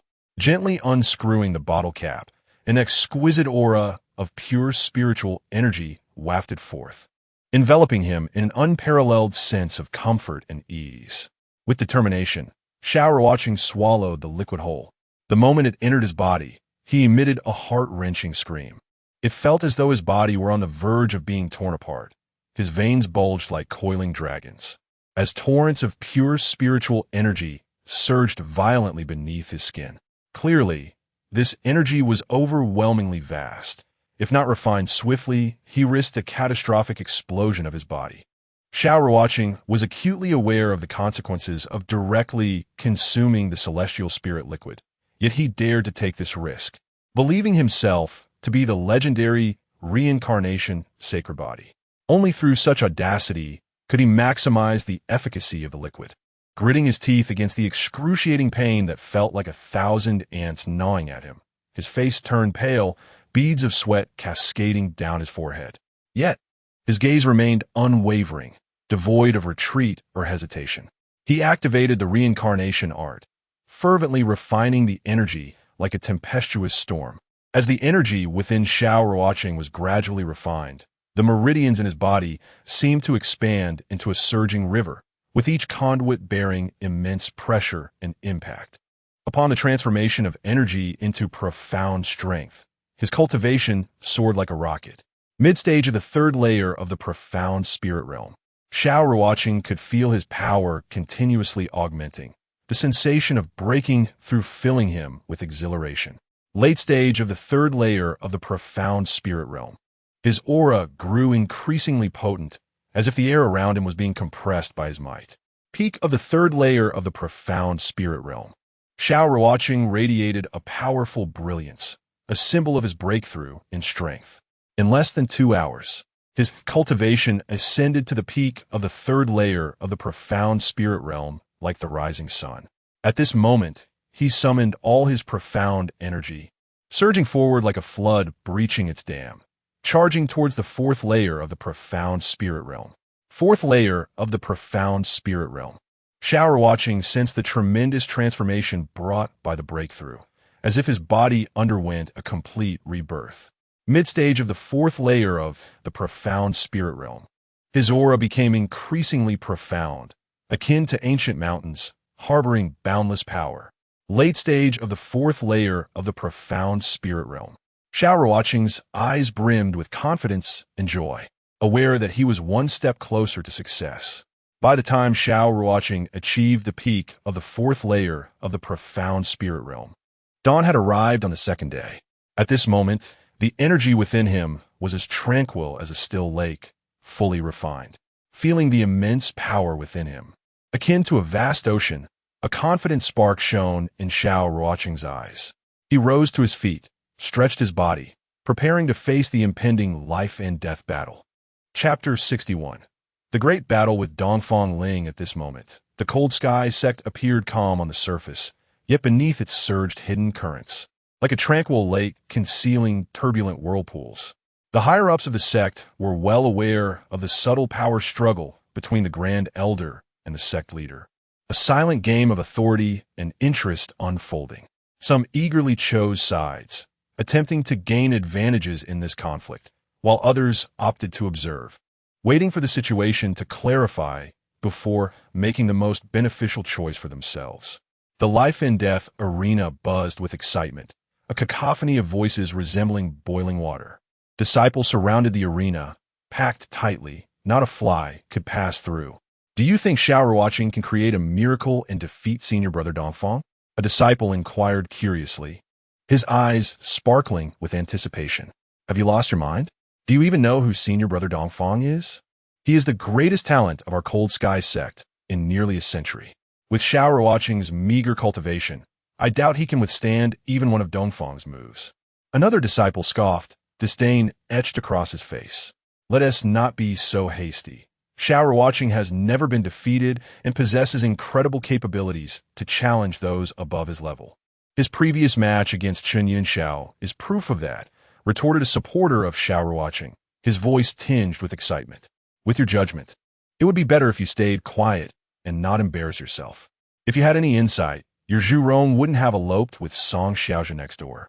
The dismissive disciple shot back, a malicious smile creeping onto his face. You dare say that again? The provoked disciple's eyes widened, veins bulging on his forehead, resembling an enraged lion. I already said it. What now? The other party retorted defiantly, chest puffed out in provocation. Beneath the arena, the two young disciples squared off like roosters, engaged in a heated argument, their faces flushed, voices rising as surrounding disciples cast curious glances. However, most merely took a glance before returning their focus to the impending life-and-death battle. Look, Xiao Ruocheng has arrived. As Xiao Ruocheng approached the life-and-death stage, the crowd erupted, countless gazes converging on him like spotlights. Among these gazes were curiosity, skepticism, expectation, disdain, and mockery. Xiao Ruocheng, are you confident? Gu Yunxi and Ling Yuhan approached, their eyes reflecting inquiry. Gu Yunxi's expression bore worry, while Ling Yuhan's gaze was grave. Rest assured, no one has ever defeated me on the life-and-death stage. Confidence flickered in Xiao Ruocheng's eyes, illuminating his resolute face like the most radiant star in the night sky. Xiao Ruocheng, do not underestimate your opponent. Although Dongfang Ling's cultivation is merely at the first layer of the profound sect, his true combat power surpasses that of an ordinary second-layer practitioner. And I suspect he may be concealing his true level.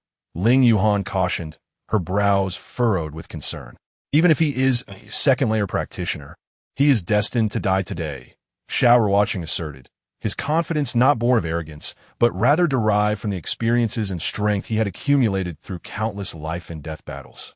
Now, at the peak of the fourth layer of the profound spirit realm, he felt capable of triumphing even against practitioners at the third layer of the profound sect. Xiao Ruocheng, come up and meet your end. Just then, a frigid voice pierced the air, chilling to the bone, as if emanating from the depths of a dark abyss. A remarkably handsome young man, with deep-set eyes, descended onto the arena like a soaring rock. His posture was athletic, and every movement exuded strength and confidence. The newcomer was none other than Dongfang Ling. With an air of arrogance and disdain, he regarded Xiao Ruocheng as nothing more than a lamb awaiting slaughter. Fool, since you seek death, I shall grant you your wish.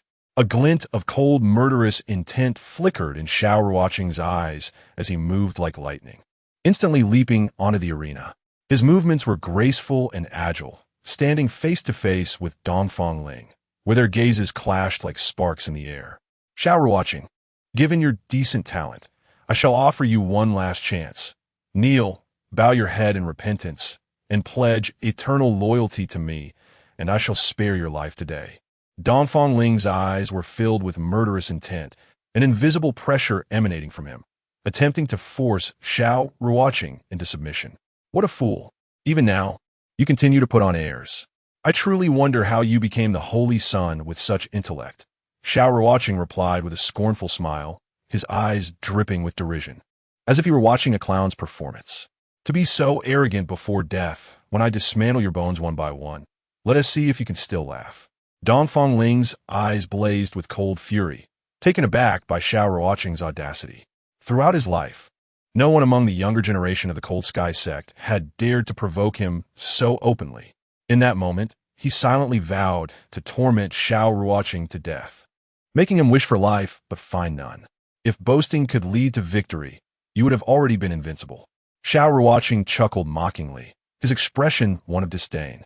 His tone was light, completely disregarding Dongfang Ling's threats. At that moment, a towering figure streaked across the sky like a meteor. Landing on his arrival, transformed the atmosphere once more. The presence of the elder was met with reverence. Upon the appearance of Nangong Ju, the high-ranking members of the Cold Heavens sect all rose respectfully, bowing in unison without the slightest hint of negligence. as a most senior figure within the sect. Nangongju held a position as unshakable as Mount Tai, commanding profound respect even from the sect leader, Dongfang Hao. A mere word or glance from him could incite considerable upheaval within the Cold Heaven sect. It is unexpected to see you, esteemed elder, taking an interest in the contest among the younger generation, Dongfang Hao said with a forced smile, a trace of unease flickering across his features. I find myself with little to do, hence my presence, Nangongju replied, stroking his beard, his demeanor calm and unruffled. His deep, tranquil gaze concealed his true thoughts. Who would have imagined both the sect leader and the elder would attend? It seems today's battle of life and death will be anything but ordinary, a disciple murmured, his voice tinged with surprise and confusion. Is that even a question? Brother Dongfang is the sect leader's son, and Xiao Ruocheng is said to be favored by the elder. The power struggles among the upper echelons are far beyond our comprehension. Another disciple chimed in, his eyes reflecting awe and fear. You are right. The conflicts among the higher-ups bear little relevance to us disciples. Regardless of who wields power, our status remains unchanged, a more rational disciple remarked, his gaze betraying a hint of helplessness and bewilderment. The surrounding disciples engaged in hushed discussions, their voices rising and falling like the chirping of cicadas in summer. At that moment, the elder of the arena, Chun Kuan, appeared on the stage like a majestic bird. His movements were graceful and elegant, as if he were dancing through the air. Dongfang Ling, Xiao Ruocheng, are you both certain you wish to engage in this battle to the death? Chun Kuiwen's voice resounded, solemn and commanding. Indeed, Dongfang Ling and Xiao Ruocheng replied in unison, their voices resolute and unwavering. Since you have made your decision, let the battle commence. Chun Kuiwen declared before gracefully leaping off the stage, his elegance leaving the audience in admiration. Xiao Ruocheng, given your lower cultivation, I shall grant you 3 moves. Dongfang Ling declared, his eyes glinting with disdain as if he were gazing down upon an insignificant ant. He possessed absolute confidence in his abilities. Just last night, with the fervent support of his father, Dongfang Hao, he had broken through to the second level of the profound sect, and with his combat prowess far surpassing that of his peers, he believed that even standing still, Xiao Ruocheng could not inflict any harm upon him. Do you truly intend to grant me 3 moves? Xiao Ruocheng asked, a smirk playing at the corners of his mouth, his eyes twinkling with cunning as if plotting something sinister.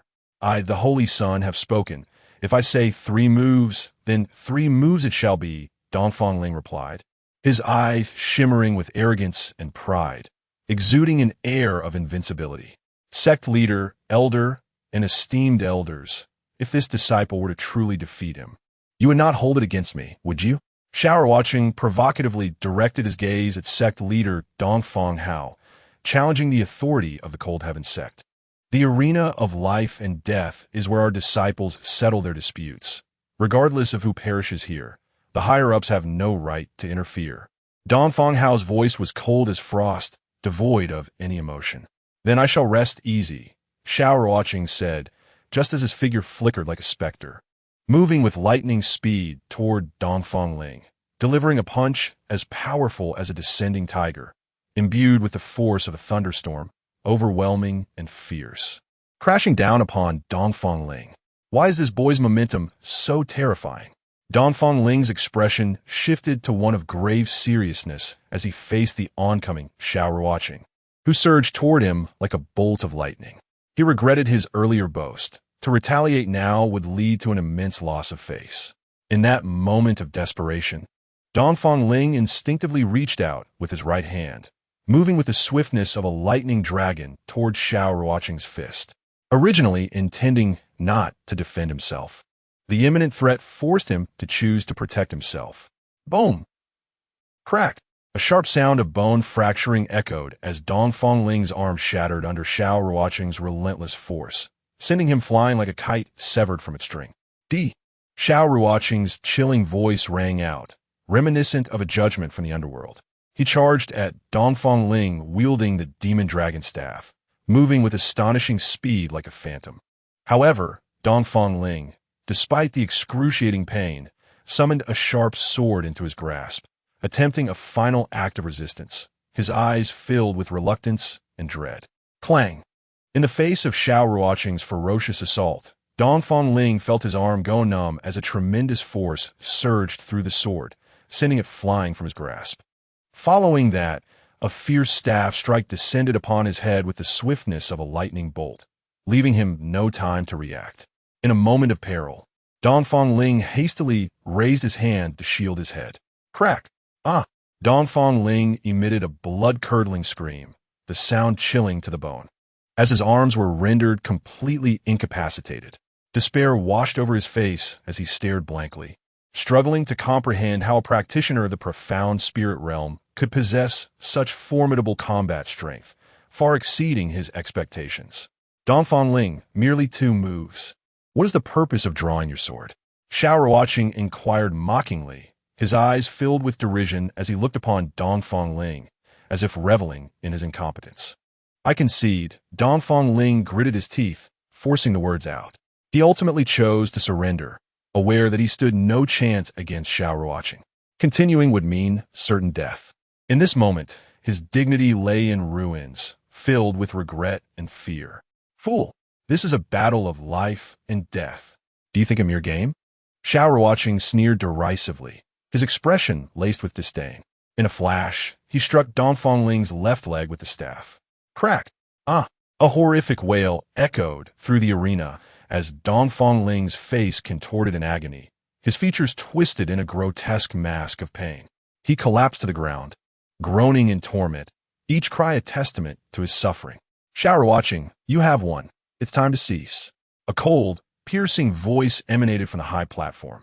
Dongfang Hao's gaze was as frigid as ice, fixated on Xiao Ruocheng, his eyes gleaming with a chilling intent, as if he wished to carve him into pieces.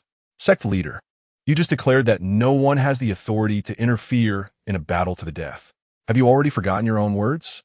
Xiao Ruocheng retorted with a cold laugh, challenging the authority of the sect leader once more. At this moment, Xiao Ruocheng had resolved to go all out, his gaze unwavering, devoid of any hint of retreat. Simultaneously, he prepared himself. Should Dongfang Hao strike, he would employ the blood escape technique to flee. Of course, before departing, he would ensure Dongfang Ling's demise, no matter the cost. Audacious! Dongfang Hao bellowed, his voice resonating like thunder, deafening to the ears. A chilling aura of murder surged forth from his eyes, his piercing gaze rendering one unable to meet it, as though it could freeze the very soul. With a sudden motion, Xiao Ruocheng swung his right hand fiercely, unleashing a formidable staff technique that crashed mercilessly onto Dongfang Ling's other leg. The sheer force shattered the bone in an instant. Ah, you little bastard, I will tear you limb from limb. Dongfang Ling shrieked in agony, his eyes filled with venomous hatred, as if his resentment could manifest into a tangible force to consume Xiao Ruocheng. Master, do not frighten me, otherwise. This staff may just find its way to his skull, Xiao Ruocheng declared, his eyes sharp as blades, boldly locking on a Dongfang Hao's gaze. His expression was resolute, showing no trace of fear, as if he had already placed life and death beyond consideration. At that moment, the entire arena fell into a profound silence. Everyone stood in stunned disbelief at the unfolding events. They were astonished by Xiao Ruocheng's audacity and determination. How brazen to provoke the sect master so. You seek death. A glimmer of deadly intent flashed in Dongfang Hao's eyes as he lunged towards Xiao Ruocheng with lightning speed, his presence oppressive enough to render the surrounding air nearly motionless. In an instant, a terrifying aura cascaded forth from above, followed closely by Nangongju's apparition, appearing like a specter before Xiao Ruocheng. His presence served as an indomitable barrier, intercepting Dongfang Hao's lethal strike.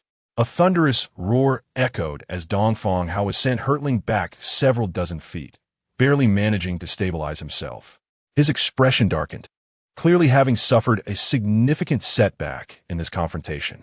Dongfang Hao, as the sect leader, to intentionally trouble a talented disciple due to your son's defeat is a despicable act that shames our Han Tian sect. I hereby declare that your position as sect leader is revoked and you are expelled from Han Tian sect. Nangongju's voice was icy and resonant, reverberating like a great bell, instilling fear in the hearts of all present. Dongfang Hao, had you spoken such words a decade ago, perhaps they would have held some weight. But today, you are not worthy, he continued, his voice laced with disdain and provocation. Dongfang Hao, had you chosen to withdraw from Han Tian's sect, I might have spared your life. Since you seek your own demise, I shall oblige. In an instant, Nangongju's gentle visage transformed, revealing a chilling intent as he vanished in a flash, a brilliant light surging forth towards Dongfang Hao. This radiance was dazzling and contained boundless power. Dongfang Hao's betrayal of the sect must be punished. Let us eliminate him. Dongfang Hao snorted, charging towards Nangongju first, his voice dripping with seduction and threat.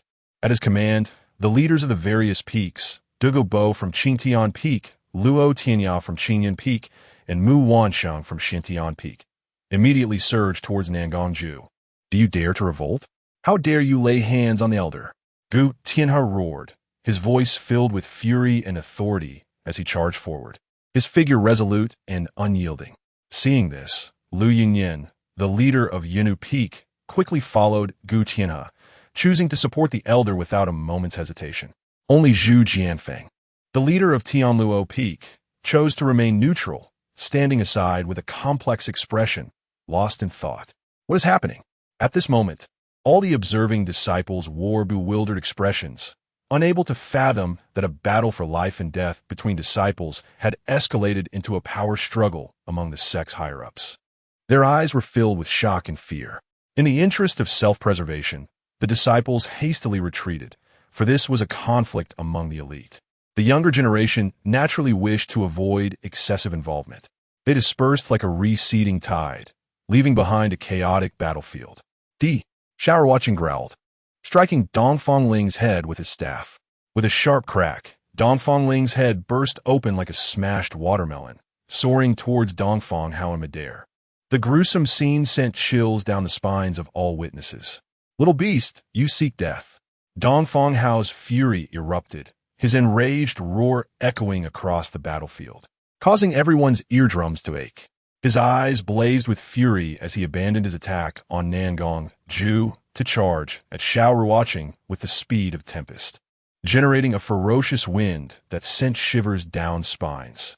To engage me in combat while distracted is to court your own demise. Nangongju's gaze was electrifying, imbued with authority and determination. His movements were fierce, akin to tumultuous waves crashing against the shore, embodying limitless power as he struck Dugu Bo aside. In a flash, Nangongju's form became a blur, executing a lethal palm strike towards Dongfang Hao's back.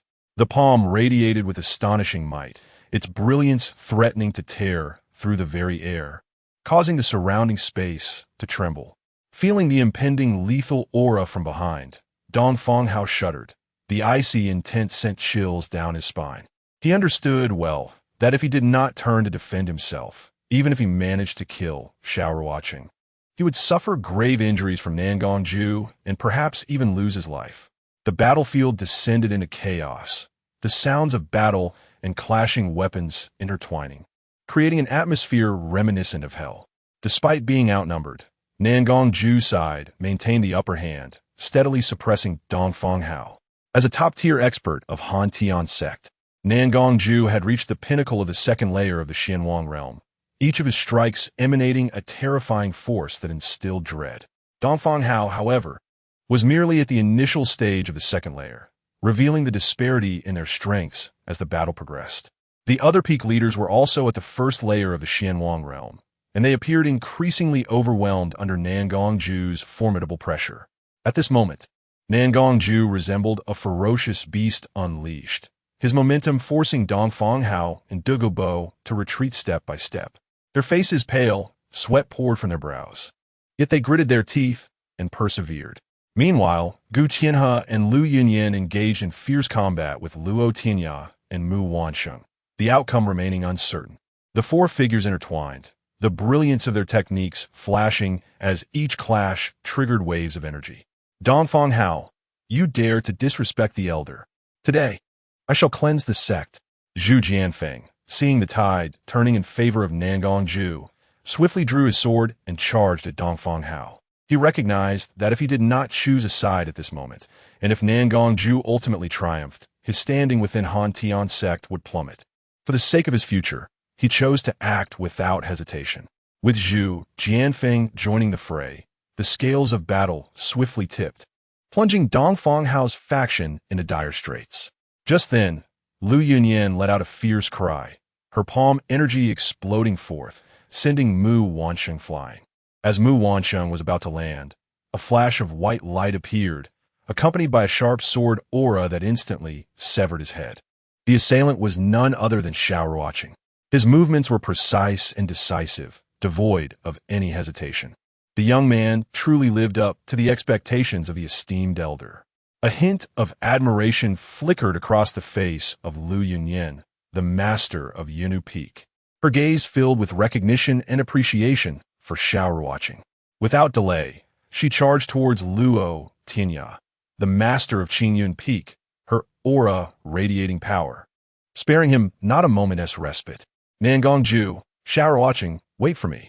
One day, I shall have your bodies torn to shreds. Realizing the dire situation, Dongfang Hao recognized the futility of his position. With a sharp exclamation, he retreated swiftly, dashing towards the gates of the Han Tian sect. His speed was remarkable, transforming him into a streak of light as he sought to escape this perilous battlefield. Initially, he believed that having ascended to the second level of the Xianwang realm, he possessed the strength to rival Nangongju. Yet, upon engaging in battle, he was disheartened to discover the vast disparity in their powers. The overwhelming difference in strength left him disillusioned, compelling him to flee. Nangongju's expression darkened considerably. He had not anticipated Dongfang Hao's choice to abandon the fray. A flicker of resentment and fury crossed his eyes as he clenched his fists. He wished to detain his adversary, but given that Dongfang Hao had already reached the second level of the Xianwang realm, it would be a formidable challenge to catch him if he was intent on escaping. Dongfang Hao, you coward! Luo Tianya and Dugubo's faces fell in despair upon witnessing the turn of events. Their eyes brimmed with terror and helplessness, as if doomsday had arrived. They had never anticipated that Dongfang Hao would suddenly flee, abandoning them as mere cannon fodder. Years of loyalty had been met with such heartlessness, and they felt a profound sense of betrayal in this critical moment. With Dongfang Hao's distraction gone, Luo Tianya and Dugubo fell victim to Nangongju's assault in mere moments, their lives extinguished. Blood splattered across the ground, painting the scene in crimson. Following the chaos, Nangongju convened a high-level meeting within the sect to restore order and ensure such occurrences would not repeat. Meanwhile, Xiao Ruocheng retreated to his quarters, re-entering a state of rigorous training. He was acutely aware that his strength was still insufficient and that he must strive for improvement. With just over 4 months until the Eastern Xian Grand Competition, it was imperative that he elevate his cultivation to the 6th level of the Xianling realm to secure his position. Time was of the essence, leaving no room for complacency. A month slipped by in the blink of an eye. One day, Xiao Ruocheng felt a surge of powerful energy coursing through him, his meridians expanding and spiritual force converging. He promptly assumed a meditative posture, immersing himself in fervent practice. After a day of intense cultivation, he successfully broke through to the 5th level of the Xianling realm. Elder, I intend to return home for a time. Upon concluding his training, Xiao Ruocheng approached Nangongju to express his desire to visit his grandfather. With only 3 months remaining before the Eastern Xian Grand Competition, he yearned to see his grandfather, uncertain of when he would return again. Go ahead. Just be cautious on your journey. Nangongju consented, albeit with a note of caution. I will be careful, Xiao Ruocheng affirmed, his determination evident. He then bid farewell to Gu Tianhe, Gu Yunxi, and Ling Yuhan, sharing his intentions with them. Xiao Ruocheng, I think it might be best if you refrain from returning home for now. With Dongfang Hao still a threat, leaving the sect could be too perilous.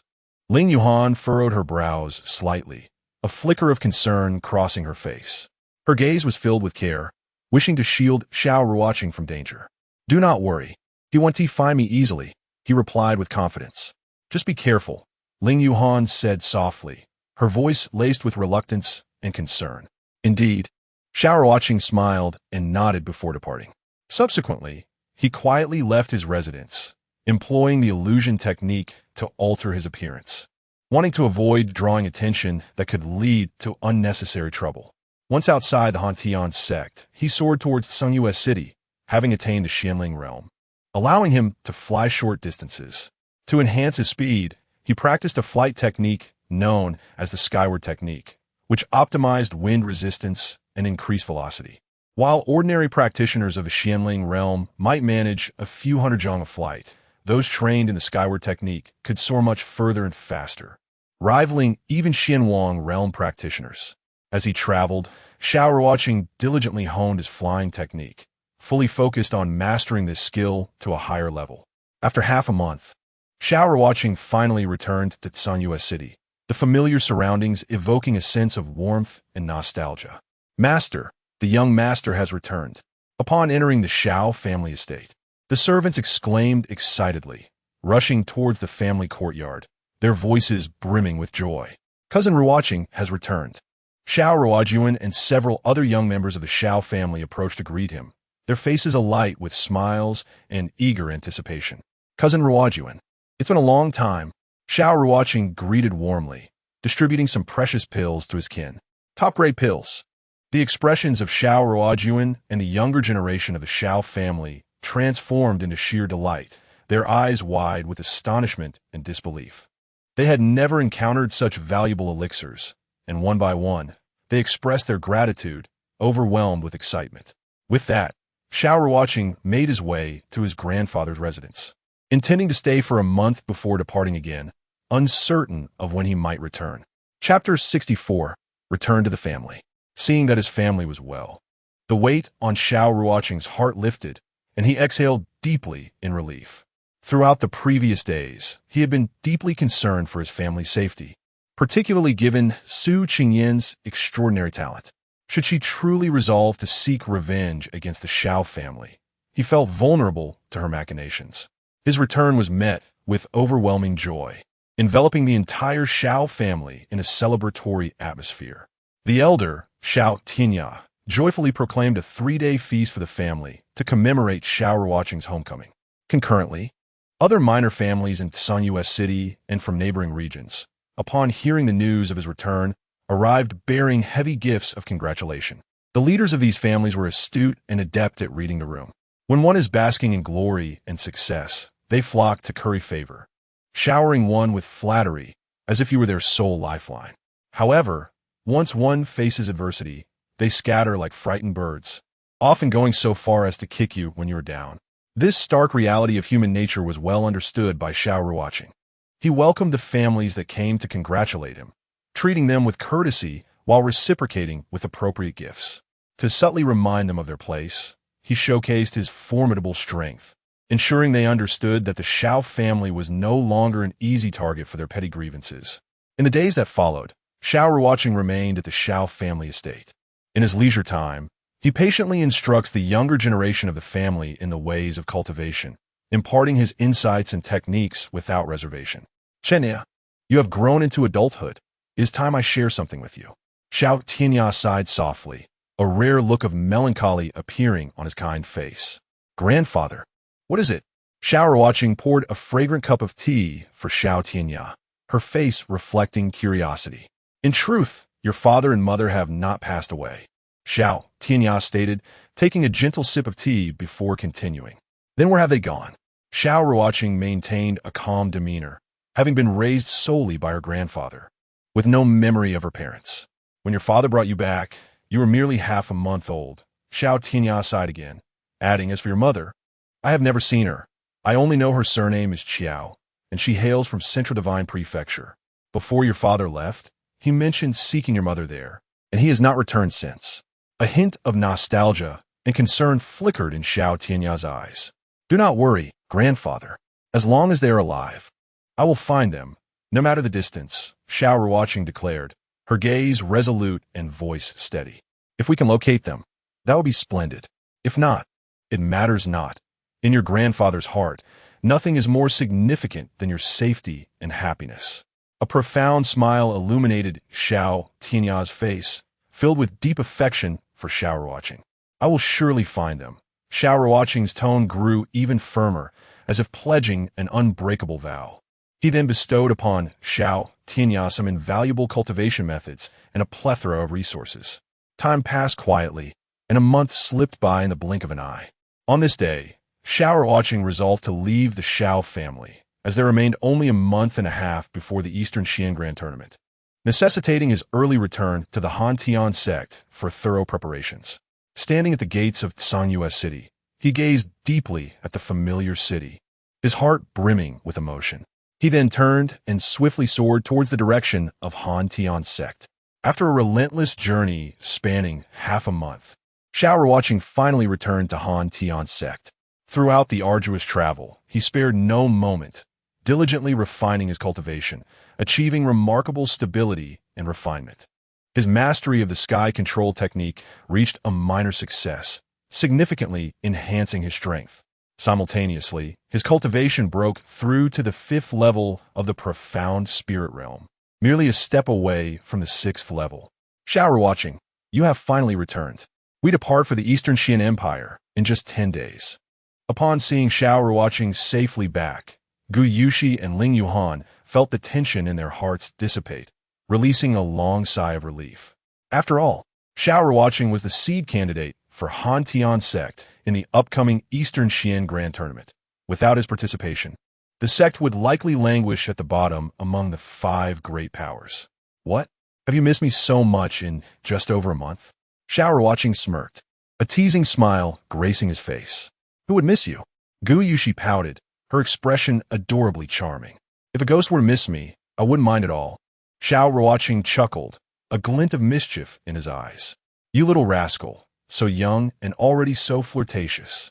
Be careful lest a female ghost drain you dry. Ling Yuhan teased, laughing. Are there any men who are not infatuated? Xiao Ruocheng laughed heartily, exuding nonchalance. The 3 gathered together, enjoying tea while enthusiastically exchanging insights on their cultivation experiences. Subsequently, they returned to their respective quarters to make final preparations for the impending Eastern Xian Grand Tournament. In the days that followed, Xiao Ruocheng tirelessly practiced within the reincarnation space.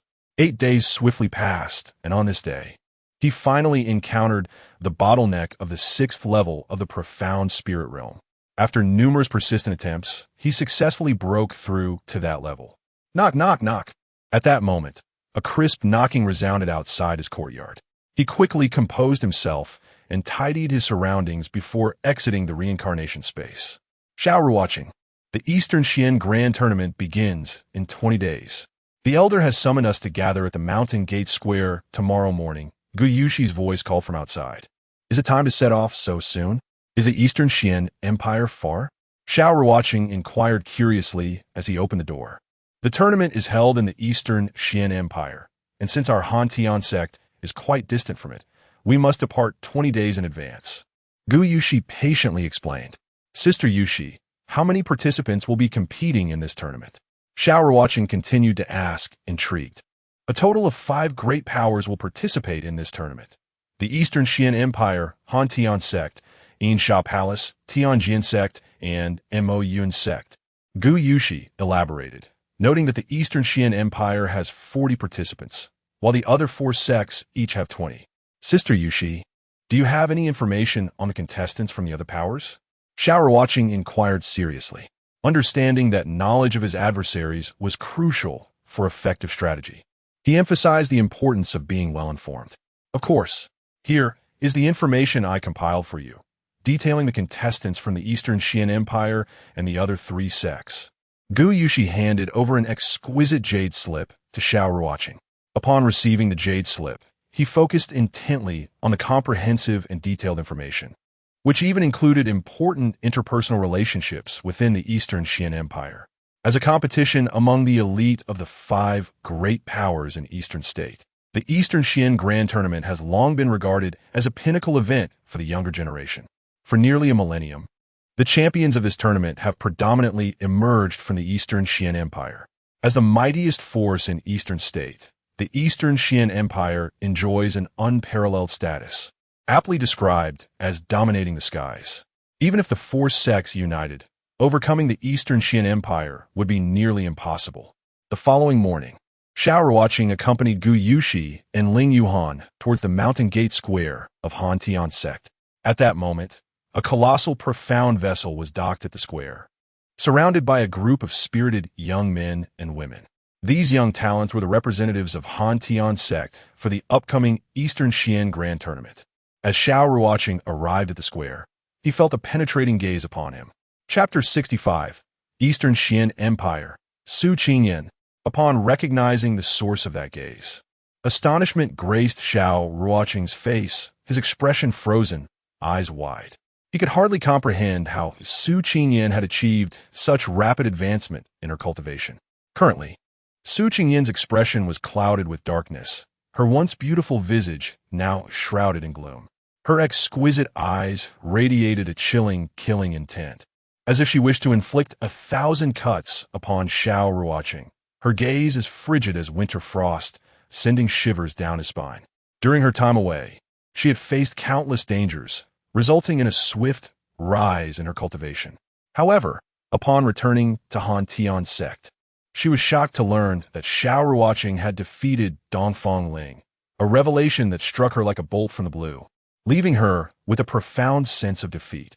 Although her cultivation had reached the profound sect realm, she felt far from certain in a potential confrontation with Xiao Ruocheng.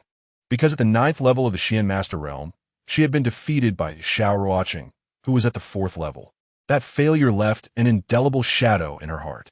In the face of Su Qingyan's cold gaze, Xiao Ruocheng remained unfazed.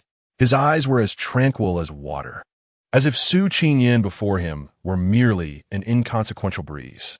Xiao Ruocheng had already resolved that if this woman dared to strike at him again, he would not hesitate to eliminate her without mercy. At that moment, Nangongju approached, followed by several elders of the Han Tian Sect. Under the arrangement of these elders, all the young participants of the Eastern Qian Grand Competition boarded the grand and magnificent Qian boat, which emanated a mysterious glow reminiscent of an ancient artifact. Xiao Ruocheng chose a seat by the window, as a gentle breeze caressed his face, bringing a hint of coolness. Gu Yunxi and Ling Yuhan sat beside him, both wearing faint smiles, akin to flowers blooming in spring. Observing the two beautiful women surrounding Xiao Ruocheng, many of the young participants of the grand competition cast envious glances. Their eyes filled with longing and jealousy, lamenting their lack of such fortune. The Qian boat moved swiftly, powered by spirit stones, which theoretically could allow it to fly indefinitely as long as there were sufficient stones. The spirit stones radiated a brilliant light, continuously supplying immense power to the Qian boat. However, the consumption rate of spirit stones was extraordinarily high, making it unsustainable for the average person. Therefore, major factions typically refrained from using the Qian boat for transportation unless absolutely necessary, as it was an exceedingly costly expenditure. 10 days quickly passed. On this day, a magnificent and imposing city appeared before everyone. The city resembled a colossal fortress, standing majestically on the ground, exuding an air of authority and mystery. This city was none other than the imperial city of the Eastern Qian Empire. Its towering walls seemed to reach the clouds, as if connecting with the heavens. Constructed from a rare metal known as starry profound iron, the walls had withstood the test of time and remained as sturdy as ever. From a distance, it resembled a divine dragon coiled upon the land, emanating an aura of inviolability that instilled awe in onlookers. Flying within the Eastern Qian city was strictly prohibited. Any unauthorized entry would be considered a provocation against the Eastern Qian Empire, with severe repercussions. Thus, the Han Tian Sect party halted 10 miles from the city. After storing the Qian boat in a spatial ring, Nangongju led the Han Tian Sect members toward the Eastern Qian Imperial City. As the sole superpower in the Eastern region, the Eastern Qian Empire occupied the most prosperous area, with the 4 major sects encircling it like stars surrounding the moon. They coexisted in a delicate balance of interdependence and competition, collectively shaping the cultivation world of the Eastern region. Typically, significant exchanges among the major factions of the Eastern region were held in the Eastern Qian city, renowned for its comprehensive facilities, formidable defenses, profound cultural heritage, and rich history. Upon entering the city, classical architecture unfolded before their eyes like exquisite scrolls, each structure uniquely styled, adorned with intricate carvings, transporting one back to ancient times. The eastern Xian city bustled with activity, with throngs of people, enthusiastic vendors, and powerful cultivators, all contributing to the city's distinct vibrancy. The lively scene felt dreamlike, overwhelming the senses. Welcome, Senior Nangong Ju, to the Eastern Xian Empire. As they entered the Eastern Xian city, a regiment of armored guards approached, their movements synchronized and imposing. Leading them was a robust, middle-aged man with sharp eyes and an upright posture, exuding a seasoned aura. This man was Lu Jianfeng, the commander of the Imperial Guard of the Eastern Xian Empire. His voice was resonant and powerful, filled with respect. "Commander Lu, a pleasure to meet you," Nangong Ju replied, a hint of displeasure swelling within him, yet he maintained a polite demeanor. Although his expression was calm, a flicker of dissatisfaction crossed his eyes. As the supreme elder of the Han Tian sect, leading his disciples to participate in the Eastern Xian Grand Competition, he expected at least a prince from the imperial family to receive them, yet only a commander had come, which was clearly a slight against the Han Tian sect. "Please, Senior Nangong." Lu Jianfeng slightly bowed, gesturing for them to proceed. A pair of luxurious beast carts approached, adorned extravagantly and radiating nobility. "Ah, is this not the supreme elder of Nangong? Long time no see." A mocking laugh echoed from the city gates, laced with derision. An elderly man with grizzled hair and a stern demeanor strode forward, his steps steady, eyes sharp, emanating a powerful presence. Behind him trailed over 20 youthful disciples of striking appearance, each radiating confidence and pride. This man was Lu Shengtang, the leader of the Tianjin sect. "Ah, it's sect leader Lu," Nangong Ju greeted calmly, his voice steady, though a glimmer of vigilance shone in his eyes. "Supreme Elder Nangong, are these your disciples from the Han Tian sect?" Lu Shengtang inquired, a subtle smirk playing on his lips, his gaze sweeping over the disciples with disdain. "Indeed." Nangong Ju's expression darkened slightly, clearly detecting the condescension in Lu Shengtang's tone. His gaze hardened, as if trying to see through the man.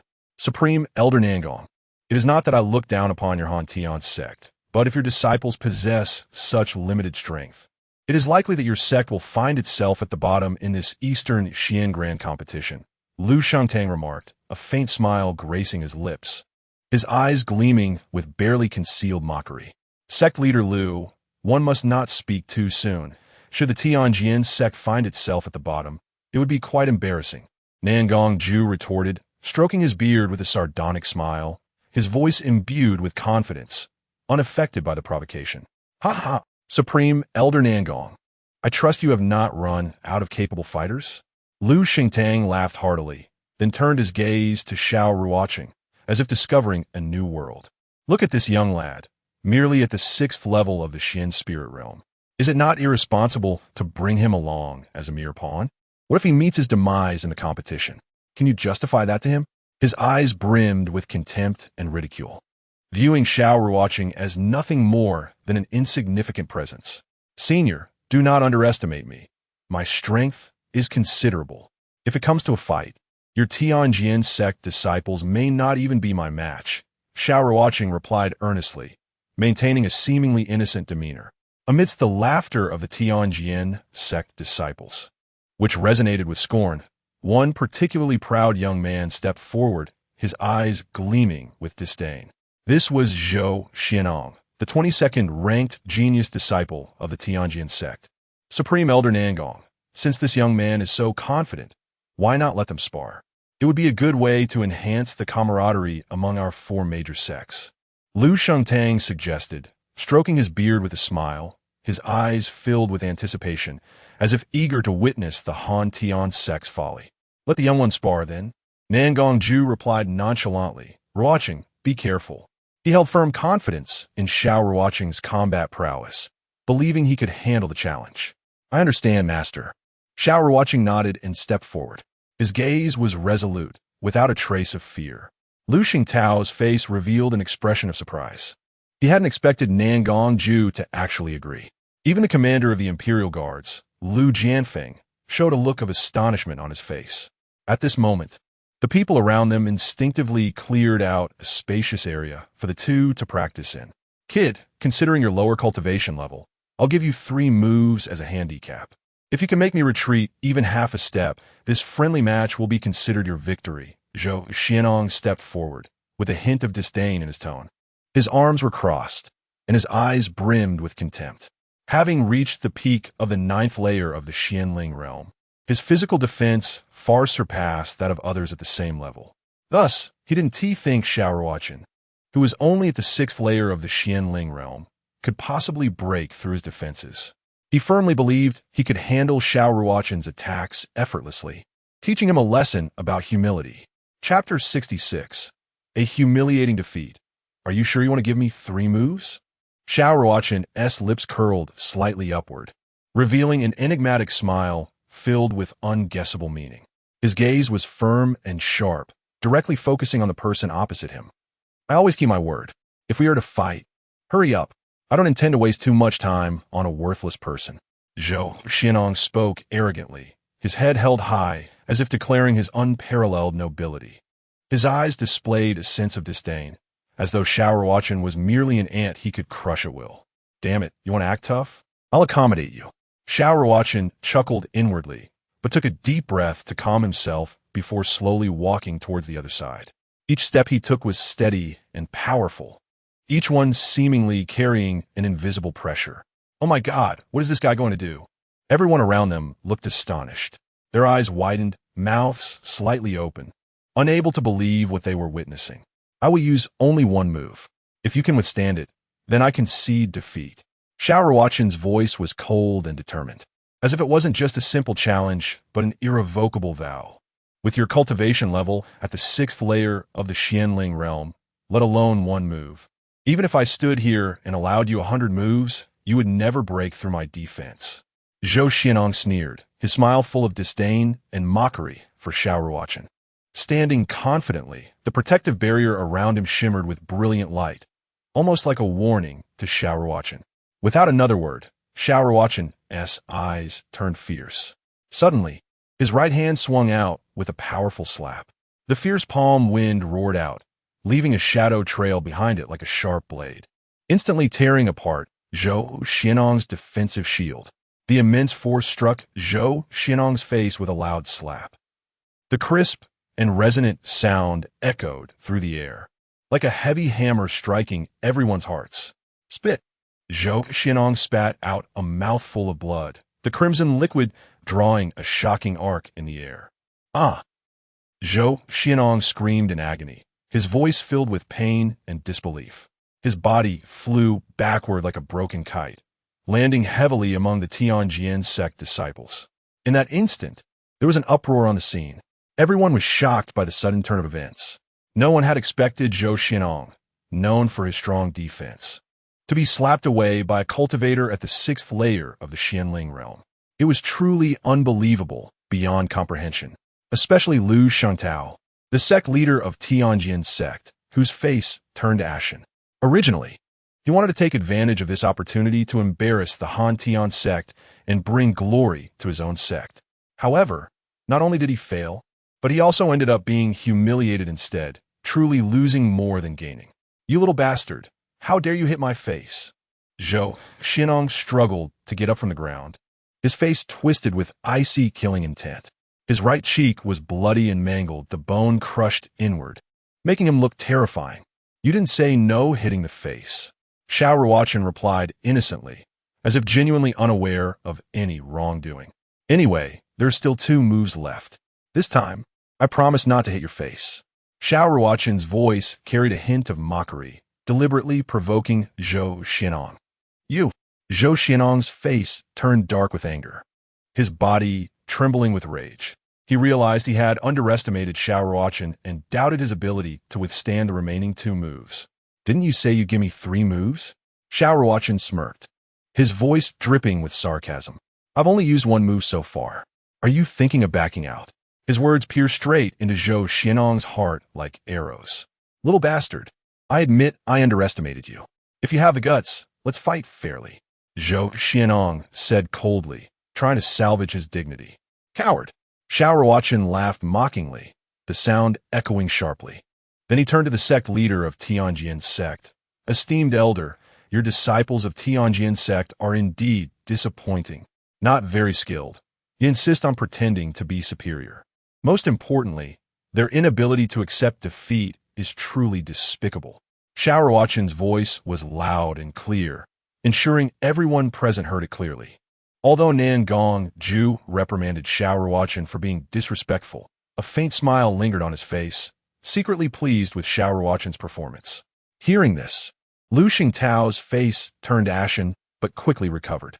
After taking a deep breath, he suppressed his anger and said, "It seems I misjudged this young man. Kid, this round counts as our loss." Although his voice remained calm, everyone could hear the reluctance and anger beneath it. "Respected elder, you're wrong. Losing is losing. How can you say counting it as a loss?" Xiao Ruocheng smiled calmly, his confidence and composure evident. "If any of your disciples wish to spar with me, I hope they don't pretend to be something they're not, lest they can't bear losing again." Xiao Ruocheng's words caused another stir, further infuriating the members of the Tianjin sect. Ha ha! Gu Yunxi and Ling Yuheng couldn't help but burst into laughter. Their laughter stood out conspicuously in the tense atmosphere, making the Tianjin sect members even more embarrassed. Others stared wide-eyed at the scene, amazed at Xiao Ruocheng's audacity to challenge even the sect leader of Tianjin sect. They were both impressed and worried about what he might do next. "You insolent brat, since you're so arrogant, let me deal with you." A girl with a pure appearance and cultivation at the first layer of the Xianzong realm stepped forward. Her voice was crisp and loud, filled with anger and challenge. She was Lu Fei'er, the daughter of Lu Shangtao and ranked 10th among the core disciples of Tianjin sect. Her beautiful face flushed red with anger, making her appear even more captivating. "This young lady, I must clarify beforehand that sparring may lead to some bumps and bruises. If you lose, don't blame me for taking advantage of you." Xiao Ruocheng's lips curved into a mischievous smile, his eyes gleaming with mischief and playfulness. "Brat, with your current skills, you think you can defeat me? You must be dreaming." Lu Fei'er sneered disdainfully, her face full of contempt and mockery. In her view, Xiao Ruocheng was nothing more than an overconfident youth who couldn't possibly be her match. "What if you lose? Don't blame me for taking advantage of you then," Xiao Ruocheng said with a playful smile, his gaze sweeping over Lu Fei'er as if evaluating her. "Umph. As long as you can defeat me, I shall not hold it against you," Lu Fei'er declared, a hint of frost passing over her flawless cheek. Her eyes filled with unwavering determination and confidence. She could not fathom losing to the arrogant youth before her. "To show respect for a lady, I shall allow you 3 moves." A subtle smile graced Xiao Ruocheng's lips, radiating confidence and composure. "You reckless fool. You seek your own demise," Lu Fei'er retorted sharply, her pride wounded by the disdain from a mere 6-layer practitioner. In a flash, she transformed into a blur, launching a swift kick aimed at Xiao Ruocheng's groin. She had encountered arrogance before, but never one as brazen as this. At that moment, she was resolute. She would make this insolent lad pay dearly. "Damn, this girl is truly ruthless," Xiao Ruocheng thought to himself, though his expression remained calm. As Lu Fei'er's leg approached, he smirked disdainfully, and at the last instant, he clamped his legs together, trapping her slender limb. His legs acted like iron pincers, rendering her struggles futile. "One move," Xiao Ruocheng sneered, a taunting glint in his eyes. "Perverse rogue, perish," Lu Fei'er exclaimed, her left leg sweeping horizontally toward Xiao Ruocheng's waist. "Second move." Unfazed, Xiao Ruocheng swiftly seized her left leg with his right hand. Immobilizing her, Lu Fei'er attempted to resist, but it felt as if her legs were ensnared in a vice. Everyone around them wore expressions of disbelief. Lu Fei'er, a practitioner of the Xianzong realm, was being thwarted by someone of merely the 6-layer Xianling realm. The disparity in their cultivation levels was evident. Yet Xiao Ruocheng effortlessly countered her assault, defying all logic. "Scoundrel, this time I shall see what you use to defend yourself," Lu Fei'er cried, raising her delicate hand to strike at Xiao Ruocheng. Without hesitation, He grasped her left wrist, then hoisted her right leg onto his shoulder, their positions becoming strikingly intimate, provoking wild imaginations. Goodness, this fellow is audacious, truly a role model for our kind. Several male disciples of the Han Tian sect thought, their faces awash with astonishment. They admired Xiao Ruocheng's courage and strength, envious of his proximity to Lu Feier. 3 moves have passed, Xiao Ruocheng remarked with a cold smile, exuding triumph. Shameless wretch. Meet your end. Lu Feier's one unrestrained hand shot toward his face. Unfazed, Xiao Ruocheng's eyes glimmered with a chilling intensity. He released her right leg with precision, his movements swift and decisive. He then unleashed a powerful palm strike, sending a fierce gale crashing against Lu Feier's chest. The impact resonated through the air with a thunderous boom, sending her careening backward like a kite severed from its string, her form arcing helplessly through the air. The disciples of the Tianjin sect rushed to catch her, anxiety and anger etched on their faces as they glared at Xiao Ruocheng. Blood spewed from Lu Feier's mouth, transforming into a shocking crimson mist. Her once flawless visage now bore traces of indignation, her eyes reflecting disbelief and humiliation. She felt as though her chest might explode with rage. She could not comprehend how a mere 6th-layer practitioner had bested her, a formidable Xian zone cultivator, without her even having a chance to resist. Nangong Taishang, it appears I have indeed underestimated your Han Tian sect, Lu Shengtai remarked with a scornful tone, tinged with envy. This lad possesses commendable talent, yet his cultivation is still too low. If he is your trump card, then this year, your Han Tian sect shall remain at the bottom of the rankings. A dismissive smile adorned his face, a facade to mask his inner turmoil. Lu sect leader, do not speak too soon. Should you find yourself proven wrong, it would be quite the embarrassment, Nangong Ju replied with a subtle, confident smile. Since Nangong Taishang is so assured, let us wait and see. Lu Shengtai's expression darkened, resembling a stormy sky, his eyes flashing with anger and resentment as he vowed to make the Han Tian sect pay at the Dongxian Grand Competition. Although he had a 3rd-layer Xianzong disciple under his command, he preferred to keep that ace hidden for fear of drawing attention from other sections.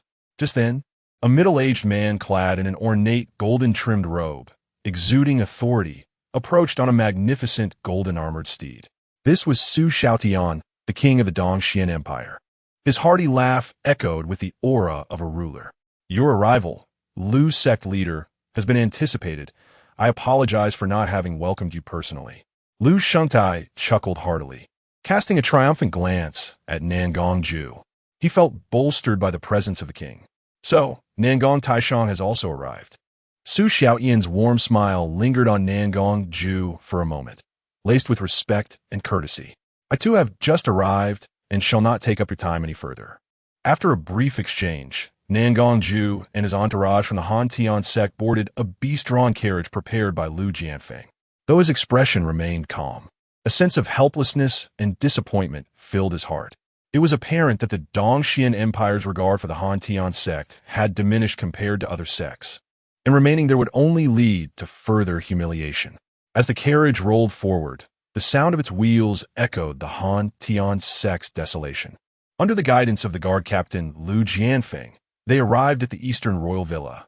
The estate was vast, surrounded by lush greenery and fragrant blossoms, adorned with splendid pavilions and intricate architecture, serving as the Dongxian Empire's designated guest house for dignitaries. Upon ushering the Han Tian sect into the villa, Lu Jianfeng departed without a moment's hesitation, his figure quickly vanishing from sight. Seeing this, Nangong Ju sighed softly. His gaze was filled with concern and reflection. The Han Tian sect had indeed fallen from grace over the years, the gap in strength with the other 3 major sects widening. In the past, when the Han Tian sect participated in the Dongxian Grand Competition, princes of the Dongxian Empire would personally welcome them, ensuring their accommodations were meticulously arranged with attendants. Now, in contrast, they were received by a mere guard captain, with not a single maid to attend to them in their lodgings. This stark disparity in treatment left him feeling profoundly disheartened and helpless. In the coming days, it is imperative that everyone maintains a low profile. Your cultivation, when compared to the prodigies from the other three major sects, remains somewhat lacking. Therefore, unless absolutely necessary, strive to avoid conflicts. Nangongju's countenance was grave as he imparted this advice, his voice resonant and powerful, imbued with genuine concern for his disciples. The disciples understood the weight of his words. Responding with respectful acknowledgement, their gazes resolute and expressions solemn, acutely aware of the significance and challenges posed by the upcoming Eastern Xian Grand Competition. Master, if someone provokes me, may I retaliate? Xiao Ruocheng inquired awkwardly, a hint of mischief and stubbornness dancing on his face. As long as they are not of royal blood. Feel free to strike back if provoked by others from different sections.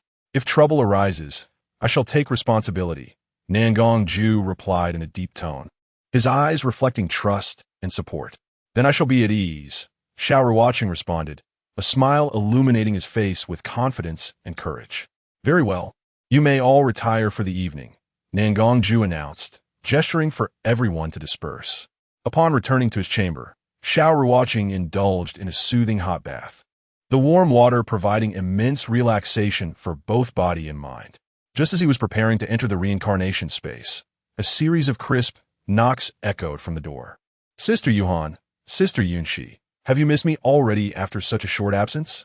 Xiao Ruocheng teased, a playful smile tugging at the corners of his lips. Junior brother Ruocheng, since we've come all the way to Eastern Xian City, let us go out and explore. Gu Yunxi exclaimed, her eyes sparkling with anticipation and curiosity. Since two lovely ladies wish to shop, I'm more than happy to accompany you. Xiao Ruocheng replied with a gentle smile, his gaze warm and accommodating. Being in such a grand city for the first time, he too yearned to witness its splendor. The city, steeped in mystery and the allure of the unknown, ignited his desire for exploration. After exchanging pleasantries with Nangongju, the trio departed from the royal villa. Their figures radiated youthful vitality under the sun. Eastern Xian City was bustling and vibrant, its martial arts thriving, with formidable cultivators visible on every corner. Some moved hurriedly, others strolled leisurely, while some engaged in martial arts, sparring on the streets, or browsed through shops seeking treasures. As the three wandered through the streets, they inevitably drew countless gazes, primarily due to the striking beauty of Gu Yunxi and Ling Yuhan. Their allure shone like radiant stars against the night sky, impossible to overlook. Accompanied by two such ethereal beings, it was nearly impossible not to attract attention. The onlookers' expressions were filled with awe, admiration, and even a hint of envy. The streets of Eastern Xian City contrasted sharply with those of Sanyue City, resembling two disparate worlds. While Sanyue City had its share of cultivators, it remained a realm of mortals, bustling with noise and everyday life. The pace of life there was slower, with people focusing more on the trivialities of daily existence and simple joys. In contrast, Eastern Xian City truly belonged to the cultivators, bustling with shops selling all manner of resources essential for cultivation, such as weapons, spiritual herbs, martial arts manuals, and crafting materials. Every item exuded a mysterious aura, captivating the attention of numerous cultivators. Shopping was an innate trait for women, and with Xiao Ruocheng by their side, Ling Yuhan and Gu Yunxi fully embraced this aspect of their nature, flitting between shops in search of delightful treasures.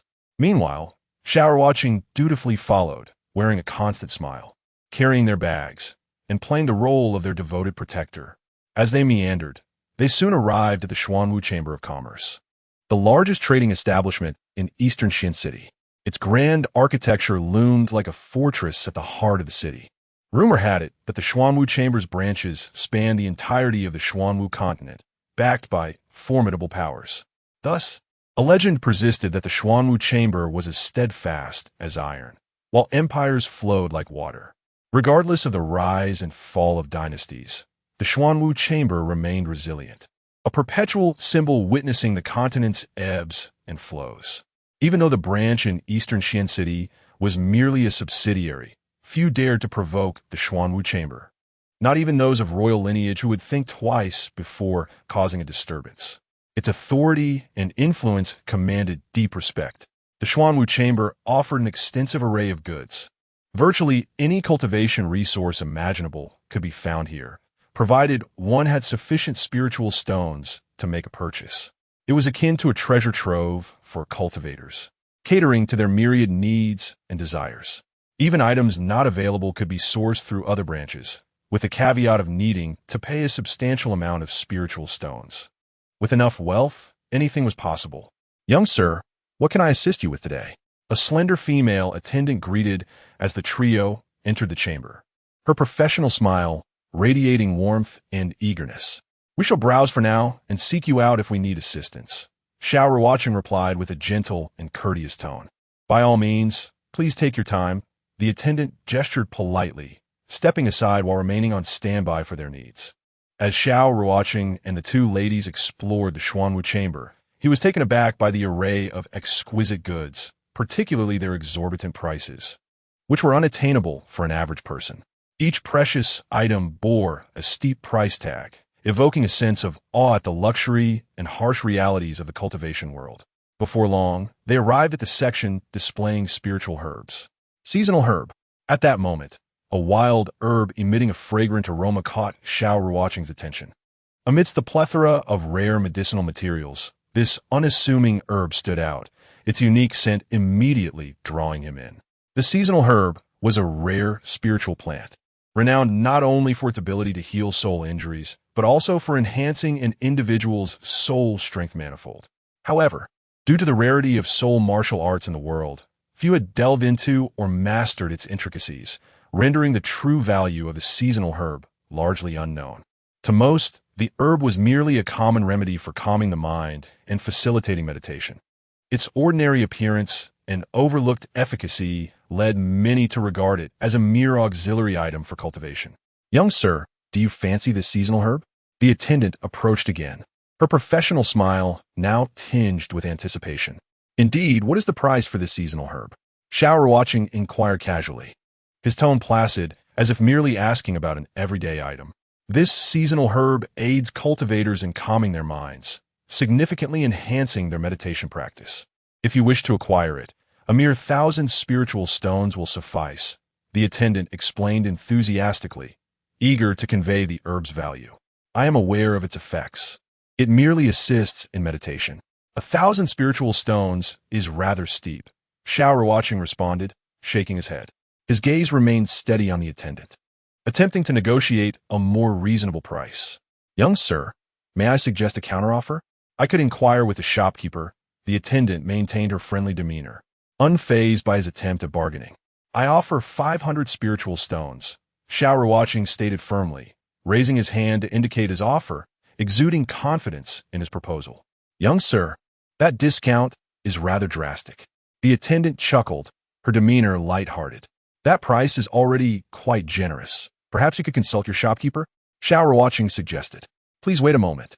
"Young master, I shall inquire with the shopkeeper," said the maid, swiftly making her way to the counter of the Xuanwu Chamber of Commerce. Moments later, she returned, smiling as she announced, "Young master, 500 will suffice." Satisfied with the transaction, she beamed with delight. "Very well," Xiao Ruocheng nodded, producing 500 spirit stones. He carefully held the season's precious herb, scrutinizing it with a glimmer of satisfaction in his eyes. "I shall take this season's herb." Just as he grasped the herb, a haughty voice pierced his ears. It was sharp and grating, imbued with an air of arrogance that brooked no refusal. Approaching was a strikingly beautiful young lady, surrounded by a throng of admirers. Her steps were light, her expression regal, as if the world should revolve around her. This was none other than Zhou Quanjin, the holy maiden of the Yinsha Palace. She wore an ornate gown that billowed in the breeze, accentuating her noble demeanor.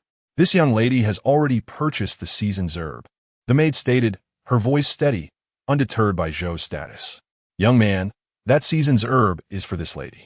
Name your price," Zhou Quanjin declared, her demeanor imperious as she cast a disdainful glance at Xiao Ruocheng, her eyes filled with contempt, viewing him as nothing more than an insignificant figure.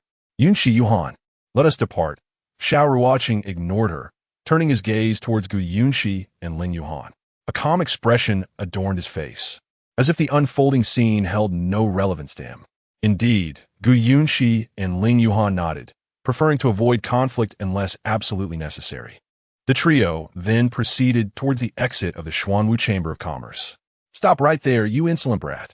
As Xiao Ruocheng stepped outside, a cold reprimand reached his ears, laden with anger and menace as if it sought to engulf him. A youth clad in a royal blue robe, handsome yet arrogant, stepped into his path. His expression was one of disdain, eyes glinting with an air of superiority. At that moment, Zhou Quanjin emerged from the North Xian chamber, flanked by several young men who immediately encircled Xiao Ruocheng. "What? Do you wish to impose your will?" Xiao Ruocheng scoffed, unperturbed, his gaze sweeping over the assembly with an icy calm. "You must be disciples of the Hantian Sect. Today, I am in a good mood and do not wish to trouble you. So apologize to Miss Zhou and hand over the season's herb, and I shall let you leave," declared the blue-robed youth, exuding arrogance, his voice thick with threats aimed at compelling Xiao Ruocheng's submission. "Should you wish to play the sycophant, none shall hinder you. But it would be wise not to provoke me, lest you suffer the consequences." Xiao Ruocheng's eyes gleamed with a fierce light, an aura of danger radiating from him. "What an arrogant youth! If you do not receive a lesson today, you might truly believe yourself a genius." The youth bellowed, his figure darting forward like a striking serpent, unleashing a powerful palm strike towards Xiao Ruocheng. "How foolish!" Xiao Ruocheng's eyes flashed coldly as his left hand shot out like lightning, seizing the blue-robed youth's wrist and twisting sharply. His movements were swift and decisive, devoid of hesitation. The sound of breaking bone echoed sharply, sending chills down spines. "Oh!" The blue-robed youth cried out in terror, his face contorted in agony as pain coursed through him, causing his body to tremble violently. "Begone!" With a swift kick, Xiao Ruocheng sent the youth flying, his strike fierce and unyielding, bold enough to harm a disciple of the Yinsha Palace. The remaining disciples, their faces twisted with fury, lunged at Xiao Ruocheng, intent on exacting vengeance. "Fools, seeking death!" Xiao Ruocheng's eyes glinted as he summoned the demon dragon staff from the cycle of reincarnation, charging at the disciples of the Yinsha Palace with blinding speed. The air crackled with intensity as he moved like a flash of lightning, the staff slicing through the air with formidable force. "Oh!" The cries of the fallen echoed as, in mere moments, the disciples lay strewn about, broken and battered, their moans filling the air with despair. "You insolent brat!" Zhou Quanjin shrieked, her voice laced with fury as she swiftly approached, drawing her sword with a fierce intent, the blade shimmering with lethal energy. As her sword cleaved through the air, a chilling aura radiated from it, a force that seemed capable of rending the very fabric of reality. "Do you think I shy away from striking a woman?" Xiao Ruocheng retorted coldly, his figure darting forth, the demon dragon staff arcing towards Zhou Quanjin with unerring precision. Her eyes flickered with apprehension as she met his fierce attack with her own, the clash of their weapons igniting sparks that lit up the surroundings. With a loud clang, Zhou Quanjin felt her grip falter as Xiao Ruocheng's overwhelming force sent her sword flying from her hands. In a heartbeat, he executed a sweeping kick that impacted her face with a brutal force, her beauty marred as she was sent sprawling to the ground, blood flowing freely from her injury. "Who are you?" Zhou Quanjin seethed, her face twisted in anger and humiliation, her pride shattered as she stared at Xiao Ruocheng, unable to fathom how she, a second-layer practitioner of the Xian realm, was bested by a mere sixth-layer practitioner of the Xian spirit realm. "Fool, do you not wish to find out?" Xiao Ruocheng smirked, taking hold of the astonished Gu Yunxi and Ling Yuhan, quickly departing the scene. His figure vanished into the crowd, leaving Zhou Quanjin and her companions seething in rage and disbelief. "You shall pay for this." Zhou Quanjin's mind raced with vengeful thoughts, her injured pride igniting a fierce resolve to make Xiao Ruocheng suffer the consequences of his insolence. As the holy maiden of the Yinsha Palace, she had never endured such humiliation, and she vowed that Xiao Ruocheng would regret this day, regardless of the cost. Chapter 69. The great competition is about to begin. "Ruocheng, you truly dared to take action against her. That Zhou Quanjin is the most beautiful woman of the Yinsha Palace," Gu Yunxi exclaimed, her eyes wide with disbelief as she gazed at Xiao Ruocheng. At that moment, She couldn't help but reevaluate Xiao Ruocheng. She never expected him to be so ruthless in the face of such beauty. What does she compare to you all? She is nothing. Xiao Ruocheng replied with a dismissive smile, his demeanor relaxed and casual, as if the earlier incident was merely a trivial matter. How come I never realized how sweet your words are? Ling Yuhan chimed in with a charming smile, her expression radiating warmth like the sun in spring. How do you know my words are sweet? You didn't sneak a kiss while I was asleep on the Xianzhou, did you? Xiao Ruocheng teased, a mischievous glint in his eyes. You shameless rascal. Who would dare to kiss you? Ling Yuhan playfully retorted, her cheeks slightly flushed, yet her eyes sparkled with mirth. The three of them exchanged laughter and banter, the atmosphere light and joyful as they strolled through the streets, sunlight casting golden shadows upon them. Soon, they returned to their residence at the royal villa. Have you heard? Just outside the Xuanwu Chamber of Commerce, Zhou Quanjin from the Yinsha Palace was brutally beaten by a disciple of the Hantian Sect. A man in a gray robe whispered to his companion, "You can't be serious." Zhou Quanjin is a saintess of the Yinsha Palace, rumored to have reached the second layer of the Xin Sect realm, and her true combat prowess is comparable to that of an average third-layer Xian Sect cultivator. How could a disciple of the Hantian Sect possibly be her match? His companion replied, eyes wide with skepticism, as if he had just heard an absurd tale. This news has spread throughout Dongxian City. It can't be a mistake. They say that lad has only reached the 6th layer of the Xianling realm, the gray-robed man insisted. The 6th layer of the Xianling realm? Are you joking with me? His companion exclaimed, astonishment and disbelief evident in his voice. At that moment, the news of Xiao Ruocheng's triumph over a disciple of the Yinsha Palace spread like wildfire through Dongxian City, sparking fervent discussions among countless individuals. In the streets, tea houses, and taverns, people debated the veracity of the claims, though most remained skeptical, dismissing it as mere rumor. After all, how could a disciple of the 6th layer of the Xianling realm possibly defeat a master of the Xian sect?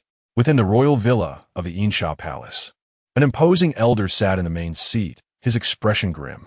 His gaze was sharp as a sword, instilling fear in those who dared to meet it. This man was Zhou Shanghan, the leader of the Yinsha Palace. Zhou Quanjin and the disciples who had clashed with Xiao Ruocheng stood trembling to the side, their faces pale and their expressions tense as they awaited a stern judgment. Grandfather, that lad is truly extraordinary. I was no match for him, Zhou Quanjin said, her head wrapped in a large bandage, looking quite disheveled. Her voice carried a mix of grievance and indignation. Recalling the incident still filled her with dread and fury. The 6th layer of the Xianling realm was able to defeat you? Zhou Shanghan's expression darkened further, his brows furrowed, eyes glimmering with anger. He could hardly fathom that his granddaughter, the esteemed saintess of the Yinsha Palace, could be bested by someone of such lower cultivation. Indeed, grandfather, that fellow possesses an immense amount of Xuanli. Perhaps only the eldest senior brother could contend with him, Zhou Quanjin said, her face reflecting her deep concern. It seems the Hantian sect has come prepared this time, Zhou Shanghan remarked, his brows knitting together as a cold glint flashed in his eyes. Chun Xiao, you are a promising talent of the Yinsha Palace. If you encounter this lad, be sure to teach him a lesson about humility. His voice was icy, laced with murderous intent. Rest assured, master, I will ensure he pays the price. A stout young man replied respectfully, his gaze resolute, exuding a powerful confidence and aura. Do not underestimate him, Zhou Shanghan cautioned, nodding with a serious expression. At that moment, Xiao Ruocheng was immersed in the cycle of reincarnation, entranced by the process of refining the jisun herb. The jisun herb, a rare medicinal plant that aids in soul cultivation, demanded a unique approach for its refinement. Xiao Ruocheng enveloped the herb with his formidable soul power, which enveloped it like a gentle mist, gradually permeating every intricate fiber of the herb. Methodically, he began the refining process, his expression focused and earnest, beads of sweat forming on his brow, yet his gaze remained steadfast. Time passed silently as the energy contained within the jisun herb waned, its once brilliant radiance dimming and gradually being absorbed into the depths of his soul. Xiao Ruocheng felt his soul expanding, the surge of power filling him with exhilaration. After 2 hours, he suddenly opened his eyes, which gleamed with a piercing intensity, as if capable of penetrating the very essence of one's soul, radiating immense strength and confidence. Clearly, his soul power had undergone a significant enhancement. The increase in soul strength signified that his soul martial techniques would wield even greater potency, providing him with a formidable advantage in battle. He reveled in the changes within himself, filled with anticipation and fighting spirit. 10 days slipped by unnoticed, and finally, the day of the Dongxian Grand Competition arrived. Xiao Ruocheng rose early, freshened up, and donned his attire, his eyes shimmering with determination before heading to the main hall of the villa. Today marks the commencement of the Dongxian Grand Competition. Everyone should do their utmost, but if faced with an insurmountable opponent, you may choose to concede, prioritizing your own safety. Nangong Ju advised solemnly, his gaze sweeping over each disciple, filled with concern and expectation. "We understand, Master," the disciples replied in unison, their voices resonating with resolve and courage. Under Nangong Ju's guidance, the Hantian Sect's group eagerly made their way to the Royal Martial Arena at the heart of Dongxian City. The competition would unfold in 2 rounds, the first being a brutal elimination round, followed by the second round for the top 10 rankings. Only the strongest who emerged from the first round would qualify for the second, vying for ultimate glory and ranking. Half an hour later, the Hantian Sect arrived at the expansive Royal Martial Arena, which stretched out like an endless ocean. In the center stood a colossal combat stage, towering and majestic, emanating an aura of authority. The arena buzzed with activity, thronging with crowds that had gathered from every corner of the Dongxian Empire, some eager to witness the brilliance of young talents, while others came to cheer for their respective sections. The representatives of the 4 major sects had nearly all arrived, each occupying their designated area, forming 4 distinct camps. The disciples within each camp bore serious expressions, their eyes filled with anticipation and tension. As a pinnacle event for the younger generation of the East, the Dongxian Grand Competition attracted countless young talents eager to witness miracles and the rise of new powerhouses. This competition was of utmost importance to all factions, as it not only showcased the pinnacle of youth, but also served as a vital platform for major sects to vie for prestige and allocate resources. The outcomes of each competition would directly influence the future development and status of each sect. Once the rankings of the Eastern Xian Grand Competition are determined, the Eastern Xian Empire will assume a pivotal role, distributing the interests of the 4 major sections. The higher the ranking of a faction, the more resources and territorial influence it gains. Over the years, the Cold Heaven Sect has found itself in an embarrassing position at the bottom, its territory reduced to the smallest among the 4 sections. Due to its persistent low ranking, the Cold Heaven Sect has gradually fallen into decline, with countless talents overlooking it when choosing a sect. After all, most prefer those sects that are powerful and resource-rich, hoping for better training and development opportunities. It is essential for a strong sect to have a continuous influx of talented individuals. Only then can it flourish like the rising sun. Now, the Cold Heaven Sect stands at a critical juncture. If it continues to languish at the bottom, it may very well plummet like a shooting star, falling out of the ranks of the 4 major sections. In the region of the Sky Sword Sect, the sect leader, Lu Shangtang, gazed sternly at a remarkably handsome young man and said in a low voice, "If you encounter disciples of the Cold Heaven Sect, eliminate them without mercy." "As you command, Master," the young man replied respectfully, his eyes shimmering with determination, as if he was already prepared for battle. This individual is Lu Yunfan, the foremost genius of the Sky Sword Sect and its future junior leader. He exuded a powerful aura, brimming with confidence, as if he could already see the dawn of victory. In the shadowy domain of the Yinsha Palace, the atmosphere was chilling. Listen closely. Any encounter with disciples of the Cold Heaven Sect must result in immediate execution. The palace master, Zhou Shenghan, spoke with an icy tone, laced with an unending thirst for blood. His gaze flickered with a cruel light, as if he wished to extinguish all life from the Cold Heaven Sect. "Yes, Palace Master." The disciples of the Yinsha Palace responded in unison, their voices resonating with obedience and a murderous intent. Chen Xiao, should you encounter that boy, do not underestimate him. Zhou Shenghan warned gravely, his eyes fixed on Chen Xiao, filled with expectation and trust. Rest assured, master, even if he is formidable, he is merely a practitioner at the Xianling realm. Should I face him, he will surely pay a heavy price. Chen Xiao replied respectfully, his eyes glimmering with confidence. Simultaneously, the Demon Cloud Sect made a similar decree, vowing to show no mercy to disciples of the Cold Heaven Sect. Their leader's expression was grim as he issued a death order to his disciples. For only then could the Cold Heaven Sect be completely ousted from the ranks of the four major sections. The resulting benefits and territories would then be theirs to claim. At that moment, a middle-aged man clad in a green-patterned robe, exuding an air of authority, ascended the martial platform. His steps were steady and powerful, each stride seemingly laden with an invisible pressure. He emanated a profound aura akin to surging waves, his deep-set eyes intimidating to behold. An invisible weight radiated from him, silencing the entire arena. This man was Su Xiaotian, the king of the Eastern Xian Empire and the most powerful prince of the empire. Towering and upright, he stood on the martial platform like an insurmountable mountain. From his aura, Xiao Ruocheng discerned that Su Xiaotian's strength was unfathomable, far surpassing even the esteemed elder Nangongju. Welcome everyone to the Eastern Xian Grand Competition, which I shall personally oversee. Su Xiaotian's voice rang out, resonating through every corner of the arena. The competition would once again consist of 2 rounds, the first being an elimination format, and the second a battle for the top 10. Now, let the competition officially commence. All participants, please proceed to draw lots. As Su Xiaotian's words faded, all the talented contenders stepped onto the martial platform, their figures agile and full of vitality, their eyes flickering with anticipation and tension. A total of 120 participants were present, 40 from the Eastern Xian Empire and 20 from each of the 4 major sections. As they took turns drawing lots, the atmosphere grew tense and solemn.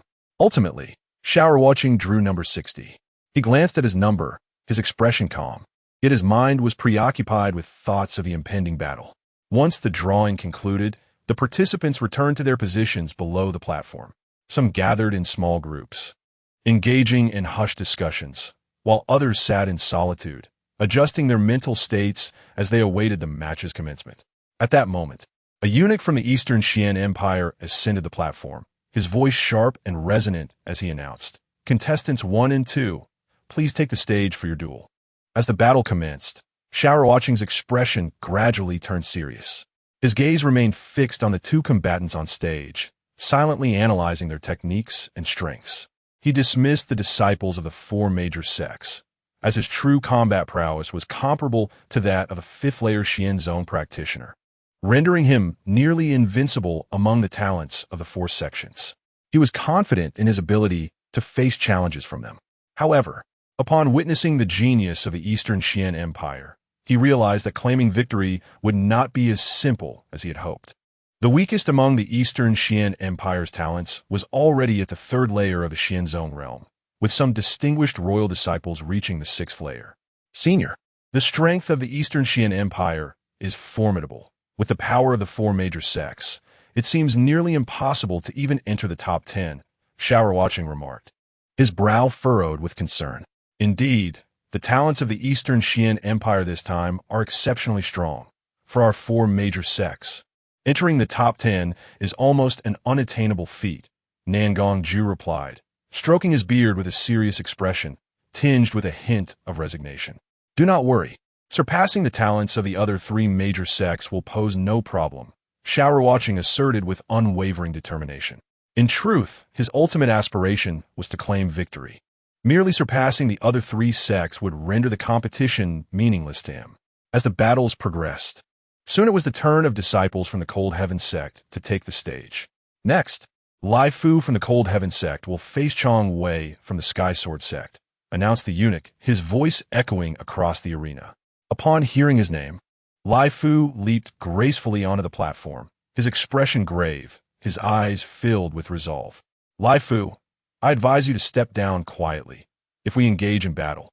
Do not blame me for my ruthless nature, Chong Wei declared, a glimmer of icy menace flashing in his eyes, his tone dripping with arrogance and provocation.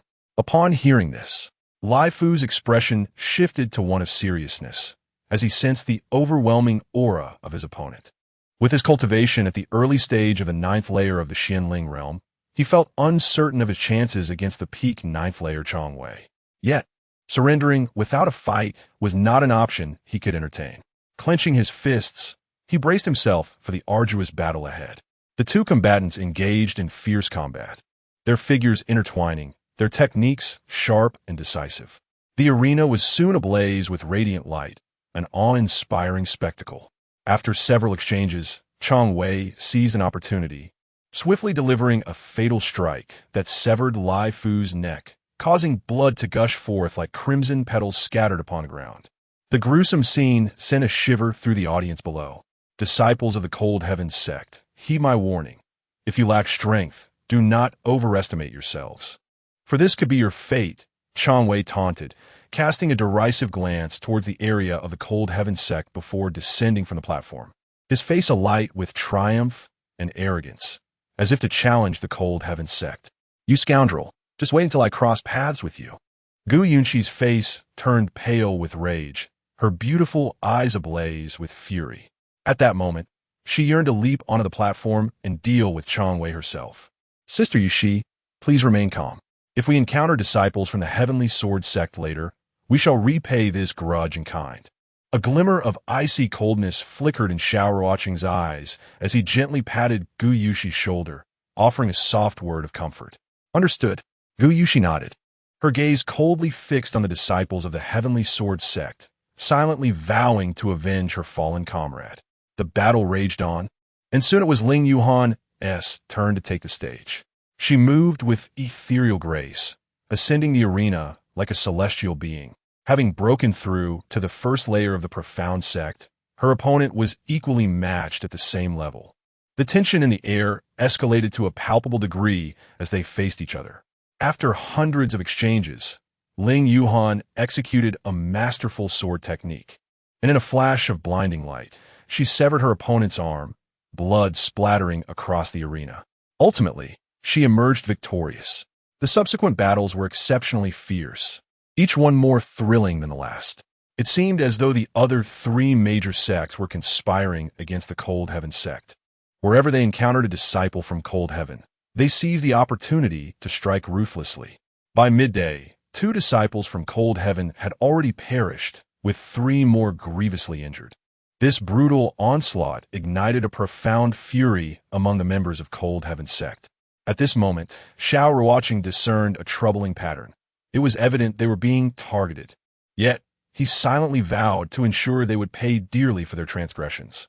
Soon, it was Su Qingyan's turn to compete, and her opponent was Chun Junjie from the Demonic Cloud Sect. Upon realizing his adversary was a woman, Chun Junjie initially considered teasing her, a frivolous smile gracing his face. However, as the battle commenced, he quickly discovered how gravely mistaken he was. Mere moments into the duel, a thin line of blood appeared at his throat, and before he could react, his consciousness began to fade, collapsing onto the arena floor. The crowd gasped in shock. None had anticipated that this seemingly enchanting woman possessed such terrifying combat prowess. All eyes turned to Su Qingyan, filled with awe and reverence. How has this woman cultivated her strength? Xiao Ruocheng mused internally, astonished by her rapid advancement. It was worth noting that Chun Junjie was at the 3rd layer of the Profound Sect and ranked as the 2nd genius of the Demonic Cloud Sect. After dispatching Chun Junjie, Su Qingyan shot Xiao Ruocheng a cold glance before descending from the arena, that one look sending a chill down his spine. Do you have a conflict with Sister Qingyan? Ling Yuhan inquired, curiosity flickering in her beautiful eyes as she regarded Xiao Ruocheng, awaiting his response. I am the one who annihilated her family, Xiao Ruocheng replied calmly, his expression betraying no emotion, as if recounting an event unrelated to himself. You destroyed her family? Both Ling Yuhan and Gu Yuxi were taken aback, their eyes wide with disbelief. Indeed, Xiao Ruocheng nodded, offering no further explanation. Be cautious. Sister Qingyan's talent is not inferior to yours. I once sparred with her, and was defeated in a single move, Ling Yuhan admitted, a dejected expression crossing her face as she recalled the encounter. Ruocheng, why did you annihilate her family? Gu Yushi, filled with curiosity, asked, her eyes reflecting her confusion. Her father conspired with 2 other families to eradicate my Xiao family, but fortunately, I returned just in time. Xiao Ruocheng recounted the events that transpired, omitting any mention of his previous engagement to Su Qingyan. So that is how it was. Gu Yushi sighed softly, at a loss for words, gazing at Xiao Ruocheng with sympathy. Chapter 71. The Forceful Execution of Lu Yongyan next. Xiao Ruocheng from the Cold Heaven Sect would face Lu Yongyan from the Yinsha Palace. At that moment, the announcer's voice resonated across the arena, stirring the audience. Be careful, Ruocheng, Ling Yuhan urged with concern. Fear not, Xiao Ruocheng replied, a subtle smile gracing his lips, exuding confidence and composure. In a sudden burst of energy, he leaped into the air, his form elegant and poised, landing gracefully on the arena floor, drawing gasps from the crowd. You dare to harm my people from the Yinsha Palace? It seems you possess some skill. Do you dare to engage in a life-and-death battle, Brother Ruocheng? Your swordplay was truly magnificent, Gu Yunshi exclaimed, transforming into a starry-eyed admirer, her face radiating with unabashed admiration. Reflecting on their first encounter, she remembered Ruocheng as merely a third-tier disciple of the profound realm. Yet, in less than a year, his prowess had far surpassed her own. Senior sister Yunshi, I actually possess an even more dashing side, Ruocheng replied with a slight smirk, an alluring charm evident in his expression. Then do show us, Ling Yuhan smiled brightly, her joy akin to blossoming spring flowers, astonished by Ruocheng's rapid growth. Come to my room this evening, and I'll give you a proper demonstration, Ruocheng said mischievously, a glimmer of cunning in his eyes.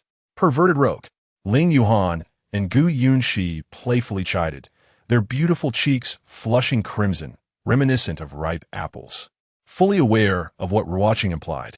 Where are your minds wandering, my dear sisters?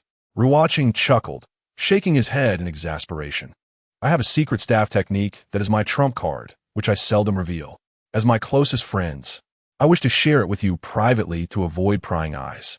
You scoundrel, Ling Yuhan retorted, her expression one of disbelief as she shot him a reproachful glance. Huh, just jesting. Ruocheng laughed heartily, his laughter exuberant and carefree.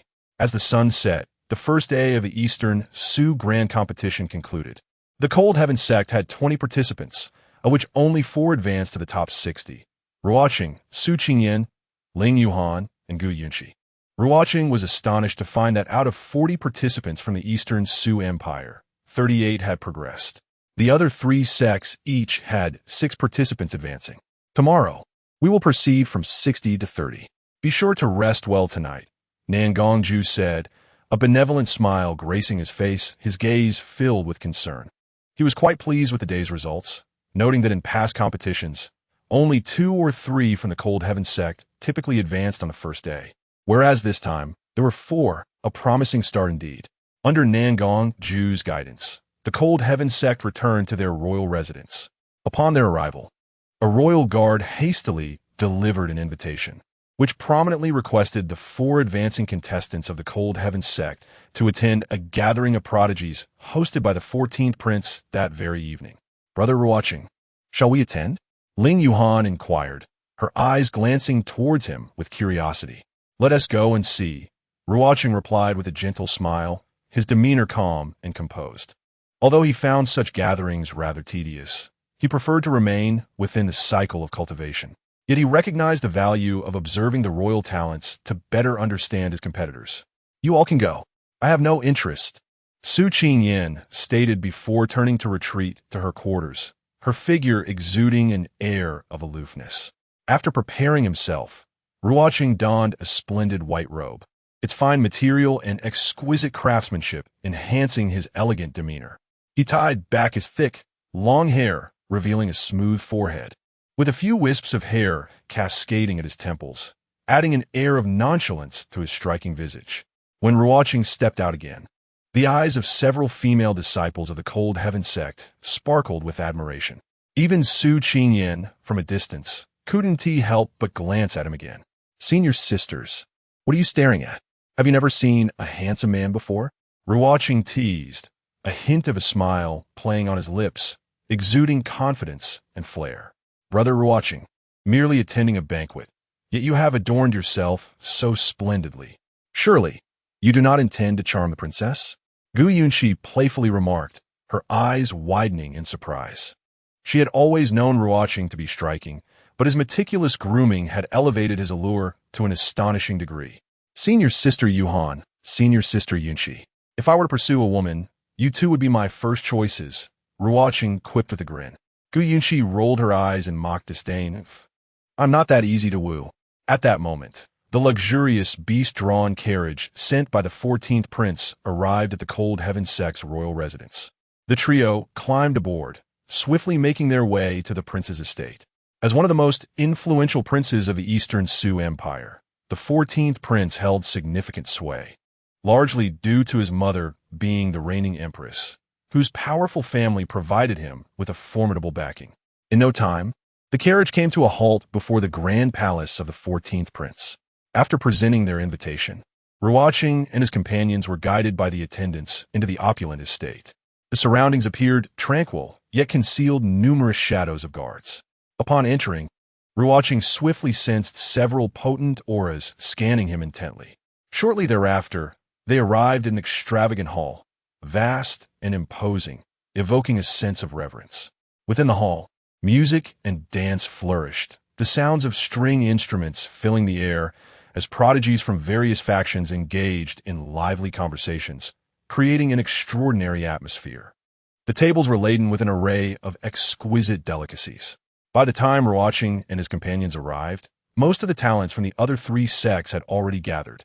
As they entered, all eyes in the hall immediately turned to Ruocheng. Particularly, the other three sects' prodigies regarded him with frigid glares, their eyes radiating hostility as if eager to pierce him with daggers. Yet, Ruocheng chose to disregard their antagonistic gazes, calmly taking his seat with Ling Yuhan and Gu Yunxi in the designated area for the Cold Heaven Sect. He couldn't help but feel a wave of emotions, recognizing the evident disparity in strength between his sect's younger generation and that of the other three sections. Just then, a striking youth clad in a black brocade robe adorned with intricate patterns entered the hall.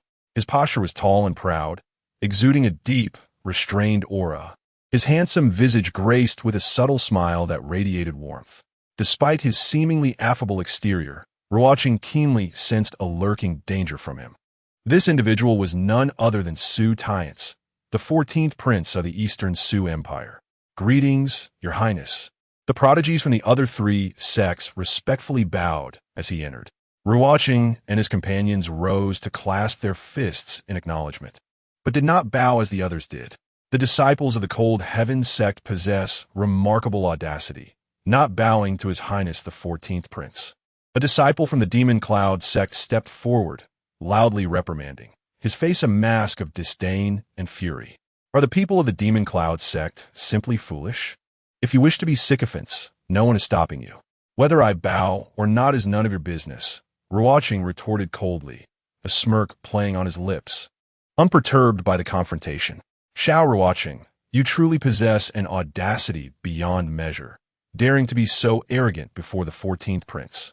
Do you not regard the Eastern Xian Empire with any esteem? A disciple of the Demon Cloud Sect glared furiously, pointing at Xiao Ruocheng and bellowing, "Get lost! If you continue to point at me, do not blame me for breaking your hand." Xiao Ruocheng's gaze turned icy as he thundered back, exuding a formidable aura. You presumptuous youth, if you dare, let's engage in a battle to the death. The disciple of the Demon Cloud Sect, infuriated, stood up abruptly, his entire being radiating an overwhelming aura, ready to confront Xiao Ruocheng fiercely. Everyone, please remain calm. We are all top-tier talents of Dongzhou gathered here today, while let trivial matters disrupt our harmony. At this moment, the 14th Prince, Su Tiance, stepped forward with a faint smile gracing his lips, a smile that possessed an almost soothing quality, seemingly capable of resolving any discord. However, when his gaze flickered over Ling Yuhan and Gu Yuxi, a fleeting spark of intensity ignited in his eyes. He had never anticipated encountering such enchanting beauties at this grand feast, and to meet two at once was beyond his wildest dreams. In that instant, Su Tiance resolved that no matter the cost, he would claim these two women for himself, dismissing Xiao Ruocheng beside them as inconsequential. Surely, this young man is Xiao Ruocheng of the Cold Heaven Sect. Soutianfe danda wordmismai. Albeit his gaze lingered on Ling Yuhan and Gu Yushi for a moment longer. I have the honor of meeting the 14th prince. Xiao Ruocheng merely clasped his fists, his expression as tranquil as still water. Su Tiance then shifted his attention back to Ling Yuhan and Gu Yushi, inquiring politely, "May I ask for the names of these two young ladies?" Ling Yuhan, Gu Yushi. The two responded with cool, detached tones. Although Su Tiance was exceptionally handsome and exuded an extraordinary presence, both women remained guarded against strangers. They seldom engaged in lengthy conversations with those they did not know well. Observing this, Su Tiance's brow furrowed slightly. He did not expect that as the 14th prince of the Eastern Xian Empire, he would be so casually disregarded by two unfamiliar women. Though inwardly displeased, he maintained a pleasant demeanor, greeting Xiao Ruocheng and the others once more before returning to the main seat of the Grand Hall. "I thank you all for attending this banquet I have organized. It is a rare occasion for us to gather. Please indulge in the drinks provided. Should any of you wish to develop opportunities in the Eastern Xian Empire in the future, I shall not hesitate to assist." Su Tiance's voice resonated throughout the hall. "Your Highness is too gracious. We must express our gratitude for the 14th Prince's warm hospitality. Should you require anything in the future, we shall certainly respond without hesitation." A disciple of the Heavenly Sword Sect declared loudly, his face adorned with flattery. The remainder of the banquet consisted of the geniuses from various formidable factions sharing insights on their cultivation.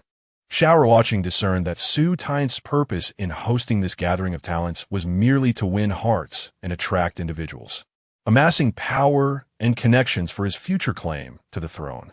Members of the other three sects fawned over Su Tiance, showering him with compliments, while Xiao Ruocheng remained indifferent, focusing intently on the exquisite feast before him. Initially, he had anticipated the presence of royal geniuses at this grand banquet, hoping to gain insight into them. However, he was surprised to find that only the talents from the four major sects attended, and none of the royal geniuses from the Eastern Xian Grand Competition were present. "Ruocheng, have you not eaten?"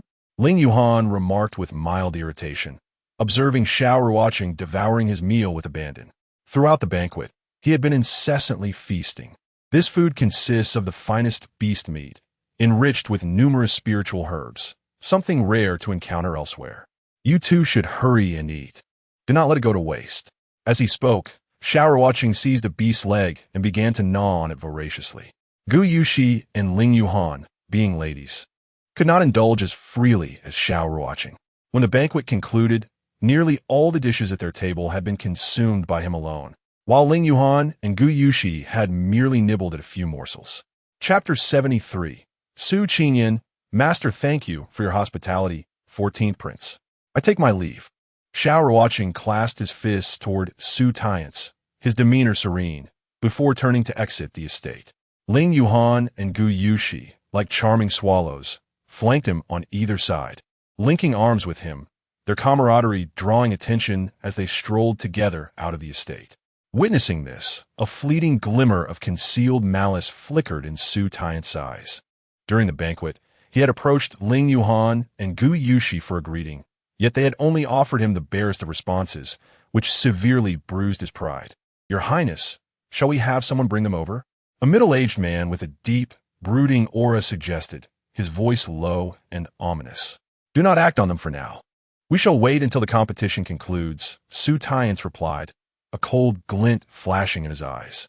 From childhood to adulthood, no woman had dared to disregard him so brazenly, and he silently vowed to possess both Gu Yushi and Ling Yuhan, regardless of the means.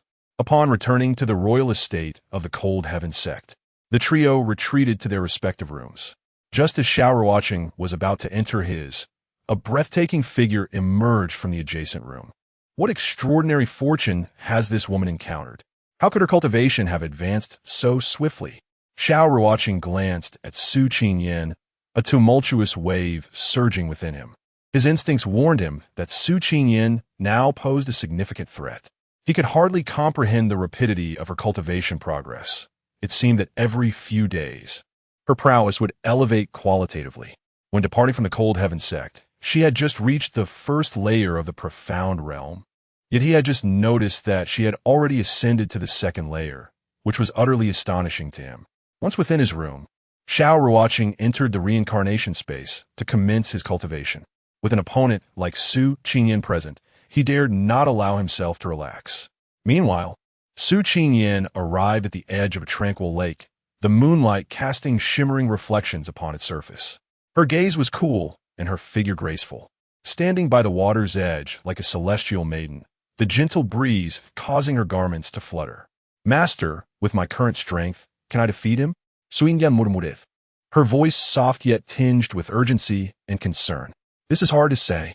Currently, your strengths are closely matched. Should a conflict arise, it may result in mutual destruction." A mysterious feminine voice echoed within her mind, clear and ethereal. "Master, how could that scoundrel's cultivation rise so rapidly?" Su Qingyan's delicate brows knitted in confusion and frustration. She could not fathom why, despite her own swift advancement, she could not easily vanquish him. It seems Xiao Ruocheng has encountered some fortuitous opportunity, allowing his cultivation to soar at an astonishing rate. Additionally, his physique is quite unique. Based on my probing, he appears to be the fabled Reincarnation Sacred Body. The cold voice patiently elucidated. "What is the Reincarnation Sacred Body?" Su Qingyan inquired with curiosity, her beautiful eyes filled with intrigue. "My knowledge of the Reincarnation Sacred Body comes from ancient texts. It is said to be one of the most enigmatic physiques in the universe. Those possessing this physique, once they mature, will gain the ability of reincarnation," the voice explained gravely. Reincarnation. Su Qingyan's face displayed a look of astonishment, her cherry lips slightly parted. Could it be that he was invincible? At present, he undoubtedly lacked such prowess. Historical records indicate that should one cultivate to the legendary realm, the Reincarnation Sacred Body would possess the power of rebirth. However, after the cycle of reincarnation, one must begin their cultivation anew, meaning he currently lacked the ability to reincarnate. A cool, ethereal female voice spoke, imbued with reverence for the unknown. "Master, is it possible that Xiao Ruocheng is a reincarnator?" Suingale's delicate brows furrowed, her beautiful visage etched with concern. "There is indeed such a possibility.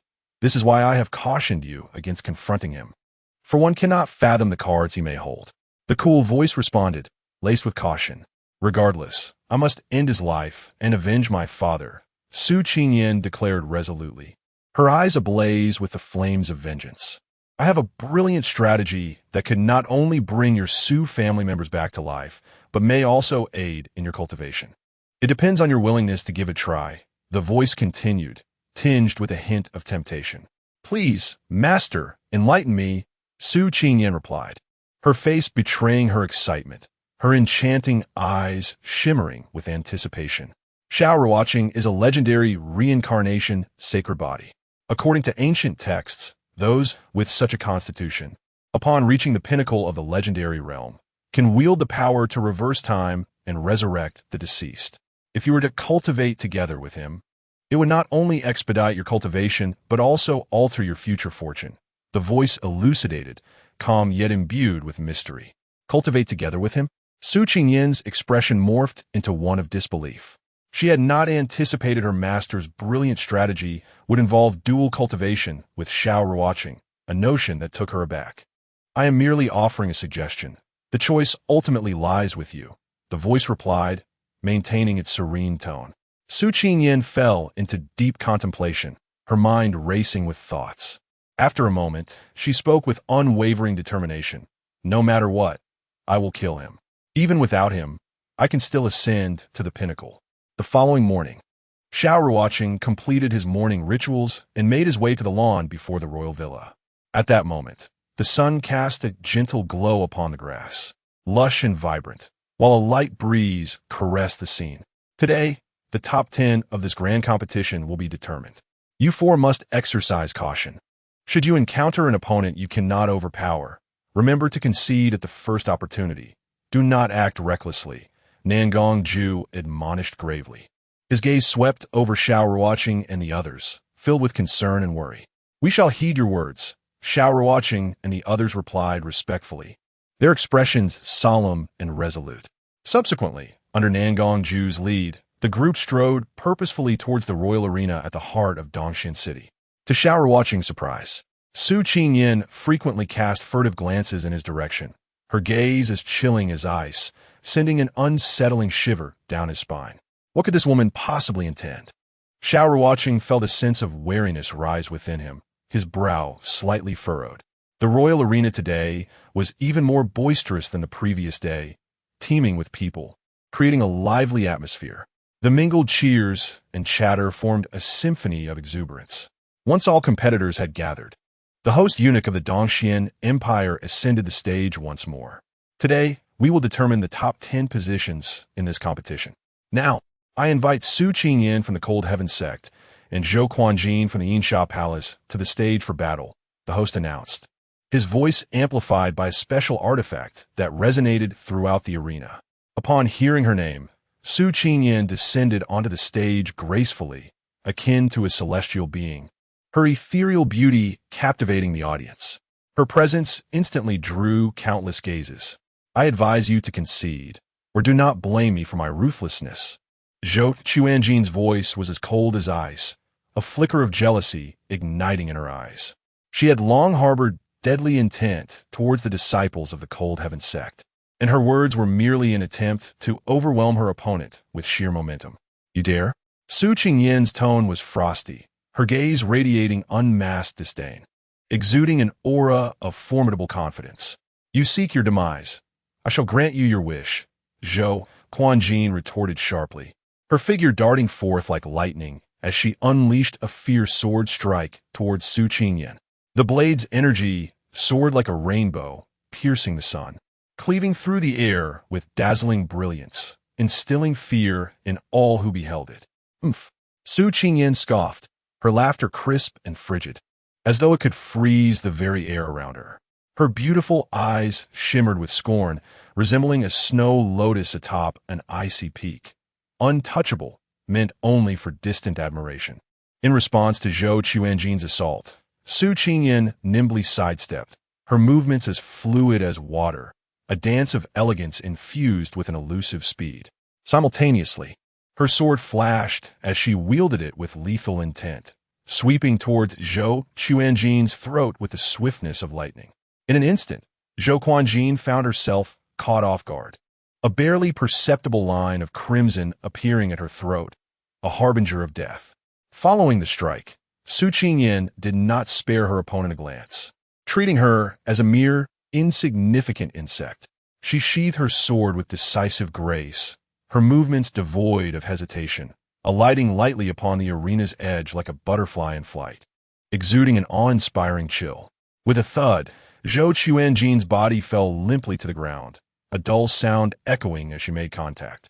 Her eyes reflected disbelief, as if unable to accept her swift defeat. Gradually, her gaze dulled, the light of life extinguished, leaving behind only a cold shell. In that moment, the entire arena was engulfed in shock. No one had anticipated that this pure and enchanting maiden possessed such formidable combat prowess, dispatching Zhou Quanjin with a single stroke. Previously, Xiao Ruocheng's capacity for surpassing levels had already been deemed extraordinary, yet the Cold Heaven Sect had unveiled yet another gem in Su Qingyan. This revelation altered the spectator's perception of the Cold Heaven Sect's strength. Witnessing his beloved daughter slain, Zhou Shanghan, the master of the Yinsha Palace, was engulfed in a tempest of murderous rage. His gaze blazed like an inferno, as if he wished to incinerate the entire world. In that moment, his fury was palpable. Had they not been in the Dongxian Empire, he would have surely descended upon Su Qingyan. Zhou Shanghan clenched his fists tightly, the knuckles whitening from strain, his body trembling, revealing the depths of his wrath and anguish. The battle continued with fervor, and soon it was Ling Yuhan's turn to take the stage against a talented youth from the Dongxian Empire. The young man stood tall, exuding confidence and pride. a powerful aura surrounding him. Faced with an opponent 2 realms above her, Ling Yuhan made the pragmatic choice to concede. She understood the disparity in their strengths. Forcing a confrontation would only lead to grievous injury, if not worse. A flicker of resignation passed through her eyes, but she quickly regained her composure. Shortly thereafter, Gu Yunxi was also called to the stage, her opponent hailing from the Dongxian Empire and boasting a cultivation level of the 4th layer of the Xian Sect. This adversary was tall and imposing, radiating an air of intimidation. Confronted with such a daunting gap, Gu Yunxi had no recourse but to concede. A hint of regret flickered across her face, yet she recognized this as the wisest decision, unwilling to let a moment of impulse lead to irreversible consequences. After 2 hours, it was finally Xiao Ruocheng's turn to take the stage. His opponent was Lu Yunfan from the Tianjin Sect, a formidable figure who had reached the 3rd layer of the Xianzong realm. Not only was he the foremost genius of the Tianjin Sect, but he was also the young master.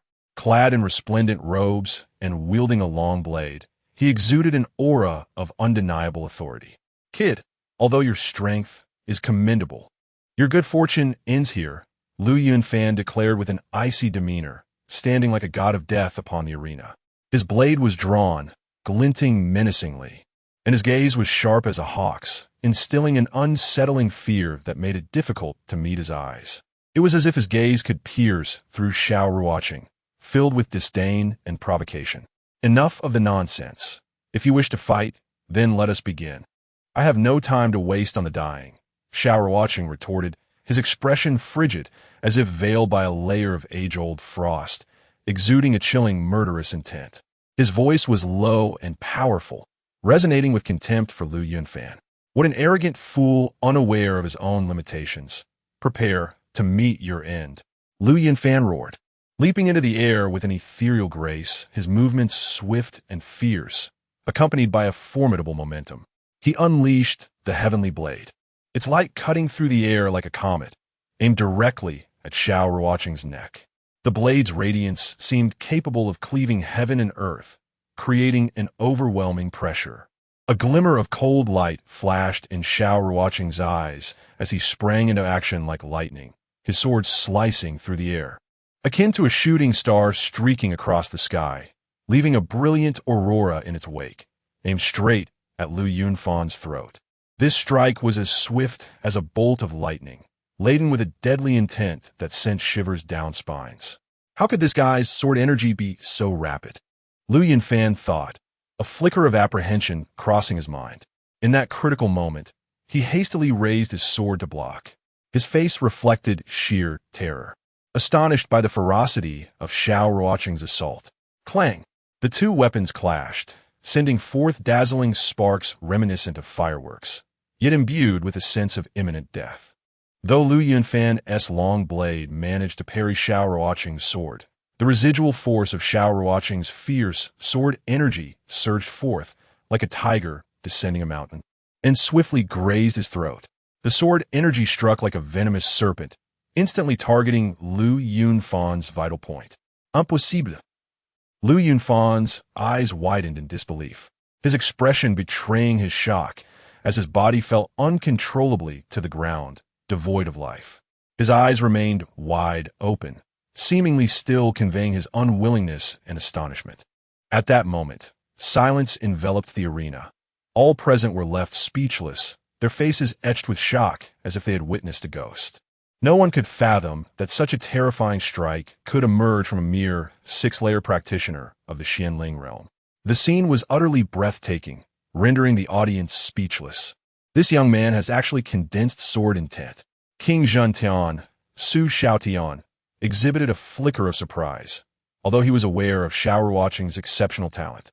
He had not anticipated that the young man had cultivated sword intent. His gaze conveyed admiration and curiosity, a profound interest in Xiao Ruocheng. At that moment, the members of the Tianjin sect were visibly pale, their eyes directed at Xiao Ruocheng, radiating a venomous hatred akin to the depths of hell. Had their glares been lethal, Xiao Ruocheng would have been reduced to a mere wreck. Their anger and resentment brimmed to the surface, yet they were powerless to act. Xiao Ruocheng's capacity to challenge those above his level is truly terrifying. Indeed, had it not been for witnessing the event firsthand, who would dare believe he was merely a six-layer practitioner of the Xianling realm?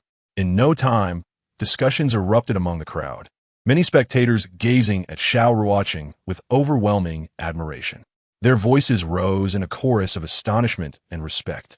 Brother Xiao, that strike was simply phenomenal. Upon descending the arena, the disciples of the Han Tian sect erupted in cheers. Their faces radiated excitement and pride, reveling in Xiao Ruocheng's victory. The joy they felt was palpable, as if they themselves had achieved triumph. Soon, the top 30 competitors were determined. After this intense round of battles, 25 members from the Dong Xian Empire advanced, with 2 from the Han Tian sect and 1 each from the other 3 major sections. The comparative numbers underscored the Dong Xian Empire's formidable strength relative to the other sections. In light of such outstanding results, Nangong Ju displayed a rare smile. In recent years, the prowess of the younger generation in the Han Tian sect had been on the decline, consistently ranking last among the 4 major sects in the Dong Xian competition. Now, with 2 contenders simultaneously breaking into the top 30, it held profound significance for the Han Tian sect. His smile was imbued with contentment and hope, as if he glimpsed the dawn of the Han Tian sect's resurgence. In stark contrast, the leaders of the other 3 major sects wore expressions of deep gloom, their faces brimming with jealousy and indignation, disappointment and anger evident over their disciples' performances. Next came a transition from 30 to 15, followed by the final 10, culminating in the determination of the top 10 competitors. The competition from 30 to 15 promptly commenced. Xiao Ruocheng observed the fierce matchups on the arena with a focused gaze, analyzing the strength and techniques of his opponents. He held no absolute confidence in his ability to claim victory, as several geniuses from the Dong Xian Empire had already attained the 6th layer of the Xianzong realm. Given his current strength, besting these opponents seemed nearly impossible. Yet, a resolute light flickered in his eyes, unwilling to concede defeat easily. Of course, unless absolutely necessary, Xiao Ruocheng would not readily abandon hope. For the championship of the Dong Xian competition was of paramount importance to him. Winning would not only yield a spirit-gathering herb, but also grant him access to the Dong Xian heavenly pool for cultivation, an opportunity that could elevate him to a terrifying realm. Soon, it was Su Qingyan's turn to take the stage. This time, her opponent was a genius from the Dong Xian Empire, having reached the 4th layer of the Xianzong realm. Sister Qingyan, be careful. Ling Yuhan and Gu Yunxi cheered her on from below the arena, their voices filled with concern and anticipation. Su Yingyan nodded, gracefully rising into the air to land firmly on the arena. Her eyes were resolute, betraying no hint of fear. While she held no grievances against Ling Yuhan and Gu Yunxi, her heart reserved its disdain solely for Xiao Ruocheng. This young lady, while your strength is commendable, you stand no chance against me. I advise you to concede, the Dong Xian Empire genius proclaimed. His tone dripped with an innate arrogance, as though victory was already within his grasp. This man was none other than Su Haoren, the son of King Jintian.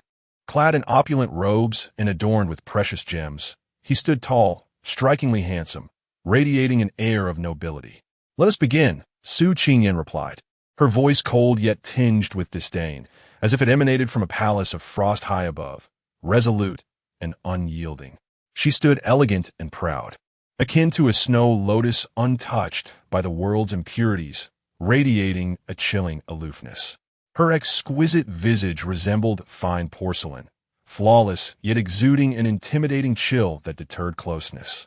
Young lady, do take care, Su Haoren said, a slight smirk gracing his lips, projecting an image of suave confidence. His smile was infused with self-assurance and composure, as if this battle were merely a stage for him to exhibit his charm. As soon as he spoke, he leaped into the air like a majestic eagle, brandishing his sword towards Su Qingyan. The speed of his strike suggested he was not exerting his full strength. In Su Haoren's view, how could a woman at the 2nd level of the profound realm possibly be his adversary? He firmly believed that his prowess would easily secure him victory. Hence he did not go all out from the outset. His reluctance to unleash his full power was also motivated by a desire to display his elegance before Su Qingyan. After all, what man could remain indifferent to such a stunning beauty? He hoped that in defeating her, he could also leave a favorable impression. Observing the unfolding situation, Su Qingyan gracefully swung her long sword, her movements light and exquisite, yet brimming with immense strength. A dazzling blade of energy, radiant as lightning, surged towards Su Haoran with such speed that it was nearly imperceptible. The sword energy sliced through the air like a comet, embodying a lethal threat. In that instant, a flicker of trepidation crossed Su Haoran's face. He had not anticipated that this enchanting woman would strike with such swiftness. A wave of astonishment surged within him, instantly dispelling his earlier contempt. In a critical moment, he hastily redirected his sword to parry Su Qingyan's assault. His movements became frantic and disordered, losing the composure he once had. Despite Su Qingyan's stunning beauty, Su Haoran was determined not to lose this significant contest, as it would greatly influence his standing in the Eastern Su Empire. This victory was paramount. He could not afford to relinquish it out of pity. Clang! The two weapons collided violently, sparking a brilliant flash of light. The sparks, reminiscent of fireworks, were laced with an aura of danger. In that fleeting moment of collision, Su Haoran felt a sudden numbness in his arm, the residual force of her sword sending him staggering back several paces. Pain shot through his arm as if struck by a heavy hammer, causing him to lose balance and retreat awkwardly. Before he could regain his composure, Su Qingyan struck again, her movements relentless and fierce as a tempest. Faced with this onslaught, Su Haoran dared not underestimate her any longer. He unleashed a series of exquisite sword techniques in an attempt to counter her attack. He believed his talent in swordsmanship was on par with anyone else's. Yet when Su Qingyan swung her sword again, shock overtook his features. Swish! Su Qingyan's sword, swift as a serpent, deftly severed his wrist, and in a blink, it pierced his chest with blinding speed. The action was as quick as lightning, leaving him defenseless. Blood instantly stained Su Haoran's chest, draining the color from his face. "You have lost." Su Qingyan's voice was devoid of emotion, as if this outcome had been foreseen. "I have lost." Su Haoran's voice trembled slightly, disbelief etched on his face. His eyes brimmed with disappointment and resentment. He could hardly fathom his defeat at the hands of a woman at the second level of the profound realm, despite his own cultivation at the fourth level. The Cold Heaven Sect truly produces remarkable talents. Indeed, not only was there the anomaly Xiao Ruocheng, but now another genius like Su Qingyan had emerged. It seemed the Cold Heaven Sect was destined for greatness. At that moment, murmurs of astonishment rippled through the crowd, their faces reflecting shock as they whispered praises for Su Qingyan's prowess. How has this woman trained? Xiao Ruocheng pondered, his gaze fixed on Su Qingyan, filled with curiosity and admiration. The battle continued fiercely, and after an hour, it was finally Xiao Ruocheng's turn to take the stage. This time, his opponent was Li Shangyang, the son of the Prime Minister of the Eastern Su Empire. Li had reached the fourth level of the profound realm and was renowned as a genius among the younger generation. "Xiao Ruocheng, I acknowledge your exceptional talent, but your journey in this contest ends here. I advise you to concede gracefully. Otherwise, should you suffer an injury, you cannot blame me," Li Shangyang declared arrogantly, his eyes filled with disdain, completely disregarding Xiao Ruocheng. Although Xiao Ruocheng had previously demonstrated formidable strength in surpassing opponents, Li Shangyang did not believe he could be defeated. After all, he had reached the fourth level of the profound realm, while Xiao Ruocheng was merely at the sixth level of the profound spirit realm. The disparity in their cultivation levels was immense. To him, the outcome of this battle was a foregone conclusion. "Make your move." Xiao Ruocheng unsheathed his azure spirit sword, which shot forth like a bolt of blue lightning, exuding a chilling aura and emitting a deafening hum. His gaze was resolute and fearless, as if he were prepared to face any challenge. "Since you refuse to surrender, allow me to show you what true talent looks like." Li Shangyang's expression was haughty, his voice icy as he summoned a black long spear. The spear, as dark as night, resembled a fearsome black dragon, stretching a full yard in length. Its tip sharp enough to pierce the heavens, radiating a menacing aura. His momentum surged to its peak, seemingly intent on overwhelming Xiao Ruocheng.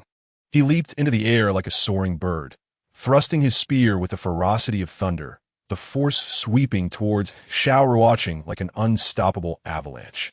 The might of the spear was immense, as if it could obliterate any obstacle in its path. Faced with Li Xingyang's ferocious strike, a flicker of surprise crossed Xiao Ruocheng's face. He realized that his opponent was no ordinary genius, but rather possessed combat prowess that had reached the 5th level of the profound realm, surpassing even Su Haoran's strength in their earlier encounter. Yet, despite this realization, Xiao Ruocheng showed no signs of retreat, his fighting spirit igniting with fervor. In a flash, he evaded Li Xingyang's fierce thrust, his movements nimble and fluid, akin to a leaf dancing in the wind, effortlessly dodging the deadly attack. Following this, he swung his azure spirit sword like a meteor, dazzlingly bright as it aimed for Li Xingyang's wrist. The brilliance of the sword seemed ethereal, yet it carried a lethal threat. Indeed, he possessed his skill, Li Xingyang thought, momentarily taken aback, not expecting Xiao Ruocheng to evade his attacks so effortlessly and retaliate with such speed. He swung his spear like a tempest, a fierce strike aimed directly at Xiao Ruocheng's torso. The power of the thrust intensified, as if it sought to end Xiao Ruocheng in one blow. Noticing this, Xiao Ruocheng unleashed the burning heaven sword technique, deftly deflecting Li Xingyang's spear. In quick succession, he followed with a thunderous punch, the force akin to a tiger descending the mountain, aimed squarely at Li Xingyang's chest. The assault was fluid and relentless, without a moment's pause. How can this boy possess such terrifying speed and strength? A flicker of fear flashed in Li Xingyang's eyes. He had never anticipated Xiao Ruocheng's swiftness. A sense of unease began to brew within him. However, he did not shy away from Xiao Ruocheng's oncoming attack. Instead, he met it head-on with a punch of his own, unwilling to be subdued. With a deafening crash, the impact reverberated through the air, sending Li Xingyang reeling backward as if caught in a tempest, retreating several dozen paces. The sound echoed like thunder, shaking the very earth itself. He felt a tumultuous sensation in his chest, a metallic taste of blood rising in his throat. After some time, he managed to quell the turmoil within him, though his face had turned pale and his body trembled slightly. Is there still a need to compete? Xiao Ruocheng spoke calmly, his voice devoid of any hint of triumph, as if this were merely an ordinary matter. You have won. In the end, Li Xingyang chose to concede. Though he suppressed the urge to cough up blood, he understood clearly that he was no match for Xiao Ruocheng. That last strike had sent him flying back dozens of feet, nearly causing him to spit blood, while Xiao Ruocheng remained as steady as a mountain, utterly unfazed. It was evident that his opponent's strength far surpassed his own. He realized that continuing would only lead to further humiliation. As Xiao Ruocheng descended from the arena, the cheers of the disciples from the Hantian Sect echoed throughout the martial arts venue like a roaring tide. Their voices brimmed with excitement and pride, celebrating Xiao Ruocheng's victory. With both Su Qingyin and Xiao Ruocheng emerging victorious, the Hantian Sect had secured 2 spots in the top 15, while the other 3 major sects had been completely vanquished. This meant that in the current Eastern Xian competition, the Hantian Sect had surpassed the other 3 sects, second only to the Eastern Xian Empire. This achievement filled the members of the Hantian Sect with immense pride and led the other sects to regard them with newfound respect. Chapter 76. Accusations at that moment. The leaders of the other 3 major sects wore expressions as dark as storm clouds, their faces so grim they seemed ready to rain. Their features were twisted, overshadowed by a thick veil of gloom. They could hardly fathom that the Hantian Sect, which had always been at the bottom, had suddenly produced 2 super geniuses who had made it into the top 15. This outcome shocked and enraged them beyond measure. Congratulations on successfully entering the top 15. Today's competition ends here. The contest for the top 10 and the championship will be held in 2 days, announced the king of Zhentian, Su Shaotian, his voice resounding with authority throughout the arena. Following this, under the leadership of Nangong Ju, the members of the Hantian Sect joyfully returned to the royal mansion. their faces glowing with happiness and pride, their steps light and buoyant. Within the mansion of the Insha Palace, the upper echelons of the other three sects were gathered.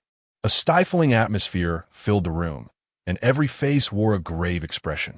The Hantian sect has become dominant, and that little beast has even killed several of our geniuses. Can you simply swallow this grievance? A storm of murderous intent flickered in the eyes of Xiao Ruocheng, the master of the Insha Palace. His gaze was sharp as a sword, seemingly poised to pierce through everything before him. Xiao Ruocheng, if you have any thoughts, feel free to express them, said Lu Shantang, the master of the Tiandao sect, his brow furrowed in a serious expression, filled with resentment towards the Hantian sect. In my opinion, we should not hesitate any longer. Let's directly annihilate the Hantian sect. I wonder if you all have the courage to do so. Xiao Ruocheng's eyes turned icy, exuding an invisible aura of killing intent. His tone was resolute, as if he had already made up his mind to eradicate the Hantian sect. Have you considered this? If we destroy the Hantian sect, do you think the Eastern Xian Empire will stand by idly? Said Gongsun Tai, the leader of the Mayun sect, his expression filled with concern, evidently wary of the Eastern Xian Empire's stance. You need not worry. With two such extraordinary prodigies emerging from the Hantian sect, do you think the Eastern Xian Empire will simply watch them grow? Xiao Ruocheng replied, once we eliminate the Hantian sect, and we allocate a substantial portion to the Eastern Xian Empire, they will undoubtedly be pleased. You raise a valid point, but we must deliberate carefully before deciding to destroy the Hantian sect. We cannot afford any mistakes, Lu Shengtang stated solemnly, his gaze profound as he contemplated every potential issue that might arise. That boy and that girl have advanced their cultivation at such an astonishing rate. Do you not find it peculiar? A flicker of subtle light passed through Xiao Ruocheng's eyes. Indeed, according to our investigations, that boy and girl have been with the Hantian sect for less than a year, and their rapid advancement in cultivation must surely conceal a tremendous secret, Gongsun Tai observed, his eyes revealing a glimmer of insight. If my guess is correct, they must have obtained some ancient inheritance. Otherwise, it would be impossible for them to progress so quickly and challenge those of higher ranks. It appears we must thoroughly consider our next steps. Xiao Ruocheng's face darkened with a hint of murderous intent. He had begun plotting how to annihilate the Hantian sect and seize their secrets and resources. In that moment, the leaders of the three major sects each harbored their own schemes, all wishing to reap the greatest benefits from this conspiracy while avoiding excessive risk. Upon returning to the royal mansion, Xiao Ruocheng tidied himself briefly before heading straight to the Xuanwu Merchant Association. His steps were firm and resolute, his eyes filled with anticipation. He intended to visit the Xuanwu Merchant Association in hopes of acquiring some Tianling liquid or Lingyuan fruit. With these two items, he could swiftly elevate his cultivation to the 7th layer of the Xianling realm. At that point, he would be confident in vying for the ultimate championship in the upcoming top 10 contest. The glory and generous rewards of victory shone brightly in his heart, serving as his driving force. Of course, the Tianling liquid was quite valuable, and given Xiao Ruocheng's current status, it would be challenging for him to afford it. However, he was not concerned. As a top-tier alchemist, he could sell a single alchemical formula for an exorbitant price. He was filled with confidence in his alchemical skills, believing that his formula would surely cause a sensation at the Xuanwu Merchant Association. Young master, how may I assist you? Upon entering the Xuanwu Merchant Association, a charming and tall female attendant approached him, her face adorned with a professional smile and her eyes glinting with anticipation. I am in need of Tianling liquid or Lingyuan fruit. May I inquire if your Xuanwu Merchant Association has any? Xiao Ruocheng asked in a low voice, his gaze fixed intently on the attendant, hoping for a positive response. Young master, we currently do not have Tianling liquid, but we do have a Lingyuan fruit, however. The price is... The attendant hesitated, her words trailing off. Does your Xuanwu Merchant Association accept alchemical formulas? A glimmer of subtle delight flashed in Xiao Ruocheng's eyes as he inquired, igniting a spark of hope within him to exchange a formula for the items he sought. Certainly, the attendant replied respectfully. What grade of formula do you wish to offer? Her gaze held curiosity and expectation. This is a formula for the Breaking King pill. You may have it appraised Xiao Ruocheng stated as he produced a pre-prepared formula from his robe and handed it to the attendant. He was unafraid that she might abscond with it, as he had omitted the most critical ingredient necessary for the Breaking King pill. Even if she were to steal it, she would ultimately be unable to concoct the pill. "Please wait a moment," the attendant said. Though she did not understand alchemy, she recognized the formula's value was considerable. So, she hurriedly ascended to the second floor of the Xuanwu Merchant Association. "How dare you to brazenly deceive within my Xuanwu Merchant Association?" Momins Latte, a middle-aged man clad in a striking red robe, his appearance exceptionally handsome, descended from the second floor. His expression was dark, filled with anger and disdain. This man was Zhao Jian, a fourth-tier alchemist of the Xuanwu Merchant Association. "Are you accusing me of deception?" Xiao Ruocheng's expression darkened suddenly. He had never anticipated that the renowned Xuanwu Merchant Association would engage in such despicable acts as to steal his formula. "You little brat, this is clearly a counterfeit formula, and you dare to swindle within the Xuanwu Merchant Association? You are simply courting death." Zhao Jian's eyes glinted with malice, radiating a chilling aura. "The audacity of appropriating my elixir formula is one thing, but to further malign me with baseless accusations of deceit is utterly intolerable. It appears that the Xuanwu Merchant Association is not as formidable as it claims." A smirk of disdain graced Xiao Ruocheng's lips as his gaze hardened, unwavering in the face of Zhao Jian's threats. How arrogant this boy is, daring to cause a ruckus within our esteemed association while spouting such hubris. "Guards, seize this impudent wretch. Any resistance shall be met with lethal force." Zhao Jian's eyes glinted with malice, his voice dripping with murderous intent. He had already scrutinized the elixir formula and was convinced of its authenticity.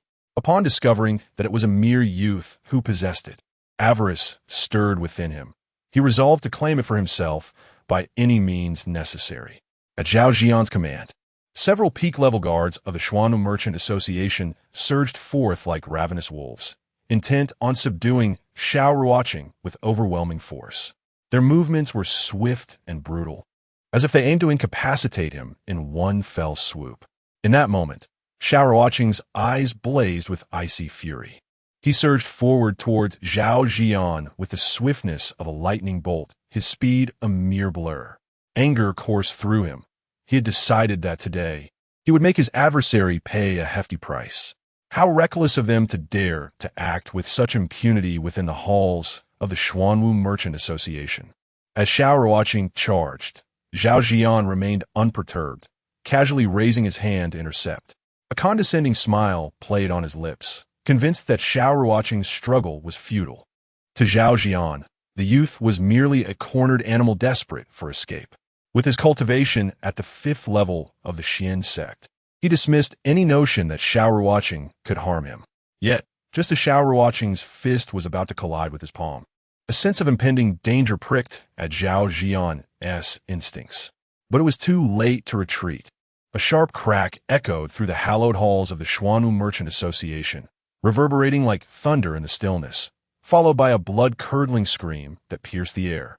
Zhao Jian was propelled backward, his body arcing through the air like a marionette with severed strings.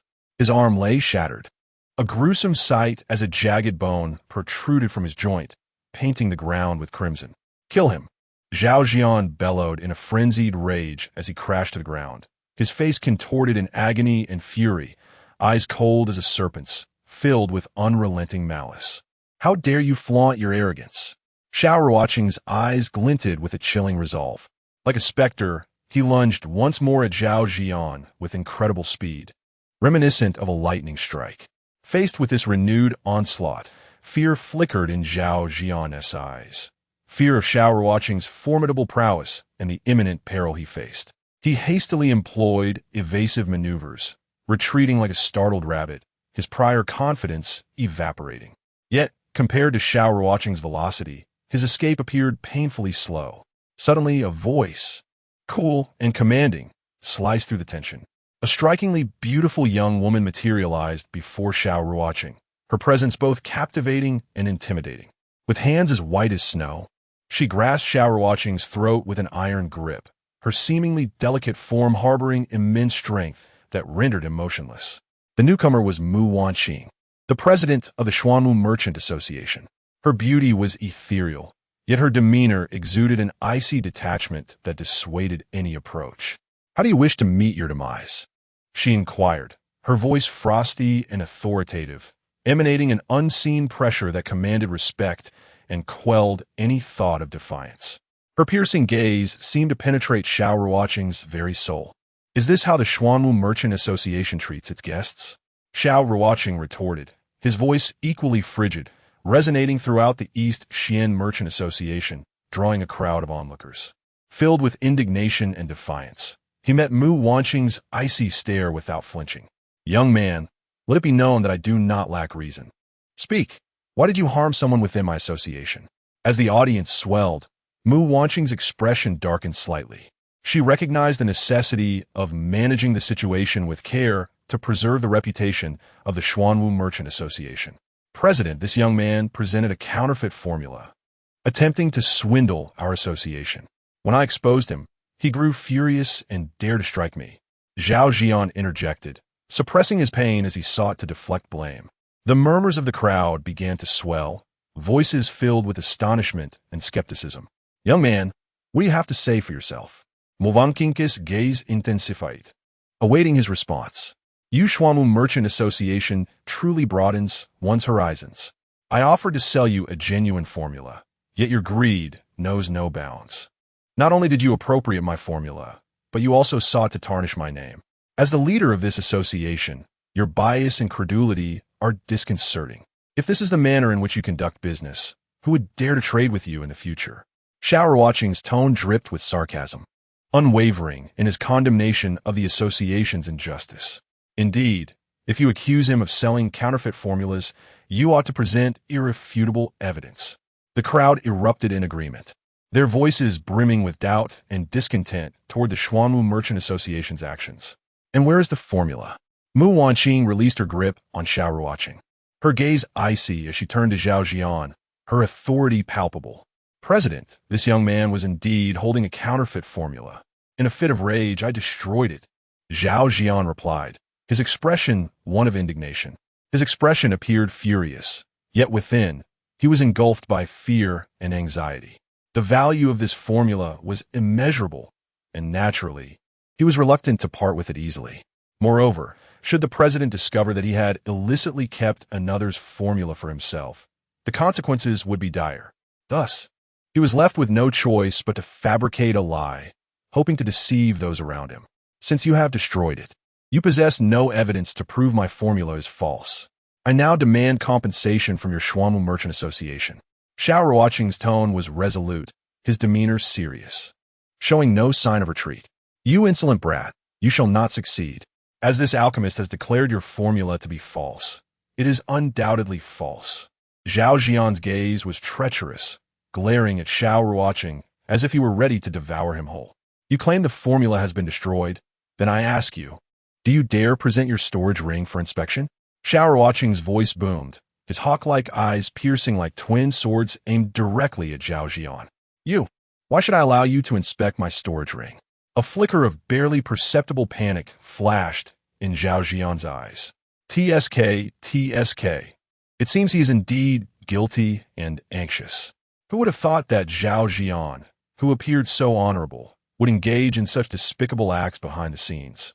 Someone had generously offered him a formula, and he had audaciously kept it for himself.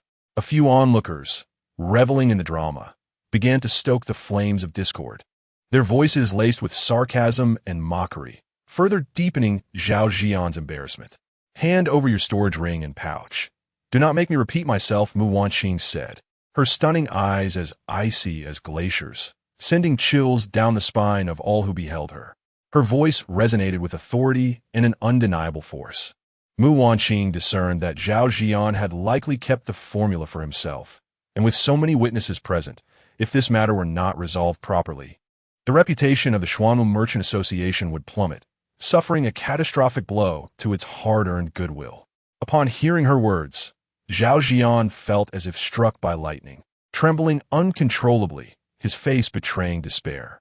He realized that before Mu Wanqing, he had no chance of trickery, for she was no ordinary person. She was decisive and harbored a deep-seated hatred for evil. If she discovered his misappropriation of a client's formula, his fate would be dire. Under the immense pressure exerted by Mu Wanqing, Zhao Jian ultimately surrendered his storage ring, hoping that Xiao Ruocheng might not find anything, thus allowing him a sliver of hope. Search for yourself. Upon receiving the storage ring, Mu Wanqing wasted no time. She immediately erased the consciousness imprint on it and casually tossed it to Xiao Ruocheng. Her movements were swift and decisive, devoid of hesitation. Xiao Ruocheng, without a word, promptly immersed the divine stone into the storage ring, beginning a meticulous search. His expression was solemn and focused, leaving no corner unexamined. Yet, to his dismay, after searching the entire storage space, he found no trace of the formula. At that moment, his brows furrowed slightly as he pondered where Zhao Jian might have concealed the formula. "You little brat, if you fail to locate the formula, you will have falsely accused the alchemist of the Xuanwu Merchant Association," Zhao Jian said in a low voice. In truth, he was equally anxious. If the other party truly found the formula, it would spell his doom. However, Xiao Ruocheng paid him no mind and continued his search, firmly believing that the formula must reside within Zhao Jian's storage ring. He merely had yet to uncover it. After a quarter of an hour, he finally discovered his written formula within an iron box. In that instant, his heart surged with both joy and fury. "This formula is mine. What further words do you have, Xuanwu Merchant Association?" Xiao Ruocheng scoffed, his gaze unwavering as he met Mu Wanqing's eyes. "President, I was wrong. I beg you, spare my life." Upon the discovery of the formula, Zhao Jian was struck with terror, collapsing to the ground. His body trembled incessantly, tears streaming down his face. In that moment, he comprehended his fate. Appropriating a client's formula was a grave offense within the Xuanwu Merchant Association. Now, all he could do was plead for mercy from Mu Wanqing. Chapter 78. Mu Wanqing, take him out and feed him to the dogs. Each word Mu Wanqing uttered was chilling, as if it emerged from the depths of the underworld.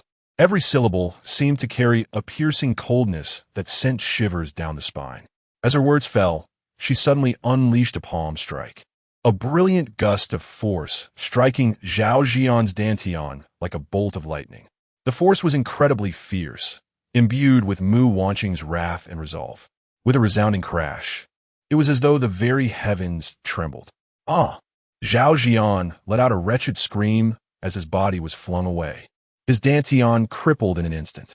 His cries echoed throughout the space, filled with agony and despair. Following Mu Wanqing's command, a towering figure nearly 2 meters tall approached, exuding an aura of intimidation, effortlessly carrying Zhao Jian away as if he were a mere chick. Each of the giant's steps resonated heavily, causing the ground to quiver slightly. "President, I was wrong. Please spare my life."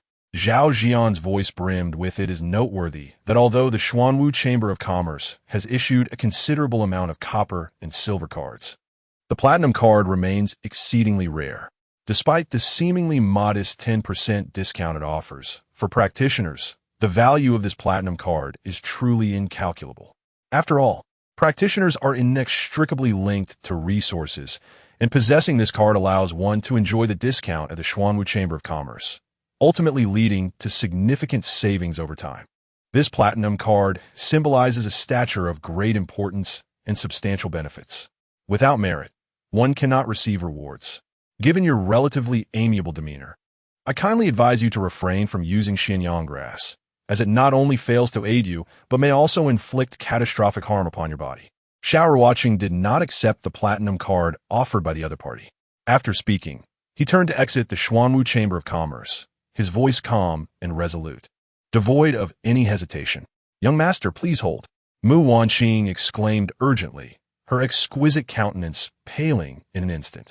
She had never anticipated that Xiao Ruocheng could see through the extreme poison coursing through her. "What else do you wish to discuss, President?" Xiao Ruocheng inquired, his tone even and his expression devoid of emotional fluctuation. "How could you discern my condition? Do you possess a remedy?" Mu Wanqing responded, her demeanor charged with excitement. her beautiful eyes reflecting a glimmer of hope as if grasping at the last thread of salvation. After a brief moment of contemplation, Xiao Ruocheng replied, "Certainly." His voice brimmed with confidence, inspiring an undeniable belief in his capability. As the president of the Xuanwu Chamber of Commerce, having such a powerful figure indebted to him would undoubtedly prove advantageous. "Young master, might I trouble you for a private conversation?" Mu Wanqing's demeanor shifted to one of utmost respect as she slightly inclined her body, gesturing for him to proceed.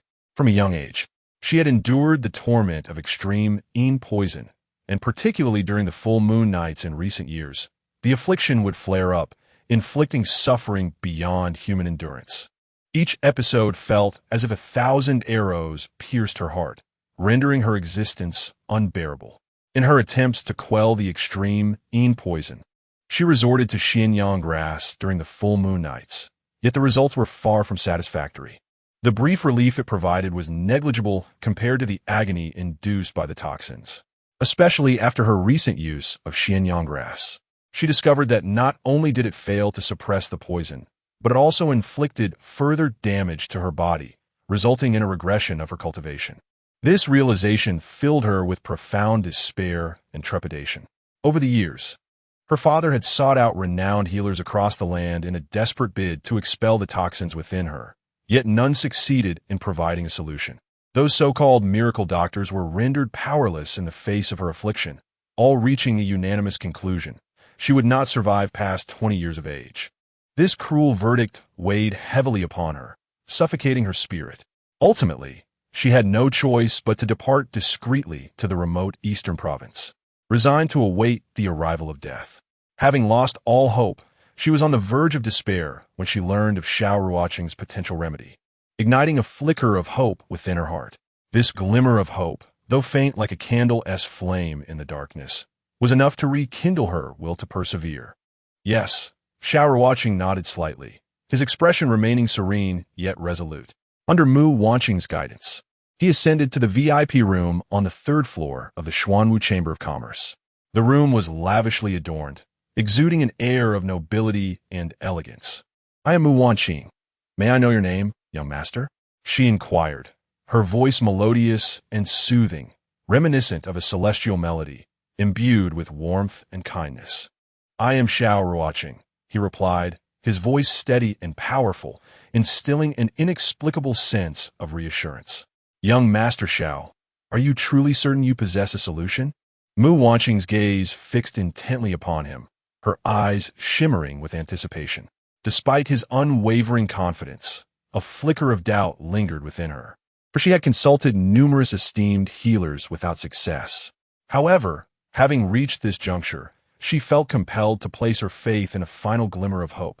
After all, what if a miracle were to occur? Rest assured, if I did not possess absolute confidence, even with 100 times the courage, I would not dare to speak thus in your presence, President Mu. Xiao Ruocheng's words were imbued with conviction. "However, if you still harbor doubts, I must take my leave." "Very well. I choose to believe in you." After a moment of inner turmoil, Mu Wanqing ultimately decided to place her trust in Xiao Ruocheng. At this point, she had exhausted all avenues. Even a sliver of hope was worth pursuing. Even if it ultimately led to failure, she had little to lose. Her eyes now reflected determination and resolve. "Young Master Xiao, may I inquire how you intend to treat me?" Mu Wanqing asked, curiosity glimmering in her eyes, her voice tinged with both nervousness and expectation. "President Mu, please extend your hand. I must take your pulse to determine the most suitable treatment plan," Xiao Ruocheng said, his tone earnest and focused. His gaze was intent and professional, instilling confidence in those around him. "Certainly," Mu Wanqing responded, gently extending her fair, jade-like hand toward him. Her fingers were slender and elegant, the skin as pristine as snow, resembling a delicate work of art. It was a hand that seemed to have emerged from a dream, its purity and luminosity captivating in its beauty. At the moment Mu Wanqing offered her hand, Xiao Ruocheng's breath hitched. He had not anticipated that a woman's hand could possess such mesmerizing beauty. His own hand froze in midair, hesitating to draw closer, fearful that his touch might tarnish this exquisite beauty. What are you waiting for? Mu Vanking chided playfully, a hint of reproach flashing in her watery eyes as she gently urged him forward. Her melodious voice flowed like a gentle spring breeze, soft yet undeniably urgent. Though she was the esteemed president of the Xuanwu Chamber of Commerce, she was still a girl under 20. And being scrutinized so openly by a young man made her feel a touch bashful, a faint blush gracing her alabaster cheeks. Oh, Xiao Ruocheng snapped back to reality, startled, as if awakening from a beautiful dream. He hurriedly quelled the tumult within and cautiously placed his hand upon Mu Wanqing's. His movements were tentative, as if handling a rare treasure. The first sensation upon touching her wrist was the softness and silkiness of her skin, akin to the finest silk, sending an electric thrill through his fingers at the moment of contact. Subsequently, Xiao Ruocheng began to circulate his internal energy, diligently taking her pulse. Throughout the process, he occasionally shook his head, his expression grave, brow furrowed, beads of sweat gradually forming on his forehead. Of course, such behavior was merely a fade. Xiao Ruocheng understood that if he were to heal her too easily, Mu Wanqing might not remember his kindness. Thus, he aimed to ensure she fully grasped the difficulty of the treatment. "Young master, how's my condition?" Mu Wanqing inquired anxiously, her voice trembling slightly. Her exquisite face now a canvas of worry and fear, akin to a child groping in the dark, yearning for a glimmer of light and hope. "If I am not mistaken, you are afflicted with extreme physique," Xiao Ruocheng stated solemnly, his voice low and powerful, as if unveiling a significant secret. He had never anticipated encountering someone with such a rare condition. It is known that this physique is exceedingly uncommon in the world, and women possessing it typically cultivate at a pace far exceeding that of ordinary individuals. It is a testament to extraordinary talent, a unique gift bestowed by the heavens. However, due to the innate possession of extreme poison within the body of such women, they typically do not live beyond the age of 20. It is a cruel curse, akin to the sword of Damocles hanging above their heads, ready to fall at any moment and claim their lives. Of course, should they miraculously find a solution, they could undoubtedly evolve into a formidable force in the realm. This would be a brilliance beyond the imagination of ordinary beings, an honor of standing atop the pinnacle of the world. Was the extreme body? Mu Wanqing furrowed her brows, her face a canvas of confusion, her beautiful eyes filled with bewilderment and incomprehension. The extreme body is an extraordinarily rare constitution, Xiao Ruocheng explained gravely, his tone serious.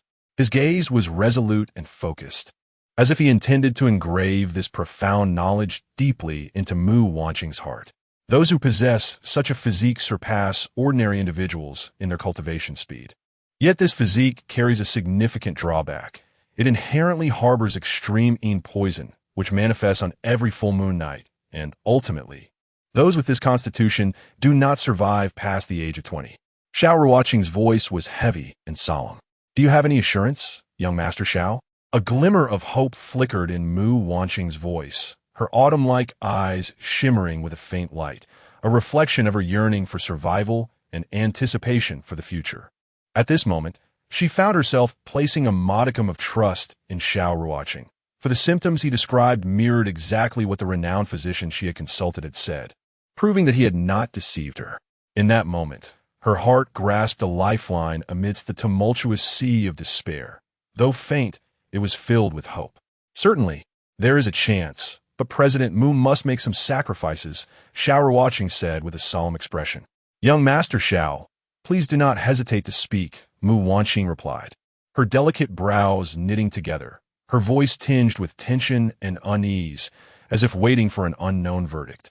"I require an absolutely tranquil environment.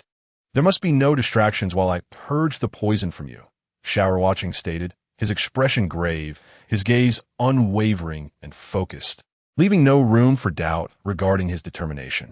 "There is a secret chamber behind. Please follow me, young Master Xiao." Mu Wanqing gracefully gestured with her jade hand, leading Xiao Ruocheng towards the chamber. Her movements were light and elegant, akin to a flower swaying in the wind, beautiful and captivating. Before long, they arrived at a uniquely designed secret chamber. "President Mu, Please disrobe, Xiao Ruocheng said with a serious countenance. His voice echoed throughout the quiet chamber, sounding particularly clear and resolute. What? Mu Wanqing momentarily failed to comprehend, her beautiful eyes widening in surprise and confusion. President Mu, please remove all your clothing, Xiao Ruocheng reiterated, his tone unwavering. Rogue, are you mocking me? Mu Wanqing's brows shot up, her enchanting eyes glinting with cold light, her exquisite features shrouded in frost, exuding a chilling aura.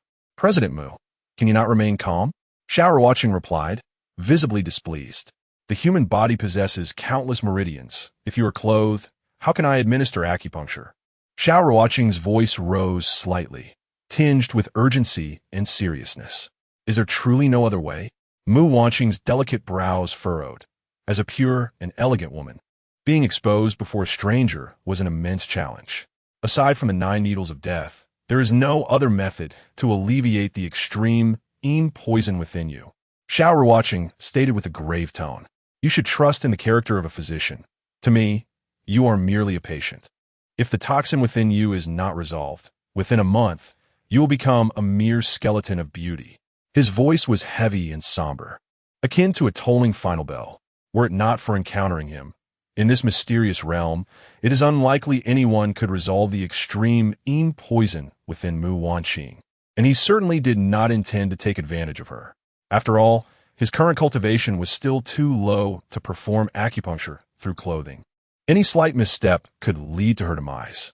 Upon hearing this, Mu Wanqing's brows slightly knitted together, her teeth clenched, as if engaged in an intense internal struggle.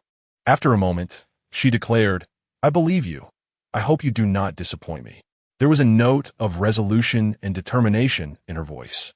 As her words fell, the exquisite blue gown that adorned Mu Wanqing cascaded down like a waterfall, revealing her flawless, snowy figure before Xiao Ruocheng without reservation. It was a scene of poetic beauty, every inch of her skin as pure as sheep fat jade, radiating an enchanting glow.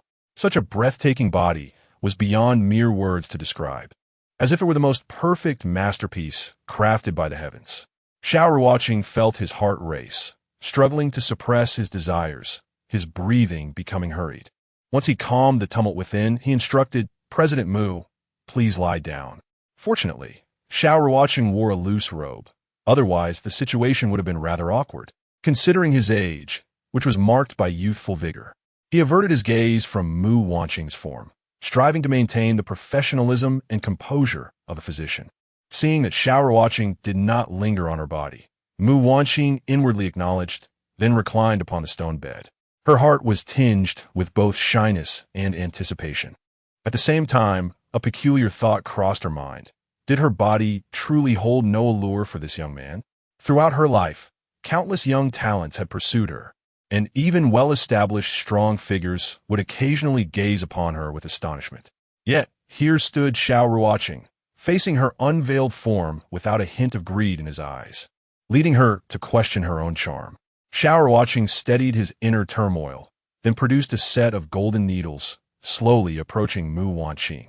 President Mu, relax, and do not resist. His voice was low and gentle, reminiscent of soothing a frightened fawn. Mu Wanqing tightly closed her eyes, responding softly, her body trembling slightly, revealing her inner tension and unease. Noticing this, Xiao Ruocheng pinched the golden needle with precision, his technique remarkably deft. As he swiftly inserted the needles into the acupuncture points surrounding Mu Wanqing. In that instant, his movements flowed seamlessly, showcasing his exceptional medical skill and superb technique. Once he completed the procedure, Xiao Ruocheng activated the reincarnation technique, gradually coaxing the extreme poison from Mu Wanqing's body through the needles. Sweat poured down his forehead, and veins bulged, indicating the immense energy he was expending. As Mu Wanqing felt the toxins within her diminishing, a glimmer of joy appeared on her face. Her previously taut body began to relax, as if she glimpsed the dawn of life. Though the pace of Xiao Ruocheng's detoxification was slow, the fact that the poison was indeed receding proved that he had not deceived her. Her heart brimmed with gratitude and hope, wishing for a smooth resolution to this ordeal. As time passed, Mu Wanqing's skin gradually darkened to a deep hue, all the toxins within her body accumulating at the surface, slowly oozing out along the needles. Mu Wanqing emitted a painful moan as the toxins within her erupted completely. The agony felt as if 1,000 ants were gnawing at her heart, rendering her nearly unbearable. Just hold on a little longer, Xiao Ruocheng urged.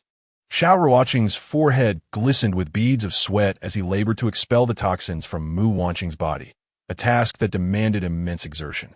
Nevertheless, he gritted his teeth and persevered, driven by his commitment to her life. Chapter 80. The Other Side of Mu Wanqing MMM. Mu Wanqing moaned in agony, her voice laced with torment and suffering as she nodded weakly. At that moment, her complexion was as pale as paper, and beads of sweat rolled down her forehead, each droplet a testament to the pain she endured. Xiao Ruocheng continued to circulate his reincarnation technique, wholly focused on extracting the toxins from Mu Wanqing's body, strand by strand, through the golden needles. His expression was grave and concentrated, with fine beads of sweat gradually forming on his brow. Yet, he had underestimated the potency of the extreme poison within her. As the toxins erupted in full force, the skin on Mu Wanqing's front, pierced by the golden needles, became a heart-stopping shade of deep black. The inky poison seemed to devour all light, rendering her appearance akin to that of a demon from the underworld, a sight both terrifying and sorrowful. Each inch of her skin, corrupted by the poison, narrated a story of suffering and torment. One could not deny Mu Wanqing's extraordinary willpower. Even in such dire circumstances, she clenched her teeth and uttered not a sound. Her gaze revealed determination and endurance, as if she were engaged in a life-and-death struggle against the pain that penetrated her very bones. After 2 hours, Xiao Ruocheng extracted the golden needles from Mu Wanqing, yet her skin still bore remnants of the toxins, stubbornly entrenched like a relentless enemy. President Mu, I must channel my energy to expel the toxins from your body, starting from your toes. This may involve sensitive areas, and I hope you can understand. Xiao Ruocheng stated with a serious demeanor, his gaze unwavering and sincere, devoid of any distractions. Very well. After all, you have seen me completely, Mu Wanqing replied, closing her eyes once more. Her voice carried a hint of resignation and resolve. At this juncture, she had little left to consider. Everything that could be seen had been seen by this man, and a mere touch was nothing she could not accept. Of course, her consent was primarily due to Xiao Ruocheng's striking appearance. Had it been an elderly physician, she would have preferred death to allowing him to lay a finger on her. Apologies, Xiao Ruocheng said, and without further ado, he seated himself upon the stone bed, gently pressing his hands, like a musician caressing a piano, upon Mu Wanqing's head, channeling his energy to gradually push the toxins downward. His movements were gentle yet focused, as if he were cradling the most precious treasure in the world. Xiao Ruocheng's hands glided over Mu Wanqing's forehead and nose, finally resting beside her lips. The moment his fingers made contact with her skin, a jolt of electricity seemed to course through both of them. As the toxins were gradually expelled, Mu Wanqing's poison-laden visage transformed back into one of breathtaking beauty, akin to the bloom of spring flowers. The loveliness that had been obscured by poison now re-emerged, captivating all who beheld it. At that moment, Xiao Ruocheng's hands ventured to Mu Wanqing's neck, his countenance grave and drenched in sweat. The damp fabric clung to him, revealing his exhaustion and focus. Realizing that Xiao Ruocheng's hands were approaching her neck, Mu Wanqing felt a surge of anxiety. She was acutely aware that his hands might soon reach a rather intimate area. Her heart raced uncontrollably, and her breathing grew erratic. Just then, Xiao Ruocheng paused momentarily, swiftly retrieving 2 golden needles and expertly piercing them in her collarbone, preventing the toxins from spreading back to her head. His movements were as swift as lightning and impeccably precise. I shall rest for a moment, he exhaled, swallowing a recovery pill and channeling his energy to regain his strength. His complexion was pale, and fatigue lingered in his eyes, yet he endeavored to maintain his composure. After half an hour, Xiao Ruocheng's energy was fully restored. He returned to Mu Wanqing's side, grasping her toxin-ridden arm and beginning to push the poison towards her chest. Once her arms had returned to normal, he hastily sealed her shoulders with golden needles to prevent any resurgence of the toxins, the needles glimmering faintly, akin to sentinels guarding her. At this moment, Mu Wanqing's heart raced like a wild deer, fully aware of Xiao Ruocheng's impending actions. She felt a mixture of tension and anticipation, an intricate blend of shyness, curiosity, and an indescribable longing. Xiao Ruocheng slowly placed his hand, firm yet gentle, upon Mu Wanqing's slender neck, channeling his internal energy to drive the toxins downward. His fingers trembled slightly, betraying his inner tension and unease. As his hand descended, it soon reached the two ample regions. Mu Wanqing could no longer restrain herself, letting out a sultry moan filled with surprise and uncontrollable emotion. Shattering the silence of the room, Xiao Ruocheng remained focused on expelling the toxins. However, in this particularly soft area, the poison was remarkably concentrated, compelling him to apply pressure in an effort to push it downward. In truth, Xiao Ruocheng felt an acute sense of nervousness. Despite Mu Wanqing being rife with toxins, her skin was exceptionally soft and smooth, causing his heart to race and his breath to quicken. As he eradicated the toxins from that area, a vast expanse of pristine white flooded his vision. In that moment, Mu Wanqing's luscious lips emitted a hauntingly enchanting murmur, a sound that seemed to emanate from the depths of her soul, brimming with irresistible allure. Goodness, just how sensitive! Xiao Ruocheng thought in astonishment. As a man of the 21st century, he was well aware of the implications of the situation. Yet, he maintained a facade of composure, continuing his task of driving away the toxins. It was essential to note that Mu Wanqing was no ordinary woman. Her strength was unfathomable, and she was decisively ruthless. The previous Zhao Jian had been discarded like refuse at her hands, and Xiao Ruocheng had no desire to provoke her lightly. Once the toxins from Mu Wanqing's chest were entirely removed, Xiao Ruocheng reluctantly withdrew his hand. In that moment, Mu Wanqing's exquisite visage resembled a ripe apple, flushed with color. Her eyes were filled with shyness and a tumultuous mix of emotions, akin to a tangled ball of yarn, leaving one perplexed.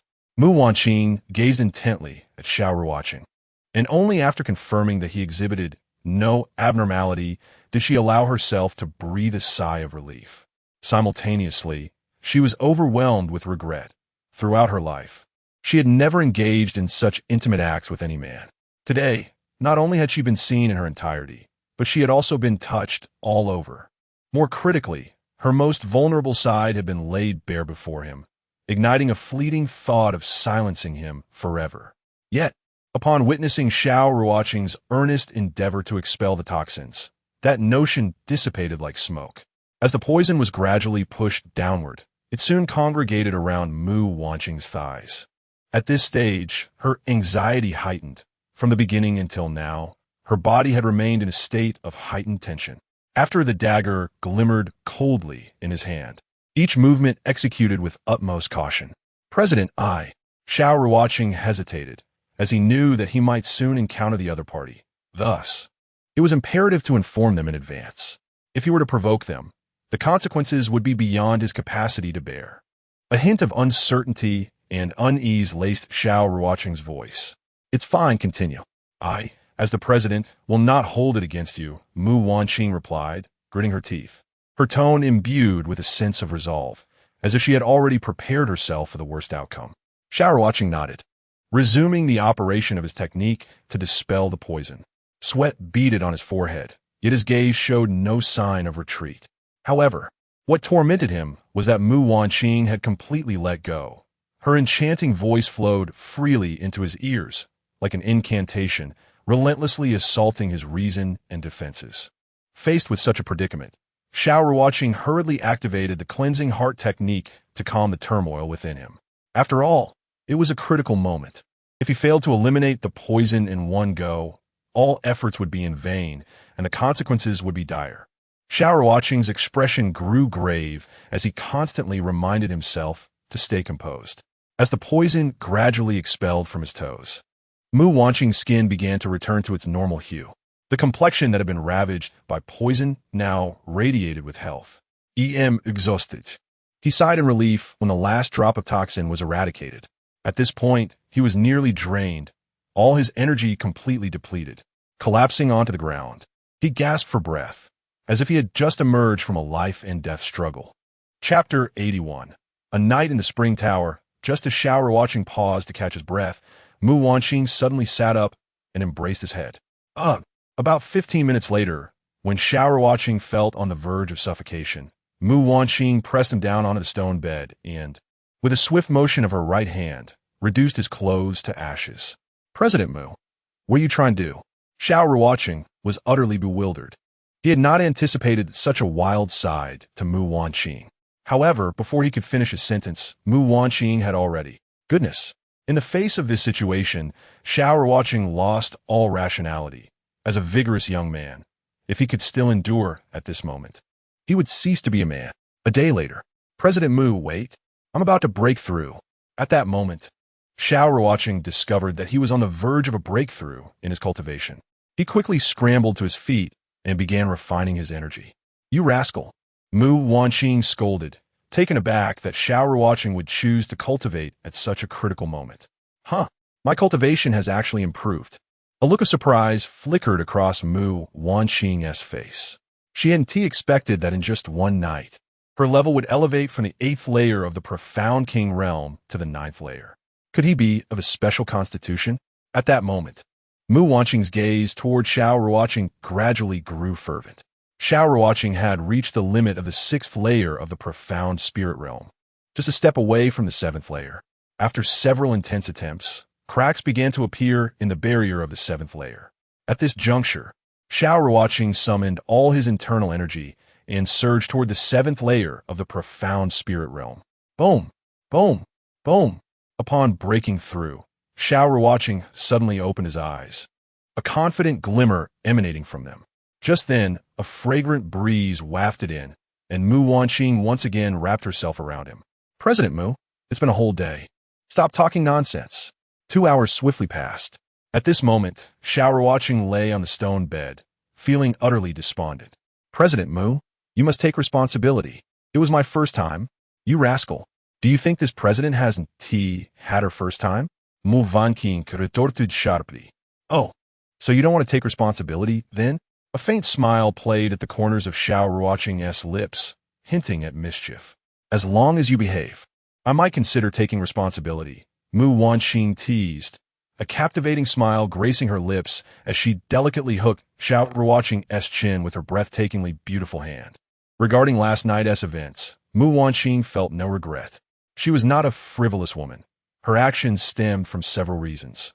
Firstly, Xiao Ruocheng had removed the poison from her body, and thus she owed him a debt of gratitude. Moreover, he had seen her naked and touched her entire body. As a traditional woman, she understood she could never marry another man after this. Additionally, she found Xiao Ruocheng's appearance quite pleasing, and his exceptional medical skills and talent made the prospect of him as her husband far from unsatisfactory. In that moment, overwhelmed by emotions, she had decided to seize this man, knowing she could take responsibility afterward. Expect me to obey? Are you planning to treat me like a kept man? Xiao Ruocheng replied, bemused. Why? Being my kept man is such a hardship?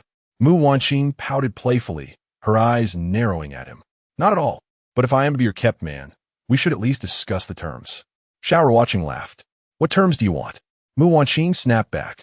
How about a monthly allowance of at least 100 to 180,000 spirit stones for living expenses? Xiao Ruocheng said awkwardly. Dream on. I've already given you my entire being. Not asking for a bride price is already a tremendous favor, and you dare to ask for spirit stones? Mu Wanqing retorted. So you want to take advantage of me then? Xiao Ruocheng chuckled. Of course I do. What is the matter? You don't like it? Mu Wanqing smiled coyly. I do mind, Xiao Ruocheng exclaimed, pulling Mu Wanqing into an embrace and tickling her. You rascal. Today, I will make sure to tickle you to death. As they playfully tussled, their feelings for each other rapidly intensified. Xiao Ruocheng felt a strong attraction to Mu Wanqing. From any angle, she was exceptionally outstanding, possessing not only the strength of the profound king realm, but also a breathtaking beauty that no man could resist. The two spent the entire day entangled in each other's company, engaging in their passionate activities while also sharing stories about themselves. I must return now. I have to participate in the grand competition tomorrow. Xiao Ruocheng stood up and began to dress. This is 1,000,000 spirit stones. Take it for now. Mu Wanqing tossed a storage ring to him. Are you serious? I was just joking. Xiao Ruocheng quickly returned the ring. I'm not lacking in spirit stones. Your cultivation is still low. You need them now, so don't be so modest with me. Mu Wanqing insisted as she placed the ring on Xiao Ruocheng's finger, pulling out a diamond card and slipping it into his pocket. My goodness, this feeling of being supported is rather delightful. Xiao Ruocheng felt a wave of satisfaction wash over him, and this time he did not refuse. After all, Mu Wanqing was now his woman. Rejecting her again would seem distant. After bidding farewell to Mu Wanqing, Xiao Ruocheng returned to the royal villa where he resided. Junior brother Ruocheng, where have you been all day? The Grand Elder has been looking for you. As Xiao Ruocheng entered the royal villa, he unexpectedly encountered Ling Yuhan and Gu Yunqi. Where have you been?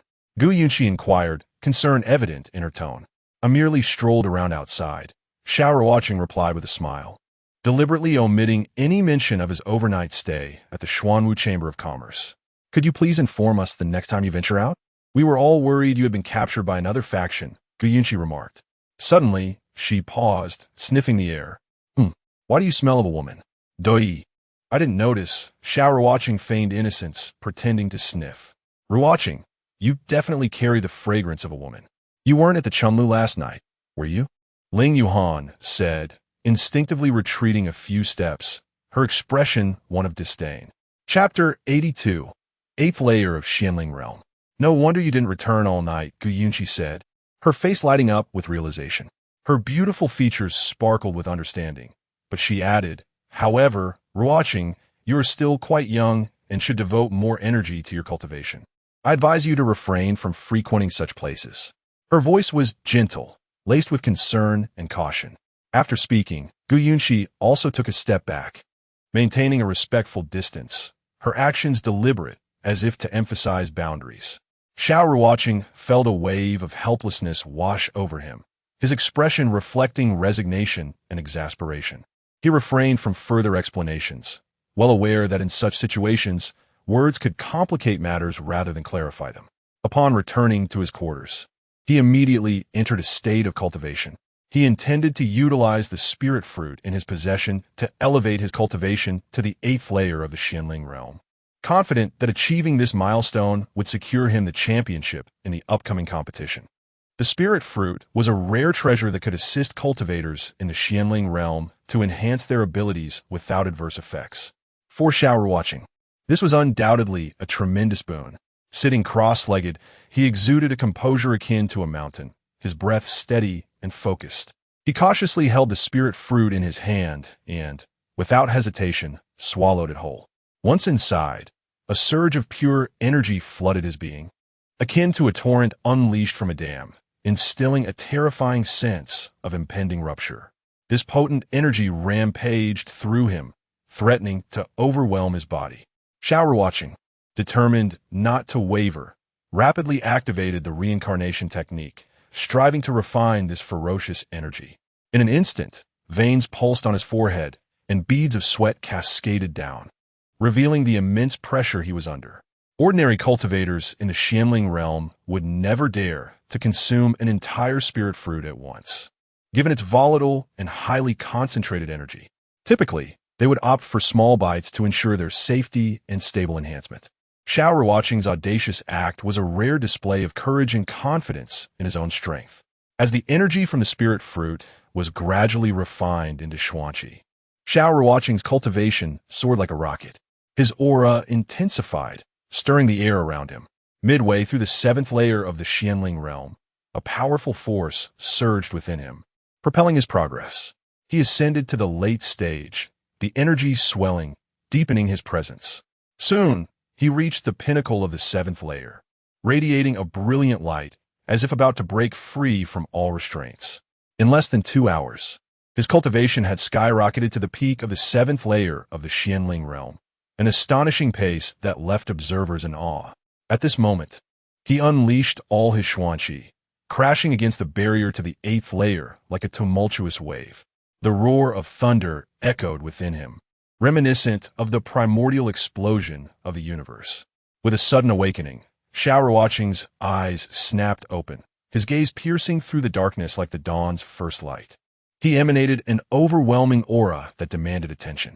The following morning, Xiao Ruocheng quickly completed his morning routine and exited the reincarnation space. To avoid drawing excessive attention, he cleverly utilized the reincarnation pearl to shroud his true cultivation level, only revealing a facade of the 7th layer of the Xianling realm.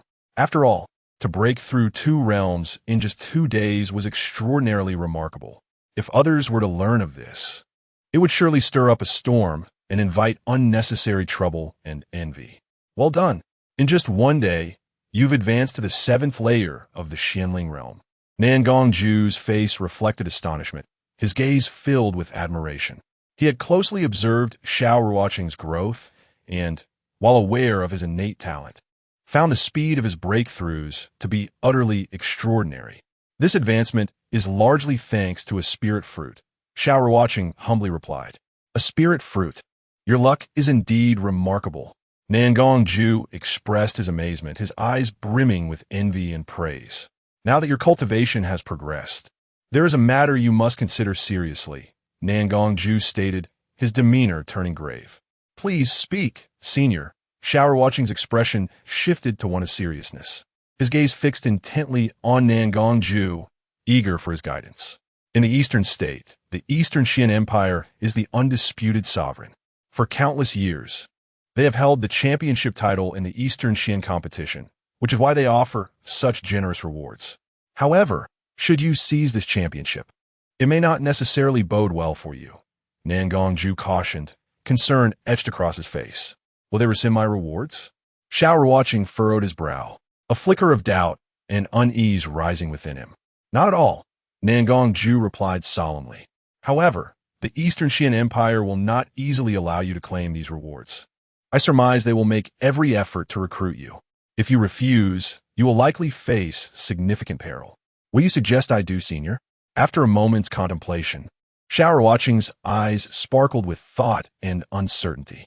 You have 2 choices, Nangongju replied after a brief pause. You can either forego the championship or accept the Eastern Xian Empire's recruitment. After a moment's consideration, he continued, in my humble opinion, you should accept their invitation. It would greatly benefit your future growth. Xiao Ruocheng's brow furrowed as he pressed. If I accept their offer, does that imply betrayal of the Hantian sect? Certainly not. Even if you accept the Eastern Xian Empire's invitation, you remain a disciple of the Hantian sect, Nangongju quickly clarified. However, in such a place, you must exercise extreme caution to avoid becoming embroiled in the power struggles among the princes, lest you invite disaster upon yourself. Nangongju's earnest advice was filled with concern and care for Xiao Ruocheng. I understand, senior, Xiao Ruocheng affirmed with unwavering determination. At that moment, he had already devised a plan. He would strive to claim the championship title, for the rewards were irresistibly enticing. As for the Eastern Xian Empire's recruitment, he could agree to it temporarily. With his rapid cultivation speed, in due time, he would soar to great heights, and who could possibly obstruct his path then? Just then, Su Qingyan approached, her figure graceful and elegant, akin to a celestial being descending to earth. Upon catching sight of Xiao Ruocheng, a flicker of astonishment crossed her face, accompanied by an overwhelming sense of urgency in her heart. She had never anticipated that merely 1 day apart would result in Xiao Ruocheng's cultivation achieving yet another breakthrough. Very well, everyone is present. Let us set forth. With the appearance of Su Qingyan, Nangongju spoke with a smile. Subsequently, under Nangongju's guidance, the members of the Hantian sect marched majestically towards the martial arts arena. Today marked a pivotal day in the grand competition, where the champion and the top 10 would be determined. The entire city was enveloped in an atmosphere of tension and excitement, as if a storm was on the verge of breaking. The martial arts arena at the heart of the city was still bustling with noise and fervor, as countless spectators flocked in eager anticipation of the champion's emergence. Look, Xiao Ruocheng is here. A sharp voice rang out, instantly capturing the attention of the crowd. Do you think he has a chance of breaking into the top 10? Someone queried curiously. I don't see any issues. I heard he defeated Zhao Jian of the 5th layer of the Xianzong realm with just one move at the Xuanwu Merchant Association yesterday, an informed individual replied. No way. A skeptic exclaimed, astonishment etched on their face. It can't be false. This news has spread throughout the entire Dongxian city, the individual asserted confidently. My goodness. His ability to challenge those at higher levels is simply outrageous. The crowd marveled, filled with admiration and anticipation for Xiao Ruocheng. As the Hantian sect arrived at the martial arts arena, they instantly became the focal point of attention, with whispers and discussions swirling around them. The onlookers' eyes brimmed with curiosity and expectation, as if welcoming a hero's arrival. Before long, representatives from major factions also gathered. Although the disciples from the other 3 prominent sects had all been eliminated, they chose not to depart before the conclusion of the competition. For after the competition, the major sects would need to allocate benefits and resources.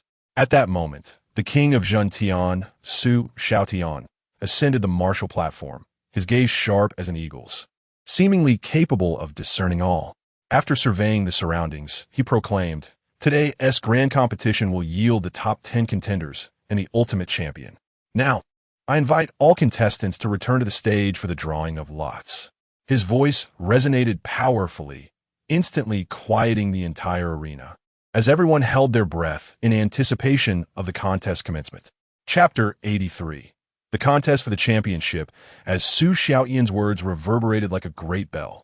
The participants of the grand competition, invigorated and spirited, leaped onto the stage to draw lots.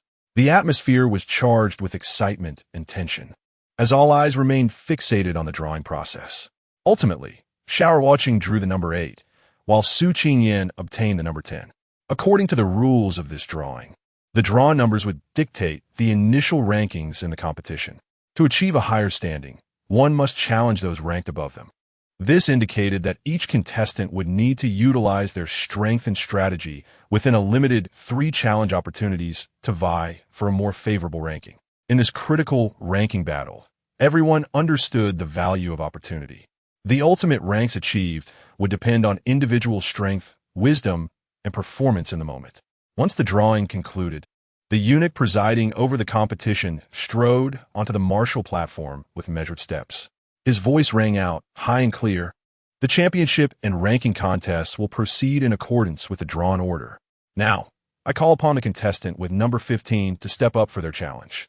As the eunuch's words echoed, a young man of the 5th layer of the Xianzong realm leapt onto the stage like an eagle.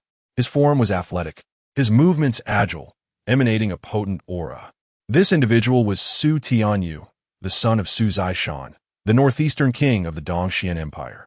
Once on stage, Su Tianyu's piercing gaze swiftly scanned his opponents, and without hesitation, he chose to challenge Xiao Ruocheng, number 8.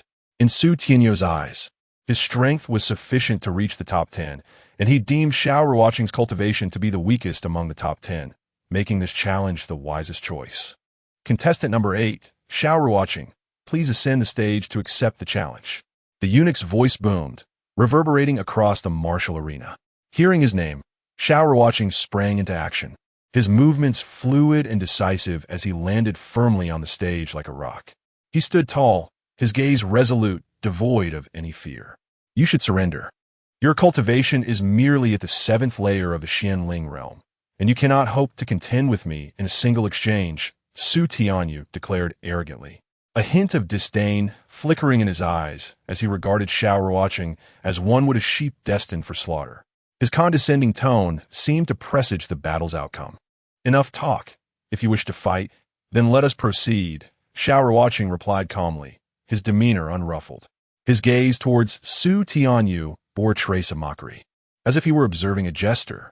This composure ignited a spark of irritation within Su Tianyu, since he refused to recognize your own limitations. Do not blame me for being merciless. A glint of coldness flashed in Su Tianyu's eyes, and with a ghostly leap, he surged into the air, his speed blurring the line of reality, leaving behind an afterimage. Following this, a violent surge of power erupted from his palm, akin to a volcano in eruption. shaking the surrounding air with its might. A chilling aura coalesced into a tempestuous wave, sweeping towards Xiao Ruocheng like a ferocious tide. This strike was evidently a full-force attempt by Su Tianyu, aiming for a swift victory to render Xiao Ruocheng defeated. However, facing the overwhelming force embodied by Su Tianyu, Xiao Ruocheng displayed not a hint of trepidation. His gaze remained steadfast, his stance unyielding as a mountain, as if the formidable attack before him held no sway. With a punch that surged forth with the force of thunder, a radiant fist aura shot towards Su Tianyu, resembling a meteor streaking through the night sky, intent on breaking through all barriers. Boom! The two forces collided with a deafening roar, reverberating through the air as if the heavens themselves were being torn apart. The tremendous impact caused the entire stage to tremble slightly, dust swirling around, obscuring the view of the unfolding event. Su Tianyu's handsome face turned pale in an instant.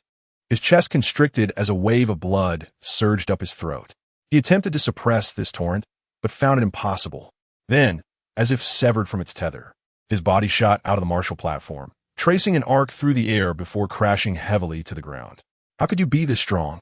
Upon landing, Su Tianyu spewed forth a fountain of blood, astonishment etched across his features. He could scarcely believe that he had suffered such a humiliating defeat, unable to withstand even a single exchange from his opponent. His capacity for challenging those at higher levels was utterly outrageous. With such strength, he could likely secure a place in the top 5. In that moment, all the onlookers were left dumbfounded, their faces reflecting sheer disbelief. No one had expected Xiao Ruocheng to so effortlessly vanquish Su Tianyu. It should be noted that with Su Tianyu's prowess, he certainly possessed the capability to rank among the top 10 within the many competitors of the Dongxian Empire, based solely on his previous display of strength. He was a rarity among his peers. Had he not encountered a warrior of Xiao Ruocheng's caliber, his final ranking would undoubtedly have placed him within the top 10. The challenges continued, and soon it was the turn of the contestant holding the number 14 slot. This individual, named Yang Kai, was the son of a general from the Dongxian Empire. Clad in a sleek black outfit and wielding a long sword, he exuded an air of gallantry. After careful consideration, Yang Kai ultimately chose to challenge Su Qingyan, number 10. He held a clear understanding of his own abilities. Initially, he had intended to challenge Xiao Ruocheng, but upon witnessing Xiao Ruocheng's victory over Su Tianyu, he abandoned that thought entirely. After all, he perceived his strength to be slightly inferior to Su Tianyu's, and challenging Xiao Ruocheng would be tantamount to seeking his own demise. Miss Su, out of respect for your gender, I shall allow you 3 moves.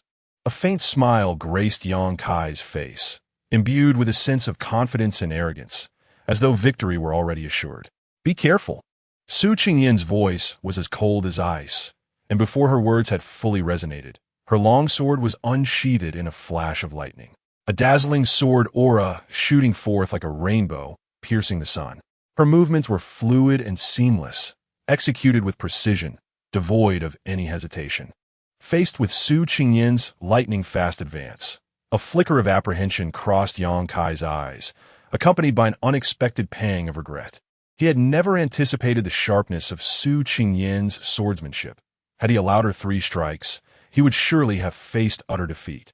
In this critical moment, Yang Kai made a decisive choice to retaliate, his long sword slashing forth like a tempest, a fierce sword aura brimming with chilling brilliance. Charging at Su Qingyan like a tiger descending a mountain. More than a fear of failure and humiliation, Yang Kai was keenly aware of the significance of maintaining a position within the top 10. Achieving this rank would grant him access to the Xiantian pool for cultivation, along with a generous reward of spirit stones. To lose his place among the top 10 due to his own negligence would be a grievous loss. Clang! The 2 weapons collided, producing a crisp sound of metal striking metal. Yang Kai felt a jolt of soreness and numbness in his arm, nearly losing grip of his sword. He had not anticipated the overwhelming strength of Su Qingyan. Regaining his composure, he swung his sword towards her once more. After their earlier clash, he understood he could not overpower her. However, surrender was not an option. After boasting that he would allow her 3 strikes, conceding immediately would be utterly humiliating. How shameless can Yang Kai be? He just claimed he would let her have 3 strikes, murmured onlookers, their faces twisted with disdain. Yet, before their words could fully escape their lips, Su Qingyin's longsword struck like a spirit serpent, piercing through Yang Kai's chest. With a flick of her delicate hand, she unleashed a formidable force that sent Yang Kai tumbling from the arena.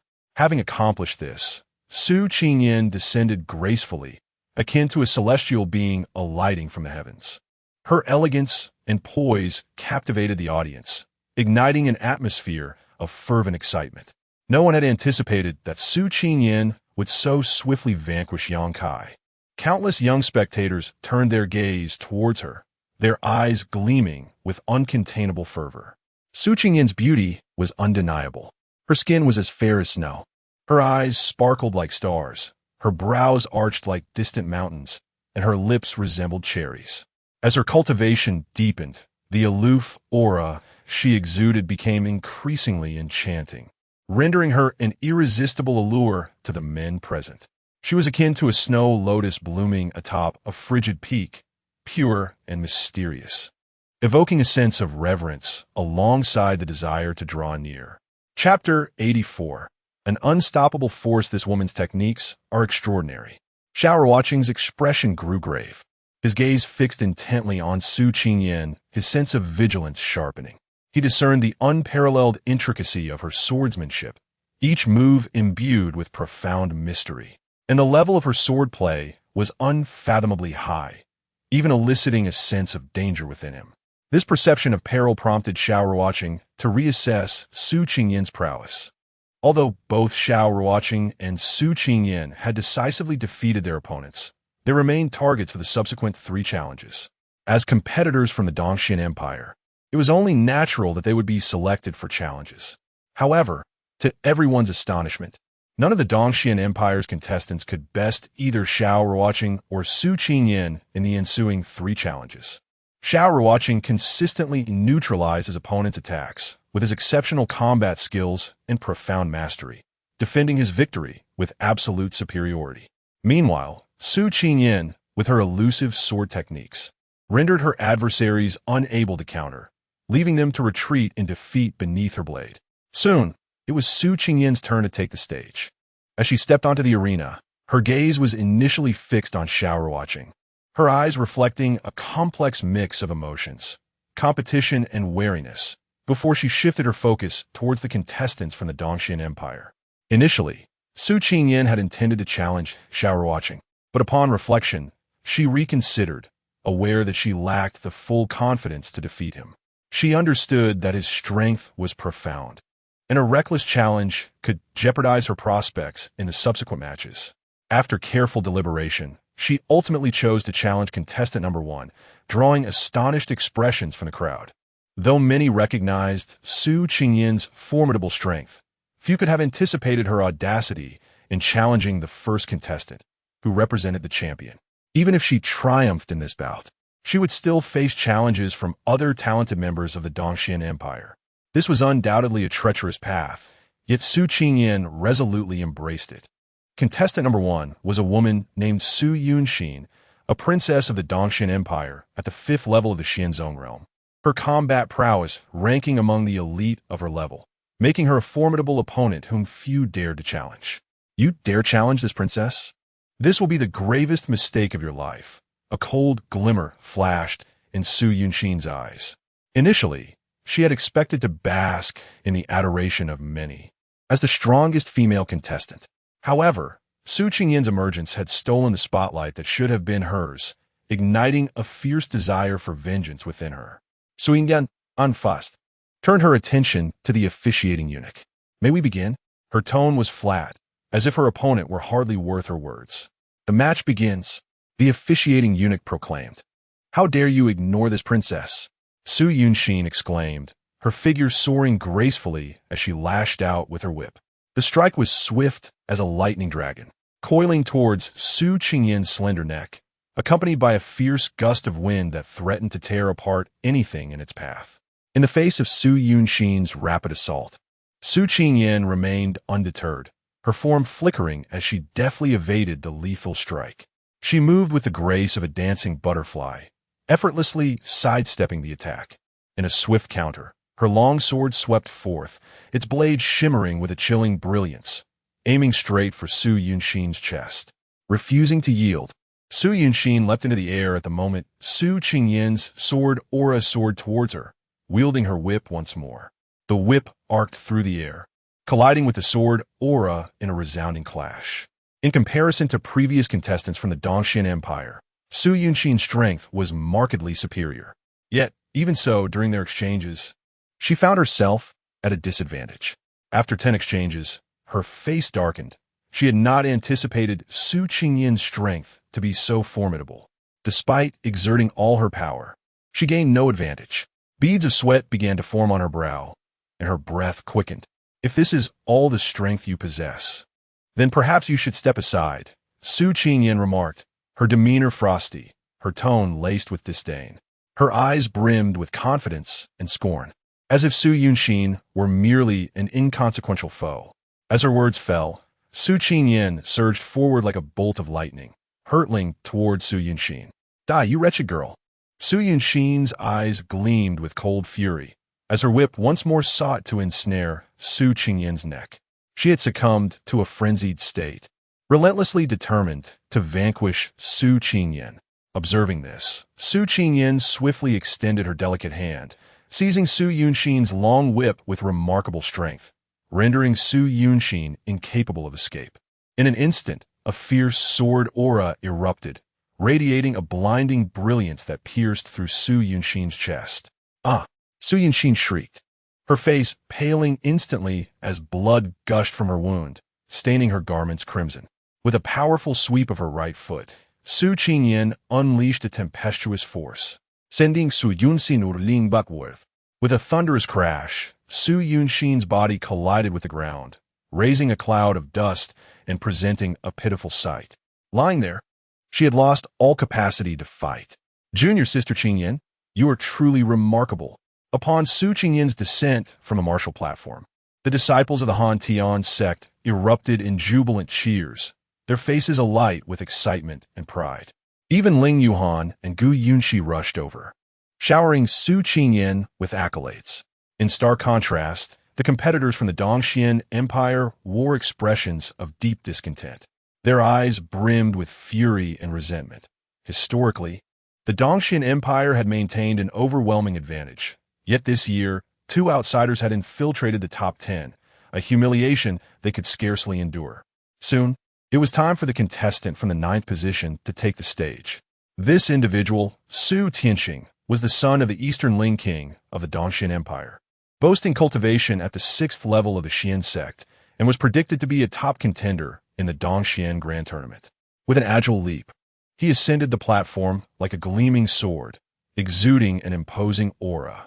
His gaze brimmed with confidence and pride, as if victory was already within his grasp. Come forth. Su Tianxing's piercing gaze flickered disdainfully at Xiao Ruocheng below the platform, a glimmer of icy determination emanating from his eyes. Clearly, his intended opponent was Xiao Ruocheng. Ordinarily, Su Tianxing would prefer to avoid challenging the 8th-ranked contestant. Yet for the honor of the Dongxian Empire, he felt compelled to defeat Xiao Ruocheng before confronting Su Qingyin. He understood that only by vanquishing these 2 intruders could he preserve the dignity of the Dongxian Empire. Junior brother Ruocheng, be cautious. Ling Yuhan and Gu Yunxi exchanged concerned glances, their eyes filled with trepidation, fearing for Xiao Ruocheng's safety in the impending battle. Understood. Xiao Ruocheng nodded, his expression calm, devoid of fear or hesitation. In a sudden flash, he appeared on the platform. Young man, I must admit your talent is exceptional, but against me, your rank ends here. Su Tianxing's demeanor was haughty as he brandished his spear, a sharp aura radiating from him. The spear glinted ominously in the sunlight, sending shivers down the spine. Let us see your true abilities.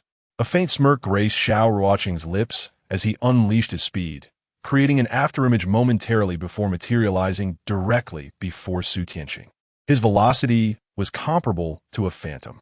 Surprise washed over Su Tianxing, who had prepared to deliver a biting retort. He had not anticipated Xiao Ruocheng's incredible speed, catching him off guard. However, being a 6th-level Xian Sect expert, he swiftly thrust his spear, a brilliant spear shadow shooting forth with blinding speed. This strike was rapid and fierce. Any 5th-level Xian Sect practitioner struck would likely face dire consequences. Facing Su Tianxing's relentless assault, Xiao Ruocheng remained undeterred. He swiftly extended his right hand, grasping the spear with a grip as unyielding as steel, and then unleashed a devastating punch, its momentum surging towards Su Tianxing's chest. How can this brat possess such immense strength? Su Tianxing's eyes widened in disbelief, his expression filled with astonishment. He tugged at his spear, only to find it immovable. In desperation, he readied his fist to counterattack, his expression a mix of urgency and anxiety, veins bulging on his forehead as if fighting a final battle. A thunderous clash echoed, resounding like a roar, shaking the very air. With a sharp crack, Su Tianxing's arm fractured, and his body flew backward like a kite severed from its string. Mid-air, he coughed up blood, the crimson droplets glistening under the sun's glare. He fainted before hitting the ground. Crashing heave, Xiao Ruocheng's voice was chillingly cold as the Qing Tian sword suddenly unsheathed, his piercing gaze akin to a blade poised to strike. Emanating en ici. His stature was tall and unwavering, resembling an insurmountable mountain, ready to confront the tempest unleashed by Su Qingyan. Su Qingyan's eyes momentarily glimmered with a frigid light. She swung her long sword, her form resembling a phantom, dashing towards Xiao Ruocheng with lethal intent. The sharp sword energy in the air radiated a dazzling cold light that instilled fear in the hearts of onlookers. Her movements flowed like water, every strike imbued with lethal determination. Xiao Ruocheng's expression suddenly hardened as he leapt into the air, his Qing Tian sword sweeping horizontally, its sword energy sparkling like starlight, infused with a fierce killing intent as it met Su Qingyan's assault. His actions were swift and decisive, devoid of any hesitation. Clang! The two weapons collided, sending forth brilliant sparks reminiscent of fireworks. The deafening sound reverberated, causing a ringing in the ears. In an instant, the two exchanged hundreds of blows. At that moment, the arena was filled with flashing sword shadows, as dazzling sword energies rampaged across the stage, and the air thickened with a chilling, murderous aura. Both combatants moved with blinding speed, leaving spectators in awe, despite Xiao Ruocheng's extraordinary agility and the exquisite finesse of his sword techniques. He found himself unable to gain the upper hand against Su Qingyan. Beads of sweat began to form on his forehead, yet his gaze remained resolute, mirroring his determination. Su Qingyan's form was elusive, her swordsmanship inscrutable, filled with unpredictable variations that made it nearly impossible to defend against. Suddenly, her long sword transformed into a streak of white light, slicing through the air like a rainbow piercing the sun, rushing towards Xiao Ruocheng with such speed that there was scarcely time to react. Sword control technique. Xiao Ruocheng was taken aback, instantly maximizing his agility in an attempt to evade the strike. He maneuvered through the air, searching for a safe haven. However, to his utter dismay, Su Qingyan's sword, as if enchanted, relentlessly pursued him, rendering his evasive actions futile. The weapon seemed to possess a life of its own, relentlessly following his every move. Heavenly destruction. With no options left, Xiao Ruocheng decisively unleashed the heavenly destruction technique. His Qing Tian sword danced through the air like a dragon emerging from the sea, coalescing into a massive sword phantom that bore down upon Su Qingyan's long sword with overwhelming murderous intent, as if a mountain were crashing down upon her. In that moment, his face reflected unwavering determination, pouring all his strength into the move. Clang! As a violent clash echoed, Xiao Ruocheng felt his arm grow numb, almost losing grip on his Qing Tian sword, while he successfully parried Su Qingyan's swift strike. Xiao Ruocheng, today I shall slay you. Su Qingyan declared, her graceful form darting towards him like a specter. The long sword that had fallen to the ground returned to her hand like a bolt of lightning across the night sky. Her eyes brimmed with killing intent, showing no signs of retreat. Just you? Xiao Ruocheng scoffed, a fierce glint flashing in his eyes as he unleashed the heavenly Annihilation technique. His sword energy slicing through the air like a rainbow, accompanied by the howling sound of tearing space as it aimed at Su Qingyan. Dust swirled around the arena as their silhouettes danced like the wind, each swing of their swords stirring up a tempest that dazzled the spectators. Their battle had reached a boiling point, neither willing to yield an inch. A quarter of an hour swiftly passed, and the two had already exchanged thousands of blows, their confrontation reaching its zenith. Such extraordinary fighting prowess, gasped a spectator below. Indeed, a typical six-layer practitioner of the Xian sect would likely be unable to withstand even a single strike from them, another echoed, his face etched with astonishment. The onlookers were left dumbfounded, their expressions filled with disbelief at the incredible intensity of Xiao Ruocheng and Su Qingyan's battle. At that moment, Xiao Ruocheng suddenly launched a soul attack, directing his Qing Tian sword like an arrow, aiming for Su Qingyan's throat with blinding speed. However, to his shock, his infallible soul attack failed this time. Su Qingyan appeared completely unaffected, continuing her fierce assault towards him. Unperturbed by Xiao Ruocheng's soul attack, Su Qingyan's long sword swung out like a gale, its razor-sharp energy akin to a vengeful spirit from the depths of hell, piercing directly for Xiao Ruocheng's throat. Faced with her reckless onslaught, Xiao Ruocheng hastily raised his sword to block. The intensity of their skirmish escalated, each strike aimed to kill, neither willing to concede. Time flowed on, and an hour slipped by unnoticed. Both Xiao Ruocheng and Su Qingyan sensed fatigue creeping in, yet neither harbored thoughts of halting their clash. Their bodies had reached their limits, but their resolve remained unyielding. In light of the circumstances, Xiao Ruocheng's expression darkened, troubled by Su Qingyan's alarming rate of growth.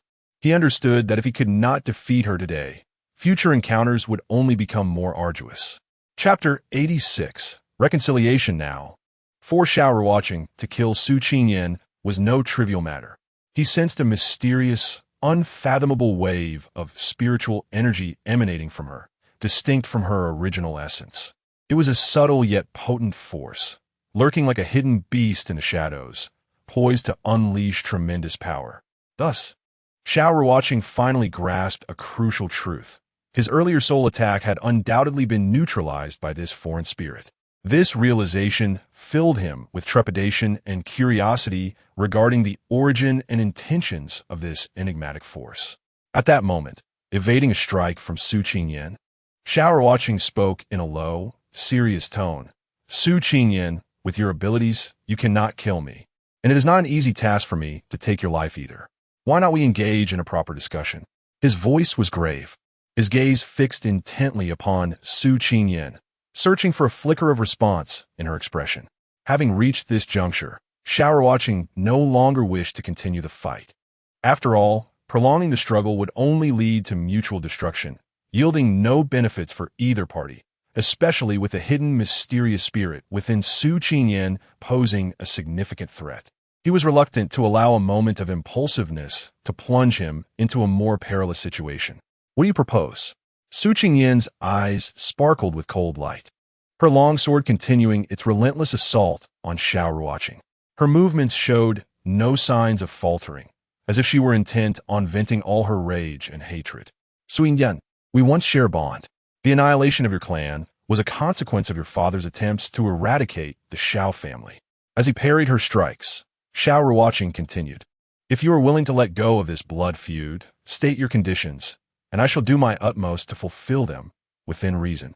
His tone bore a hint of resignation and sincerity, as he hoped to resolve their grievances through peaceful means. Xiao Ruocheng understood that hatred would only entrap them in endless suffering and conflict, while relinquishing that animosity might reveal a new path forward. Meet me in my room tonight, Su Qingyan declared, descending gracefully to the arena below. Her tone was icy and resolute, leaving Xiao Ruocheng no chance to counter. What scheme does this woman intend to employ? Xiao Ruocheng furrowed his brows, a grave expression etched upon his face. He had not anticipated such a condition from his opponent. His heart brimmed with confusion and unease, pondering the true intentions behind Su Qingyan's enigmatic demeanor. As Su Qingyan voluntarily descended from the arena, Xiao Ruocheng emerged victorious in this grand contest. Subsequently, he stepped off the platform, consumed several recovery pills, and promptly sat cross-legged to restore his internal energy.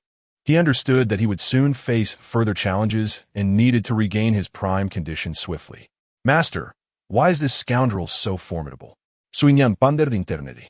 After the fierce skirmish, she realized that single-handedly defeating Xiao Ruocheng was beyond her capabilities. Without her master's assistance, she might have perished on the stage. A sense of bitterness and indignation filled her heart as she marveled at Xiao Ruocheng's prowess, feeling both astonished and helpless. This child possesses extraordinary talent, and his fate cannot be deciphered. Such an extraordinary prodigy is virtually invincible among his peers. Your defeat at his hands is entirely reasonable. A melodious yet ethereal voice echoed in Su Qingyan's ears, seemingly emanating from a distant horizon, carrying an air of mystery and elusiveness. Master, why did my biological parents abandon me on the Xuanwu continent? Su Qingyan inquired, her eyes reflecting confusion and loss, filled with curiosity and doubt regarding her lineage. Your biological parents did not forsake you. Once your cultivation reaches the pinnacle of the Xuanwu continent, I shall reveal the truth to you, the cool voice replied, imbued with a touch of reassurance, yet firm in its resolve. Can the cultivation of the Reincarnation Sacred Body truly resurrect the deceased? Su Qingyan questioned in her heart, harboring a flicker of hope to alter the tragic events of the past through her own efforts. Ancient texts do contain such records, yet their veracity remains unknown to me. The voice responded, instilling in Su Qingyan a sense of anticipation and further solidifying her determination to cultivate. Approximately a quarter of an hour later, Xiao Ruocheng's energy finally reached its zenith. He slowly opened his eyes, a resolute glimmer shining within them, ready to face the forthcoming challenges. At this moment, it was finally the turn of the contestant drawn number 7 to ascend the stage. A strikingly handsome young man, exuding an extraordinary aura, gracefully descended upon the platform like an eagle taking flight. His movements were elegant and self-assured, as if the entire world lay at his feet. His physique was lithe and agile, his gaze piercing like a sharp sword, making it difficult for anyone to meet his eyes directly. There was an unmistakable pride and confidence in his demeanor, suggesting an unyielding belief in his own strength. This individual was named Su Zongheng, the 18th prince of the Eastern Xian Empire, and he was widely regarded as the frontrunner for the championship in this Eastern Xian Grand Contest. He enjoyed a stellar reputation within the Eastern Xian Empire, recognized as a paragon among the younger generation. Xiao Ruocheng, come forth for battle. Su Fenggen declared. His eyes ignited with fierce combat spirit. His voice resonated powerfully, laden with challenge. As the 18th prince of the Eastern Xian Empire, Su Zongheng was innately combative, endowed with combat talents that surpassed those of his contemporaries. He had undergone rigorous training since childhood, engaging in countless battles without ever tasting defeat. Initially, he thought of this contest merely as a formality, confident that the championship would undoubtedly be his. However, upon witnessing Xiao Ruocheng's extraordinary combat prowess, Su Zongheng's fighting spirit was thoroughly ignited. He yearned to clash with a formidable opponent and validate his own strength. Seeing Su Zongheng's intent to challenge him, Xiao Ruocheng's expression darkened, as if shrouded in frost. He had not anticipated that Su Zongheng's cultivation had already reached the 7th layer of the Xianzong realm. This realization weighed heavily upon him, yet he did not falter. Undaunted, Xiao Ruocheng moved like lightning, instantly appearing on the arena, swift as a flash. His figure resembled a specter, capturing the attention of all. Even if you have attained the 7th layer of the Xianzong realm, what of it? If I desire the championship, none shall take it from me, Xiao Ruocheng silently vowed, igniting within him a fierce ambition. His heart brimmed with confidence and determination, refusing to yield easily even against a powerful adversary. Xiao Ruocheng, this prince will give his all in this battle. I hope you do not disappoint me, Su Zongheng declared, swiftly drawing a heavy iron blade. The blade's deep green hue vibrated ominously in the air, reminiscent of a ferocious beast poised for bloodshed, exuding a chilling aura. Clearly, this was an extraordinary weapon, its edge gleaming with a menacing glint that sent shivers down one's spine. "I hope you do not disappoint me either," Xiao Ruocheng replied, his gaze sharp as a sword, emanating a formidable combat spirit. His focus was unwaveringly fixed on the heavy blade in Su Zongheng's grasp, internally bracing himself. He discerned that Su Zongheng's weapon was evidently a terrestrial-grade spiritual tool, far superior to the azure spirit sword he wielded. In a direct confrontation, it would not take many exchanges before his azure spirit sword could be shattered. Nevertheless, Xiao Ruocheng harbored no fear. In battles among masters, fairness was a luxury, and one's weapon was an extension of personal strength. Xiao Ruocheng recognized that in combat, wisdom and skill were equally vital. To stand against Su Zongheng, he intended to utilize the magic dragon staff as his weapon. Although the magic dragon staff and the azure spirit sword belonged to the same tier of spiritual tools, the former's weight clearly outweighed that of the latter. Moreover, the magic dragon staff's greater length provided an inherent advantage, making it better suited for confronting Su Zongheng's terrestrial-grade heavy blade. As the host announced the commencement of the match, Su Zongheng charged forth like a human beast, swinging his battle blade with overwhelming momentum towards Xiao Ruocheng. The force of the strike was akin to a tempest, infused with the power to topple mountains. Observing this, Xiao Ruocheng swiftly unleashed his agility, wielding the magic dragon staff with finesse to meet Su Zongheng's heavy blade. His movements were light and nimble, skillfully neutralizing the opponent's assault. Clang! Following their initial clash, Xiao Ruocheng gained a clearer understanding of Su Zongheng's strength. The opponent's combat ability was on par with his own, and his weapon's grade far surpassed Xiao Ruocheng's. Therefore, defeating Su Zongheng would not be an easy task. He remained vigilant, recalibrating his strategy.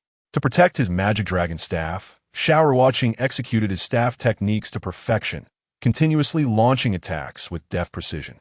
His movements flowed seamlessly, the staff technique exquisite, leaving no room for Su Zongheng to catch his breath. Yet, Su Zongheng was equally unyielding. His swordplay was exceptionally sharp, characterized by sweeping arcs that carried the momentum of 1,000 armies. Each strike brimmed with formidable force, as if intent on cleaving the arena asunder. At that moment, the arena transformed into a battlefield, with flashes of blades like lightning and shadows of the staff swirling like a tempest, creating a whirlwind of fierce energy. The entire stage was engulfed in an electrifying atmosphere as their combat unfolded dramatically. The battle was intensely fierce, with neither side yielding an inch.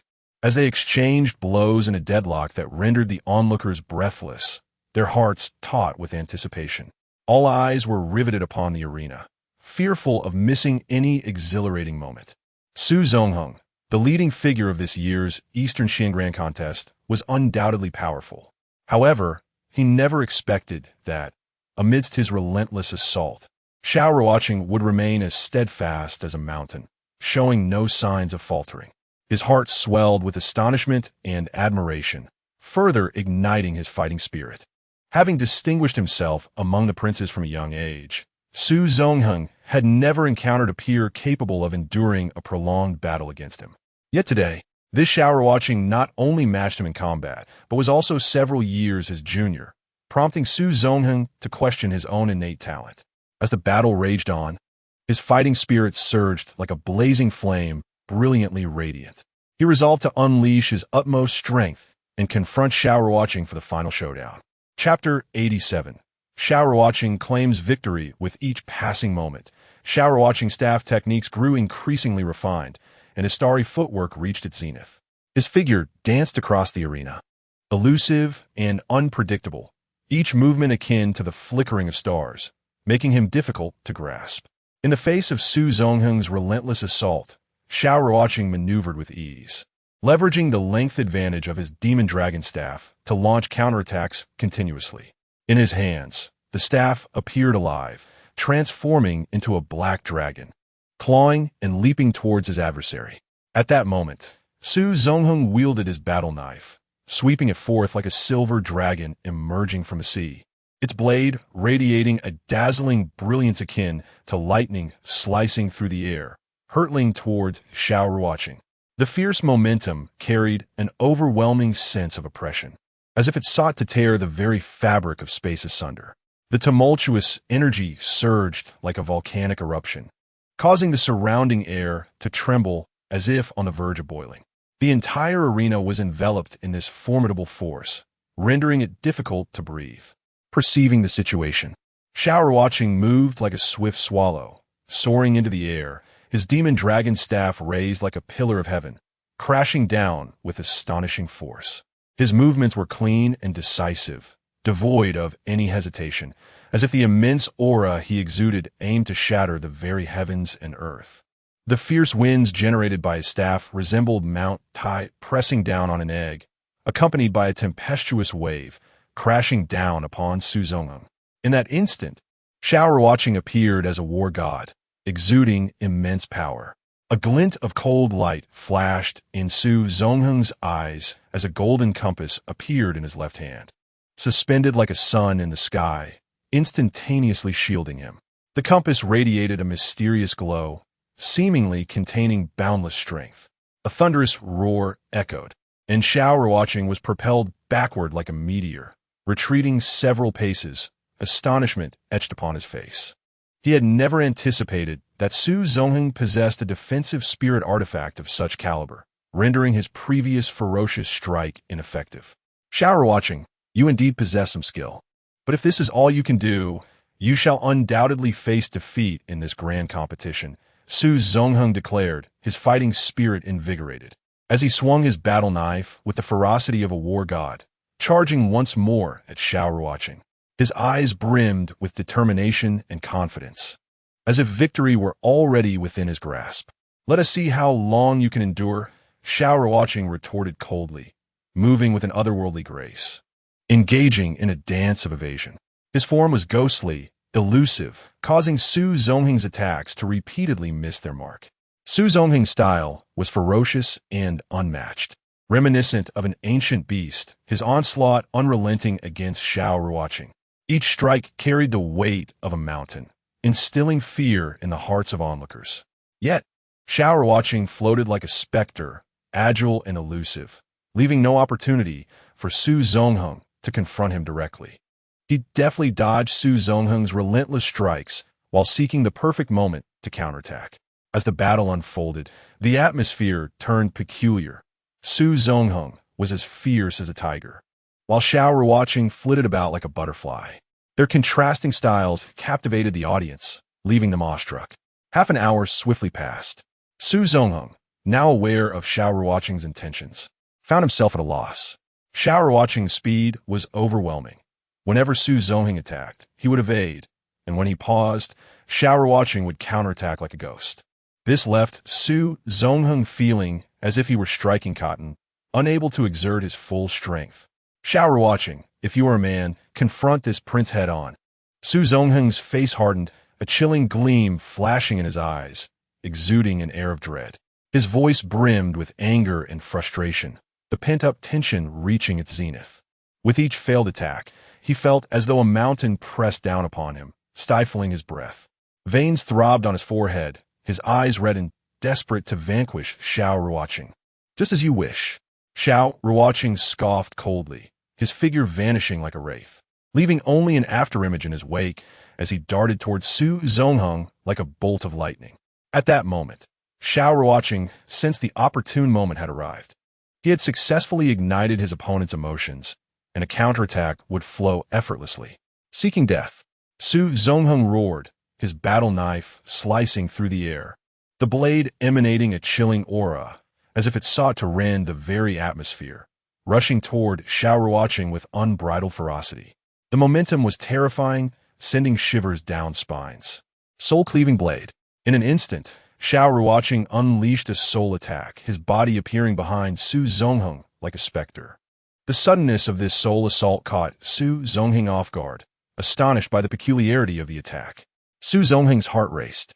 As a top genius of the Eastern Qian Empire, he was quick to react. The moment his soul was assailed, he swiftly turned, unleashing a powerful palm strike like thunder. However, his speed was slightly lacking, and in that fleeting moment, Xiao Ruocheng delivered a devastating punch that struck Su Zongheng's chest like a cannonball. With a resounding thud, the sound of a bone snapping echoed, and Su Zongheng's body flew off the stage like a kite severed from its string. The crowd fell into stunned silence. He had actually defeated the 18th prince. Expressions of disbelief spread across the faces of all the Eastern Xian Empire's participating geniuses, as if they had witnessed the impossible. They could hardly believe that Xiao Ruocheng had triumphed over Su Zongheng, a figure revered as a war god in their hearts. Xiao Ruocheng, Xiao Ruocheng, Xiao Ruocheng, I want to bear your children. The atmosphere erupted into a fervor, the voices of countless young maidens rising in a chorus. Xiao Ruocheng's name echoed throughout the crowd, and he became the focal point of everyone's attention. At that moment, he transformed into the idol of countless young women, his handsome visage, formidable prowess, and indomitable courage captivating many.